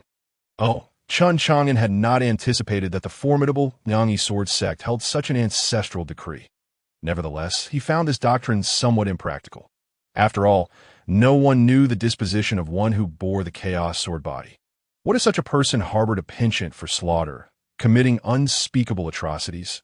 He could not help but ask, if such an individual were to follow the path of evil, would your Liang sword sect still recognize them as the sword master? The 8 were momentarily taken aback, exchanging glances, before one of them responded to Chen Chang'an. The ancestral message states, "Those who possess the chaos sword body must be individuals of clear sword hearts, righteous and upright, and would never fall into the path of evil." Chen Chang'an regarded the 8 before him with a composed demeanor. Unfazed by their words, he could not shake the feeling that this ancestral message seemed to be an attempt by the 8 to flatter him. The atmosphere grew tense with awkwardness. Chen Chang'an remained silent. Contemplating the veracity of the 8 masters' claims, he stood still, and none dared to move. Meanwhile, as Chen Chang'an pondered in the void, a magnificent purple-gold war chariot pierced through the skies above the endless mountains. Its powerful aura creating ripples in the air. 4 azure-eyed eagles drew the chariot, their feathers resembling azure gold, each having a wingspan of several dozen feet, exuding an aura that rivaled that of the previous Taotai demon king. Who could have imagined that these were 4 azure-eyed eagle demon kings, now merely serving as beasts of burden? One could only surmise the nobility of the personage within the purple-gold chariot. Surrounding the chariot were 4 attendants, sharp-eyed and radiating formidable energy. Suddenly, a voice as melodious as celestial music emanated from within the chariot. Oh, such potent sword intent! Let us take a look at if the talent is commendable. We shall recruit them and cultivate them well. They may become a formidable warrior in the future. A gentle breeze rustled the chariot curtains, revealing a breathtaking woman adorned with a light veil, gracefully seated within. "Yes, your highness." The 4 attendants bowed respectfully and directed the azure-eyed eagles towards Qian Mountain. Ultimately, Chen Chang'an could not unravel the reasons behind the events unfolding. After all, he had lived his entire life within the Qian Dynasty, possessing scant knowledge of matters beyond. Thus, he could not discern the authenticity of their words. Much like the previous encounters with the demonic clan, this was not merely a matter of cultivation, but rather one of perception. Nevertheless, Chen Chang'an decided to retract the myriad divine swords. Regardless of whether he summoned them or not, these individuals posed no threat to him. The summoning of the swords was merely a display of dominance, an attempt to create a more imposing spectacle. Go. With a gentle command, the myriad divine swords returned to their sheaths, and the onlookers hastily checked their weapons for any damage. Chen Chang'an descended from the void and approached the 8-sword pavilion masters. Upon reaching them, he inquired nonchalantly, "Does the Liang sword sect not have a sword master at present?" The 8 masters pondered for a moment before responding slowly, in response to the sword master, "Since the chaotic war 100,000 years ago. Following the fall of the previous sword master, the Liang sword sect has not seen the birth of a sword master for 100,000 years. After all, this was not a matter of pride. Furthermore, since the fall of the sword master, the Liang sword sect have been unable to produce any noteworthy disciples, leading to ridicule from others. This was why they had been dispatched as seekers of the sword, to find a candidate worthy of being the sword master. Although they had discovered some swordsmanship prodigies over the years, none were close to qualifying as the sword master. 100,000 years ago. During the chaotic war, Chen Chang'an's eyes flickered as he encountered yet another novel term. Just as he prepared to inquire further, Zhu Ke, the ruler of the Qian Dynasty, loudly addressed the 8-sword pavilion masters. "Masters, we have expended such great resources to summon you. We did not do so merely to seek a sword master. The challenge has not yet concluded." At this moment, Zhu Ke was somewhat frenzied, feeling envy towards Chen Beishuan's fortune. Not only had he ascended to the celestial realm, but his 2 sons were also exceptionally talented. Now, this one had even compelled the 8-sword pavilion masters to kneel. How could the Qian Dynasty possibly reclaim its lost territories? With a flick of his gaze, the sword pavilion master stationed at the Qian Dynasty summoned 2 invisible sword energies, instantly severing Zhu Ke's arms. Zhu Ke lay on the ground in agony, wailing loudly. "Considering the cost you have incurred, I shall only take your arms, should you dare disrespect the sword master again. The Qian Dynasty will cease to exist." The sword pavilion master's cold voice jolted Zhu Ke back to reality. He had indeed lost control moments prior. The remaining 7 rulers felt a chill run down their spines upon witnessing this scene. It seemed that the day's events were indeed as Chen Beixian had predicted. They were losing out significantly. If they lost this challenge, they would truly have to acknowledge the Qian Dynasty as their sovereign. Just when everyone thought the day's events were drawing to a close, a cacophony of piercing cries echoed across Tiandu Mountain, reverberating through the skies. A terrifying aura enveloped the atmosphere, leaving all present feeling an oppressive weight upon their hearts. With expressions of horror, they gazed upwards into the void, where 4 massive azurite eagles pulled a purple-gold war chariot, racing towards them at great speed. The summit of Tiandu Mountain still loomed dozens of zhang high, and the silhouettes of 4 azurite hawks came to an abrupt halt. In the midst of their sudden ascent and descent, not a ripple was stirred. The golden-purple war chariot thunderously descended, with 4 attendants surveying the crowd like seasoned generals. Their frigid gazes, devoid of any emotion, made every individual who met their eyes feel as though they had plunged into an ice-cold abyss. All present were astonished, staring at this celestial visitor. Who could this person be, so audacious as to act with such arrogance amidst their gathering of the 9 great dynasties? The leaders of the 8 great dynasties exchanged glances, their eyes flickering as they regarded the golden-purple war chariot. The azurite hawks drawing the chariot. The realization struck them. Suddenly, they seemed to recall something, their pupils dilating, and hurriedly approached the golden-purple chariot, kneeling before it. Master of the great Qian Dynasty, Su Jiuan, Master of the great Li Dynasty, Li Changqing, Master of the great Qian Dynasty, Zhu Ke, we humbly welcome you, esteemed one. We were unaware of your arrival and have failed to extend a proper welcome. We beseech your forgiveness. Hiss, such a spectacle left all around in utter astonishment, their expressions shifting dramatically. What on earth was happening today? First, the 8 leaders of the sword pavilion knelt before Chen Chang'an, addressing him as sword child. Now, the leaders of the 8 great dynasties were kneeling before the golden purple war chariot, referring to its occupant as master. Was today a day for bowing and acknowledging kinship? Rise! A voice, akin to celestial music, wafted forth from within the golden purple chariot, enveloping everyone in a refreshing warmth. The leaders of the 8 great dynasties slowly rose, their gazes toward the golden purple chariot tinged with greater reverence. Only a select few women held such honor in that realm. Each one was a peerless talent, reputed to be invincible among their contemporaries. "Might I inquire your esteemed name?"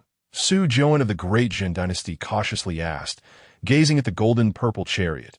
However, before he could finish his sentence, a young warrior at the left front of the chariot froze, a terrifying killing intent erupting from him, shrouding Su Jian. "Is this something you can inquire about?" The icy voice boomed like thunder from the heavens, resonating in Su Jian's ears. Thud! Under the weight of this murderous aura and thunderous voice, Su Jian envisioned countless mountains of corpses and seas of blood, his body involuntarily collapsing to the ground. All that filled his eyes was terror, as he hastily knelt and pleaded for mercy. "Forgive me, master. I shall not dare again. Humph! Should there be a next time, I shall annihilate your entire dynasty." The young warrior's gaze betrayed no hint of concealment regarding his murderous intent. Su Jian had no doubt about the truth of his words. Before such beings, their great Qian dynasty was no more than an ant. Moreover, their desire to eradicate the entire great Qian dynasty would be effortlessly realized, and that annihilation would not merely mean the destruction of the royal family, but a true slaughter of all within the great Qian dynasty. "A sea, stand down." The woman's voice from within the golden purple chariot was calm, yet brooked no dissent. "Yes," the youth known as a sea responded with utmost respect. "What transpired here?" the ethereal voice inquired once more, as she sensed something amiss. Not having detected the figure that had previously emitted that earth-shattering sword intent, she could not help but ask. Hearing the voice from within the golden purple chariot, Su Jian felt an opportunity to express himself. He quickly began to elaborate on the gathering of the 9 great dynasties, recounting their intentions with utmost transparency, including the true motives behind the invitation extended to the leaders of the Sword Pavilion. This scene left Chen Chang'an gritting his teeth in frustration, yet utterly powerless. That it was no longer a time when they could dictate the course of events, with the master of the golden purple chariot present. Any sign of unrest without her command would be deemed an affront. Those who showed her disrespect faced but one fate: death. Meanwhile, Chen Chang'an observed the golden purple chariot, a grave expression crossing his face. Through his formidable perception, he had discerned that the 4 azure-eyed hawks pulling the chariot were all beast kings. The 4 young warriors surrounding the chariot were of high celestial rank, given their youth. They were not much older than he was. Such young celestial beings could reign supreme in the 9 Qian domain. Yet now, they merely serve as attendants to the master of the golden purple chariot. Clearly, these individuals were the pinnacle forces from beyond the 9 Qian domain, as previously mentioned by Nangong Chanshui. Sensing Chen Chang'an's confusion, the 8 leaders of the Sword Pavilion approached him and whispered, "Sword Child, these individuals hail from the Qian Empire." They had noticed Chen Chang'an's indifference towards the identity of the Sword Child and sought to alleviate the tension between them by extending a gesture of goodwill. "This one possesses the Chaos Sword Body. It has been a full 100,000 years since our 2-instrument sword sect has produced a Chaos Sword Body. We cannot let him slip away now." "Qian Empire? Pray, enlighten me further," Chen Chang'an murmured to himself, then turned to the 8 leaders of the Sword Pavilion, his expression calm. The 8 pavilion masters exchanged glances, ultimately leaving it to the leader of the great Qian Dynasty to elaborate. "The world we inhabit is known as the Xinwu continent, spanning countless miles and extending across an immeasurable expanse. It is divided into 19 states, each with vast territories, and we currently find ourselves in the wilderness state. The Qian Empire stands as the most formidable force in the northern region of the wilderness state, governing an expanse of millions of miles. Hundreds of domains and thousands of dynasties in the northern region of the wilderness state are under the dominion of the Qian Empire." After this exposition, the leader paused, allowing Chen Chang'an time to digest the information. After all, Individuals from the relatively small Nine Qian domain, aside from the leaders of the Nine Great Dynasties, would likely be ignorant of the outside world. In the eyes of the beings of the Nine Qian domain, it was the largest place imaginable. Little did they know that in the grand scheme of the Xianwu continent, the Nine Qian domain was but a speck, hardly deserving of notice from true powers. This was why the two-instrument sword sect had only dispatched ordinary celestial elders to this place as sword seekers. However, this time would be different. They had found the sword child. Upon their return, based on merit, he would at least be elevated to a high-ranking outer elder, with a chance of becoming a low-ranking inner elder. It was important to note that in the vast two-instrument sword sect, the higher one's rank, the greater the authority one held. Not to mention the lofty inner elders, even high-ranking outer elders could decide the fates of millions. Chen Chang'an's eyes gleamed. He had not expected this world to be so splendid. The Xianwu continent, with its 19 states, vast lands, and immeasurable expanse, the northern region of the wilderness state, the Kanglan Empire, millions of miles of territory, ruling hundreds of domains and thousands of dynasties. Thousands of dynasties. What a concept! Chen Chang'an felt words could hardly encapsulate it. All he could muster was a simple exclamation. Wow. This truly was a grand and exhilarating world. Chen Chang'an had once thought that reaching the realm of terrestrial immortals had unveiled the truths of this world. Little did he realize he had merely scratched the surface. This world was even grander than he had imagined. Just as the 8 leaders of the Sword Pavilion believed, Chen Chang'an was overwhelmed by shock. He uttered a statement that nearly sent them into a frenzy. This mere Xianwu continent, easily conquered? The 8 leaders of the Sword Pavilion were left baffled, sweat running down their brows. This mere Xianwu continent. That was an expanse spanning countless miles, a realm of immeasurable vastness. The Xianwu continent's 19 states had never been traversed in their entirety by anyone. Not even the supreme beings of the human race dared to claim they had traversed every part of the Xianwu continent. This underscored the vastness of the Xianwu continent's territory. Why are you all staring at me? Please continue. Chen Chang'an looked at the 8 leaders of the Sword Pavilion, perplexed by their gaze. However, based on what they had just said, he had a hunch. If I'm not mistaken, the individuals before us hail from the Kanglan Empire. Upon hearing Chen Chang'an's inquiry, the 8 lords of the Sword Pavilion wore expressions of somber gravity. Ultimately, it was the Sword Pavilion master from the Qian Dynasty who broke the silence. This purple gold chariot, drawn by azure-eyed hawks, is the exclusive royal carriage of the Kanglan Empire. They determine one's rank based on the number of azure-eyed hawks used for the pulling. A common princess or prince employs a single azure-eyed hawk, while those with military accomplishments utilize 2. Only a princess or prince is entitled to use 3 or more. The purple gold war chariot before us is drawn by 4 azure-eyed hawks, all at the demon king level. If our assumptions are correct, within this chariot resides the Kanglan Empire's most gifted 3rd princess, Wudi. 3rd princess, Wudi. Chen Chang'an's gaze flickered upon hearing their words.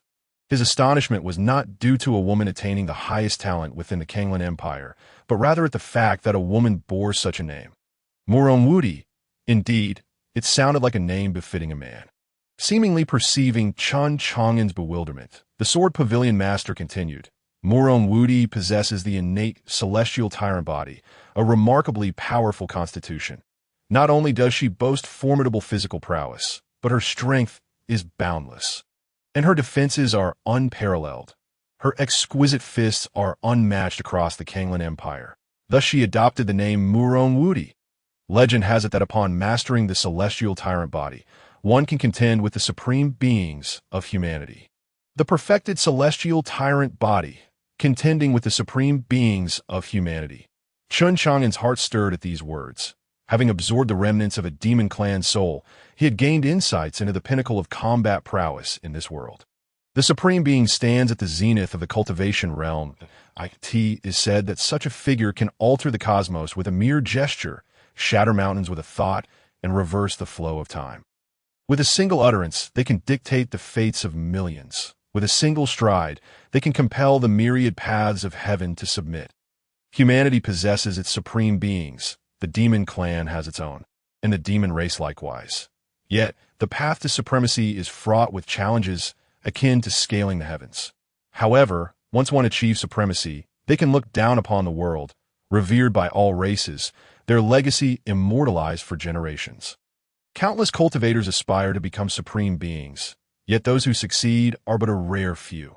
Nevertheless, there exist others in this world who, though not supreme, possess strength surpassing that of the supreme. Such individuals may lack the rank of supremacy, yet wield power akin to it. They are the alternative path seekers. The perfected celestial tyrant body mentioned earlier is one such example. A perfected celestial tyrant body can transform into a tyrannical force, its battle prowess rivaling that of a supreme being. In fact, an exceptionally formidable celestial tyrant body can challenge the supremacy itself. In truth, Chen Chang'an's chaotic sword body also belongs to this category.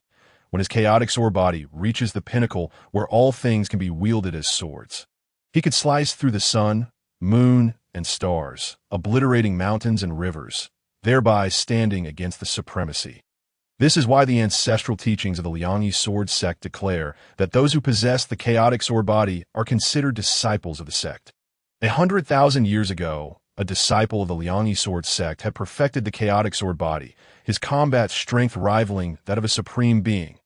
Yet, regrettably, during the chaos of war, he fell victim to a coalition of several supreme beings, leading to his demise.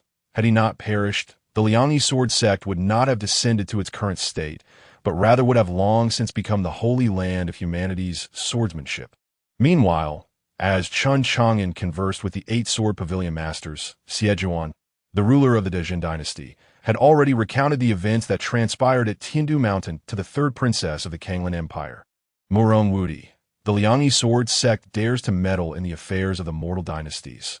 Murong Wudi's voice, calm yet laced with an icy undertone, emanated from within the purple-gold chariot, causing ripples in the air as if it were on the verge of freezing. In the realm of Xianwu, there exists an unwritten rule prohibiting forces above the imperial level from intervening in mundane matters. The Liangyi sword sect's involvement in the affairs of the 9 great dynasties has evidently breached this protocol. Moreover, these 9 dynasties fall under the jurisdiction of the Kanglan Empire, rendering the Liangyi sword sect's actions tantamount to a challenge to the empire's authority. While you establish a presence within the domain of the Kanglan Empire to scout for swordsmanship prodigies, I may turn a blind eye. However, should you intervene in matters concerning the dynasties under my empire's command, then I, the Kanglan Empire, shall take action. Qian, keenly aware of the frostiness in Murong Wudi's tone, hastened to respond, Your Excellency speaks true. The Liangyi sword sect's interference in the affairs of our 9 dynasties warrants your intervention. Please, punish the Liangyi sword sect on our behalf. Indeed, we beseech your Excellency for resolution. I merely spoke 2 words, and they severed both of my arms, lamented Zhu Ke, the ruler of the Qian Dynasty, tears streaming down his face. Upon exchanging glances, both individuals discerned a shared sense of satisfaction in their eyes. Liangyi sword sect, no matter how formidable, can they compare to the Kanglan Empire? At this moment, they completely overlooked that it was they who had invited the Liangyi sword sect to intervene. Now, with the Liangyi sword sect siding with Chun Beixian, they dared to slander the 8 sword pavilion masters. Truly, the audacity of humans knows no bounds. Alas, they had miscalculated their target. Clang! A silver spear, dancing like a dragon, sliced through the air with a graceful arc. 2 bloodied tongues fell to the ground, and only then did the anguished cries of Qian and Zhu Ke resonate. Ah! Both men clutched their mouths, blood oozing from between their fingers, their faces reflecting sheer terror as they looked upon the figure previously referred to as the 4th warrior. The silver spear was raised, aimed at their foreheads, a chilling intent piercing through their skin. How dare you presume to dictate the actions of Princess? You despicable wretches, consider this a minor chastisement. Should you transgress again, I shall take your heads. The frigid voice, devoid of any emotion, not only caused Qian and Zhu Ke's countenances to pale, but also startled the other sovereigns present. They had not anticipated that merely a single warrior could possess such might. Qian and Zhu Ke, both of considerable cultivation, found themselves utterly powerless before this individual, their tongues severed with a mere flick of the wrist, if this warrior were to unleash their full strength.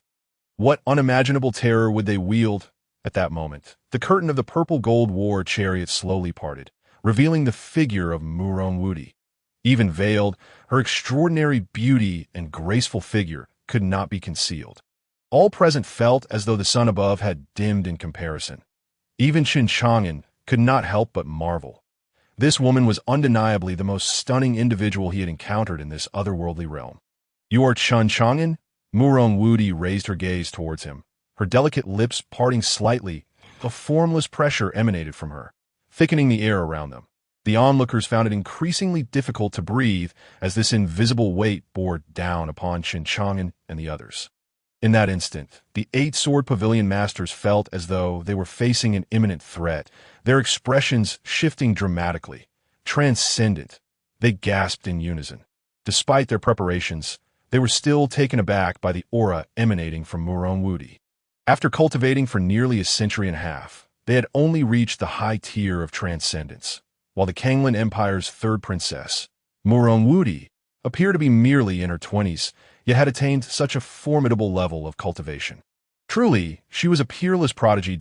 In the realm of Xianwu, prodigies are categorized into ordinary, top-tier, and peerless prodigies.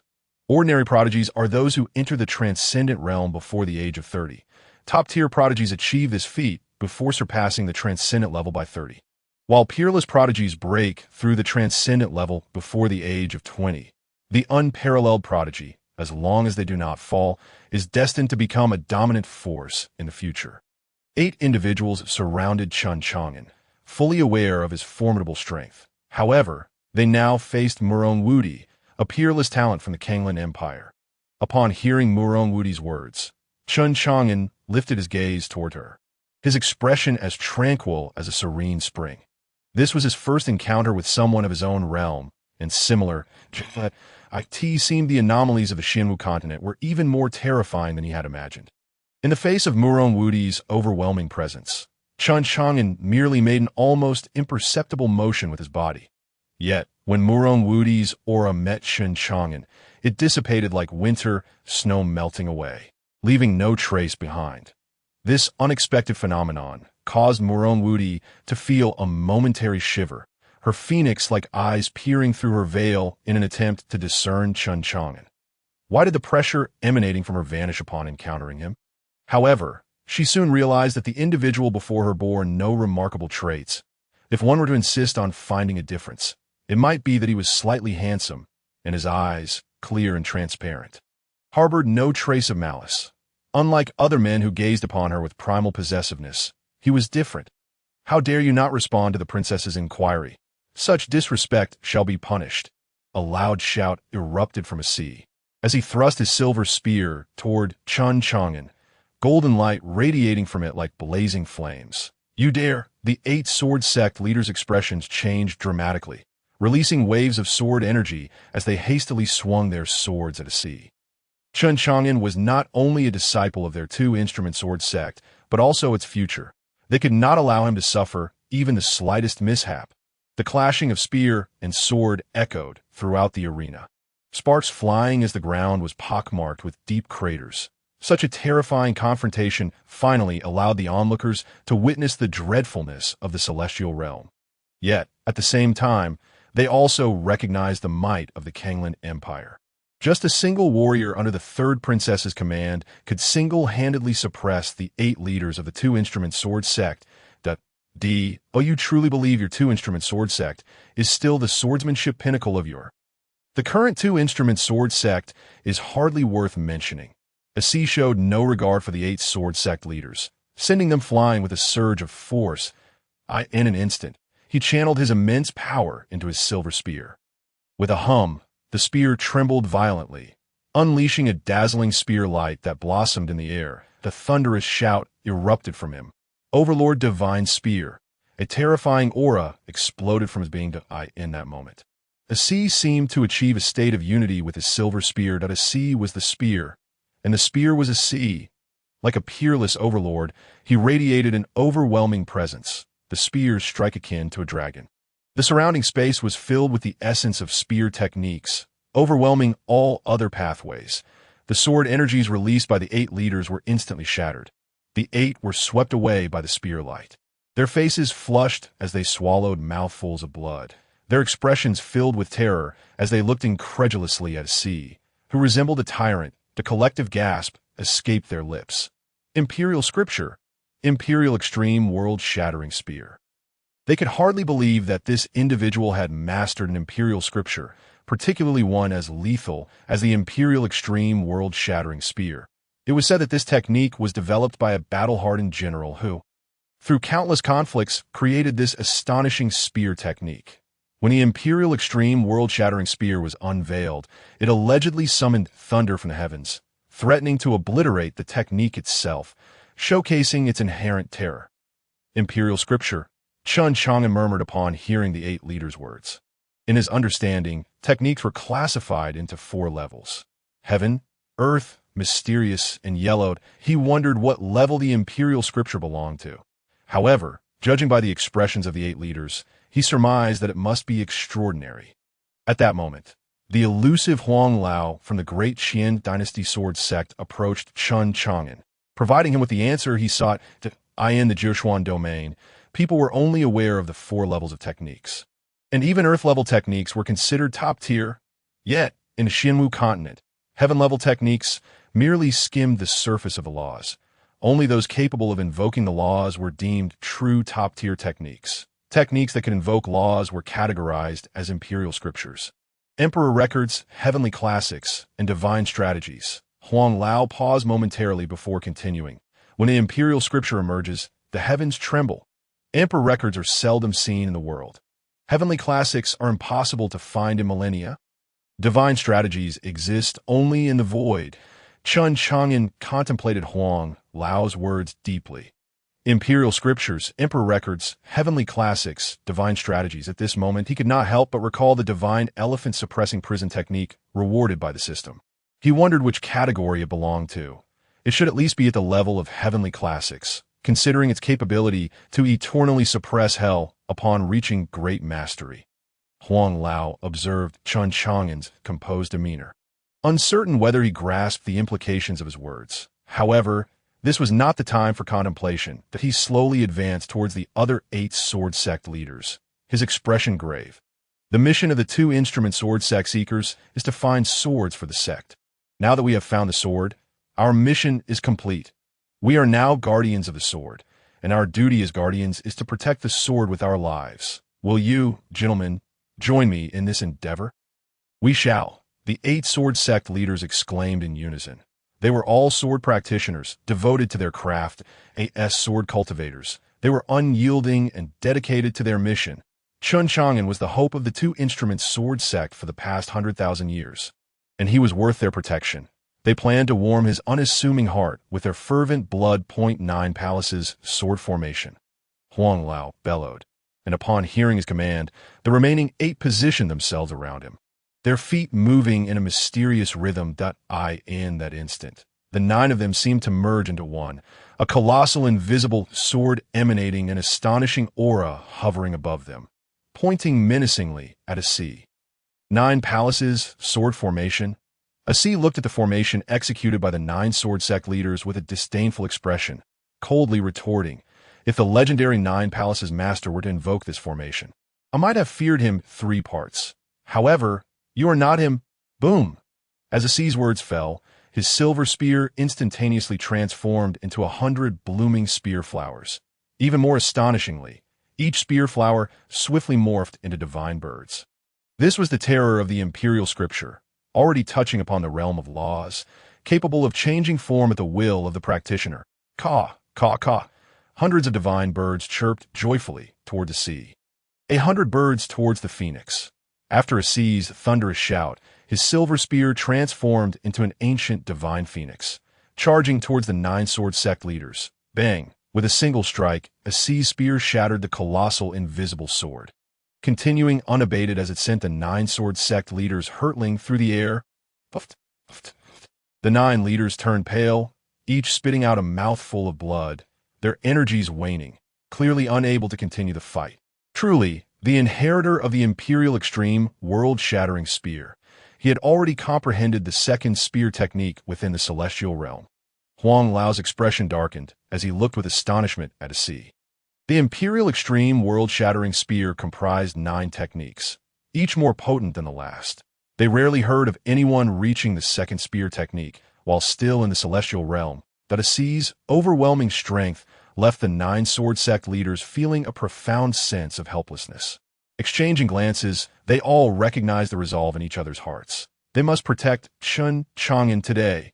Sacrificial sword. With a thunderous roar, Huang Laoda's previously waning spirit reignited with fervor.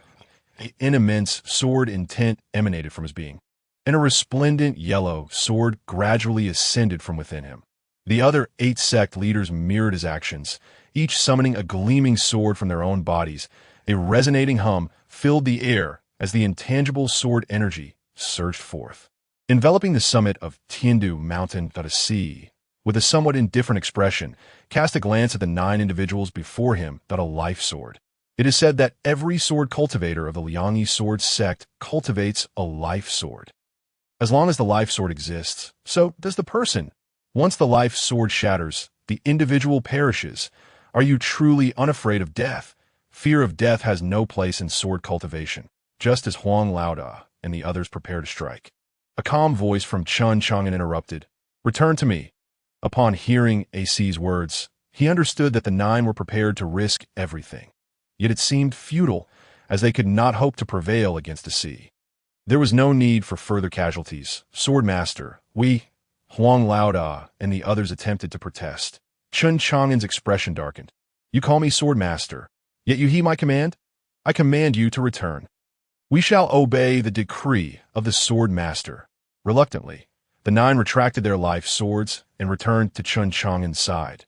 Sword Master. Upon hearing the words of the 9 from the Liang sword sect, Murong Wudi and the others turned their gaze toward Chen Chang'an. This man is the Sword Master of the Liang sword sect.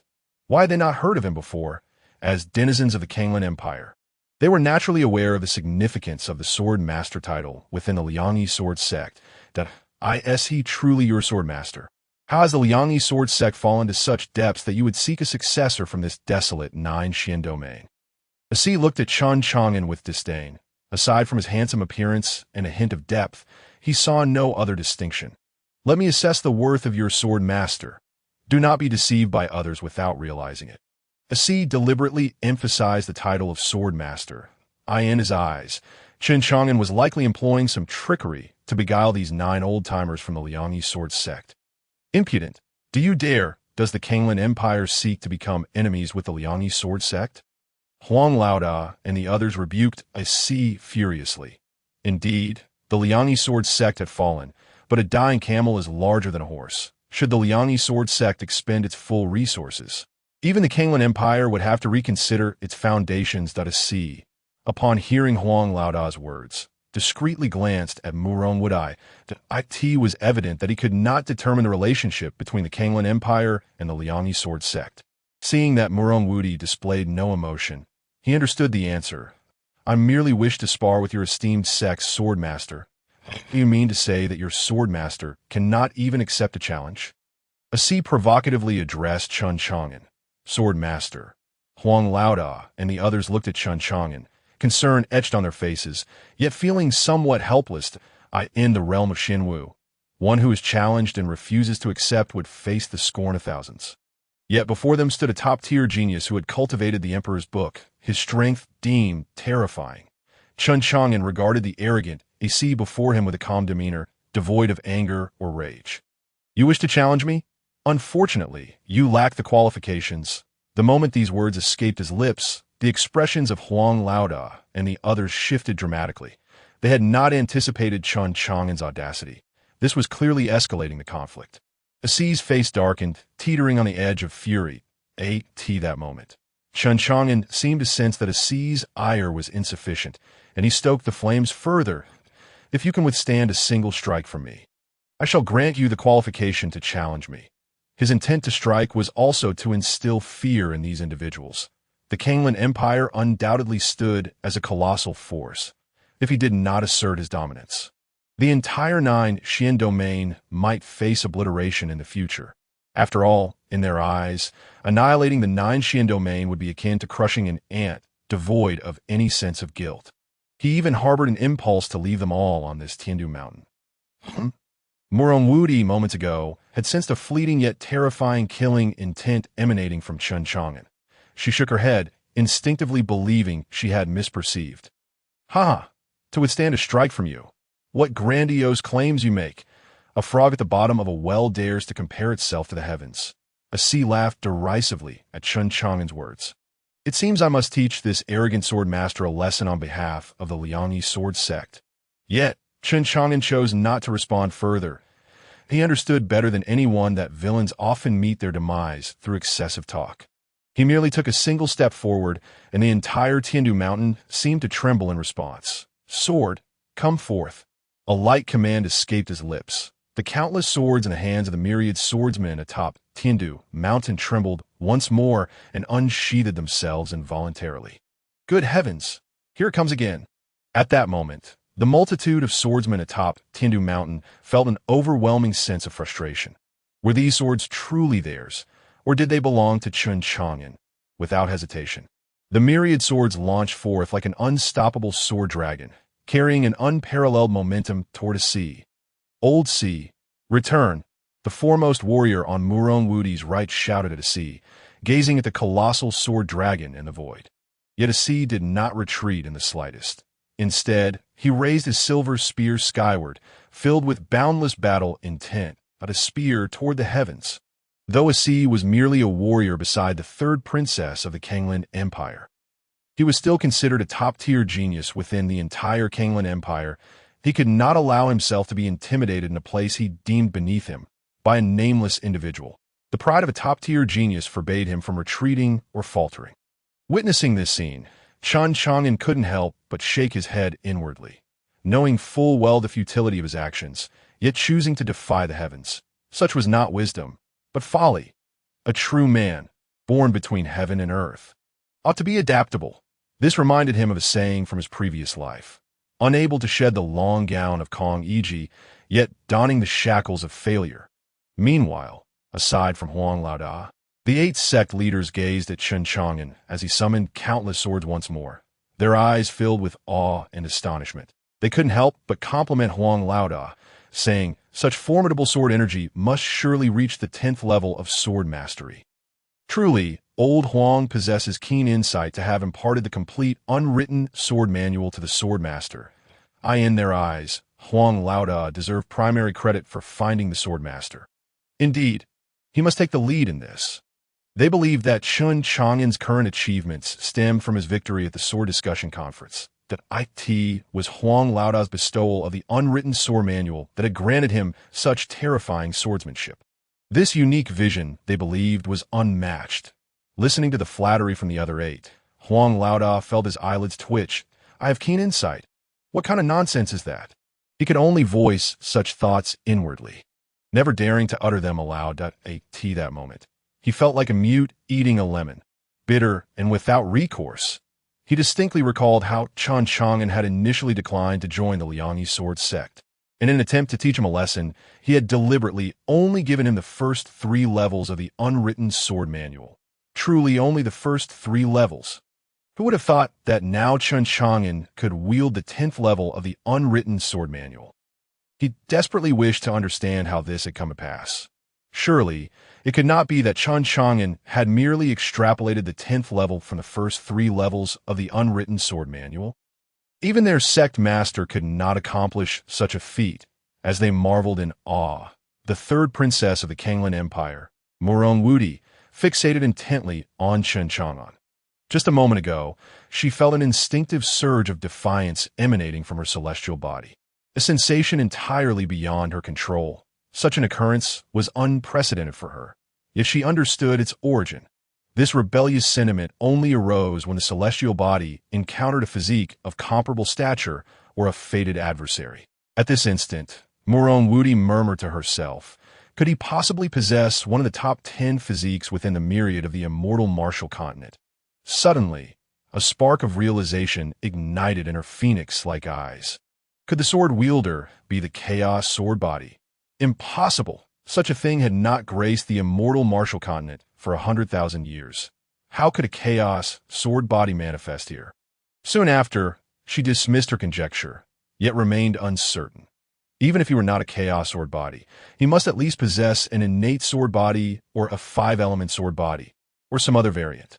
Resolutely, she resolved to probe into Chen Chang'an's true capabilities. Boom!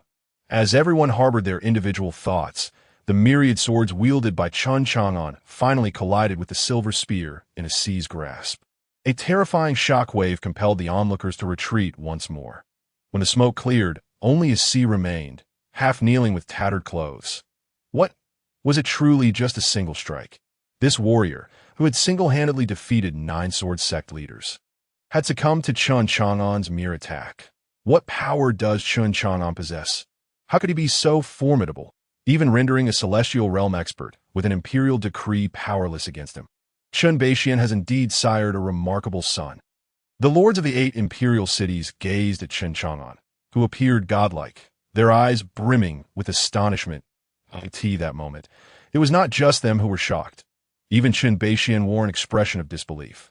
A glance at Guiyuan revealed the shared bitterness in their eyes. His son was far more terrifying than they had ever imagined. Behind them, Chen Chang'an, who had just returned, stared at the young man in the arena who bore a striking resemblance to him. His face filled with shock and shame. It turned out that his 9th brother's true strength far surpassed his expectations. He had thought he was drawing closer to the law manifestation realm, only to realize that the distance between him and Chen Chang'an was growing ever wider. 9th brother, just how high is your strength? A sense of helplessness welled within Chen Chang'an in the arena.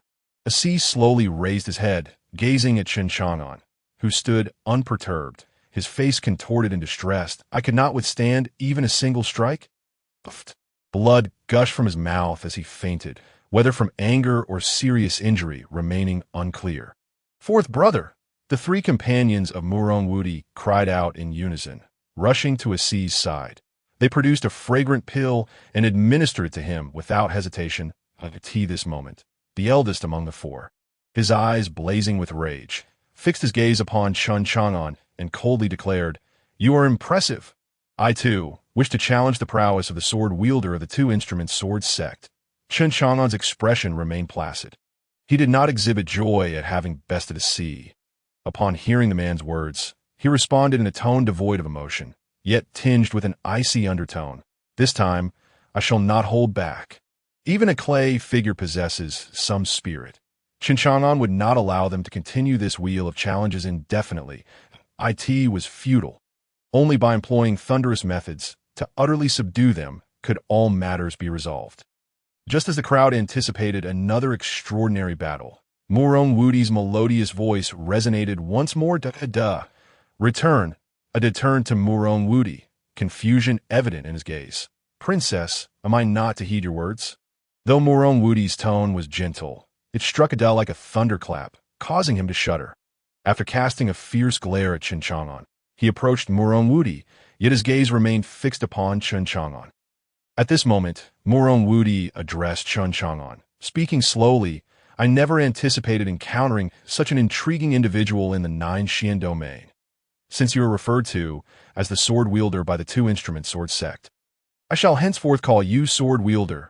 I have discovered a hidden realm within the endless mountains and wish to invite you to explore together. May I inquire if you are interested?" Chen Chang'an glanced at the extraordinarily graceful Murong Wudi and, in the confidence reflected in her eyes, slowly uttered 3 words. "Not interested?" The crowd fell silent, their expressions akin to that of bewildered fools as they regarded Chen Chang'an. This was an invitation from the 3rd princess of the Kanglan Empire, and he had the audacity to decline or refuse such an opportunity, which could elevate one to greatness by aligning with the Kanglan Empire's 3rd princess. Seemed utterly nonsensical. They felt as though they had just swallowed a bitter pill. Murong Wudi, too, was taken aback by Chen Chang'an's abrupt refusal. Were it not for the possibility that he possessed one of several sword-related physiques, she would not have extended the invitation. Not interested? The hidden realm was left behind by a being above the celestial realm, at the very least a profound, extreme, hidden realm. Murong Wudi had inadvertently learned of this hidden realm and subsequently sought counsel from a mysterious sage of the Kanglan Empire. Inquiring about the secrets of this hidden realm within the endless mountains, the sage's eyes were filled with enigmatic symbols, as if he had glimpsed something extraordinary. Yet he imparted only 4 lines of wisdom. Golden scales are not mere creatures in the pond. Upon encountering a hidden realm, they transform into dragons. The dragon's roar shakes the heavens. The invincible shall meet the shallow dragon. The first 2 lines were clear to her. They signified that Murong Wudi could gain fortune within this hidden realm, transforming into a true dragon. With her celestial body and unparalleled talent, none among the princes or young lords of the Kanglan Empire could surpass her. The celestial body inherently possessed a dominating aura, which also influenced her temperament.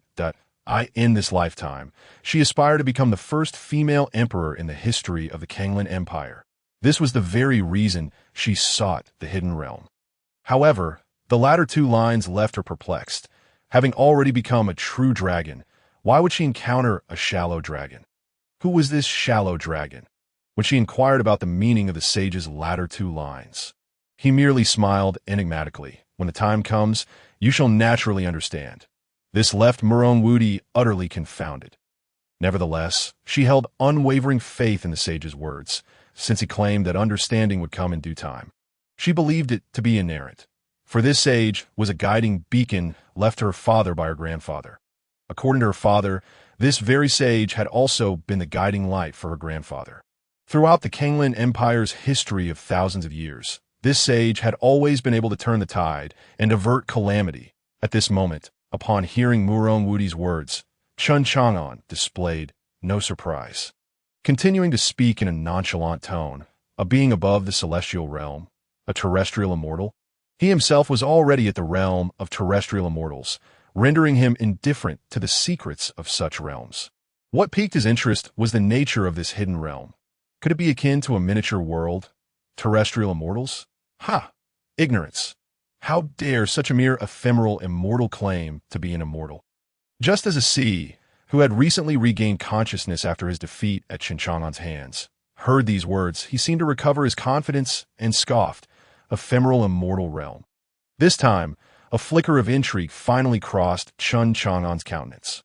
It appeared he was on the verge of uncovering the secrets of this world. What worth is an immortal who has not forged the 4 dimensions, who has not traversed the threshold of life and death, who has not stepped into the supreme domain, nor undergone the tribulation of heavenly baptism? A sea continued to mock, resembling a triumphant little penguin. Chen Chang'an remained unfazed. A defeated foe could only bark like a dog. Instead, he turned to look at Old Huang and the 9 heads of the Sword Pavilion.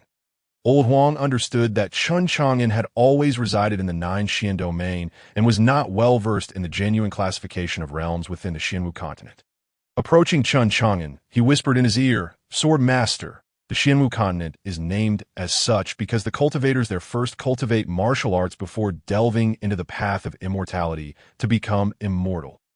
The martial arts are divided into 5 realms: Master, Grandmaster, Dharma Aspect, Celestial Being, and Virtual Immortal. The Virtual Immortal realm is known as the Earthly Immortal in the 9 Xian domain, which is not yet the realm of true immortals. As for the cultivation prior to Master, it can only be considered body refinement. Upon entering the realm of immortals, one embarks on the path of immortality, which is divided into 9 realms, the 4 extremes of heaven: Earth, mysterious and yellow, the 2 realms of life and death, and the 3 supreme realms. One must undergo tribulation in the supreme realm to become immortal. Each realm is further divided into 9 heavens. 9 realms and 9 heavens converge into one. And achieving the completion of the path of immortality signifies ascension. The mysterious realm spoken of by the 3rd princess of the Kanglan Empire should indeed be the secret realm left behind by the strong of the 2nd realm of immortality. The mysterious extreme. Upon reaching the 9th realm of immortality, one can manipulate the power of laws to construct a virtual small world. It is said that after becoming an immortal, one can transform this virtual small world into a true one. Old Huang's words seemed to unlock the door to the cultivation world for Chen Chang'an. He realized that his current realm was that of a virtual immortal, still far from being a true earthly immortal. Martial arts have 5 realms, and the path of immortality has 9 realms. Chen Chang'an murmured softly, his eyes gleaming with excitement. Such a world is far more exhilarating.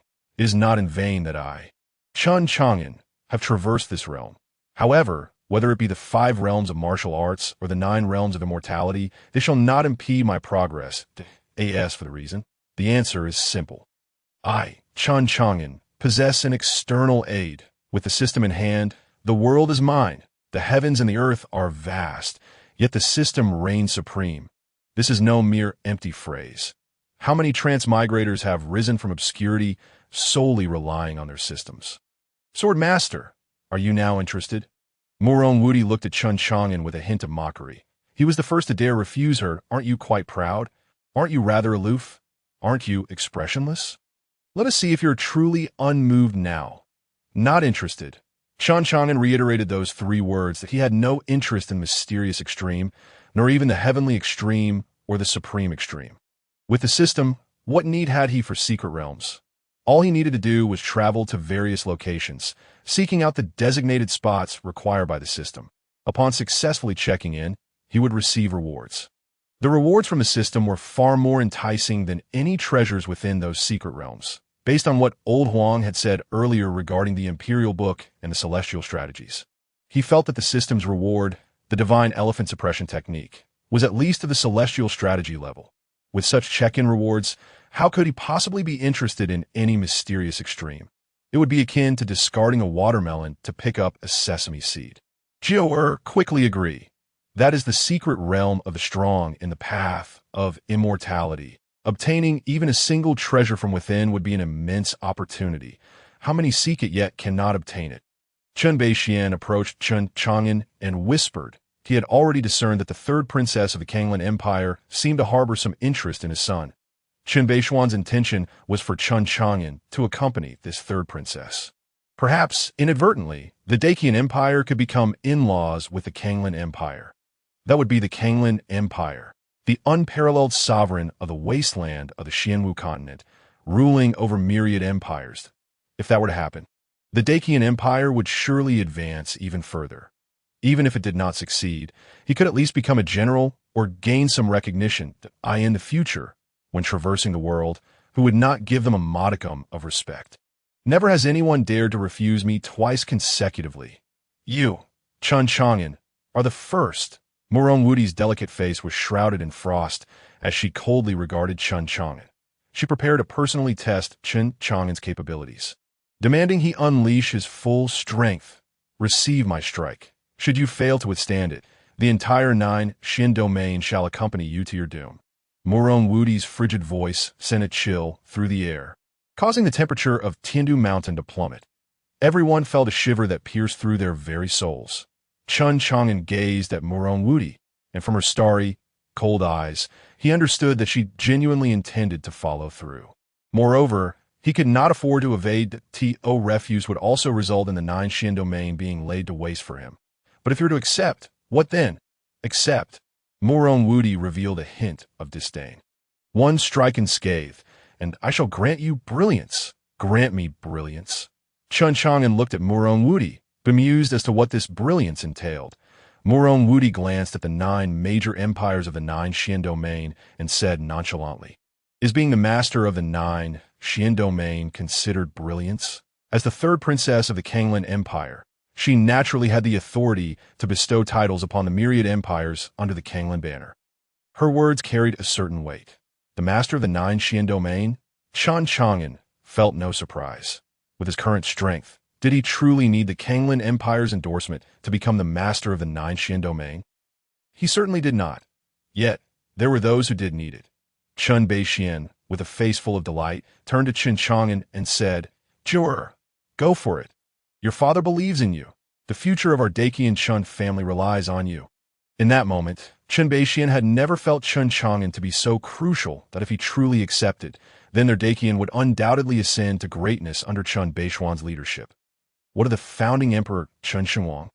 What of the revitalizing emperor Chen Chang'an? They would all pale in comparison to him. Chen Beixian would usher in a new era for the Dacian Empire, a new era surpassing all previous emperors. Chen Chang'an turned to glance at Chen Beixian, and within his eyes lay a depth of meaning Chen Beixian could not comprehend, akin to the gaze he cast upon the common folk of Daqian. However, he had no time for further contemplation, for Chen Chang'an unexpectedly uttered an even more astonishing phrase. "What if I were to defeat you?" Thud!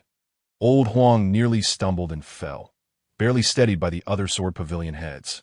Lest he become the first celestial being to faint from shock, to defeat the Kanglan Empire's celestial titan, their sword master truly dared to say such a thing. He likely did not understand what the celestial titan was. The celestial titan, unmatched in physical form, possessed immense potential for cultivation and combat prowess. When trained to the pinnacle, could transcend to an alternate path, challenging the supremacy of humanity. They had never heard of anyone in the same realm defeating a celestial titan. Moreover, they did not believe Chen Chang'an and Murongwudi were of the same realm. Meanwhile, the leaders of the 8 major empires, who had previously felt somewhat disheartened, now brimmed with smug satisfaction. They thought to themselves, "Chen Chang'an, oh Chen Chang'an, you are truly courting death. The might of the Kanglan Empire is not something you can provoke." Although they were not well acquainted with the name of Murongwudi, they were keenly aware of the Kanglan Empire's strength.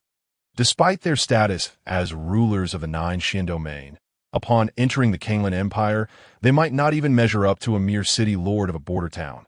They had vaguely overheard old Huang's words. Standing before them was the 3rd princess of the Kanglan Empire, the unparalleled Murongwudi. Such a figure was not someone Chen Chang'an could hope to defeat. They had initially worried that Chen Chang'an might ascend as the master of the 9 Qian domain, which would spell the end of their favorable days. Little did they expect that fate would take a turn, and Chen Chang'an would seek his own demise. Truly, heaven, wishing to destroy a man, first drives him mad. The leaders of the 8 major empires, scoffed inwardly. "Boy, do you dare show disrespect to the princess? Do you not realize that a single word from her could lead to your demise? And the entire 9 Qian domain would accompany you to your grave." A sea glared furiously at Chen Chang'an. When a master speaks, when has it been your turn to interject? Chen Chang'an cast a glance at a sea, as if truly regarding him as a mere dog, then continued to focus on Murongwudi. "You." A sea yearned to speak further, yet was halted by Chen Chang'an's words rang true. This was a conversation between him and their master, and any continued dialogue would be an affront to authority. However, Ada and his companions revealed their fierce intent, for Chen Chang'an had already found his place on their kill list. Should he fall to Murongwudi, the inevitable consequence would be their merciless retribution. "Let's discuss this matter once you have defeated me. Arrogance comes at a price." Murongwudi offered no response, yet her silence spoke volumes. She would not be vanquished. With a subtle shift of her body, the surrounding space twisted, a testament to her formidable physical prowess, and superfluous words were exchanged as Murongwudi unleashed a punch that cleaved through the air. Though it was merely the size of a dough ball, to the onlookers, it bore the weight of a mountain. Yet, she refrained from striking Chen Chang'an's face, fearing that her blow might be too forceful and end his life. Instead, her target was his chest. After all, within the Kanglan Empire, few could withstand a blow from her. Indeed, as the 3rd princess of the Kanglan Empire, her punch was nothing short of terrifying. Indeed, I feel that if we were to face this punch head-on, even the wind generated would scatter us. The rulers of the 8 great dynasties displayed expressions of dread. Can Jiu'er withstand it? Chen Beixian's face turned pale as he looked at Chen Chang'an, filled with anxiety. Withstand it? What a joke! A sea scoffed. That moment, a thunderous boom echoed. Where Chen Chang'an and Murongwudi clashed, the very fabric of space began to collapse. All eyes turned skyward. There, they beheld Murongwudi's fist met by Chen Chang'an's right hand, while his other hand rested calmly behind him. He blocked it. Expressions of disbelief adorned the faces of all present. Even Murongwudi was momentarily stunned, staring at Chen Chang'an in astonishment. "You actually blocked it?" she exclaimed, her beautiful eyes wide with shock at in the Kanglan Empire. She had always sent her opponents flying with a single punch. Never had anyone managed to catch one. This moment left her momentarily speechless. "Your physique is indeed powerful, but is it so difficult to take a punch from you?" Chen Chang'an replied nonchalantly. With his current strength awakened from 1,500 particles, receiving her praise was a testament to Murong Wudi's physical might. Yet, her ears found his words deeply ironic. Is it so difficult to take a punch from me? For the first time, Murong Wudi's face contorted with rage. Chen Chang'an's words felt like an affront to her pride. She was, after all, a formidable body, ranked among the top 10 of the 3,000 physiques. Did she not deserve respect? With a roar, Murong Wudi unleashed another punch, each strike sending ripples through the air, akin to an air cannon aimed directly at Chen Chang'an. Despite being a woman, her strikes were grand and powerful, causing the nine-sword pavilion leaders to tremble, their expressions betraying their fear. Yet, when they looked at Chen Chang'an, their terror deepened. He merely extended his right hand, flawlessly blocking each of Murong Wudi's strikes, the sound of thunder erupting between their fists. Goodness! I never expected that. Not only does the sword master possess remarkable swordsmanship, but his physical strength is equally formidable. Indeed, with such a powerful physique, if you were to find a few women skilled in swordsmanship to marry, they could potentially give birth to numerous chaos sword bodies. As the battle raged on, Murong Wudi's expression darkened with each blow, her voice trembling as she questioned, "How can you be so strong?" Each of her punches could easily obliterate a celestial realm expert. Yet Chen Chang'an appeared to stroll leisurely, effortlessly fending them off. This left her utterly astonished. Even the onlookers gazed at Chen Chang'an with expressions of disbelief, as if beholding a monster. The rulers of the 8 great dynasties were now too frightened to utter a word. Their eyes reflected sheer terror. Chen Beixian and Gue Yuan's expressions were filled with bitterness. While Chen Chang'an felt a sense of relief wash over him, it became clear that everyone had underestimated the ninth brother. Initially believing the gap between them to be insurmountable, it now appeared to be a chasm of divine versus mortal. On the battlefield, Chen Chang'an smiled as he regarded Murong Wudi. To him, she was merely a stubborn little girl. After all, with 2 lifetimes behind him, he was in essence a man of 4 or 5 decades. Yet there was something he had not disclosed, that he could still grow stronger. The divine elephant suppression prison technique was indeed a top-tier body refinement method. Awakened to 1,500 particles, each casual strike of his could unleash a force equivalent to 15 million pounds. When facing Murong Wudi, he had only summoned the strength of 500 particles of the great elephant. Otherwise, a single punch could have sent her flying. You think you've won? Murong Wudi scoffed coldly, launching another punch. This strike differed entirely from her previous ones, exuding an overwhelming might that could shatter mountains. The overbearing fist, an ancestral technique of the Zhangtian overbearing body. Hidden within the bloodline of the Zhangtian overbearing body, only those possessing this physique could learn this martial art through bloodline inheritance. This unique skill, which rendered the user invincible, was the very origin of Murong Wudi's name, Be cautious, Jianzi. That's the overbearing fist. Huang Lao and others seemed to have deduced the situation, calling out loudly to Chen Chang'an. The overbearing fist? Chen Chang'an observed the now formidable Murong Wudi and doubled the force in his hands that he summoned the strength of 1,000 particles of the great elephant, preparing to clash with Murong Wudi. Boom! Boom! The shockwaves from their fierce confrontation engulfed the summit of Tiandu Mountain. The colossal collision sent boulders tumbling down the mountainside.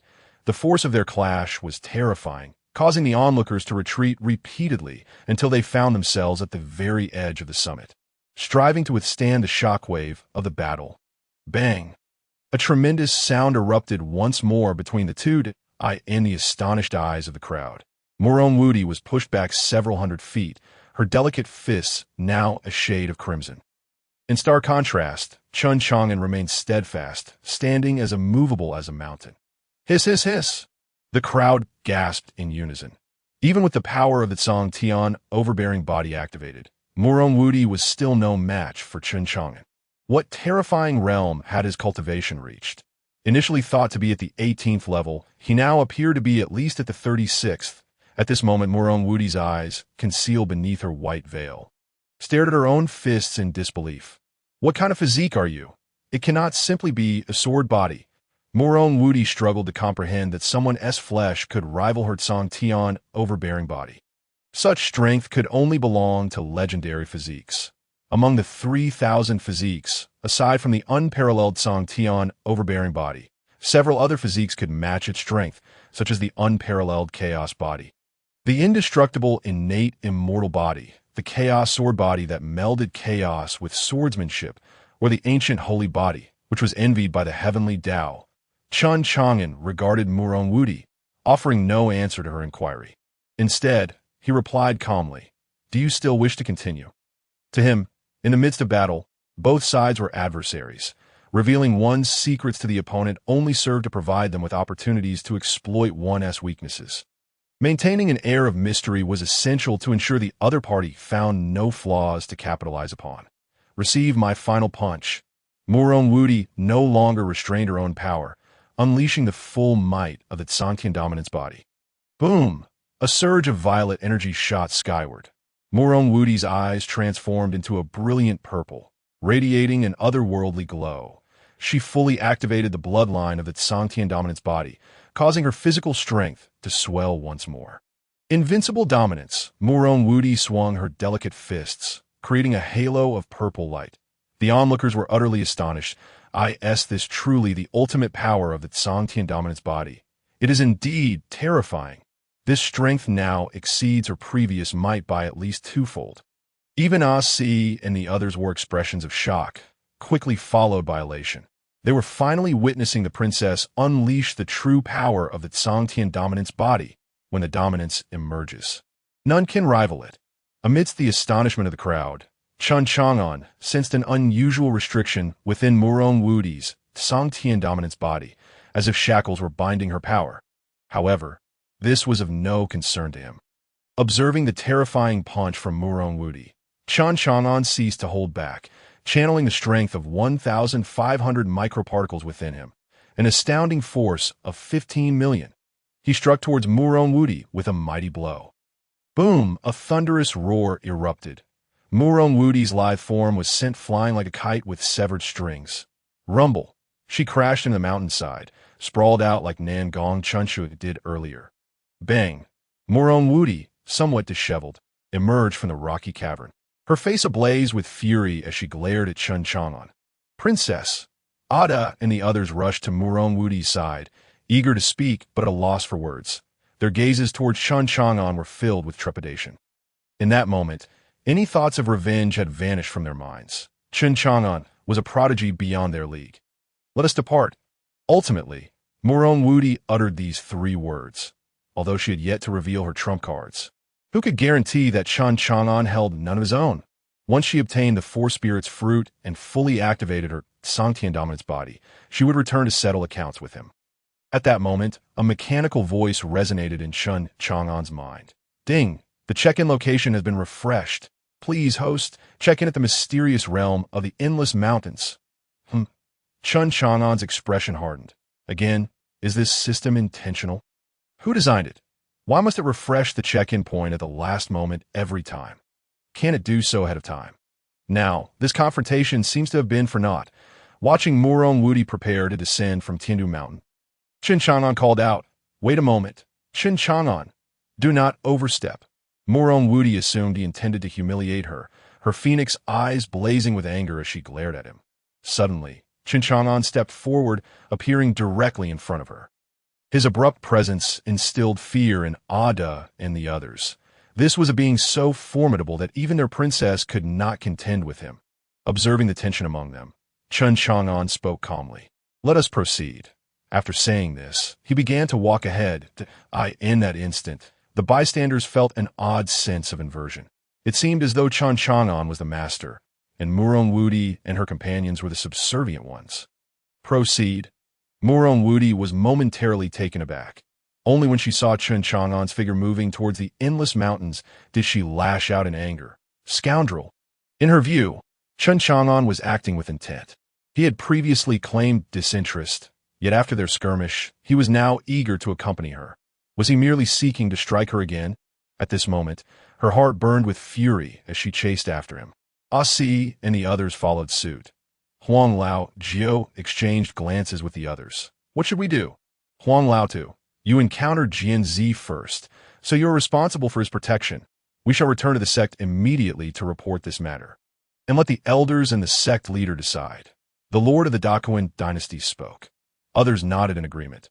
Yes, it's settled. Huang Laotu's face darkened, resembling a resentful little wife. How could he, a celestial realm being, be tasked with protecting someone from the void immortal realm? These individuals were truly relentless. Huang Laotu, hurry. If you delay any longer, you may miss Jian Zi entirely. Ignoring Huang Laotu's expression, the group urged him onward.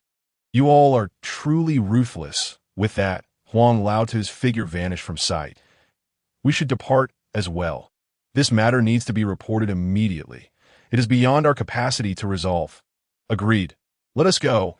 The 8 sect leaders mounted their swords and soared into the distance. Thus, only the 9 great dynasties remained atop Tiandu Mountain. Chen Beixian regarded the 8 dynasty leaders across from him, a smile blooming on his face like a blooming chrysanthemum. Ladies and gentlemen, shall we fulfill our promise? The 8 leaders glared at Chen Beixian with gritted teeth. If looks could kill, he would have perished 8 times over. Noticing their silence, Chen Beixian continued, if you choose not to honor your pledge, it matters not. After all, Her Highness, the 3rd princess of the Qian Dynasty, has already agreed.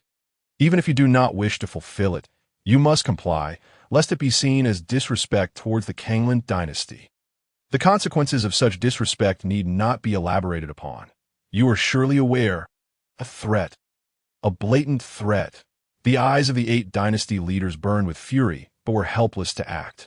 The 3rd princess of the Qian Dynasty had declared that if one could withstand a punch from her without defeat, they would grant Chen Chang'an the title of Lord of the 9 Xian domain. Given the fierce battle they had just witnessed, where Chen Chang'an not only endured countless blows, but also sent Murong Wudi into the mountainside, he had naturally secured the position of Lord of the 9 Xian domain. We bow to the domain lord. The 8 dynasty leaders reluctantly bowed to Chen Beixian, particularly the lords of the Daquan and Dajin dynasties. Point one had lost both arms and a tongue, while the other had lost only a tongue. All of this stemmed from Chen Beixian's actions. How could they do so willingly? Ha ha! Excellent. No need for such formalities. This domain lord eagerly awaits your arrival into Qian. Chen Beixian laughed heartily, leading the others away. As the domain lord, he required the 8 dynasty leaders to present their respective imperial seals to submit their national documents. Humph! Watching the triumphant Chen Beixian, the 8 lords could not help but snort disdainfully. They exchanged glances, an unspoken understanding passing between them. Yet, no one spoke, and they all departed. Within the endless mountains, Murong Wudi caught up with Chen Chang'an, blocking his path, her eyes blazing with fury. Chen Chang'an, what do you mean by this? You come to strike me and then simply walk away? Chen Chang'an found her words rather awkward. It's nothing. I merely felt that this secret realm might hold some affinity for me, so I wish to take a look. Affinity? Murong Wudi scrutinized Chen Chang'an, attempting to discern his true intentions. Yet no matter how hard she pondered, she could not comprehend. However, as she considered this, she decided not to dwell on it. Since Chen Chang'an wished to go, it conveniently spared her the trouble of seeking a swordsmanship expert herself. From the information she had gathered, this secret realm was left behind by a profound practitioner of swordsmanship, and it contained various sword formations. Bringing along a swordsmanship master would facilitate breaking the formations. This was also why she had extended an invitation to Chen Chang'an when she learned he was a swordsman. Ignoring Murong Wudi, Chen Chang'an continued forward. After the system completed its update, a vague direction remained in his mind. Chen Chang'an. Murong Wudi felt an unprecedented sense of suffocation that she had never experienced throughout her life. For reasons unknown, she always felt a sense of oppression in the presence of Chen Chang'an. Clenching her delicate fists as she gazed at his retreating figure, she vowed, "Once I obtain the 4 spirits' fruit and awaken the heavenly dominance body, I shall surely subdue you." Meanwhile, deep within the boundless mountains, in an exceedingly secretive valley, thousands of demonic beasts gathered, their expressions filled with reverence as they gazed into the depths of the valley. At the forefront stood dozens of demon kings. If Chen Chang'an were to witness this, he would undoubtedly come to a startling realization. And no wonder he could not find a single demonic beast in the endless mountains. They had all concealed themselves. Suddenly, a humanoid figure radiating an aura of lethal intent emerged. This being possessed 9 heads, and wherever it passed, every demonic beast bowed its head, regardless of whether they were ordinary beasts or demon kings. None dared to meet its gaze that in the realm of cultivation. There is a saying, those with peculiar appearances are invariably gifted. This adage also holds true in the world of demonic beasts.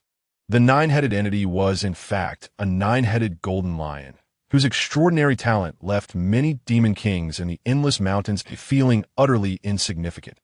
Having cultivated for merely a decade, it had already surpassed the existence of these demon kings, unifying the demonic beasts within the boundless mountains and becoming the first demon emperor in tens of thousands of years. A demon emperor holds power comparable to that of a human in the void immortal realm. The previous Taotai demon king had also acted under the command of this 9-headed lion to invade the great Qian Dynasty, initially intending to assess the strength of the 9 major dynasties of the 9 Qian domain, only to find themselves ensnared within the great Qian Dynasty. This led to all demonic beasts retreating into hiding. The time is ripe. The secret realm is ready to be unveiled. I can already sense its presence. Once I acquire the treasures within, I shall break free from my constraints and ascend to the realm of the demon emperor. Once I attain that level, the 9 Qian domain will be ours to devour. Roars of anger echoed throughout the valley as thousands of demonic beasts responded in unison. By order of this emperor, all demonic beasts shall intercept any cultivators attempting to enter the Taiwan mountain range. Not a single one shall pass. With that, many demonic beasts departed in the capital of the great Qian Dynasty. Within the Qingyun Wangfu, a sudden exclamation resonated from the bottom of the fish pond where Chen Chang'an often stood. So it truly is here. My waiting for thousands of years has not been in vain. As the voice faded, the space above the fish pond twisted, and a scholar-like figure emerged from the distorted space without causing a single ripple in the water.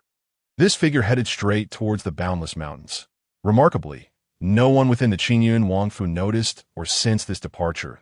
That moment, Chen Chang'an returned to the Qingyun Wangfu. Feeling an inexplicable sensation, he approached the fish pond he frequented and softly called out, "Mr. Mei, are you there?" After calling thrice without a response, he could not help but exclaim, "Mr. Mei." At that instant, a single leaf descended gently from the sky, which Chen Chang'an caught. Upon examining the leaf, his gaze sharpened as he read the words inscribed upon it. "Our fates have come to an end. I wish you well in your future cultivation." A deafening roar echoed in Chen Chang'an's mind. "Mr. Mei has left. He was my greatest trump card. What am I to do without him? Mr. Mei, I still do not know your name." Chen Chang'an shouted towards the outside of the Wangfu. Just then, an ethereal voice reached his ears. "The solitary shadow of the cold river. An old friend from the martial world. Why must we be acquainted?" A gust of wind swept by, and Chen Chang'an felt a chill in the air, which cleared his mind. If my 9th brother can achieve this, then so can I, Chen Chang'an, in the boundless mountains. As the sun rose, casting brilliant rays, ancient trees towered, and monkeys cried out. The mountain paths were treacherous and fraught with danger. Yet for martial artists of the celestial realm like Chen Chang'an, such challenges were trivial. They soared through the air without touching the ground. However, Chen Chang'an and Murong Wudi had already flown for a full 5 days. Even with both being in the void immortal realm, they were nearing their limits, having only stopped to rest and eat intermittently. Fortunately, they sensed they were approaching the secret realm, as the spiritual energy in the air began to stir violently, unlike the gentler energies found elsewhere. "Jinzi, it seems we are close," Chen Chang'an remarked. "I never expected that the elder of the Xuanji realm would hide the secret realm so deeply, if not for the leakage of its aura over time. Locating it would be akin to climbing to the heavens." Along their journey, Elder Huang learned from Asi and others that they had come to know of this secret realm because one of them, while hunting demonic beasts in the boundless mountains, inadvertently sensed the leaked aura of the secret realm. When that individual planned to invite friends along to seek treasure, he was betrayed and killed by a close associate who intended to claim the secret realm for himself. which ultimately reached the ears of the Qian Wei of the Qian Dynasty and eventually made its way to Wudi. In this world, nothing is immutable. Time erodes all things. Chen Chang'an gazed ahead, seemingly catching sight of the secret realm, and could not help but exclaim, "Umph! As long as one is powerful, even time cannot extinguish their existence." Upon hearing Chen Chang'an's words, Wudi let out a cold snort. Elder Huang and Asi exchanged knowing smiles at this familiar scene. Such occurrences had become commonplace over the past 5 days that Asi had completely unraveled his mental knots since witnessing Chen Chang'an effortlessly annihilate 10 demon king-level beasts with a mere flick of his finger. He no longer regarded Chen Chang'an as a rival, for Chen Chang'an was an insurmountable peak he could never hope to scale. Rather than live in a shadow, he chose to distance himself from it. Who in this world can escape death? Who can evade obliteration? Chen Chang'an did not turn back, maintaining a tranquil demeanor. Although he did not refute Wudi's statement, his meaning was clear: no one can achieve immortality. Upon hearing Chen Chang'an's assertion, Elder Huang and the others exchanged peculiar glances. Before them stood a mere 20-year-old, yet at times he exuded an air of wisdom that seemed akin to an elder of 100 years. Nonetheless, they acknowledged the truth of Chen Chang'an's words. In the realm of the immortal martial continent, there had never been a claim of immortality. Even the most exalted beings could only live one lifetime. At that moment, even Wudi refrained from rebuttal. As a member of the Qian Dynasty, she possessed knowledge that Chen Chang'an could not fathom and was well aware that no one could attain eternal life, unless they were true immortals. However, no evidence of such beings had ever been found in the immortal martial continent. Just as everyone was coming to terms with Chen Chang'an's words, he slowly turned to face them and stated, "Only I, Chen Chang'an, am capable of being immortal and indestructible." With a thud, Elder Huang stumbled and fell, no one coming to his aid this time. Rising to his feet, he looked at Chen Chang'an with incredulity. The others, equally astonished, gazed at Chen Chang'an, who stood against the backdrop of the rising sun. The brilliant rays, combined with his handsome visage, illuminated him as though he were a celestial being descending to the mortal realm. For a moment, everyone was left spellbound. Is he an immortal? Of course not. He is Chen Chang'an. As the realization dawned on them, they could not help but think, "Your face doesn't seem that large either." Just then, a roar echoed through the air. The thunderous roar echoed through the air as a pitch-black ape, adorned with a single horn atop its head, leapt from the summit of a colossal mountain. With a mere footfall, it caused the towering peak, several dozen zhang high, to crumble.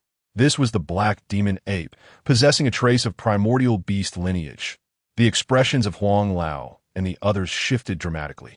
The primordial beasts, legendary creatures from ancient times, were entities even the supreme beings of humanity would avoid. The black demon ape before them exuded an overwhelming aura. Its malevolence palpable. It was at least a late-stage demon king, comparable to a high-tier human transcendent. However, endowed with a hint of primordial beast blood, it was significantly more formidable than ordinary demon beasts. It could be said that even a virtual immortal of the human race might not stand a chance against it. With a fierce roar, the black demon ape unleashed a foul stench from its maw and charged toward Chen Chang'an and his companions. "Princess, be careful," the four and the others instinctively warned. Yet, as they spoke, they realized that their princess had positioned herself behind Chen Chang'an. Her beautiful eyes sparkled with a mischievous glint, as if to convey, "I am but a young girl in need of protection."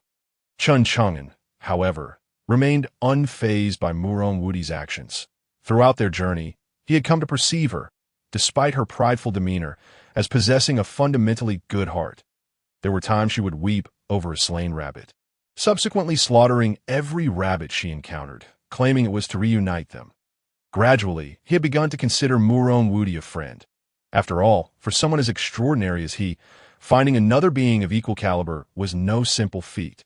Those who are prodigious often feel a sense of solitude, which only dissipates when in the company of others of their kind. While Wudi may not match his level of brilliance, she could be regarded as a prodigy in her own right. As the black demon ape charged forth, Chen Chang'an's expression remained unchanged. He raised his hand, and within him 2,000 particles of colossal elephants trumpeted towards the heavens. Indeed, during the past 5 days, Chen Chang'an had awakened an additional 500 particles. His mastery of the elephant suppression technique had reached new heights. With a powerful punch, he unleashed a vast wind of force, conjuring a spatial tempest that roiled through the endless mountain range. Boom! The black demon ape was sent hurtling through the air like a cannonball, its form exploding into a mist of crimson. A suffocating silence enveloped the scene. Everyone, including Murong Wudi, gazed at Chen Chang'an in utter astonishment. They had presumed Chen Chang'an to be at the second tier, as was Murong Wudi, but he had revealed himself to be at the third tier. Moreover, this Chen Chang'an, who appeared ethereal and elegant, had displayed such overwhelming brutality. With a single punch, he had obliterated the black demon ape, a being with a trace of primordial beast lineage. Let us proceed. Chen Chang'an's calm voice broke the stunned silence, awakening the others from their reverie. They gazed upon his figure, reminiscent of an otherworldly being. Their prior thoughts surfaced once more. Murong Wudi longed to voice something, but ultimately she refrained, instead opting to follow in Chen Chang'an's wake. As the group continued, they encountered several more beings with traces of primordial beast lineage, all of which were similarly dispatched by Chen Chang'an's singular might. This prompted them to question whether Chen Chang'an was simply flaunting his martial prowess. They recalled a term that aptly described such a person: showing off. In truth, they had misjudged Chen Chang'an. His principle was clear. If a problem could be resolved with a single punch, there was no need for a second. Meanwhile, in the opposite direction of the vast mountains, another group of elegantly clad individuals soared through the sky. Each exuded a formidable aura, rivaling that of F4 and his companions. Observing their trajectory, it appeared they were headed in the same direction as Chen Chang'an and his party. This group seemed to be led by a striking young man, who donned a golden robe embroidered with the image of a howling moon wolf. He was handsome and commanding, with an extraordinary demeanor and skin as pale as jade. Most notably, glimmers of divine light emanated from his left hand, where countless mysterious celestial runes and symbols danced across his arm. Your Highness, why would you deign to personally visit such a trivial secret realm? We could have procured the treasures within and presented them to you, remarked a warrior beside the young man, with a tone of flattery. You believe this is an ordinary secret realm? The young man's lips curled into a faint smile. Does this secret realm harbor some hidden truth? The warrior's face contorted in disbelief. The young man's gaze seemed to shimmer with divine light as he peered into the depths of the boundless mountains. If it were secret, then revealing it would negate its status as such. The group was left perplexed by the young man's words, yet no one displayed displeasure. As they continued to follow him forward, in the boundless mountains, amidst the Taiwan mountain range, a 9-headed lion was flanked by 3 powerful demon beasts. Its gaze was filled with excitement as it beheld a radiant fissure before it. This is the place. It sensed that the 4-spirit fruit, capable of transforming its essence, lay within this crack. By obtaining the 4-spirit fruit, it could fully awaken the bloodline of the 9-headed lion clan within, thereby restoring the glory of its ancient lineage from the bloodline inheritance. It knew that its clan had once wreaked havoc during the primordial era, unmatched by any. Had it not been for their scarcity, they would have long since ascended to the ranks of the primordial beast royal family. In this lifetime, it vowed to lead the 9-headed lion clan into the ranks of the primordial beast royalty. Let us go. Enter, the 9-headed lion commanded, leading its 3 demon kings into the fissure. Half a day's time later, Chen Chang'an and his companions arrived before the crack in the Taiwan mountain range. Sensing the rich spiritual energy within, they knew they had reached their destination. This must be the so-called Xuanji secret realm. They had not anticipated that this secret realm would be subterranean. Let us enter. Chen Chang'an was the first to step into the secret realm, fully embracing his role as their leader. Swordmaster. Huang Lao intended to caution Chen Chang'an, but he had already vanished into the crevice. Thus, he could only follow suit. Murong Wudi and the others soon followed as well. Upon entering the fissure, they were immediately enveloped by a dense wave of spiritual energy, far more potent than that of the outside world. Before them lay a scene reminiscent of a paradise, filled with the melodies of birds and the fragrance of blossoms. Ethereal and enchanting, but a grand palace stood majestically within the subterranean chamber. An invisible pressure emanated from deep within. At that moment, a mechanical voice echoed in Chen Chang'an's mind. Ding! Detection indicates that the host has entered the secret realm. Would you like to check in? Check in. Chen Chang'an smiled faintly upon hearing the system's voice. Silently affirming his intent, he had come to this secret realm to check in and receive system rewards. Thus, there was no reason for hesitation. Ding! Congratulations, host, for successfully checking in at the secret realm. Reward. Grass character, sword technique. The system's voice concluded, and an intricate series of incantations surged into Chen Chang'an's mind. In the ocean of his consciousness, these complex incantations began to coalesce into something tangible. Ultimately, they transformed into a single blade of grass, adorned with 9 leaves. Every leaf emanated an endless brilliance akin to sword light, shattering the void into countless fragments, simultaneously, before Chen Chang'an's eyes. An ethereal vision unfolded. A towering azure figure stood majestically between heaven and earth. Behind this figure loomed an imposing 9-leaf swordgrass, each blade resembling a divine sword piercing the heavens. As it swayed gently, innumerable suns, moons, and stars cascaded down. One particular blade, when wielded, caused the very heavens and earth to invert, obliterating all existence into dust. That moment, Chen Chang'an comprehended the origins of this sword technique, known as the grass character sword art. It was said to have been created by the unparalleled ancient botanical powerhouse, the 9-leaf sword grass, rivaling the formidable techniques of the 10 royal beast clans during the ancient era, alongside the chaos ancient sword art and the cross sword art. It was regarded as one of the 3 mightiest sword techniques in existence. However, after the ancient times, the 3 sword techniques vanished, only to re-emerge in the hands of Chen Chang'an. He resolved to bring this sword art back into the light. Chen Chang'an had not anticipated that this time the system reward would carry such significance, and a smile crept upon his lips. His arduous journey had not been in vain. Chen Chang'an, what are you grinning about? Have you lost your mind? Murong Wudi observed Chen Chang'an, who had remained motionless since entering. They initially thought he had discovered something upon being the first to enter. Yet upon surveying their surroundings, they found nothing. Now, noticing the smile on Chen Chang'an's face, it appeared as though he were possessed. I am merely smiling at something joyous. Chen Chang'an replied, nonchalantly. Joyous? What could possibly bring you joy? Murong Wudi pressed, her gaze fixed on him. Why should I divulge that to you? Besides, what brings me joy may not necessarily bring you joy. Naturally, Chen Chang'an would not reveal the matter of the system reward to Murong Wudi, not only to her, but to anyone. It was his greatest secret. Humph, I couldn't care less.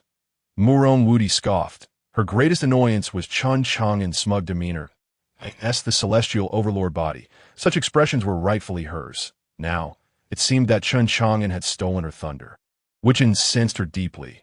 Once upon a time, in the Kanglan Empire, whom had Murong Wudi ever regarded with a second glance, whether it be the princes, the heirs of noble families, or the young masters of sex? Who could withstand a single punch from her? The moment she appeared, she was invariably surrounded by countless sycophants, eager to fawn over her. This had instilled in her a sense of superiority. Yet since encountering Chen Chang'an, the tables had turned, as she found herself repeatedly thwarted. Moreover, just moments ago, when Chen Chang'an smiled, she, possessing the celestial overlord body, felt an instinctual fear like never before. This had never happened before. The celestial overlord body had only ever known exhilaration. And to encounter fear for the first time was astonishing. She sensed that something significant had transpired with Chen Chang'an. Her seemingly casual inquiries were merely a means to probe into what had occurred with him. Being born into a royal family, Murong Wudi, despite not being adept at scheming, had naturally absorbed some cunning strategies through observation. Chen Chang'an easily discerned her intentions. Perhaps it was due to the supreme comprehension granted by the system. But he now possessed an almost preternatural insight into others' thoughts. Subsequently, Chen Chang'an, Murong Wudi, and the others ventured deeper into the subterranean palace. Meanwhile, as they entered the depths of the palace, A man clad in a white robe embroidered with a black and white fish design approached the fisher's entrance. This man was Mr. Mei, who had hurried from the Qingyuan Wangfu. Sensing the faint aura emanating from within the fisher, a smile graced Mr. Mei's face. "It seems my time spent in this desolate land for a millennium has not been in vain. Wu Qi, Elder Bagua, they must be within this secret realm, and the remnants of that map." With that, Mr. Mei's figure seamlessly blended into the secret realm. In another direction, a young man dressed in a dark robe adorned with a golden wolf motif discovered another fisher. Observing the dense spiritual energy emanating from within, excitement flickered in everyone's eyes. "Let us go." Into the depths, without a moment's hesitation, the young man stepped inside, followed closely by the others. Murong Wudi and her companions tread cautiously through the subterranean palace. They refrained from flying, uncertain of any restrictions that might exist in this secret realm. After all, it was left behind by an expert of Xuanji realm, whose capabilities were beyond their current comprehension. Chen Chang'an was indifferent. His purpose in this secret realm was to fulfill the system's task, which he had now accomplished, allowing him to leave at any moment. However, he was curious about what lay within this Xuanji secret realm that captivated the interest of the third princess of the illustrious Kanglan Empire. Thus, he chose to remain. Yet, the terrain of the underground palace proved to be exceedingly intricate. Though the palaces appeared to be within arm's reach, after walking for quite some time, they realized the palaces were still distant. It resembled a labyrinth. Elder Huang surveyed the surroundings with an expression of astonishment. He held back a thought, sensing a strange familiarity with the labyrinth before him, as if it bore resemblance to the two-element sword formation of their two-element sword sect. "A labyrinth, is it?" Murong Wudi mused softly, and without any visible effort, summoned a white spirit mouse. "Go," she commanded, and the spirit mouse scurried into the depths of the palace. "Quick, follow it." Murong Wudi and her companions trailed the treasure-seeking mouse. Elder Huang looked at Murong Wudi, astonishment written across his features. "A treasure-seeking mouse." Hearing Elder Huang's words, Chen Chang'an turned to him. Elder Huang nodded in understanding and explained, "The treasure-seeking mouse is a spirit creature from the Xianwu continent.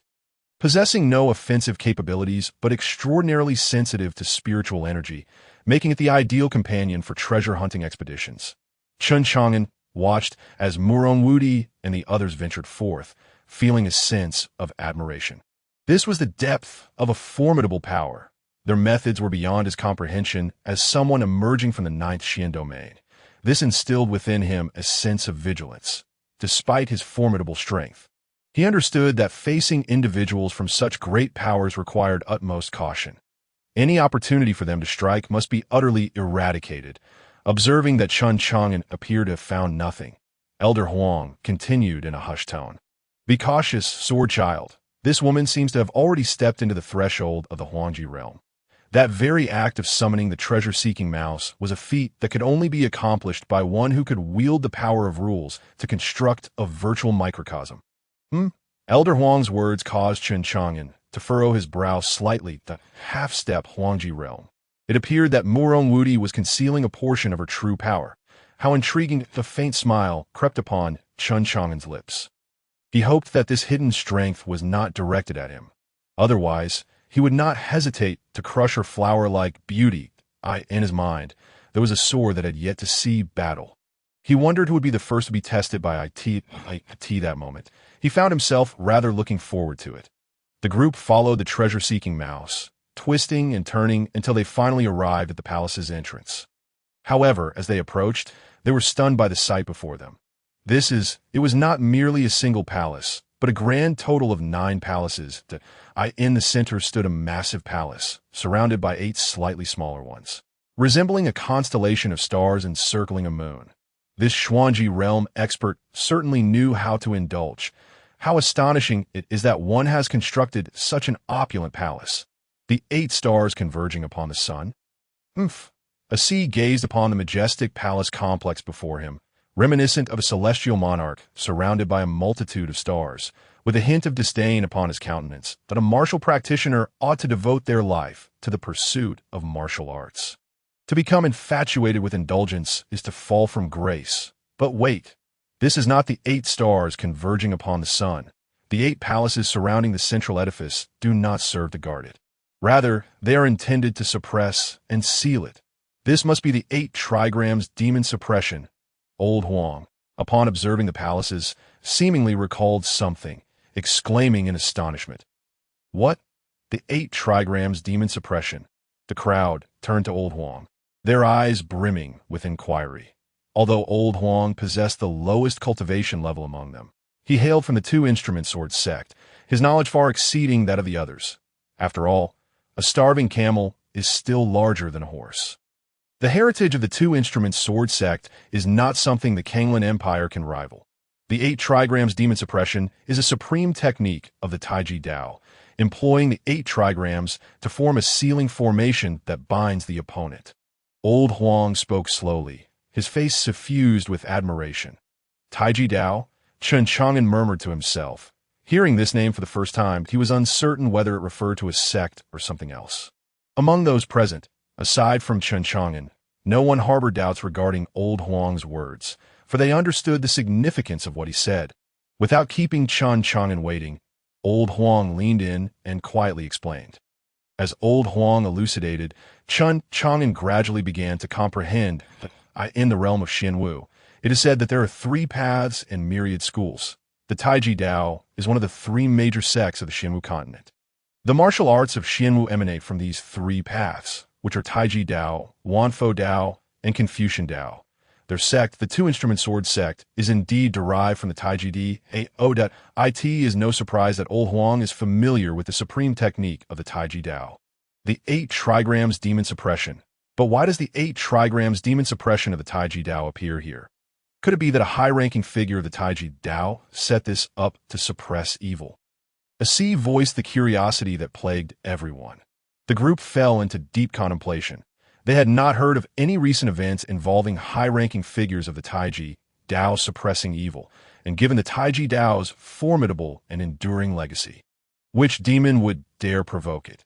To speak bluntly, the Taiji Dao currently stands at the zenith of the Xianwu continent in an era where the Wanfo Dao is in decline and the Confucian Dao languishes. The Taiji Dao reigns supreme. The current sovereign of Zhongzhou hails from the Taiji Dao. Indeed, why would a high-ranking figure of the Taiji Dao be here? Moreover, judging by the antiquity of this secret realm, it has existed for at least several thousand or even 10,000 years. Old Huang surveyed the surroundings, murmuring to himself. He could not fathom why he would encounter a secret realm left by a figure of the Taiji Dao in this desolate land of the Jiu-Xian domain. It was utterly unfathomable. Although in the past few millennia, with the decline of the 2 instrument sword sect, interactions with the Taiji Dao had dwindled, they still kept a watchful eye on the movements of the Taiji Dao. He had not heard of any elders of the Taiji Dao at the Xuanji realm going missing.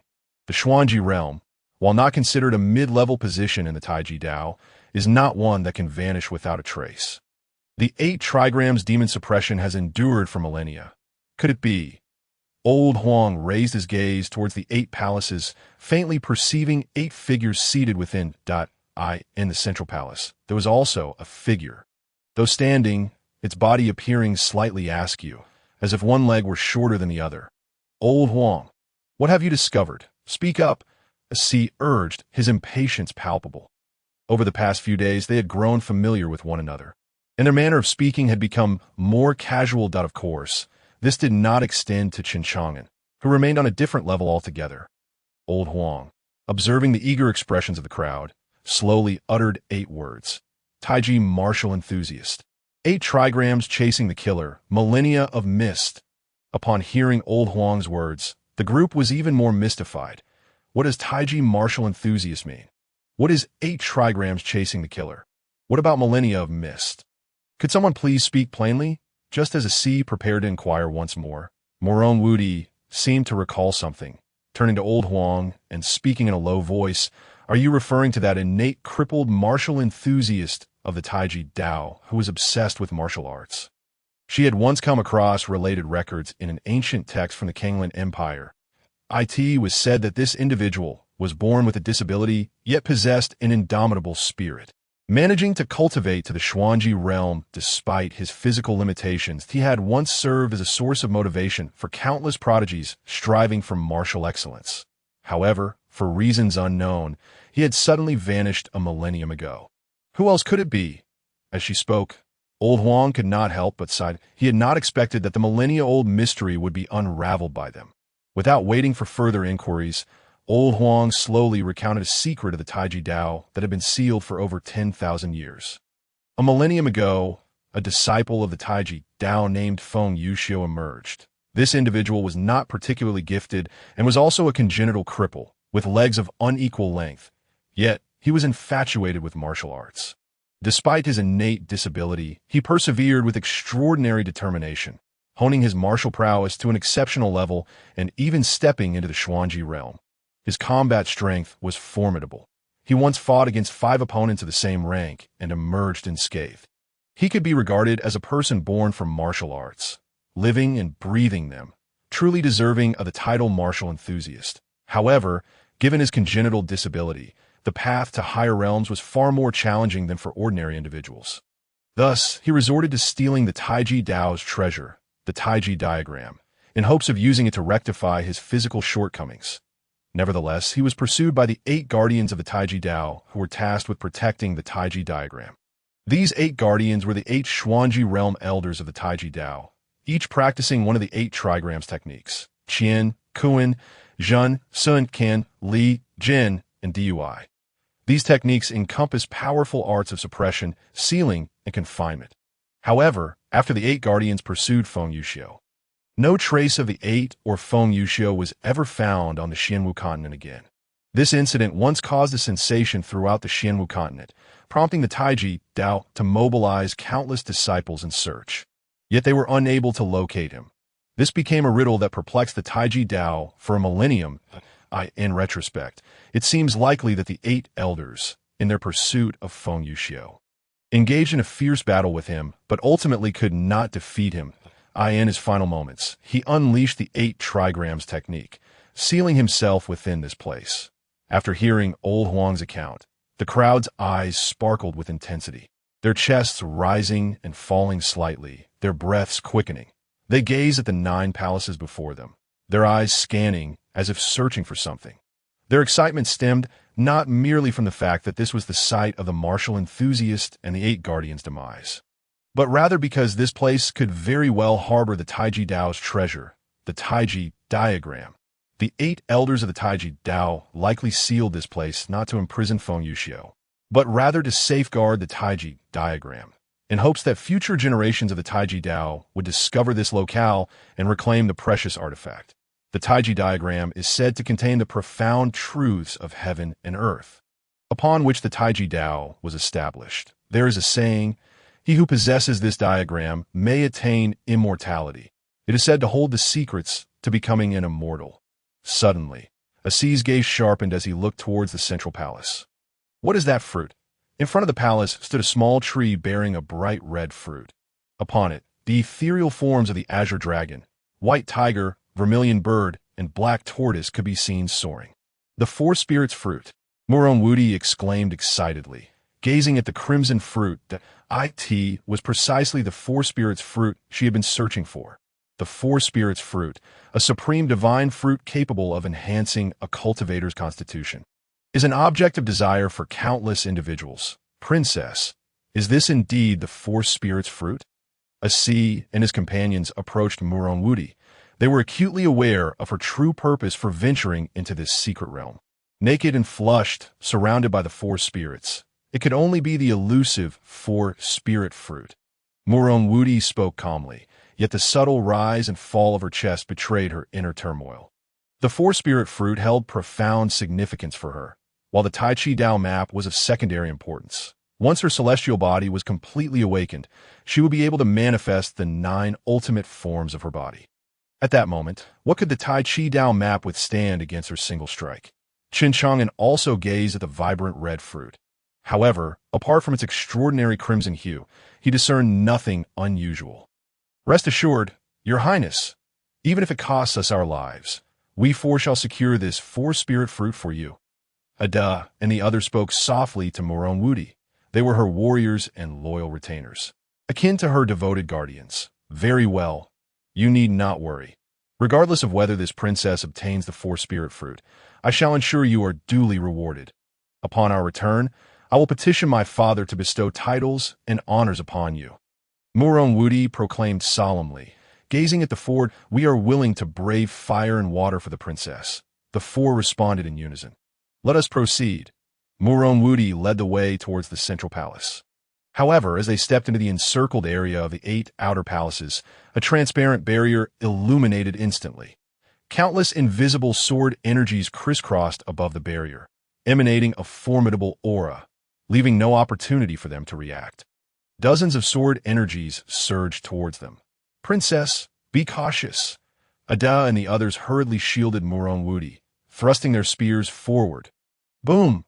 Boom! The terrifying attacks erupted before them, causing ripples in the very fabric of space. Bang! Bang! Bang! The four were forced to retreat under the violent impact. The weakest among them, the sea, trembled as he gripped his silver spear, a trickle of blood streaming down his arm. Fear etched across their faces at the sheer power of the barrier's passive activation. If they had truly stepped into its depths, the myriad sword energies would have unleashed devastating force, a sword formation. Wudi recognized the existence of a sword formation in the secret realm, but was astonished by its terrifying might. Ada and his companions were formidable beings within the Tianren realm, all trained in the illustrious royal scripture of the supreme gun. Yet, they were wounded merely by facing a handful of sword energies, highlighting the dreadfulness of this formation. However, when she noticed Chen Chang'an casually disperse a stray sword energy with a mere wave of his hand, a glimmer of relief washed over her. Thankfully, she had brought along this swordsman from the Two Instruments sword sect. Otherwise, breaching this sword formation would not be an easy feat. The old man Huang observed the sword formation before him, his expression twitching. The Bagua sword formation. He then took on the role of a commentator. The Tai Chi Dao boasts 10 supreme sword formations: Yuan, Liangyi, Santai, Xixiang, Wuxing, Liuhe, Qixing, Bagua, Jiugong, and Shifeng. Each formation is renowned across the immortal martial continent. Though the power of these 10 formations varies, it also depends on the strength of the one who sets them up. The Bagua sword formation before them was evidently arranged by 8 formidable beings of the Xuanji realm, and its power was such that even a typical DG realm cultivator entering would undoubtedly meet their demise. Although this formation had existed for over 10,000 years, its potency was not something they could easily dismantle. Hearing Huang's words, Wudi's brow furrowed slightly. You hail from the Two Instruments sword sect and are familiar with the Liangyi sword formation. Cannot you breach this Bagua sword formation? Huang, upon hearing this, displayed a look of shame. Your Highness, you overestimate me that I am but a lowly outer elder of the Two Instruments sword sect, hardly familiar with the Liangyi sword formation. One needs a special token to enter or exit the Liangyi sword formation. Da Huang's words were indeed truthful. The Liangyi sword formation serves as the protective formation of the Two Instruments sword sect. Inherited from the Tai Chi Dao's foundational formation, also known as the Tai Chi sword formation, its complexity is such that even the sect master can only comprehend a fraction of it. Their ability to command the Two Instruments sword sect stemmed from the legacy left by their ancestors. After hearing Huang's explanation, the group gazed once more at the Bagua sword formation, their expressions grave. If Huang's assertion held true, how were they to enter? For reasons unknown, Chen Chang'an felt a sense of familiarity gazing at the sword formation before him. It seemed as if he could manipulate those sword energies at will. Yet, he refrained from voicing this thought, that in this underground secret realm, although his current cultivation level could render him unscathed against all plots and schemes. Who would ever despise having more trump cards?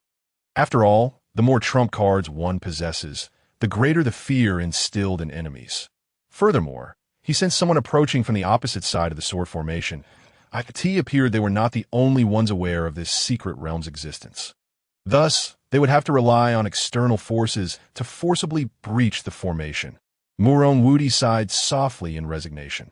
Just then, a mocking laughter echoed from the other side of the Bagua sword formation. Break the formation by force? Do you truly believe you can? Chen Chang'an and the others looked up to see a group of figures striding towards them, led by a young man in a golden robe.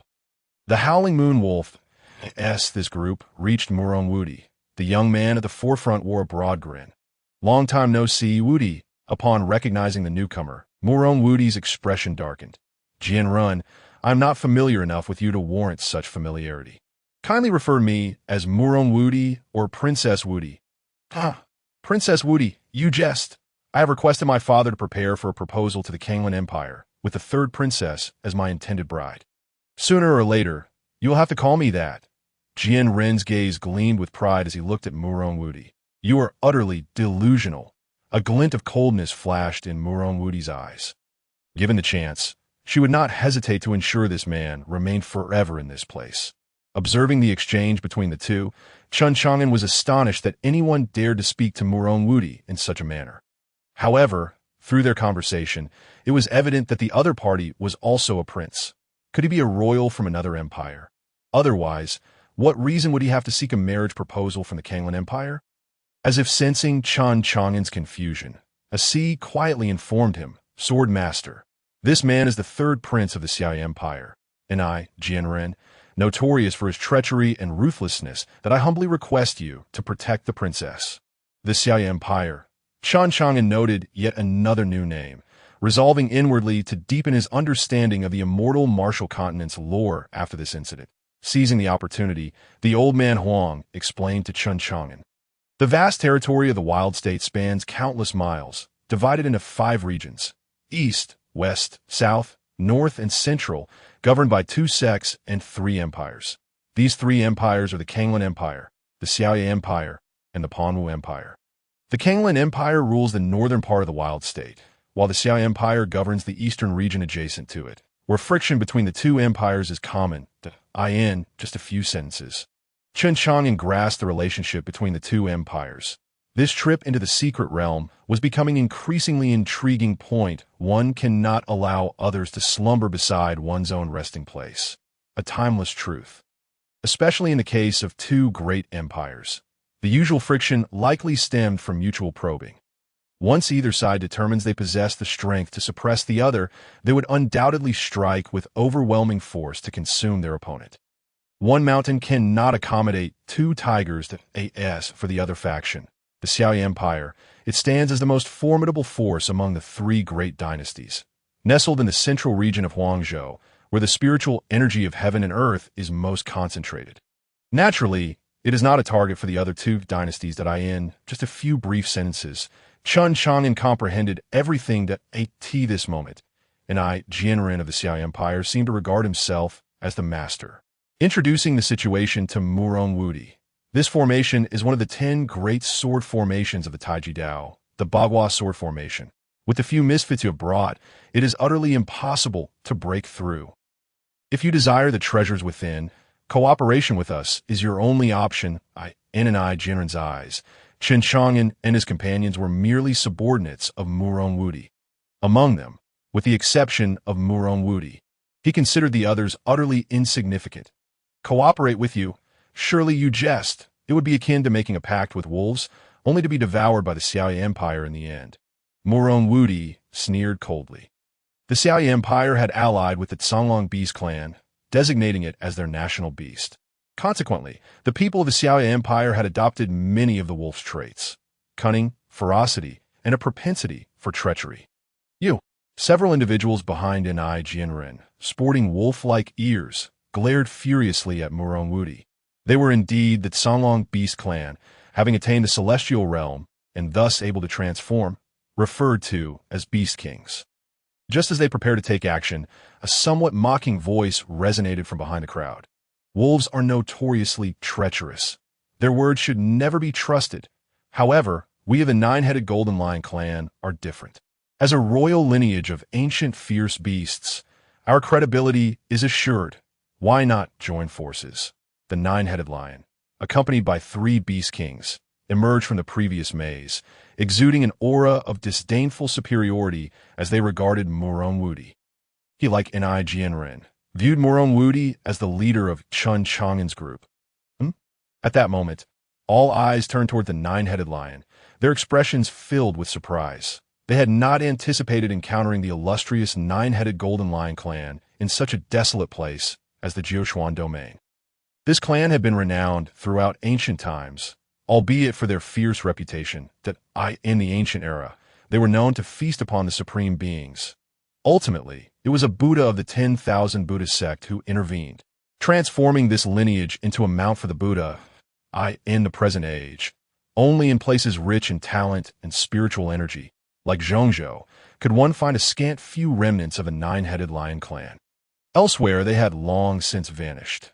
Nevertheless, despite their dwindling numbers, their power remained terrifyingly formidable.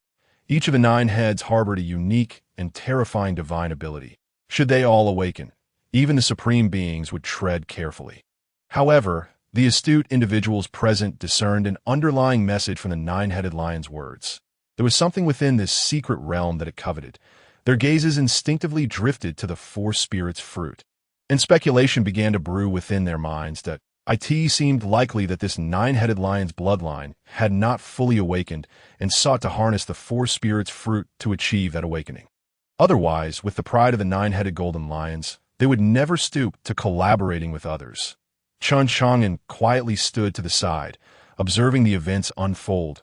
The moment the 9-headed lion had appeared, he had already inferred its identity as the one commanding the myriad beasts within the endless mountains. It was clear that this beast had been hiding, which explained why he had been unable to locate it.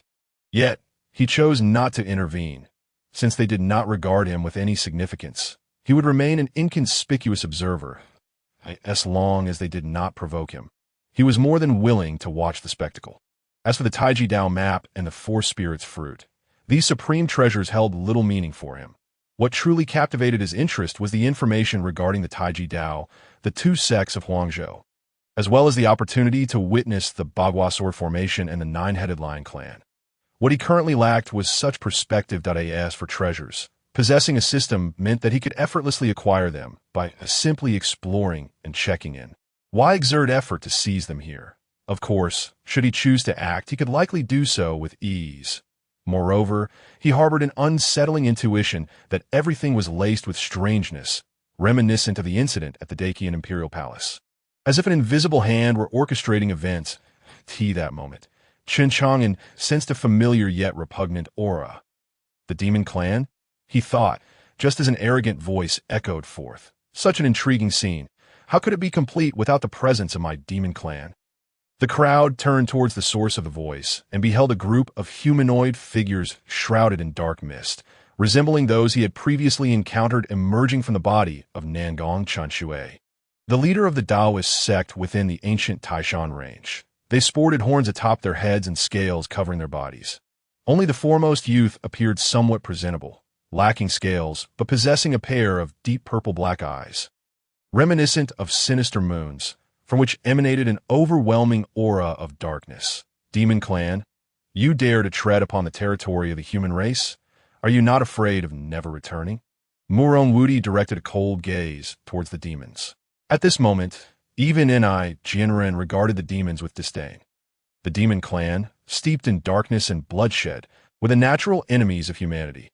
Upon hearing Murong Wudi's words, the youthful demon let out a soft sigh and replied slowly.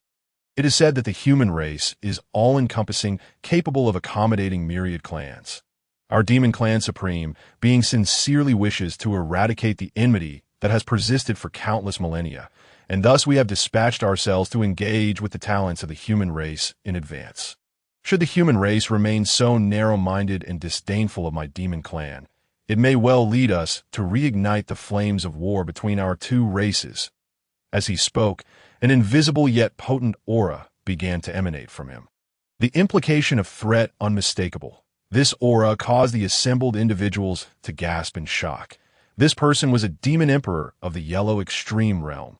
The demon clan's cultivation was akin to that of the beast clan. Upon reaching the celestial realm, one was termed a demon king, while those at the virtual immortal realm were known as demon emperors, and the 4 realms of heaven, earth, mysterious, and yellow were designated as demon emperors. Allow me to introduce myself. I am from the demon clan's demon eye lineage, the demon emperor Poxin. The demon emperor Poxin displayed no regard for the crowd, continuing his haughty proclamation. This moment, a profound silence enveloped the assembly. Poxin's words left them in uncertainty, If true, then any offensive against the demon clan would render them sinners of the human race.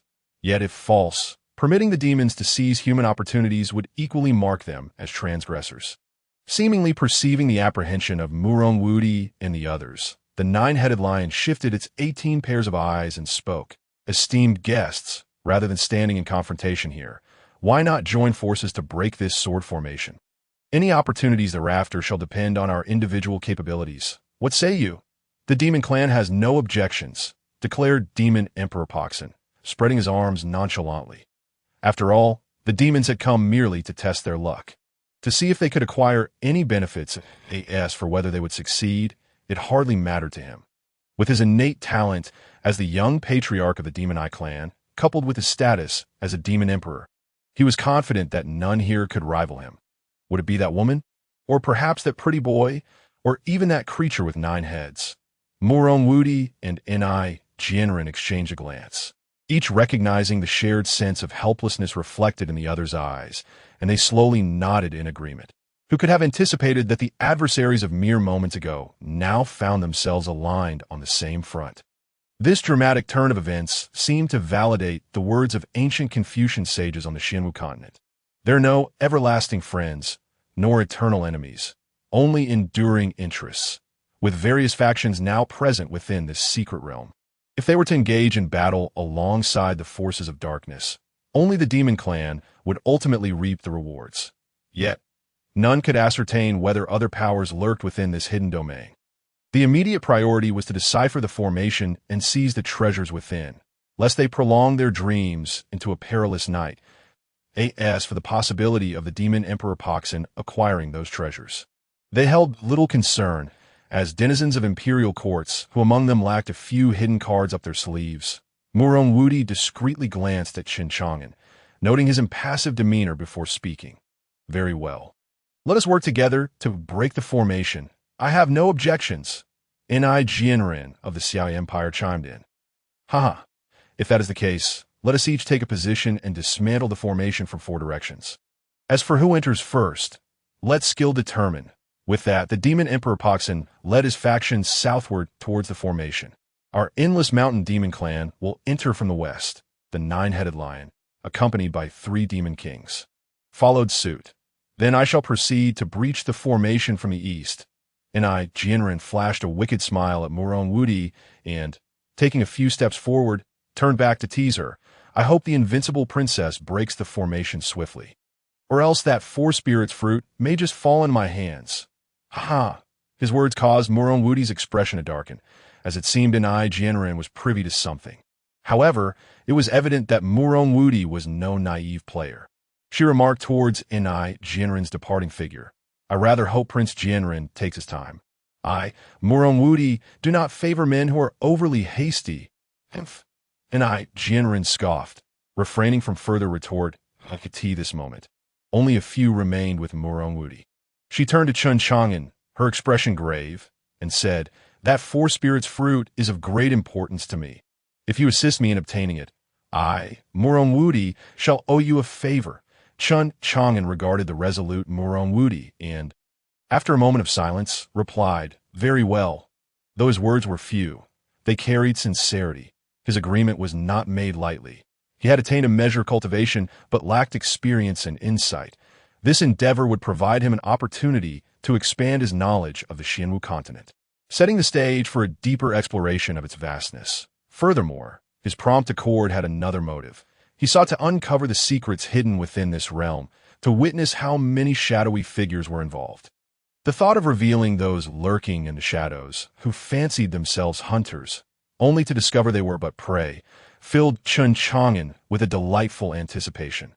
Suddenly, he realized he had developed a peculiar fondness for the feeling of being the ultimate puppet master. Silently pondering whether he would one day be dubbed the greatest manipulator in history. Boom! Boom! From each of the 3 remaining directions of the 8-trigram sword formation, ominous attacks resounded. Clearly, the forces of the Demon Clan. The Beast Clan and the Xiao Empire had commenced their assault on the array. Across the formation, countless sword energies crisscrossed, shooting forth towards the other 3 directions. Murong Wudi hesitated no longer. she unleashed the formidable power of the celestial tyrant body. A vague figure emerging behind her. This silhouette, not distinctly humanoid, bore features reminiscent of a dragon's head, a serpent's tail, tiger's claws, phoenix wings, Qian armor, and the shell of a black tortoise, exuding an aura of overwhelming dominance. Dominion Fist, Muron Wudi struck forth with her delicate fist, crashing into the sword formation before her. Boom! Boom! With each blow, dozens of sword energies were dispersed.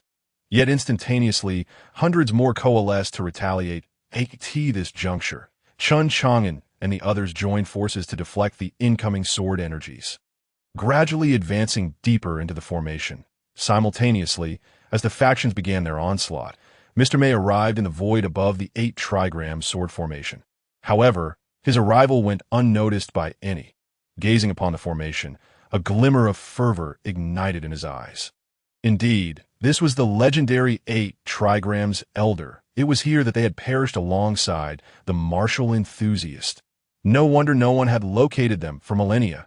As his consciousness swept across the scene, he caught sight of the demon clan on the opposite side of the formation, his gaze sharpening with cold intent. The demon clan? How dare they covet the treasures of my Taiji Dao? They are courting death. Yet, he refrained from immediate action, seemingly wary of something, his eyes fixated on the palace at the center of the 8 trigrams formation, where the martial enthusiast of Taiji Dao had been sealed away. He appeared intent on deciphering its mysteries, yet ultimately discovered nothing. As time passed, the distance between the crowd and the central palace diminished. Concurrently, with their collective assault, the formation's power waned, revealing signs of imminent collapse. At this moment, Chen Chang'an realized he could indeed manipulate the sword formation. Whenever sword energies surged towards him, he found that by channeling the chaos or body, he could redirect their trajectory. Of course, he executed this subtle maneuver without attracting attention. Otherwise, it would be far too astonishing. As he observed the formation nearing its breaking point, a thought struck him. He unleashed dozens of chaos sword energies, integrating them into the formation, halting its operation and creating the illusion of an explosive collapse from one of the chaotic energies. This was a spur-of-the-moment decision. Since he could control the formation, why not harness it to his advantage? After all, given the strength of these individuals, breaching the formation was merely a matter of time. Since they would inevitably dismantle the formation and enter, why not lend them a hand while leaving a contingency for himself? It's broken. The formation is down. Suddenly, the crowd realized that no sword energies were assailing them, their faces lighting up with joy. That is the Taiji Dao's treasure, the Taiji diagram. Quick, seize it! As the formation ceased its operations, they instinctively turned their gaze toward the central palace. There, a black and white yin-yang diagram floated serenely within, automatically revolving, emanating mysterious energies as if evoking the primordial genesis of the universe. Merely a glance ensnared them, drawing them deeper into its allure. Mysterious, profound, a treasure. Such sentiments flooded their minds in an instant. Jianren gasped in astonishment, leading the charge towards the Taiji diagram within the central palace. The Taiji diagram. Indeed, it is the Taiji Dao's treasure. It was worth the journey for this young clan leader. What a magnificent opportunity. The demon Emperor Paksin let out a hearty laugh, vanishing from sight only to reappear within the palace. Having moved faster than Jianren, despite setting off later, get back.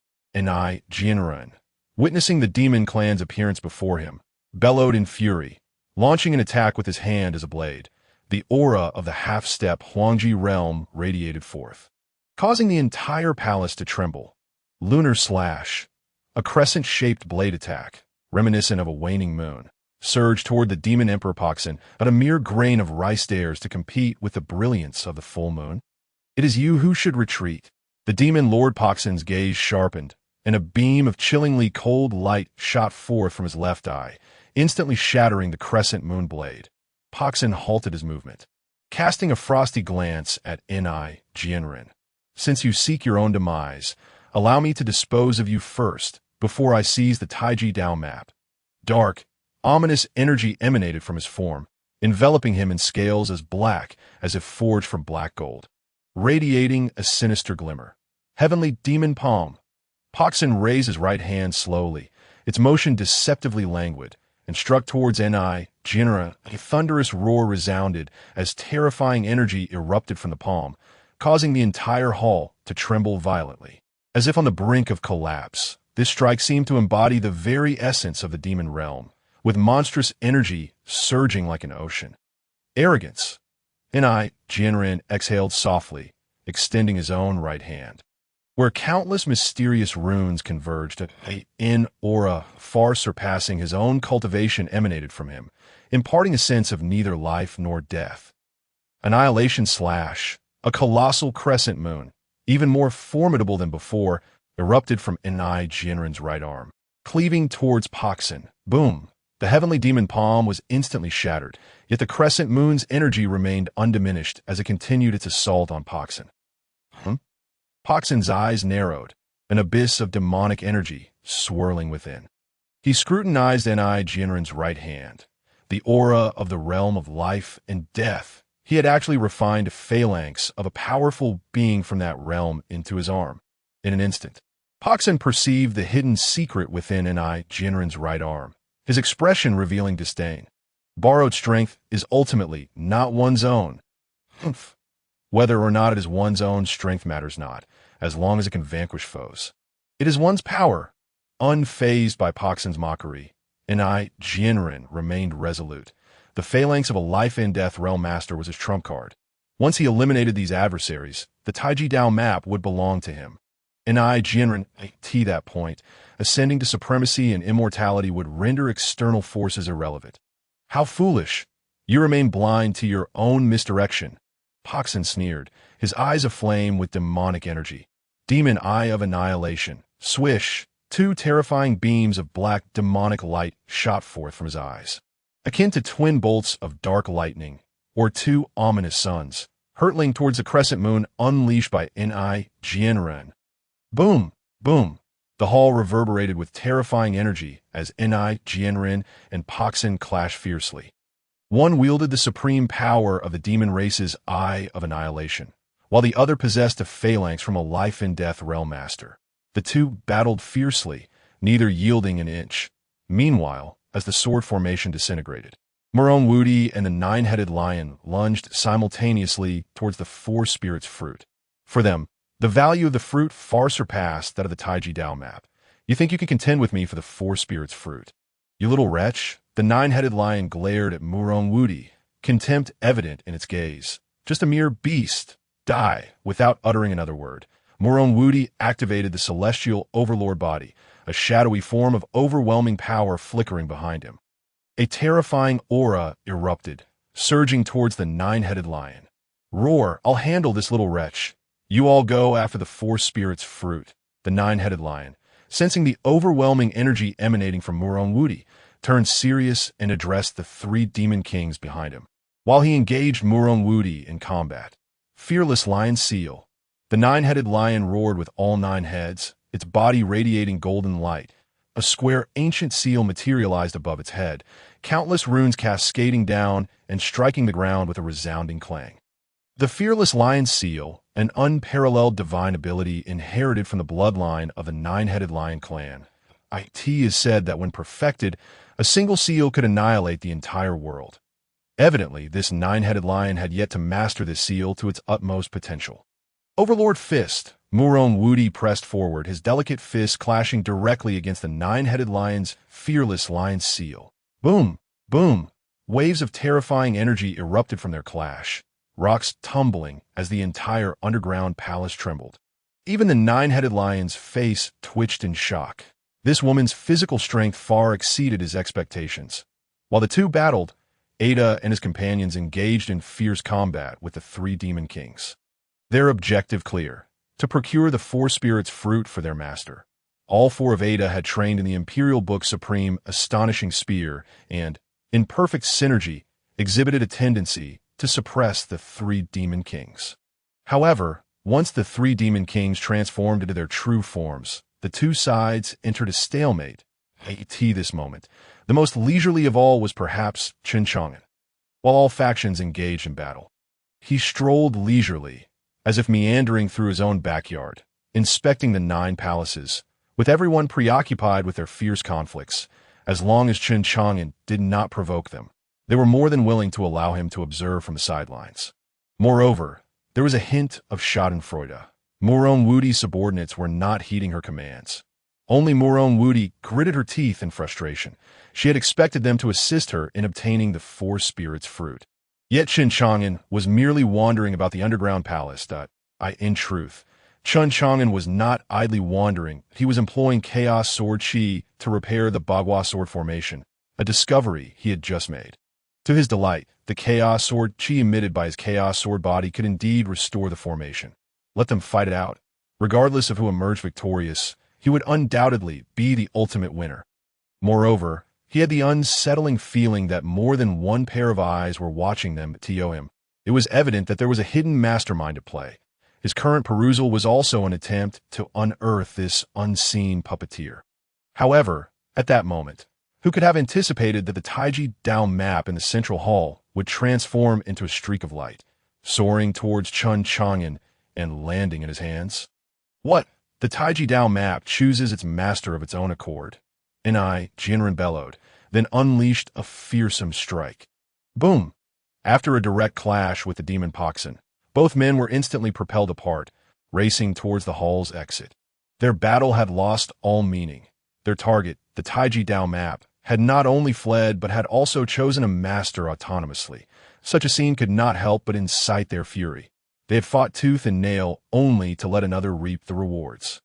Both glared furiously at Chen Chang'an, astonished that he had concealed his true strength, seizing the Taiji Dao map while they were embroiled in combat.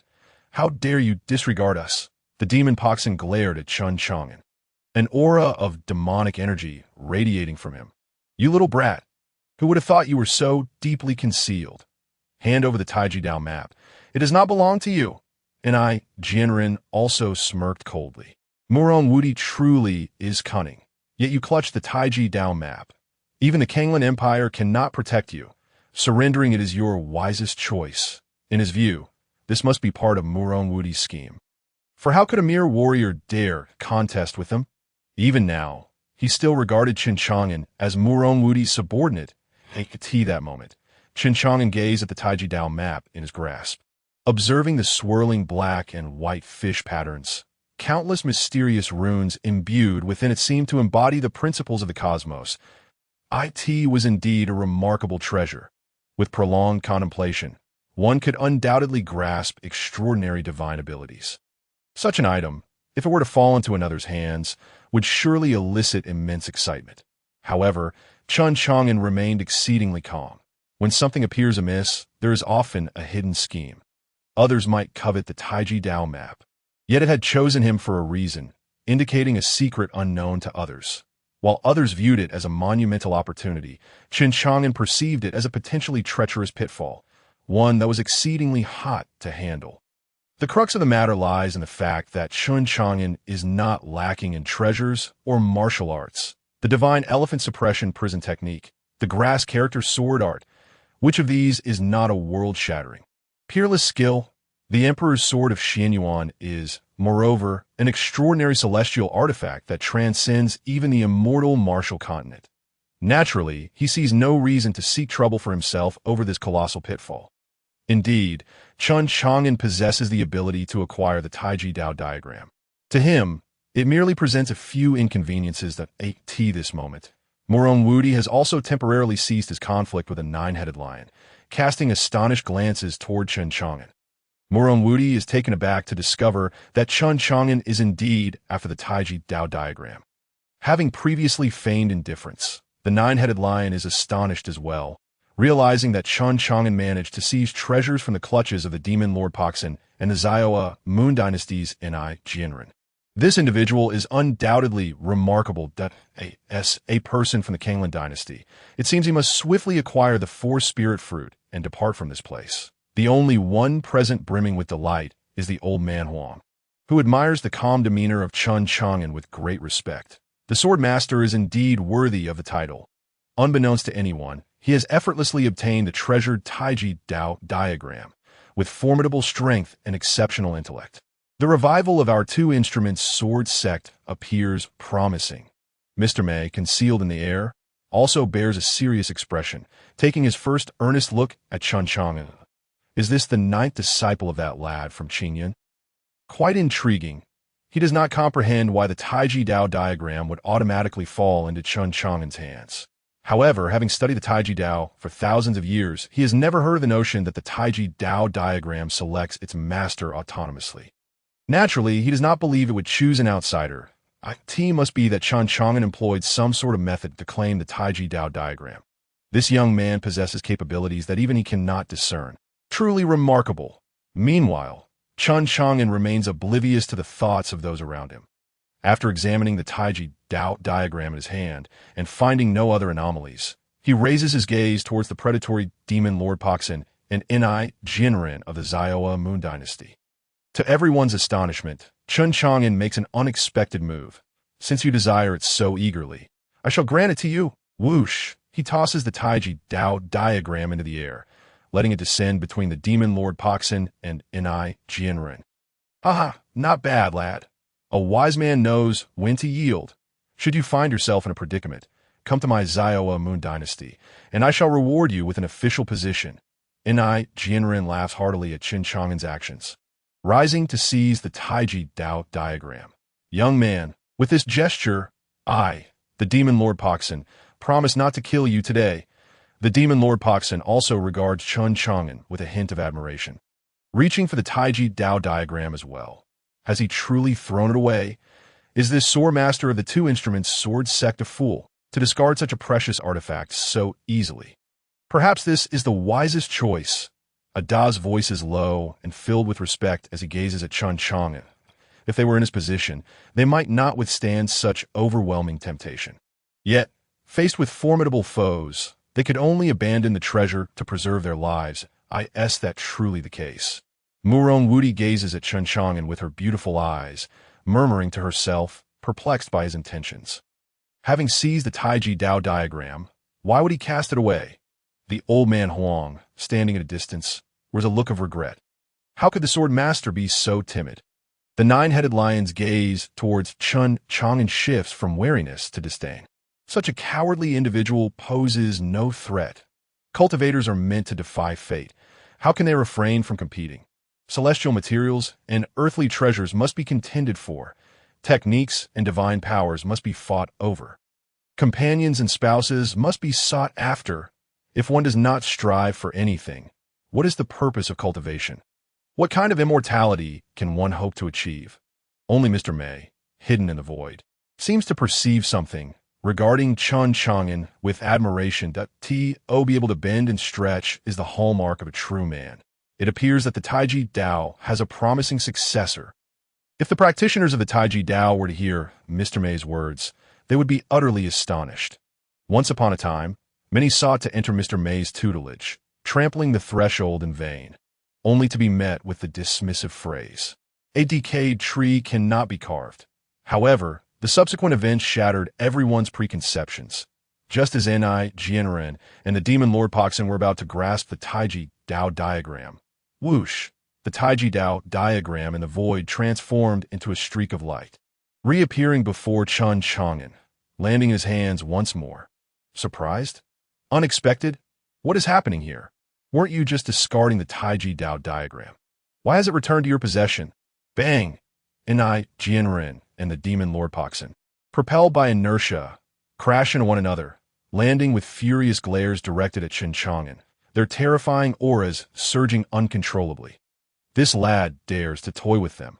Chen Chang'an looks at the Taiji Dao diagram in his hands, and then at Inai Jinren and the demon Lord Paksin, sheepishly stating, "Gentlemen, may I claim that the Taiji Dao diagram returned of its own accord?" Upon finishing his words, it is not only others who find it hard to believe. Even Chen Chang'an himself feels a tinge of incredulity. He cannot help but gaze again at the Taiji Dao diagram in his hands. For some reason, he feels as though the Taiji Dao diagram is smiling at him. He cannot shake the suspicion that this entire affair is the doing of the Taiji Dao diagram. Meanwhile, the reactions of others vary widely. The most exhilarated among them is the old man Huang. Haha, I told you the sword master was not a timid person. This is the true brilliance of the sword master. Whether you are an imperial prince or a young master of the demon clan, all are but pawns in the hands of my two instruments sword sex sword master. The old man Huang gazes at Chen Chang'an with admiration, his face alight with an uncontainable smile. May the ancestors of the two instrument sword sect bless them from the heavens. With such a sword master, the revival of the two instrument sword sect is within reach. I knew it. I knew it. Morone Wudi clenches her delicate fist, her body trembling slightly with excitement. The Chen Chang'an who had previously reprimanded her for her rudeness is certainly no ordinary person. How could he submit to Ni, Jianren, and the demon clan? There must be hidden truths. And indeed, her suspicions are confirmed. She has come to understand that Chen Chang'an's reprimand was a response to her impudence. After all, he is the sword master of the two instrument sword sect, his status not inferior to hers. Her proclamation of bestowing him glory was undoubtedly a source of humiliation, prompting his reaction. The sword master has truly taken us by surprise. Ada and his companions initially believed they had gained some understanding of Chen Chang'an throughout their journey, only to realize that what they had seen was merely the surface. The actions of Chen Chang'an are truly unfathomable, leaving them with a sense of bewilderment. The nine-headed lion's previous disdain for Chen Chang'an vanishes, replaced not by wariness but by trepidation. It is the unpredictable individuals who are the most terrifying. Moreover, this person seems to possess considerable strength. They had all been mistaken. It is evident now that he is not Morone Wudi's subordinate. Mr. May, hidden in the void, cannot help but twitch his mouth at the unfolding scene. A true man can bend and stretch, while a petty person toys with you as if you were a mere pawn. The ancestors do not deceive me. He initially believed Chen Chang'an to be a man of adaptability, intending to bring him under the Taiji Dao's wing. However, it seems that this notion requires further deliberation, lest the 10,000-year reputation of the Taiji Dao be tarnished. At this moment, the faces of the demon Lord Poxin and Ni Jianren turn crimson with rage. Reminiscent of a monkey's rear, waves of terrifying aura erupt uncontrollably from their bodies. The demon Lord Poxin glares at Chen Chang'an, his eyes brimming with lethal intent as he declares, "You brat, you truly seek death. How dare you mock us? You tread the path of heaven, yet refuse to walk it. You intrude upon the gates of hell uninvited. Even if the king of hell were to come, he could not save you." Ni Jianren, equally enraged, exclaimed, "You have utterly provoked my wrath. You dare to toy with this prince even now. Not even Morone Wudi can save you." As his words fell, both individuals emanated an even more formidable aura. The demon emperor Buoshuan's eyes brimmed with a more intense demonic energy as an endless light of destruction coalesced. The surrounding space warped as if the apocalypse were upon them, and Jianren's right arm radiated a blinding brilliance. Illuminating him like a supreme celestial king, he intended to obliterate Chen Chang'an with a single strike. Only the blood of Chen Chang'an could quench the fury that raged within him. He sought to make it known to all that some jests are not to be trifled with. Once made, they demand the price of life. Chen Chang'an regarded the furious duo with an expression of indifference, stating, "What I speak are mere truths. If you do not believe them, I cannot help it. But do not provoke me, lest you bear the consequences." Boom! Upon uttering these words, the crowd fell into a state of speechlessness, gazing at Chen Chang'an as if he were a fool. Who does he think he is to be so arrogant? Disregarding the demon emperor Basan and the prince of the Xiaoya Empire, Ni Jianren, the recent battle had allowed everyone to perceive the immense power of the two. The demon emperor Basan had evidently awakened the powers of the Demon Eye clan, a divine ability that, when perfected, could annihilate an entire realm with a mere glance. Ni Jianren had further refined a phalanx from a death realm powerhouse into his right arm. What is the death realm? It is a state that allows one to transcend life and death, achieving a form of ascension, awaiting only the metamorphosis of the soul to attain true immortality. Such an existence, even a single phalanx, is unfathomably terrifying. And yet, Chen Chang'an dared to utter words like "do not provoke me," or face the consequences in the presence of such beings. Even Morone Wudi wore an expression of helplessness. Chen Chang'an was undeniably audacious. "Your Highness the Third Princess, should Jianzi falter, I hope you will lend your aid. The old man Huang had also come to realize the gravity of the situation, his earlier excitement dissipating entirely.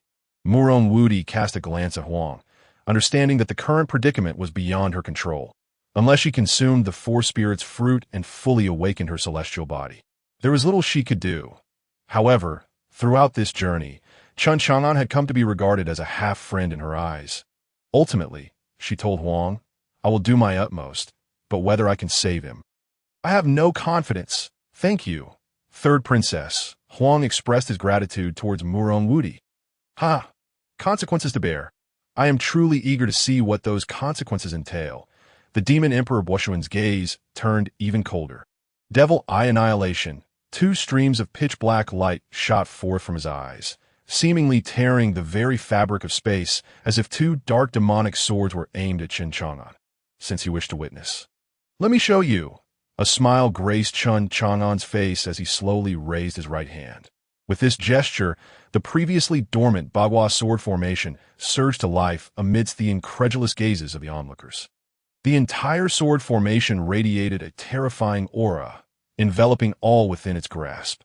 Annihilate. As Chen Chang'an's words echoed, countless transparent sword energies descended like a rain of blades, rending the space asunder, in an instant. The two streams of black demonic light were dispersed, then thrust towards the demon Emperor Basan. What? How can you manipulate the Bagua sword formation? Boshuan's expression shifted dramatically. He was all too familiar with the terror of this formation. Seeing it rise, he hastened to defend himself. An endless demonic energy coalesced around him, forming a black armor, while scales emanating a dark glow began to surface. Yet, all of this seemed futile, faced with Chen Chang'an's relentless sword energies. The armor Basan had conjured dissipated in mere moments. Boom! Boom! Boom! The endless sword energies gleamed with radiant brilliance as they pierced through the demon Emperor Basan. Where the sword energies passed, destruction ensued. When the crowd opened their eyes once more, they found no trace of the demon emperor. Only a pool of black blood remained. Even those from the demon race who had accompanied him had vanished. The sight of Chen Chang'an wielding the Bagua sword formation to slay the demons left everyone in stunned disbelief. Good heavens, how did he accomplish this? Asi and the others' pupils constricted in astonishment as they gazed at Chen Chang'an. He could actually manipulate the Bagua sword formation. Asi could not help but turn to Huang, his eyes filled with skepticism. Old man Huang, did you not say that even the sect master of the Liangyi sword sect could not unravel this formation? Yet now your Jianzi is manipulating it. What on earth is happening? I do not know either. Huang's expression mirrored theirs, bewildered. He too was at a loss as to how Chen Chang'an had come to command the formation. This was illogical. Even if the sect master of Liangyi sword sect were present, given the time elapsed, he would not be able to unravel the Bagua sword formation. One must understand that their sect master was a peerless powerhouse on the brink of entering the death realm. Huang stared at Chen Chang'an, and a rather plausible thought suddenly crossed his mind. Chen Chang'an must have been here before. He must have inherited the teachings of the 8 elders of the Taiji sect. Only this could explain why such a swordsman of extraordinary talent could emerge from the barren land of the 9 Xian domain. It could also clarify why the Taiji diagram recognized him as its master, and why he was able to manipulate the Bagua sword formation. Asi and the others exchanged disdainful glances at Huang. I believe you not, you old fool. At this moment, Huang appeared to them as another old trickster, akin to Chen Chang'an. Murong Wudi's gaze upon Chen Chang'an grew increasingly bright. The surprises he had bestowed upon her were manifold. Not only was his physical form unparalleled, but his swordsmanship talent was equally astonishing. Now, wielding the Bagua sword formation, acquiring the 4 spirits fruit would be as easy as pie. Suddenly, Murong Wudi's face flushed slightly as she pondered whether, should Chen Chang'an seize the opportunity to make a certain special request, she would acquiesce for the sake of the 4 spirits fruit or not. Yes, she lifted her gaze to Chen Chang'an's handsome visage. Her heart began to race. Internally, she mused, in truth, he is quite handsome. The 9-headed lion's expression became increasingly grave, its 18 eyes fixated on Chen Chang'an. Pondering something deeply, Mr. Mei, hidden within the void, furrowed his brow. he found it increasingly difficult to perceive this young man named Chen Chang'an. Just when one believed him to be a paragon of virtue, he transformed into a petty figure. When one assumed him to be a small figure, he morphed into a formidable hero. Just when one regarded him as a hero, one could not ascertain what he would become next. Like this moment, standing opposite Chen Chang'an, and Jianren was the most terrified of all. He felt as though those sword energies hovered menacingly above him, and he no longer possessed the arrogance he had earlier. You. His words were cut short by Chen Chang'an, who interjected, I shall spare your life this once. Should I see you again, I will show no mercy. Chen Chang'an's tone was flat, yet pierced Jianren's ears like chilling ice, penetrating to the depths of his soul. Do you truly wish to be my enemy in the Xiaoye Empire? Jianren's eyes glinted with malice as he glared at Chen Chang'an, astonished that a prince of the Xiaoye Empire could be threatened in such a manner. Swish, swish, swish.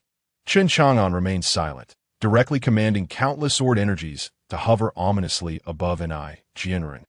At that moment, Jianren felt a chill run down his spine. It was the first time he sensed death so close. Puff! Ah! Jianren, being a resolute individual, wasted no time and swiftly severed his right arm. The agony of the severed limb contorted his facial muscles. Such decisiveness revealed to the onlookers the ferocity of Jianren. This was indeed a ruthless person. Consider yourself formidable. Jianren casually uttered a phrase before turning to leave. After taking a few steps, he seemed to recall something, halted, and turned back to gaze at the severed arm on the ground. Why right arm? I can take it with me, right? Everyone understood his implication. Within that right arm lay the refined bone of a powerful being from the realm of life and death. This was indeed a treasure of unparalleled worth.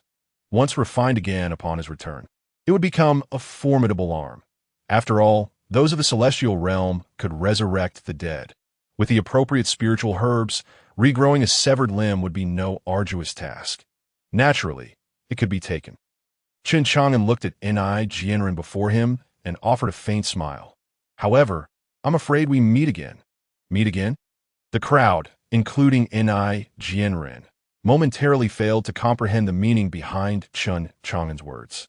Just then, a flurry of sword energy rained down from the 8 trigram sword array, enveloping Jianren and his companions. You lack martial virtue, boy. A shrill scream erupted from Jianren amidst the onslaught of sword energy. I warned you, next time we meet, I shall show no mercy. Chen Chang'an's expression remained indifferent. He showed no sign of leniency despite Jianren's cries of agony. Ultimately, the voices of Jianren and his companions faded away, leaving only a pool of blood in their wake. Next time we meet, there will be no mercy? It dawned on the crowd what Chen Chang'an had meant by meeting again. Good heavens! Is this truly what is meant by meeting again?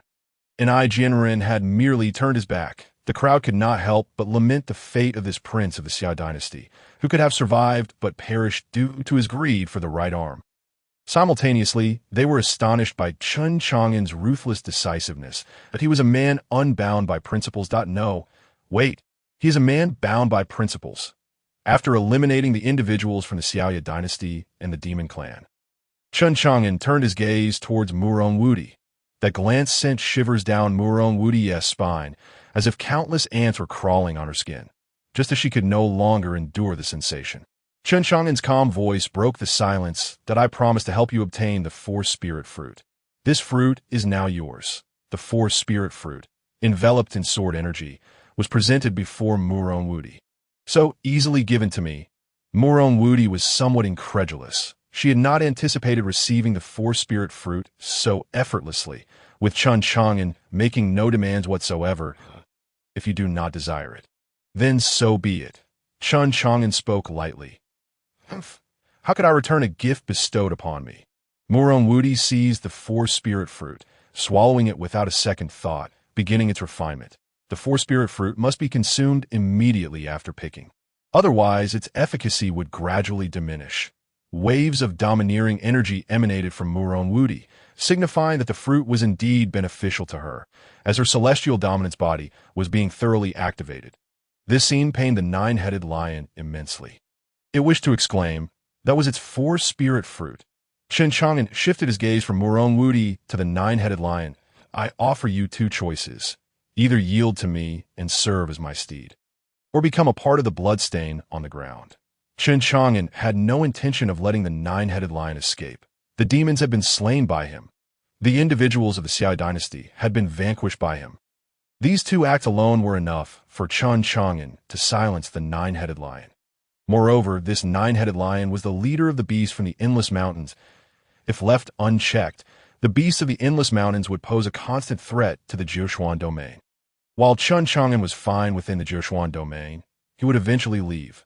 Once he departed, the beasts from the Endless Mountains would certainly wreak havoc upon the Jiushuan domain that I do not wish to choose either.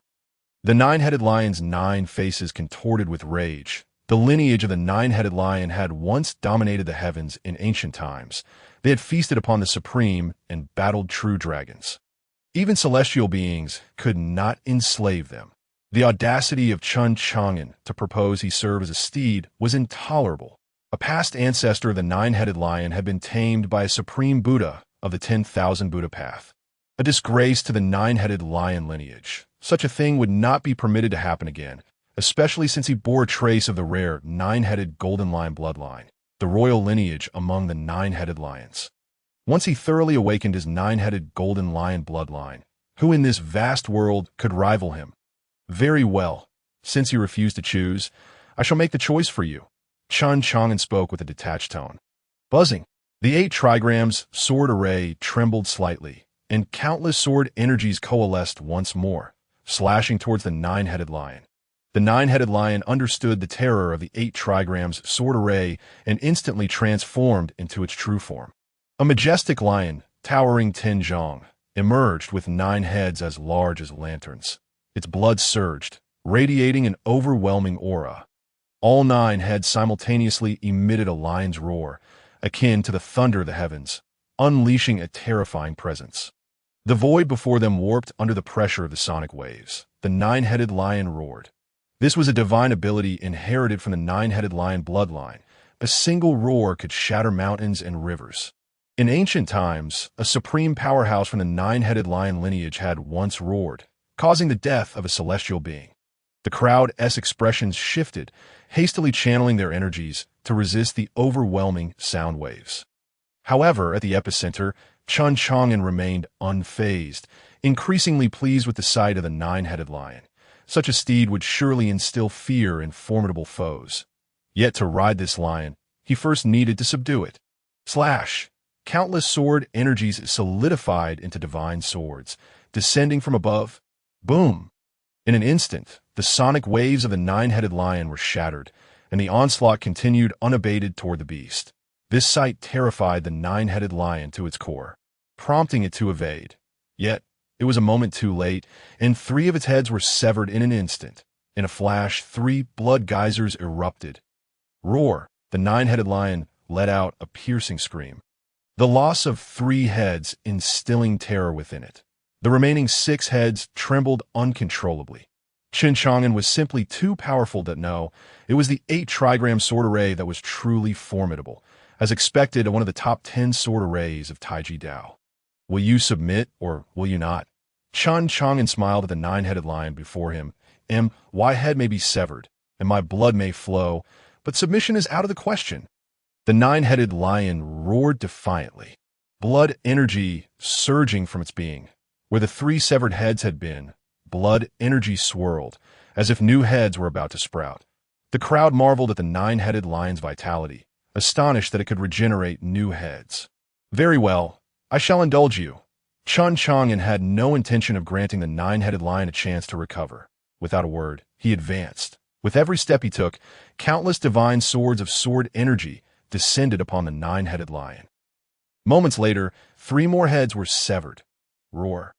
The remaining 3 heads of the nine-headed lion glared at Chen Chang'an, bellowing, Boy, my nine-headed lion lineage has a supreme ancestor in the Central State. Are you not afraid? Central State? That is far too distant. I care only for the present. Chen Chang'an remained unconcerned, his eyes radiating immense confidence. However, should I reach the Central State, your ancestor will likely be forced to kneel before me. Arrogance! The nine-headed lion roared. Such brazen words led the crowd to deem Chen Chang'an excessively arrogant. Yet only he understood that his words were not arrogant in the slightest. Meanwhile, no one noticed that the bloodstains on the ground were gradually vanishing. All eyes were captivated by Chen Chang'an's dominance. Roar. The nine-headed lion roared once more, but at this moment, it had but a single head remaining. Its eyes brimmed with terror as it gazed at the approaching Chen Chang'an. "Do not strike again. I yield. I have only one head left. Strike again, and I shall be bald." The nine-headed lion pleaded for mercy, its body drenched in blood. A pitiful sight indeed. Possessing 9 heads, it had the ability to resurrect infinitely, provided that all 9 heads were not severed simultaneously. Now, with only one head remaining, should it be decapitated once more, it would truly perish. The onlookers couldn't help but recall its previous grandiose proclamations, which certainly warranted a revision at this moment. A head may be severed, blood may flow, yet surrender is not out of the question. "Have you surrendered?" Chen Chang'an inquired with a smile, gazing at the 9-headed lion. "I surrender. I am willing to be your steed." The 9-headed lion trembled in fear. Lacking the arrogance it once possessed, Murong Wudi, who had just refined the wansiling fruit, felt a tumultuous wave in his chest. Observing the 9-headed lion, now as docile as a lamb before Chen Chang'an, was utterly unbelievable. The once formidable 9-headed lion had been reduced to Chen Chang'an's mount, just as the crowd believed all was settled. A gust of wind inexplicably swept through the Bagua sword array, and the Taiji Dao diagram in Chen Chang'an's hands suddenly soared into the air. I never expected that after millennia of slumber, I would encounter such an intriguing little fellow. A figure emerged from the main hall, 1 foot taller than the other, with the Taiji Dao diagram hovering above his head. A terrifying pressure emanated from him. His cold gaze fixed on Chen Chang'an. The martial madman, Feng Yuxiu, all eyes turned toward that figure, filled with trepidation. How could this be possible? After over 10,000 years, this individual had yet to perish. How terrifying that must be. What level of power did he possess now? Chen Chang'an regarded the martial madman Feng Yuxiu before him with no hint of surprise. "Are you not afraid of me?" Feng Yu's gaze scrutinized Chen Chang'an, his demeanor somewhat astonished. "Why should I fear you? Is it because of your power that awakens only through the absorption of blood?" Chen Chang'an unveiled Feng Yuxiu's secret. He had not noticed it at first, but as he continued to sever the heads of the 9-headed lion, he felt a surge of excitement from the Taiji Dao diagram. It was then he realized that the blood on the ground was gradually vanishing. "Quite audacious. You possess a fraction of the grandeur I had in my prime." A glimmer of admiration flickered in Feng Yuxiu's eyes. "However, that does not grant you a reason to live." Feng Yuxiu cast a cold stare at everyone present, devoid of any emotion. Even in the face of the stunning Murong Wudi, he remained unmoved. Him. Women were of lesser utility than that lion. In the past, he had battled 8 elder masters of the Taiji Dao. Although he had heavily wounded them, he had also suffered grave injuries. Ultimately, the 8 elder masters had employed forbidden techniques, ensnaring him in this Bagua sword array before their demise. Had it not been for his comprehension of the undying life and death sealing technique from the Taiji Dao diagram at the last moment, he would have long since perished, leaving only a fragment of consciousness outside his body. Fortunately, this secret realm was temporarily created by those 8 elders, allowing infrequent openings for outsiders to enter, and he had relied on this residual consciousness to teach those who entered how to inherit the techniques of the 8 elders and himself. In exchange for their annual provision of blood offerings, initially, those individuals complied regularly, but for reasons unknown, they eventually ceased coming, leading to the gradual weakening of his consciousness until Chen Chang'an and his companions arrived, awakening him. What Feng Yuxiu did not realize was that those whom he had instructed within the secret realm had become the progenitors of the 9 Qian domain's 9 great dynasties. They ultimately utilized those techniques to ascend to the throne, then exterminated all who knew of the secret realm and forbade others from entering. Furthermore, they obliterated all knowledge pertaining to the secret realm, believing that the existence within, which demanded blood offerings, could not possibly be righteous. Their initial plan was to wait until they grew powerful enough to unite the 9 great dynasties and eradicate him in one fell swoop. However, as time passed, conflicts arose among the dynasties, and unity was lost. Their original intention to eliminate the existence within the secret realm was long forgotten, leaving only the struggle for dynastic supremacy. They even forbade the emergence of a 10th imperial city to prevent any knowledge of the secret realm from leaking. This was the reason why the 9 Qian domain only had 9 great dynasties. Yet after decades of inheritance, the descendants of those dynasties no longer remembered this secret. Now, having just awakened, Feng Yuxiu was in dire need of the essence blood of these individuals to restore his powers. Under his perception, Chen Chang'an's strength was the most formidable. Thus, he devised a plan to cast the Taiji Dao diagram upon Chen Chang'an, inciting conflict among them.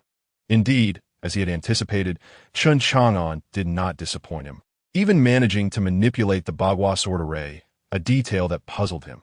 Nevertheless, it was of little consequence. Once he restored his power, nothing else would matter. Martial madman, do you dare to speak so arrogantly in your mere awakened state? Our sect sword master now commands the Bagua sword array. It should be I who grant you mercy. Old Huang chastised Feng Yuxiu. That this man would dare to threaten the swordmaster's life was more audacious than the swordmaster himself. The swordmaster's arrogance stemmed from his mastery of the Bagua sword array. If it were him, he too would be arrogant. But what did this martial madman possess? His age of 10,000 years. The swordmaster of the Liangyi sword sect, Feng Yuxiu immediately discerned the Liangyi sword sect's techniques that old Huang practiced at that moment. Mr. Mei, hidden in the void, was also taken aback by the revelation that Chen Chang'an was the swordmaster of the Liangyi sword sect. No wonder he possessed such exceptional swordsmanship.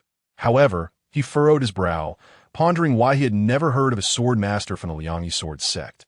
What was going on? Unable to unravel the mystery, he set it aside. Chen Chang'an was not his primary concern.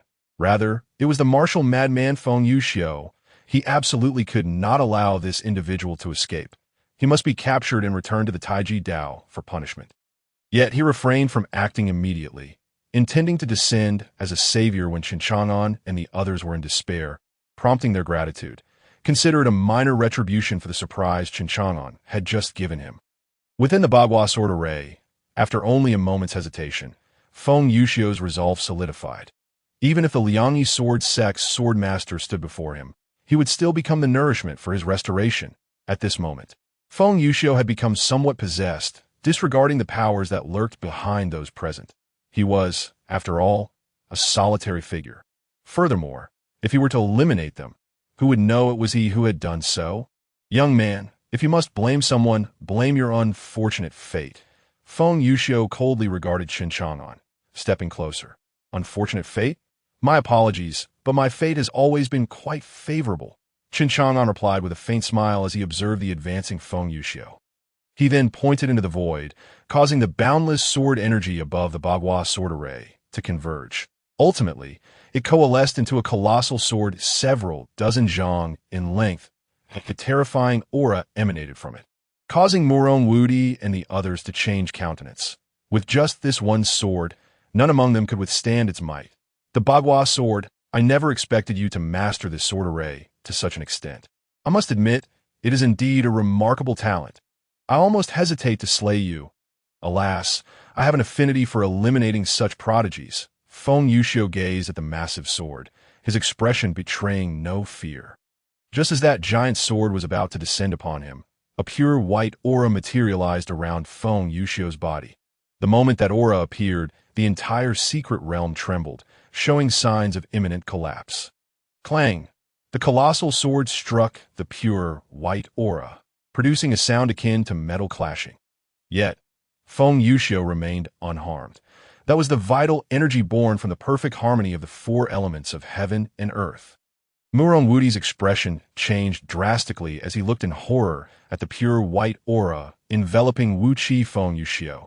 This was an ancient monster on the verge of transcending into the realm of life and death, embodying the perfect balance of the 4 extremes of heaven and earth in the 9 realms of immortality. The first 4 realms focus on strengthening the physical body, bones, bloodlines, and internal organs to withstand the tribulations of immortality in the future. When the 4 realms are perfected, the body becomes flawless, also known as the semi-immortal physique. The young child seems to know quite a bit, doesn't he? Wu Qi Feng Yu Xiao cast a glance at Murong Wudi, revealing a set of large yellowed teeth. He then turned his gaze back to Chen Chang'an. Do you still think you have hope? Do not resist futilely. Becoming my nourishment is a privilege for all of you. Is that so? Unfortunately, it has always been others who have had the honor of becoming my nourishment. I will not be anyone's privilege. Chen Chang'an's expression remained calm, exuding a powerful intent of the sword. At that moment, Wu Qi Feng Yu felt an overwhelming sense of dread emanating from Chen Chang'an. A piercing sound of sword echoed, and everyone felt a blinding light flash before their eyes, forcing them to shut them tightly. When they opened their eyes again, they witnessed the once formidable Wu Qi Feng Yu Xiao cleaved in two by a single sword strike, each half staring wide-eyed in terror, as if they had glimpsed something horrifying. Who are you? How can your swordsmanship be so formidable? The remnants of Wu Qi Feng Yu Xiao's consciousness stammered. Who am I? Chen Chang'an replied, nonchalantly, my name is Chen Chang'an. When my sword strikes, the heavens tremble. The heavens did not give birth to me. Chen Chang'an. The way of the sword spans an eternal night. These two sentences were Chen Chang'an's response to Wu Qi Feng Yu Xiao. Boom! At this moment, not only was Wu Qi Feng Yu Xiao on the brink of death, but even Murong Wudi and the others were shaken by the words. The heavens did not give birth to him. Chen Chang'an. The way of a sword spans an eternal night. The way of a sword spans an eternal night. How audacious must one be to utter such words that could astound heaven and weep for ghosts? What a prodigy of swordsmanship to possess such confidence. It was truly overwhelming. Murong Wudi had previously thought that her own celestial tyrant body was already formidable, but she never expected that Chen Chang'an would surpass her in might. In that moment, with his right hand resting behind his back, Chen Chang'an appeared to them like an unparalleled sword immortal. Though he stood close, he seemed ethereal and elusive. The remaining head of the nine-headed lion opened its eyes wide, gazing at Chen Chang'an with a heart full of trepidation. The master to whom he had submitted, what manner of being was he? His talent in the way of the sword was astonishingly high. Were it not for the human aura emanating from Chen Chang'an, he would have believed him to be a being from the terrifying ancient lineage of botanical origin. Only the old man Huang's face revealed continuous surprise. May the founders of the two instruments sword sect bless us. Finally, we have found an unparalleled sword prodigy. With this sword prodigy, the revival of the two instruments sword sect is within reach. At that moment, the hidden Mr. Mei, concealed in the void, was also astonished by Chen Chang'an's recent display, and no longer hiding his form, he instantly appeared before Chen Chang'an, fixating his gaze upon him, a sword prodigy of the two instruments sword sect. Good, very good. The heavens did not give birth to you, Chen Chang'an.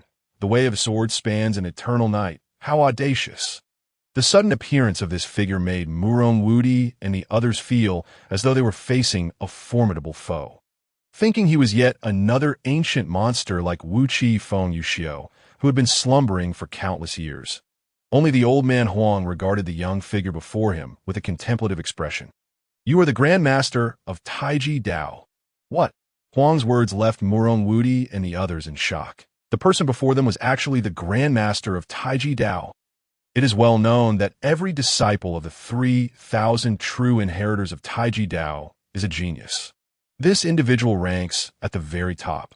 Known as Mei Qiji of Jiangzhou, he is the subject of a saying that has circulated for millennia in the Xianwu continent, the top of Taiji.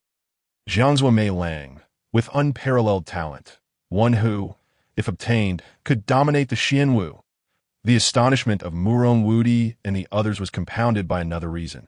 This individual had defied common sense, reversing the cultivation of the realms of life and death, nearly leading to his own demise. In the 9 realms of immortality, the realms of life and death require first cultivating the realm of life. When the realm of life reaches perfection and the life force within the body flows endlessly, only then can one dare to step into the realm of death. Using the powerful life force from the realm of life to penetrate the realm of death ensures one can evade the 9 death tribulations.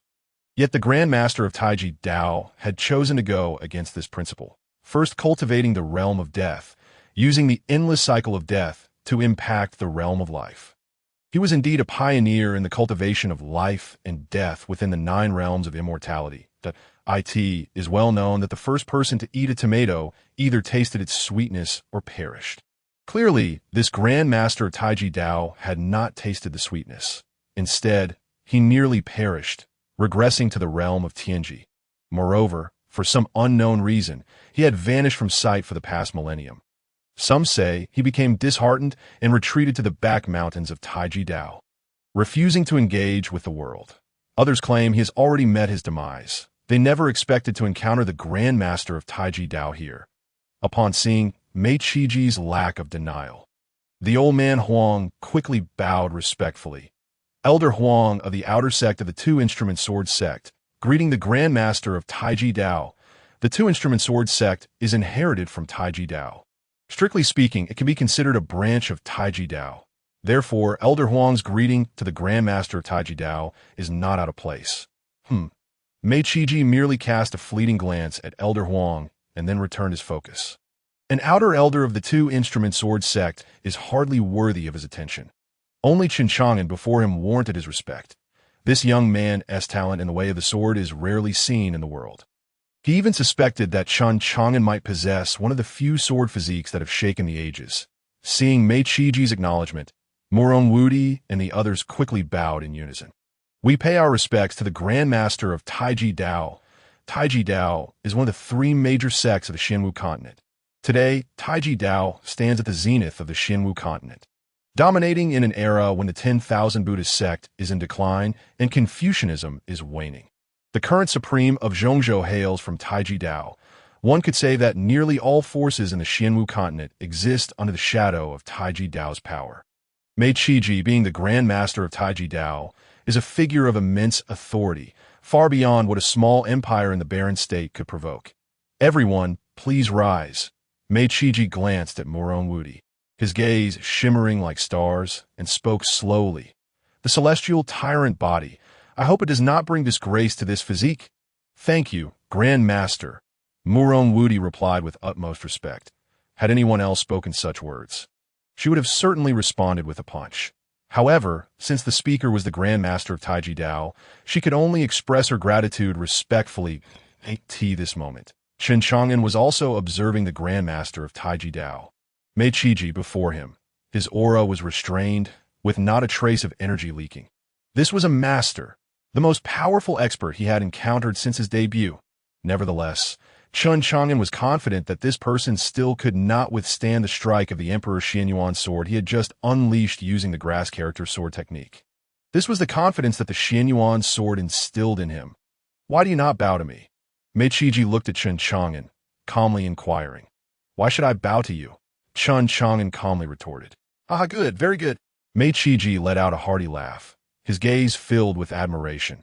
This was already the 2nd time he praised Chen Chang'an that day. I wish to bestow upon you the title of disciple of Taiji Dao. Do you wish to accept it? Mei Qiji smiled as he looked at Chen Chang'an. However, what astonished him was Chen Chang'an's subsequent words, "In own need, sword prodigy." Before Mei Qiji could open his mouth, Huang, standing behind Chen Chang'an, exclaimed in surprise, signaling him not to refuse. That is the title of disciple of Taiji Dao. A disciple of Taiji Dao is essentially a representative of Taiji Dao on the Xianwu continent. One could say that a disciple of Taiji Dao embodies the face of Taiji Dao. Mei Qiji, as the Grand Master of Taiji Dao,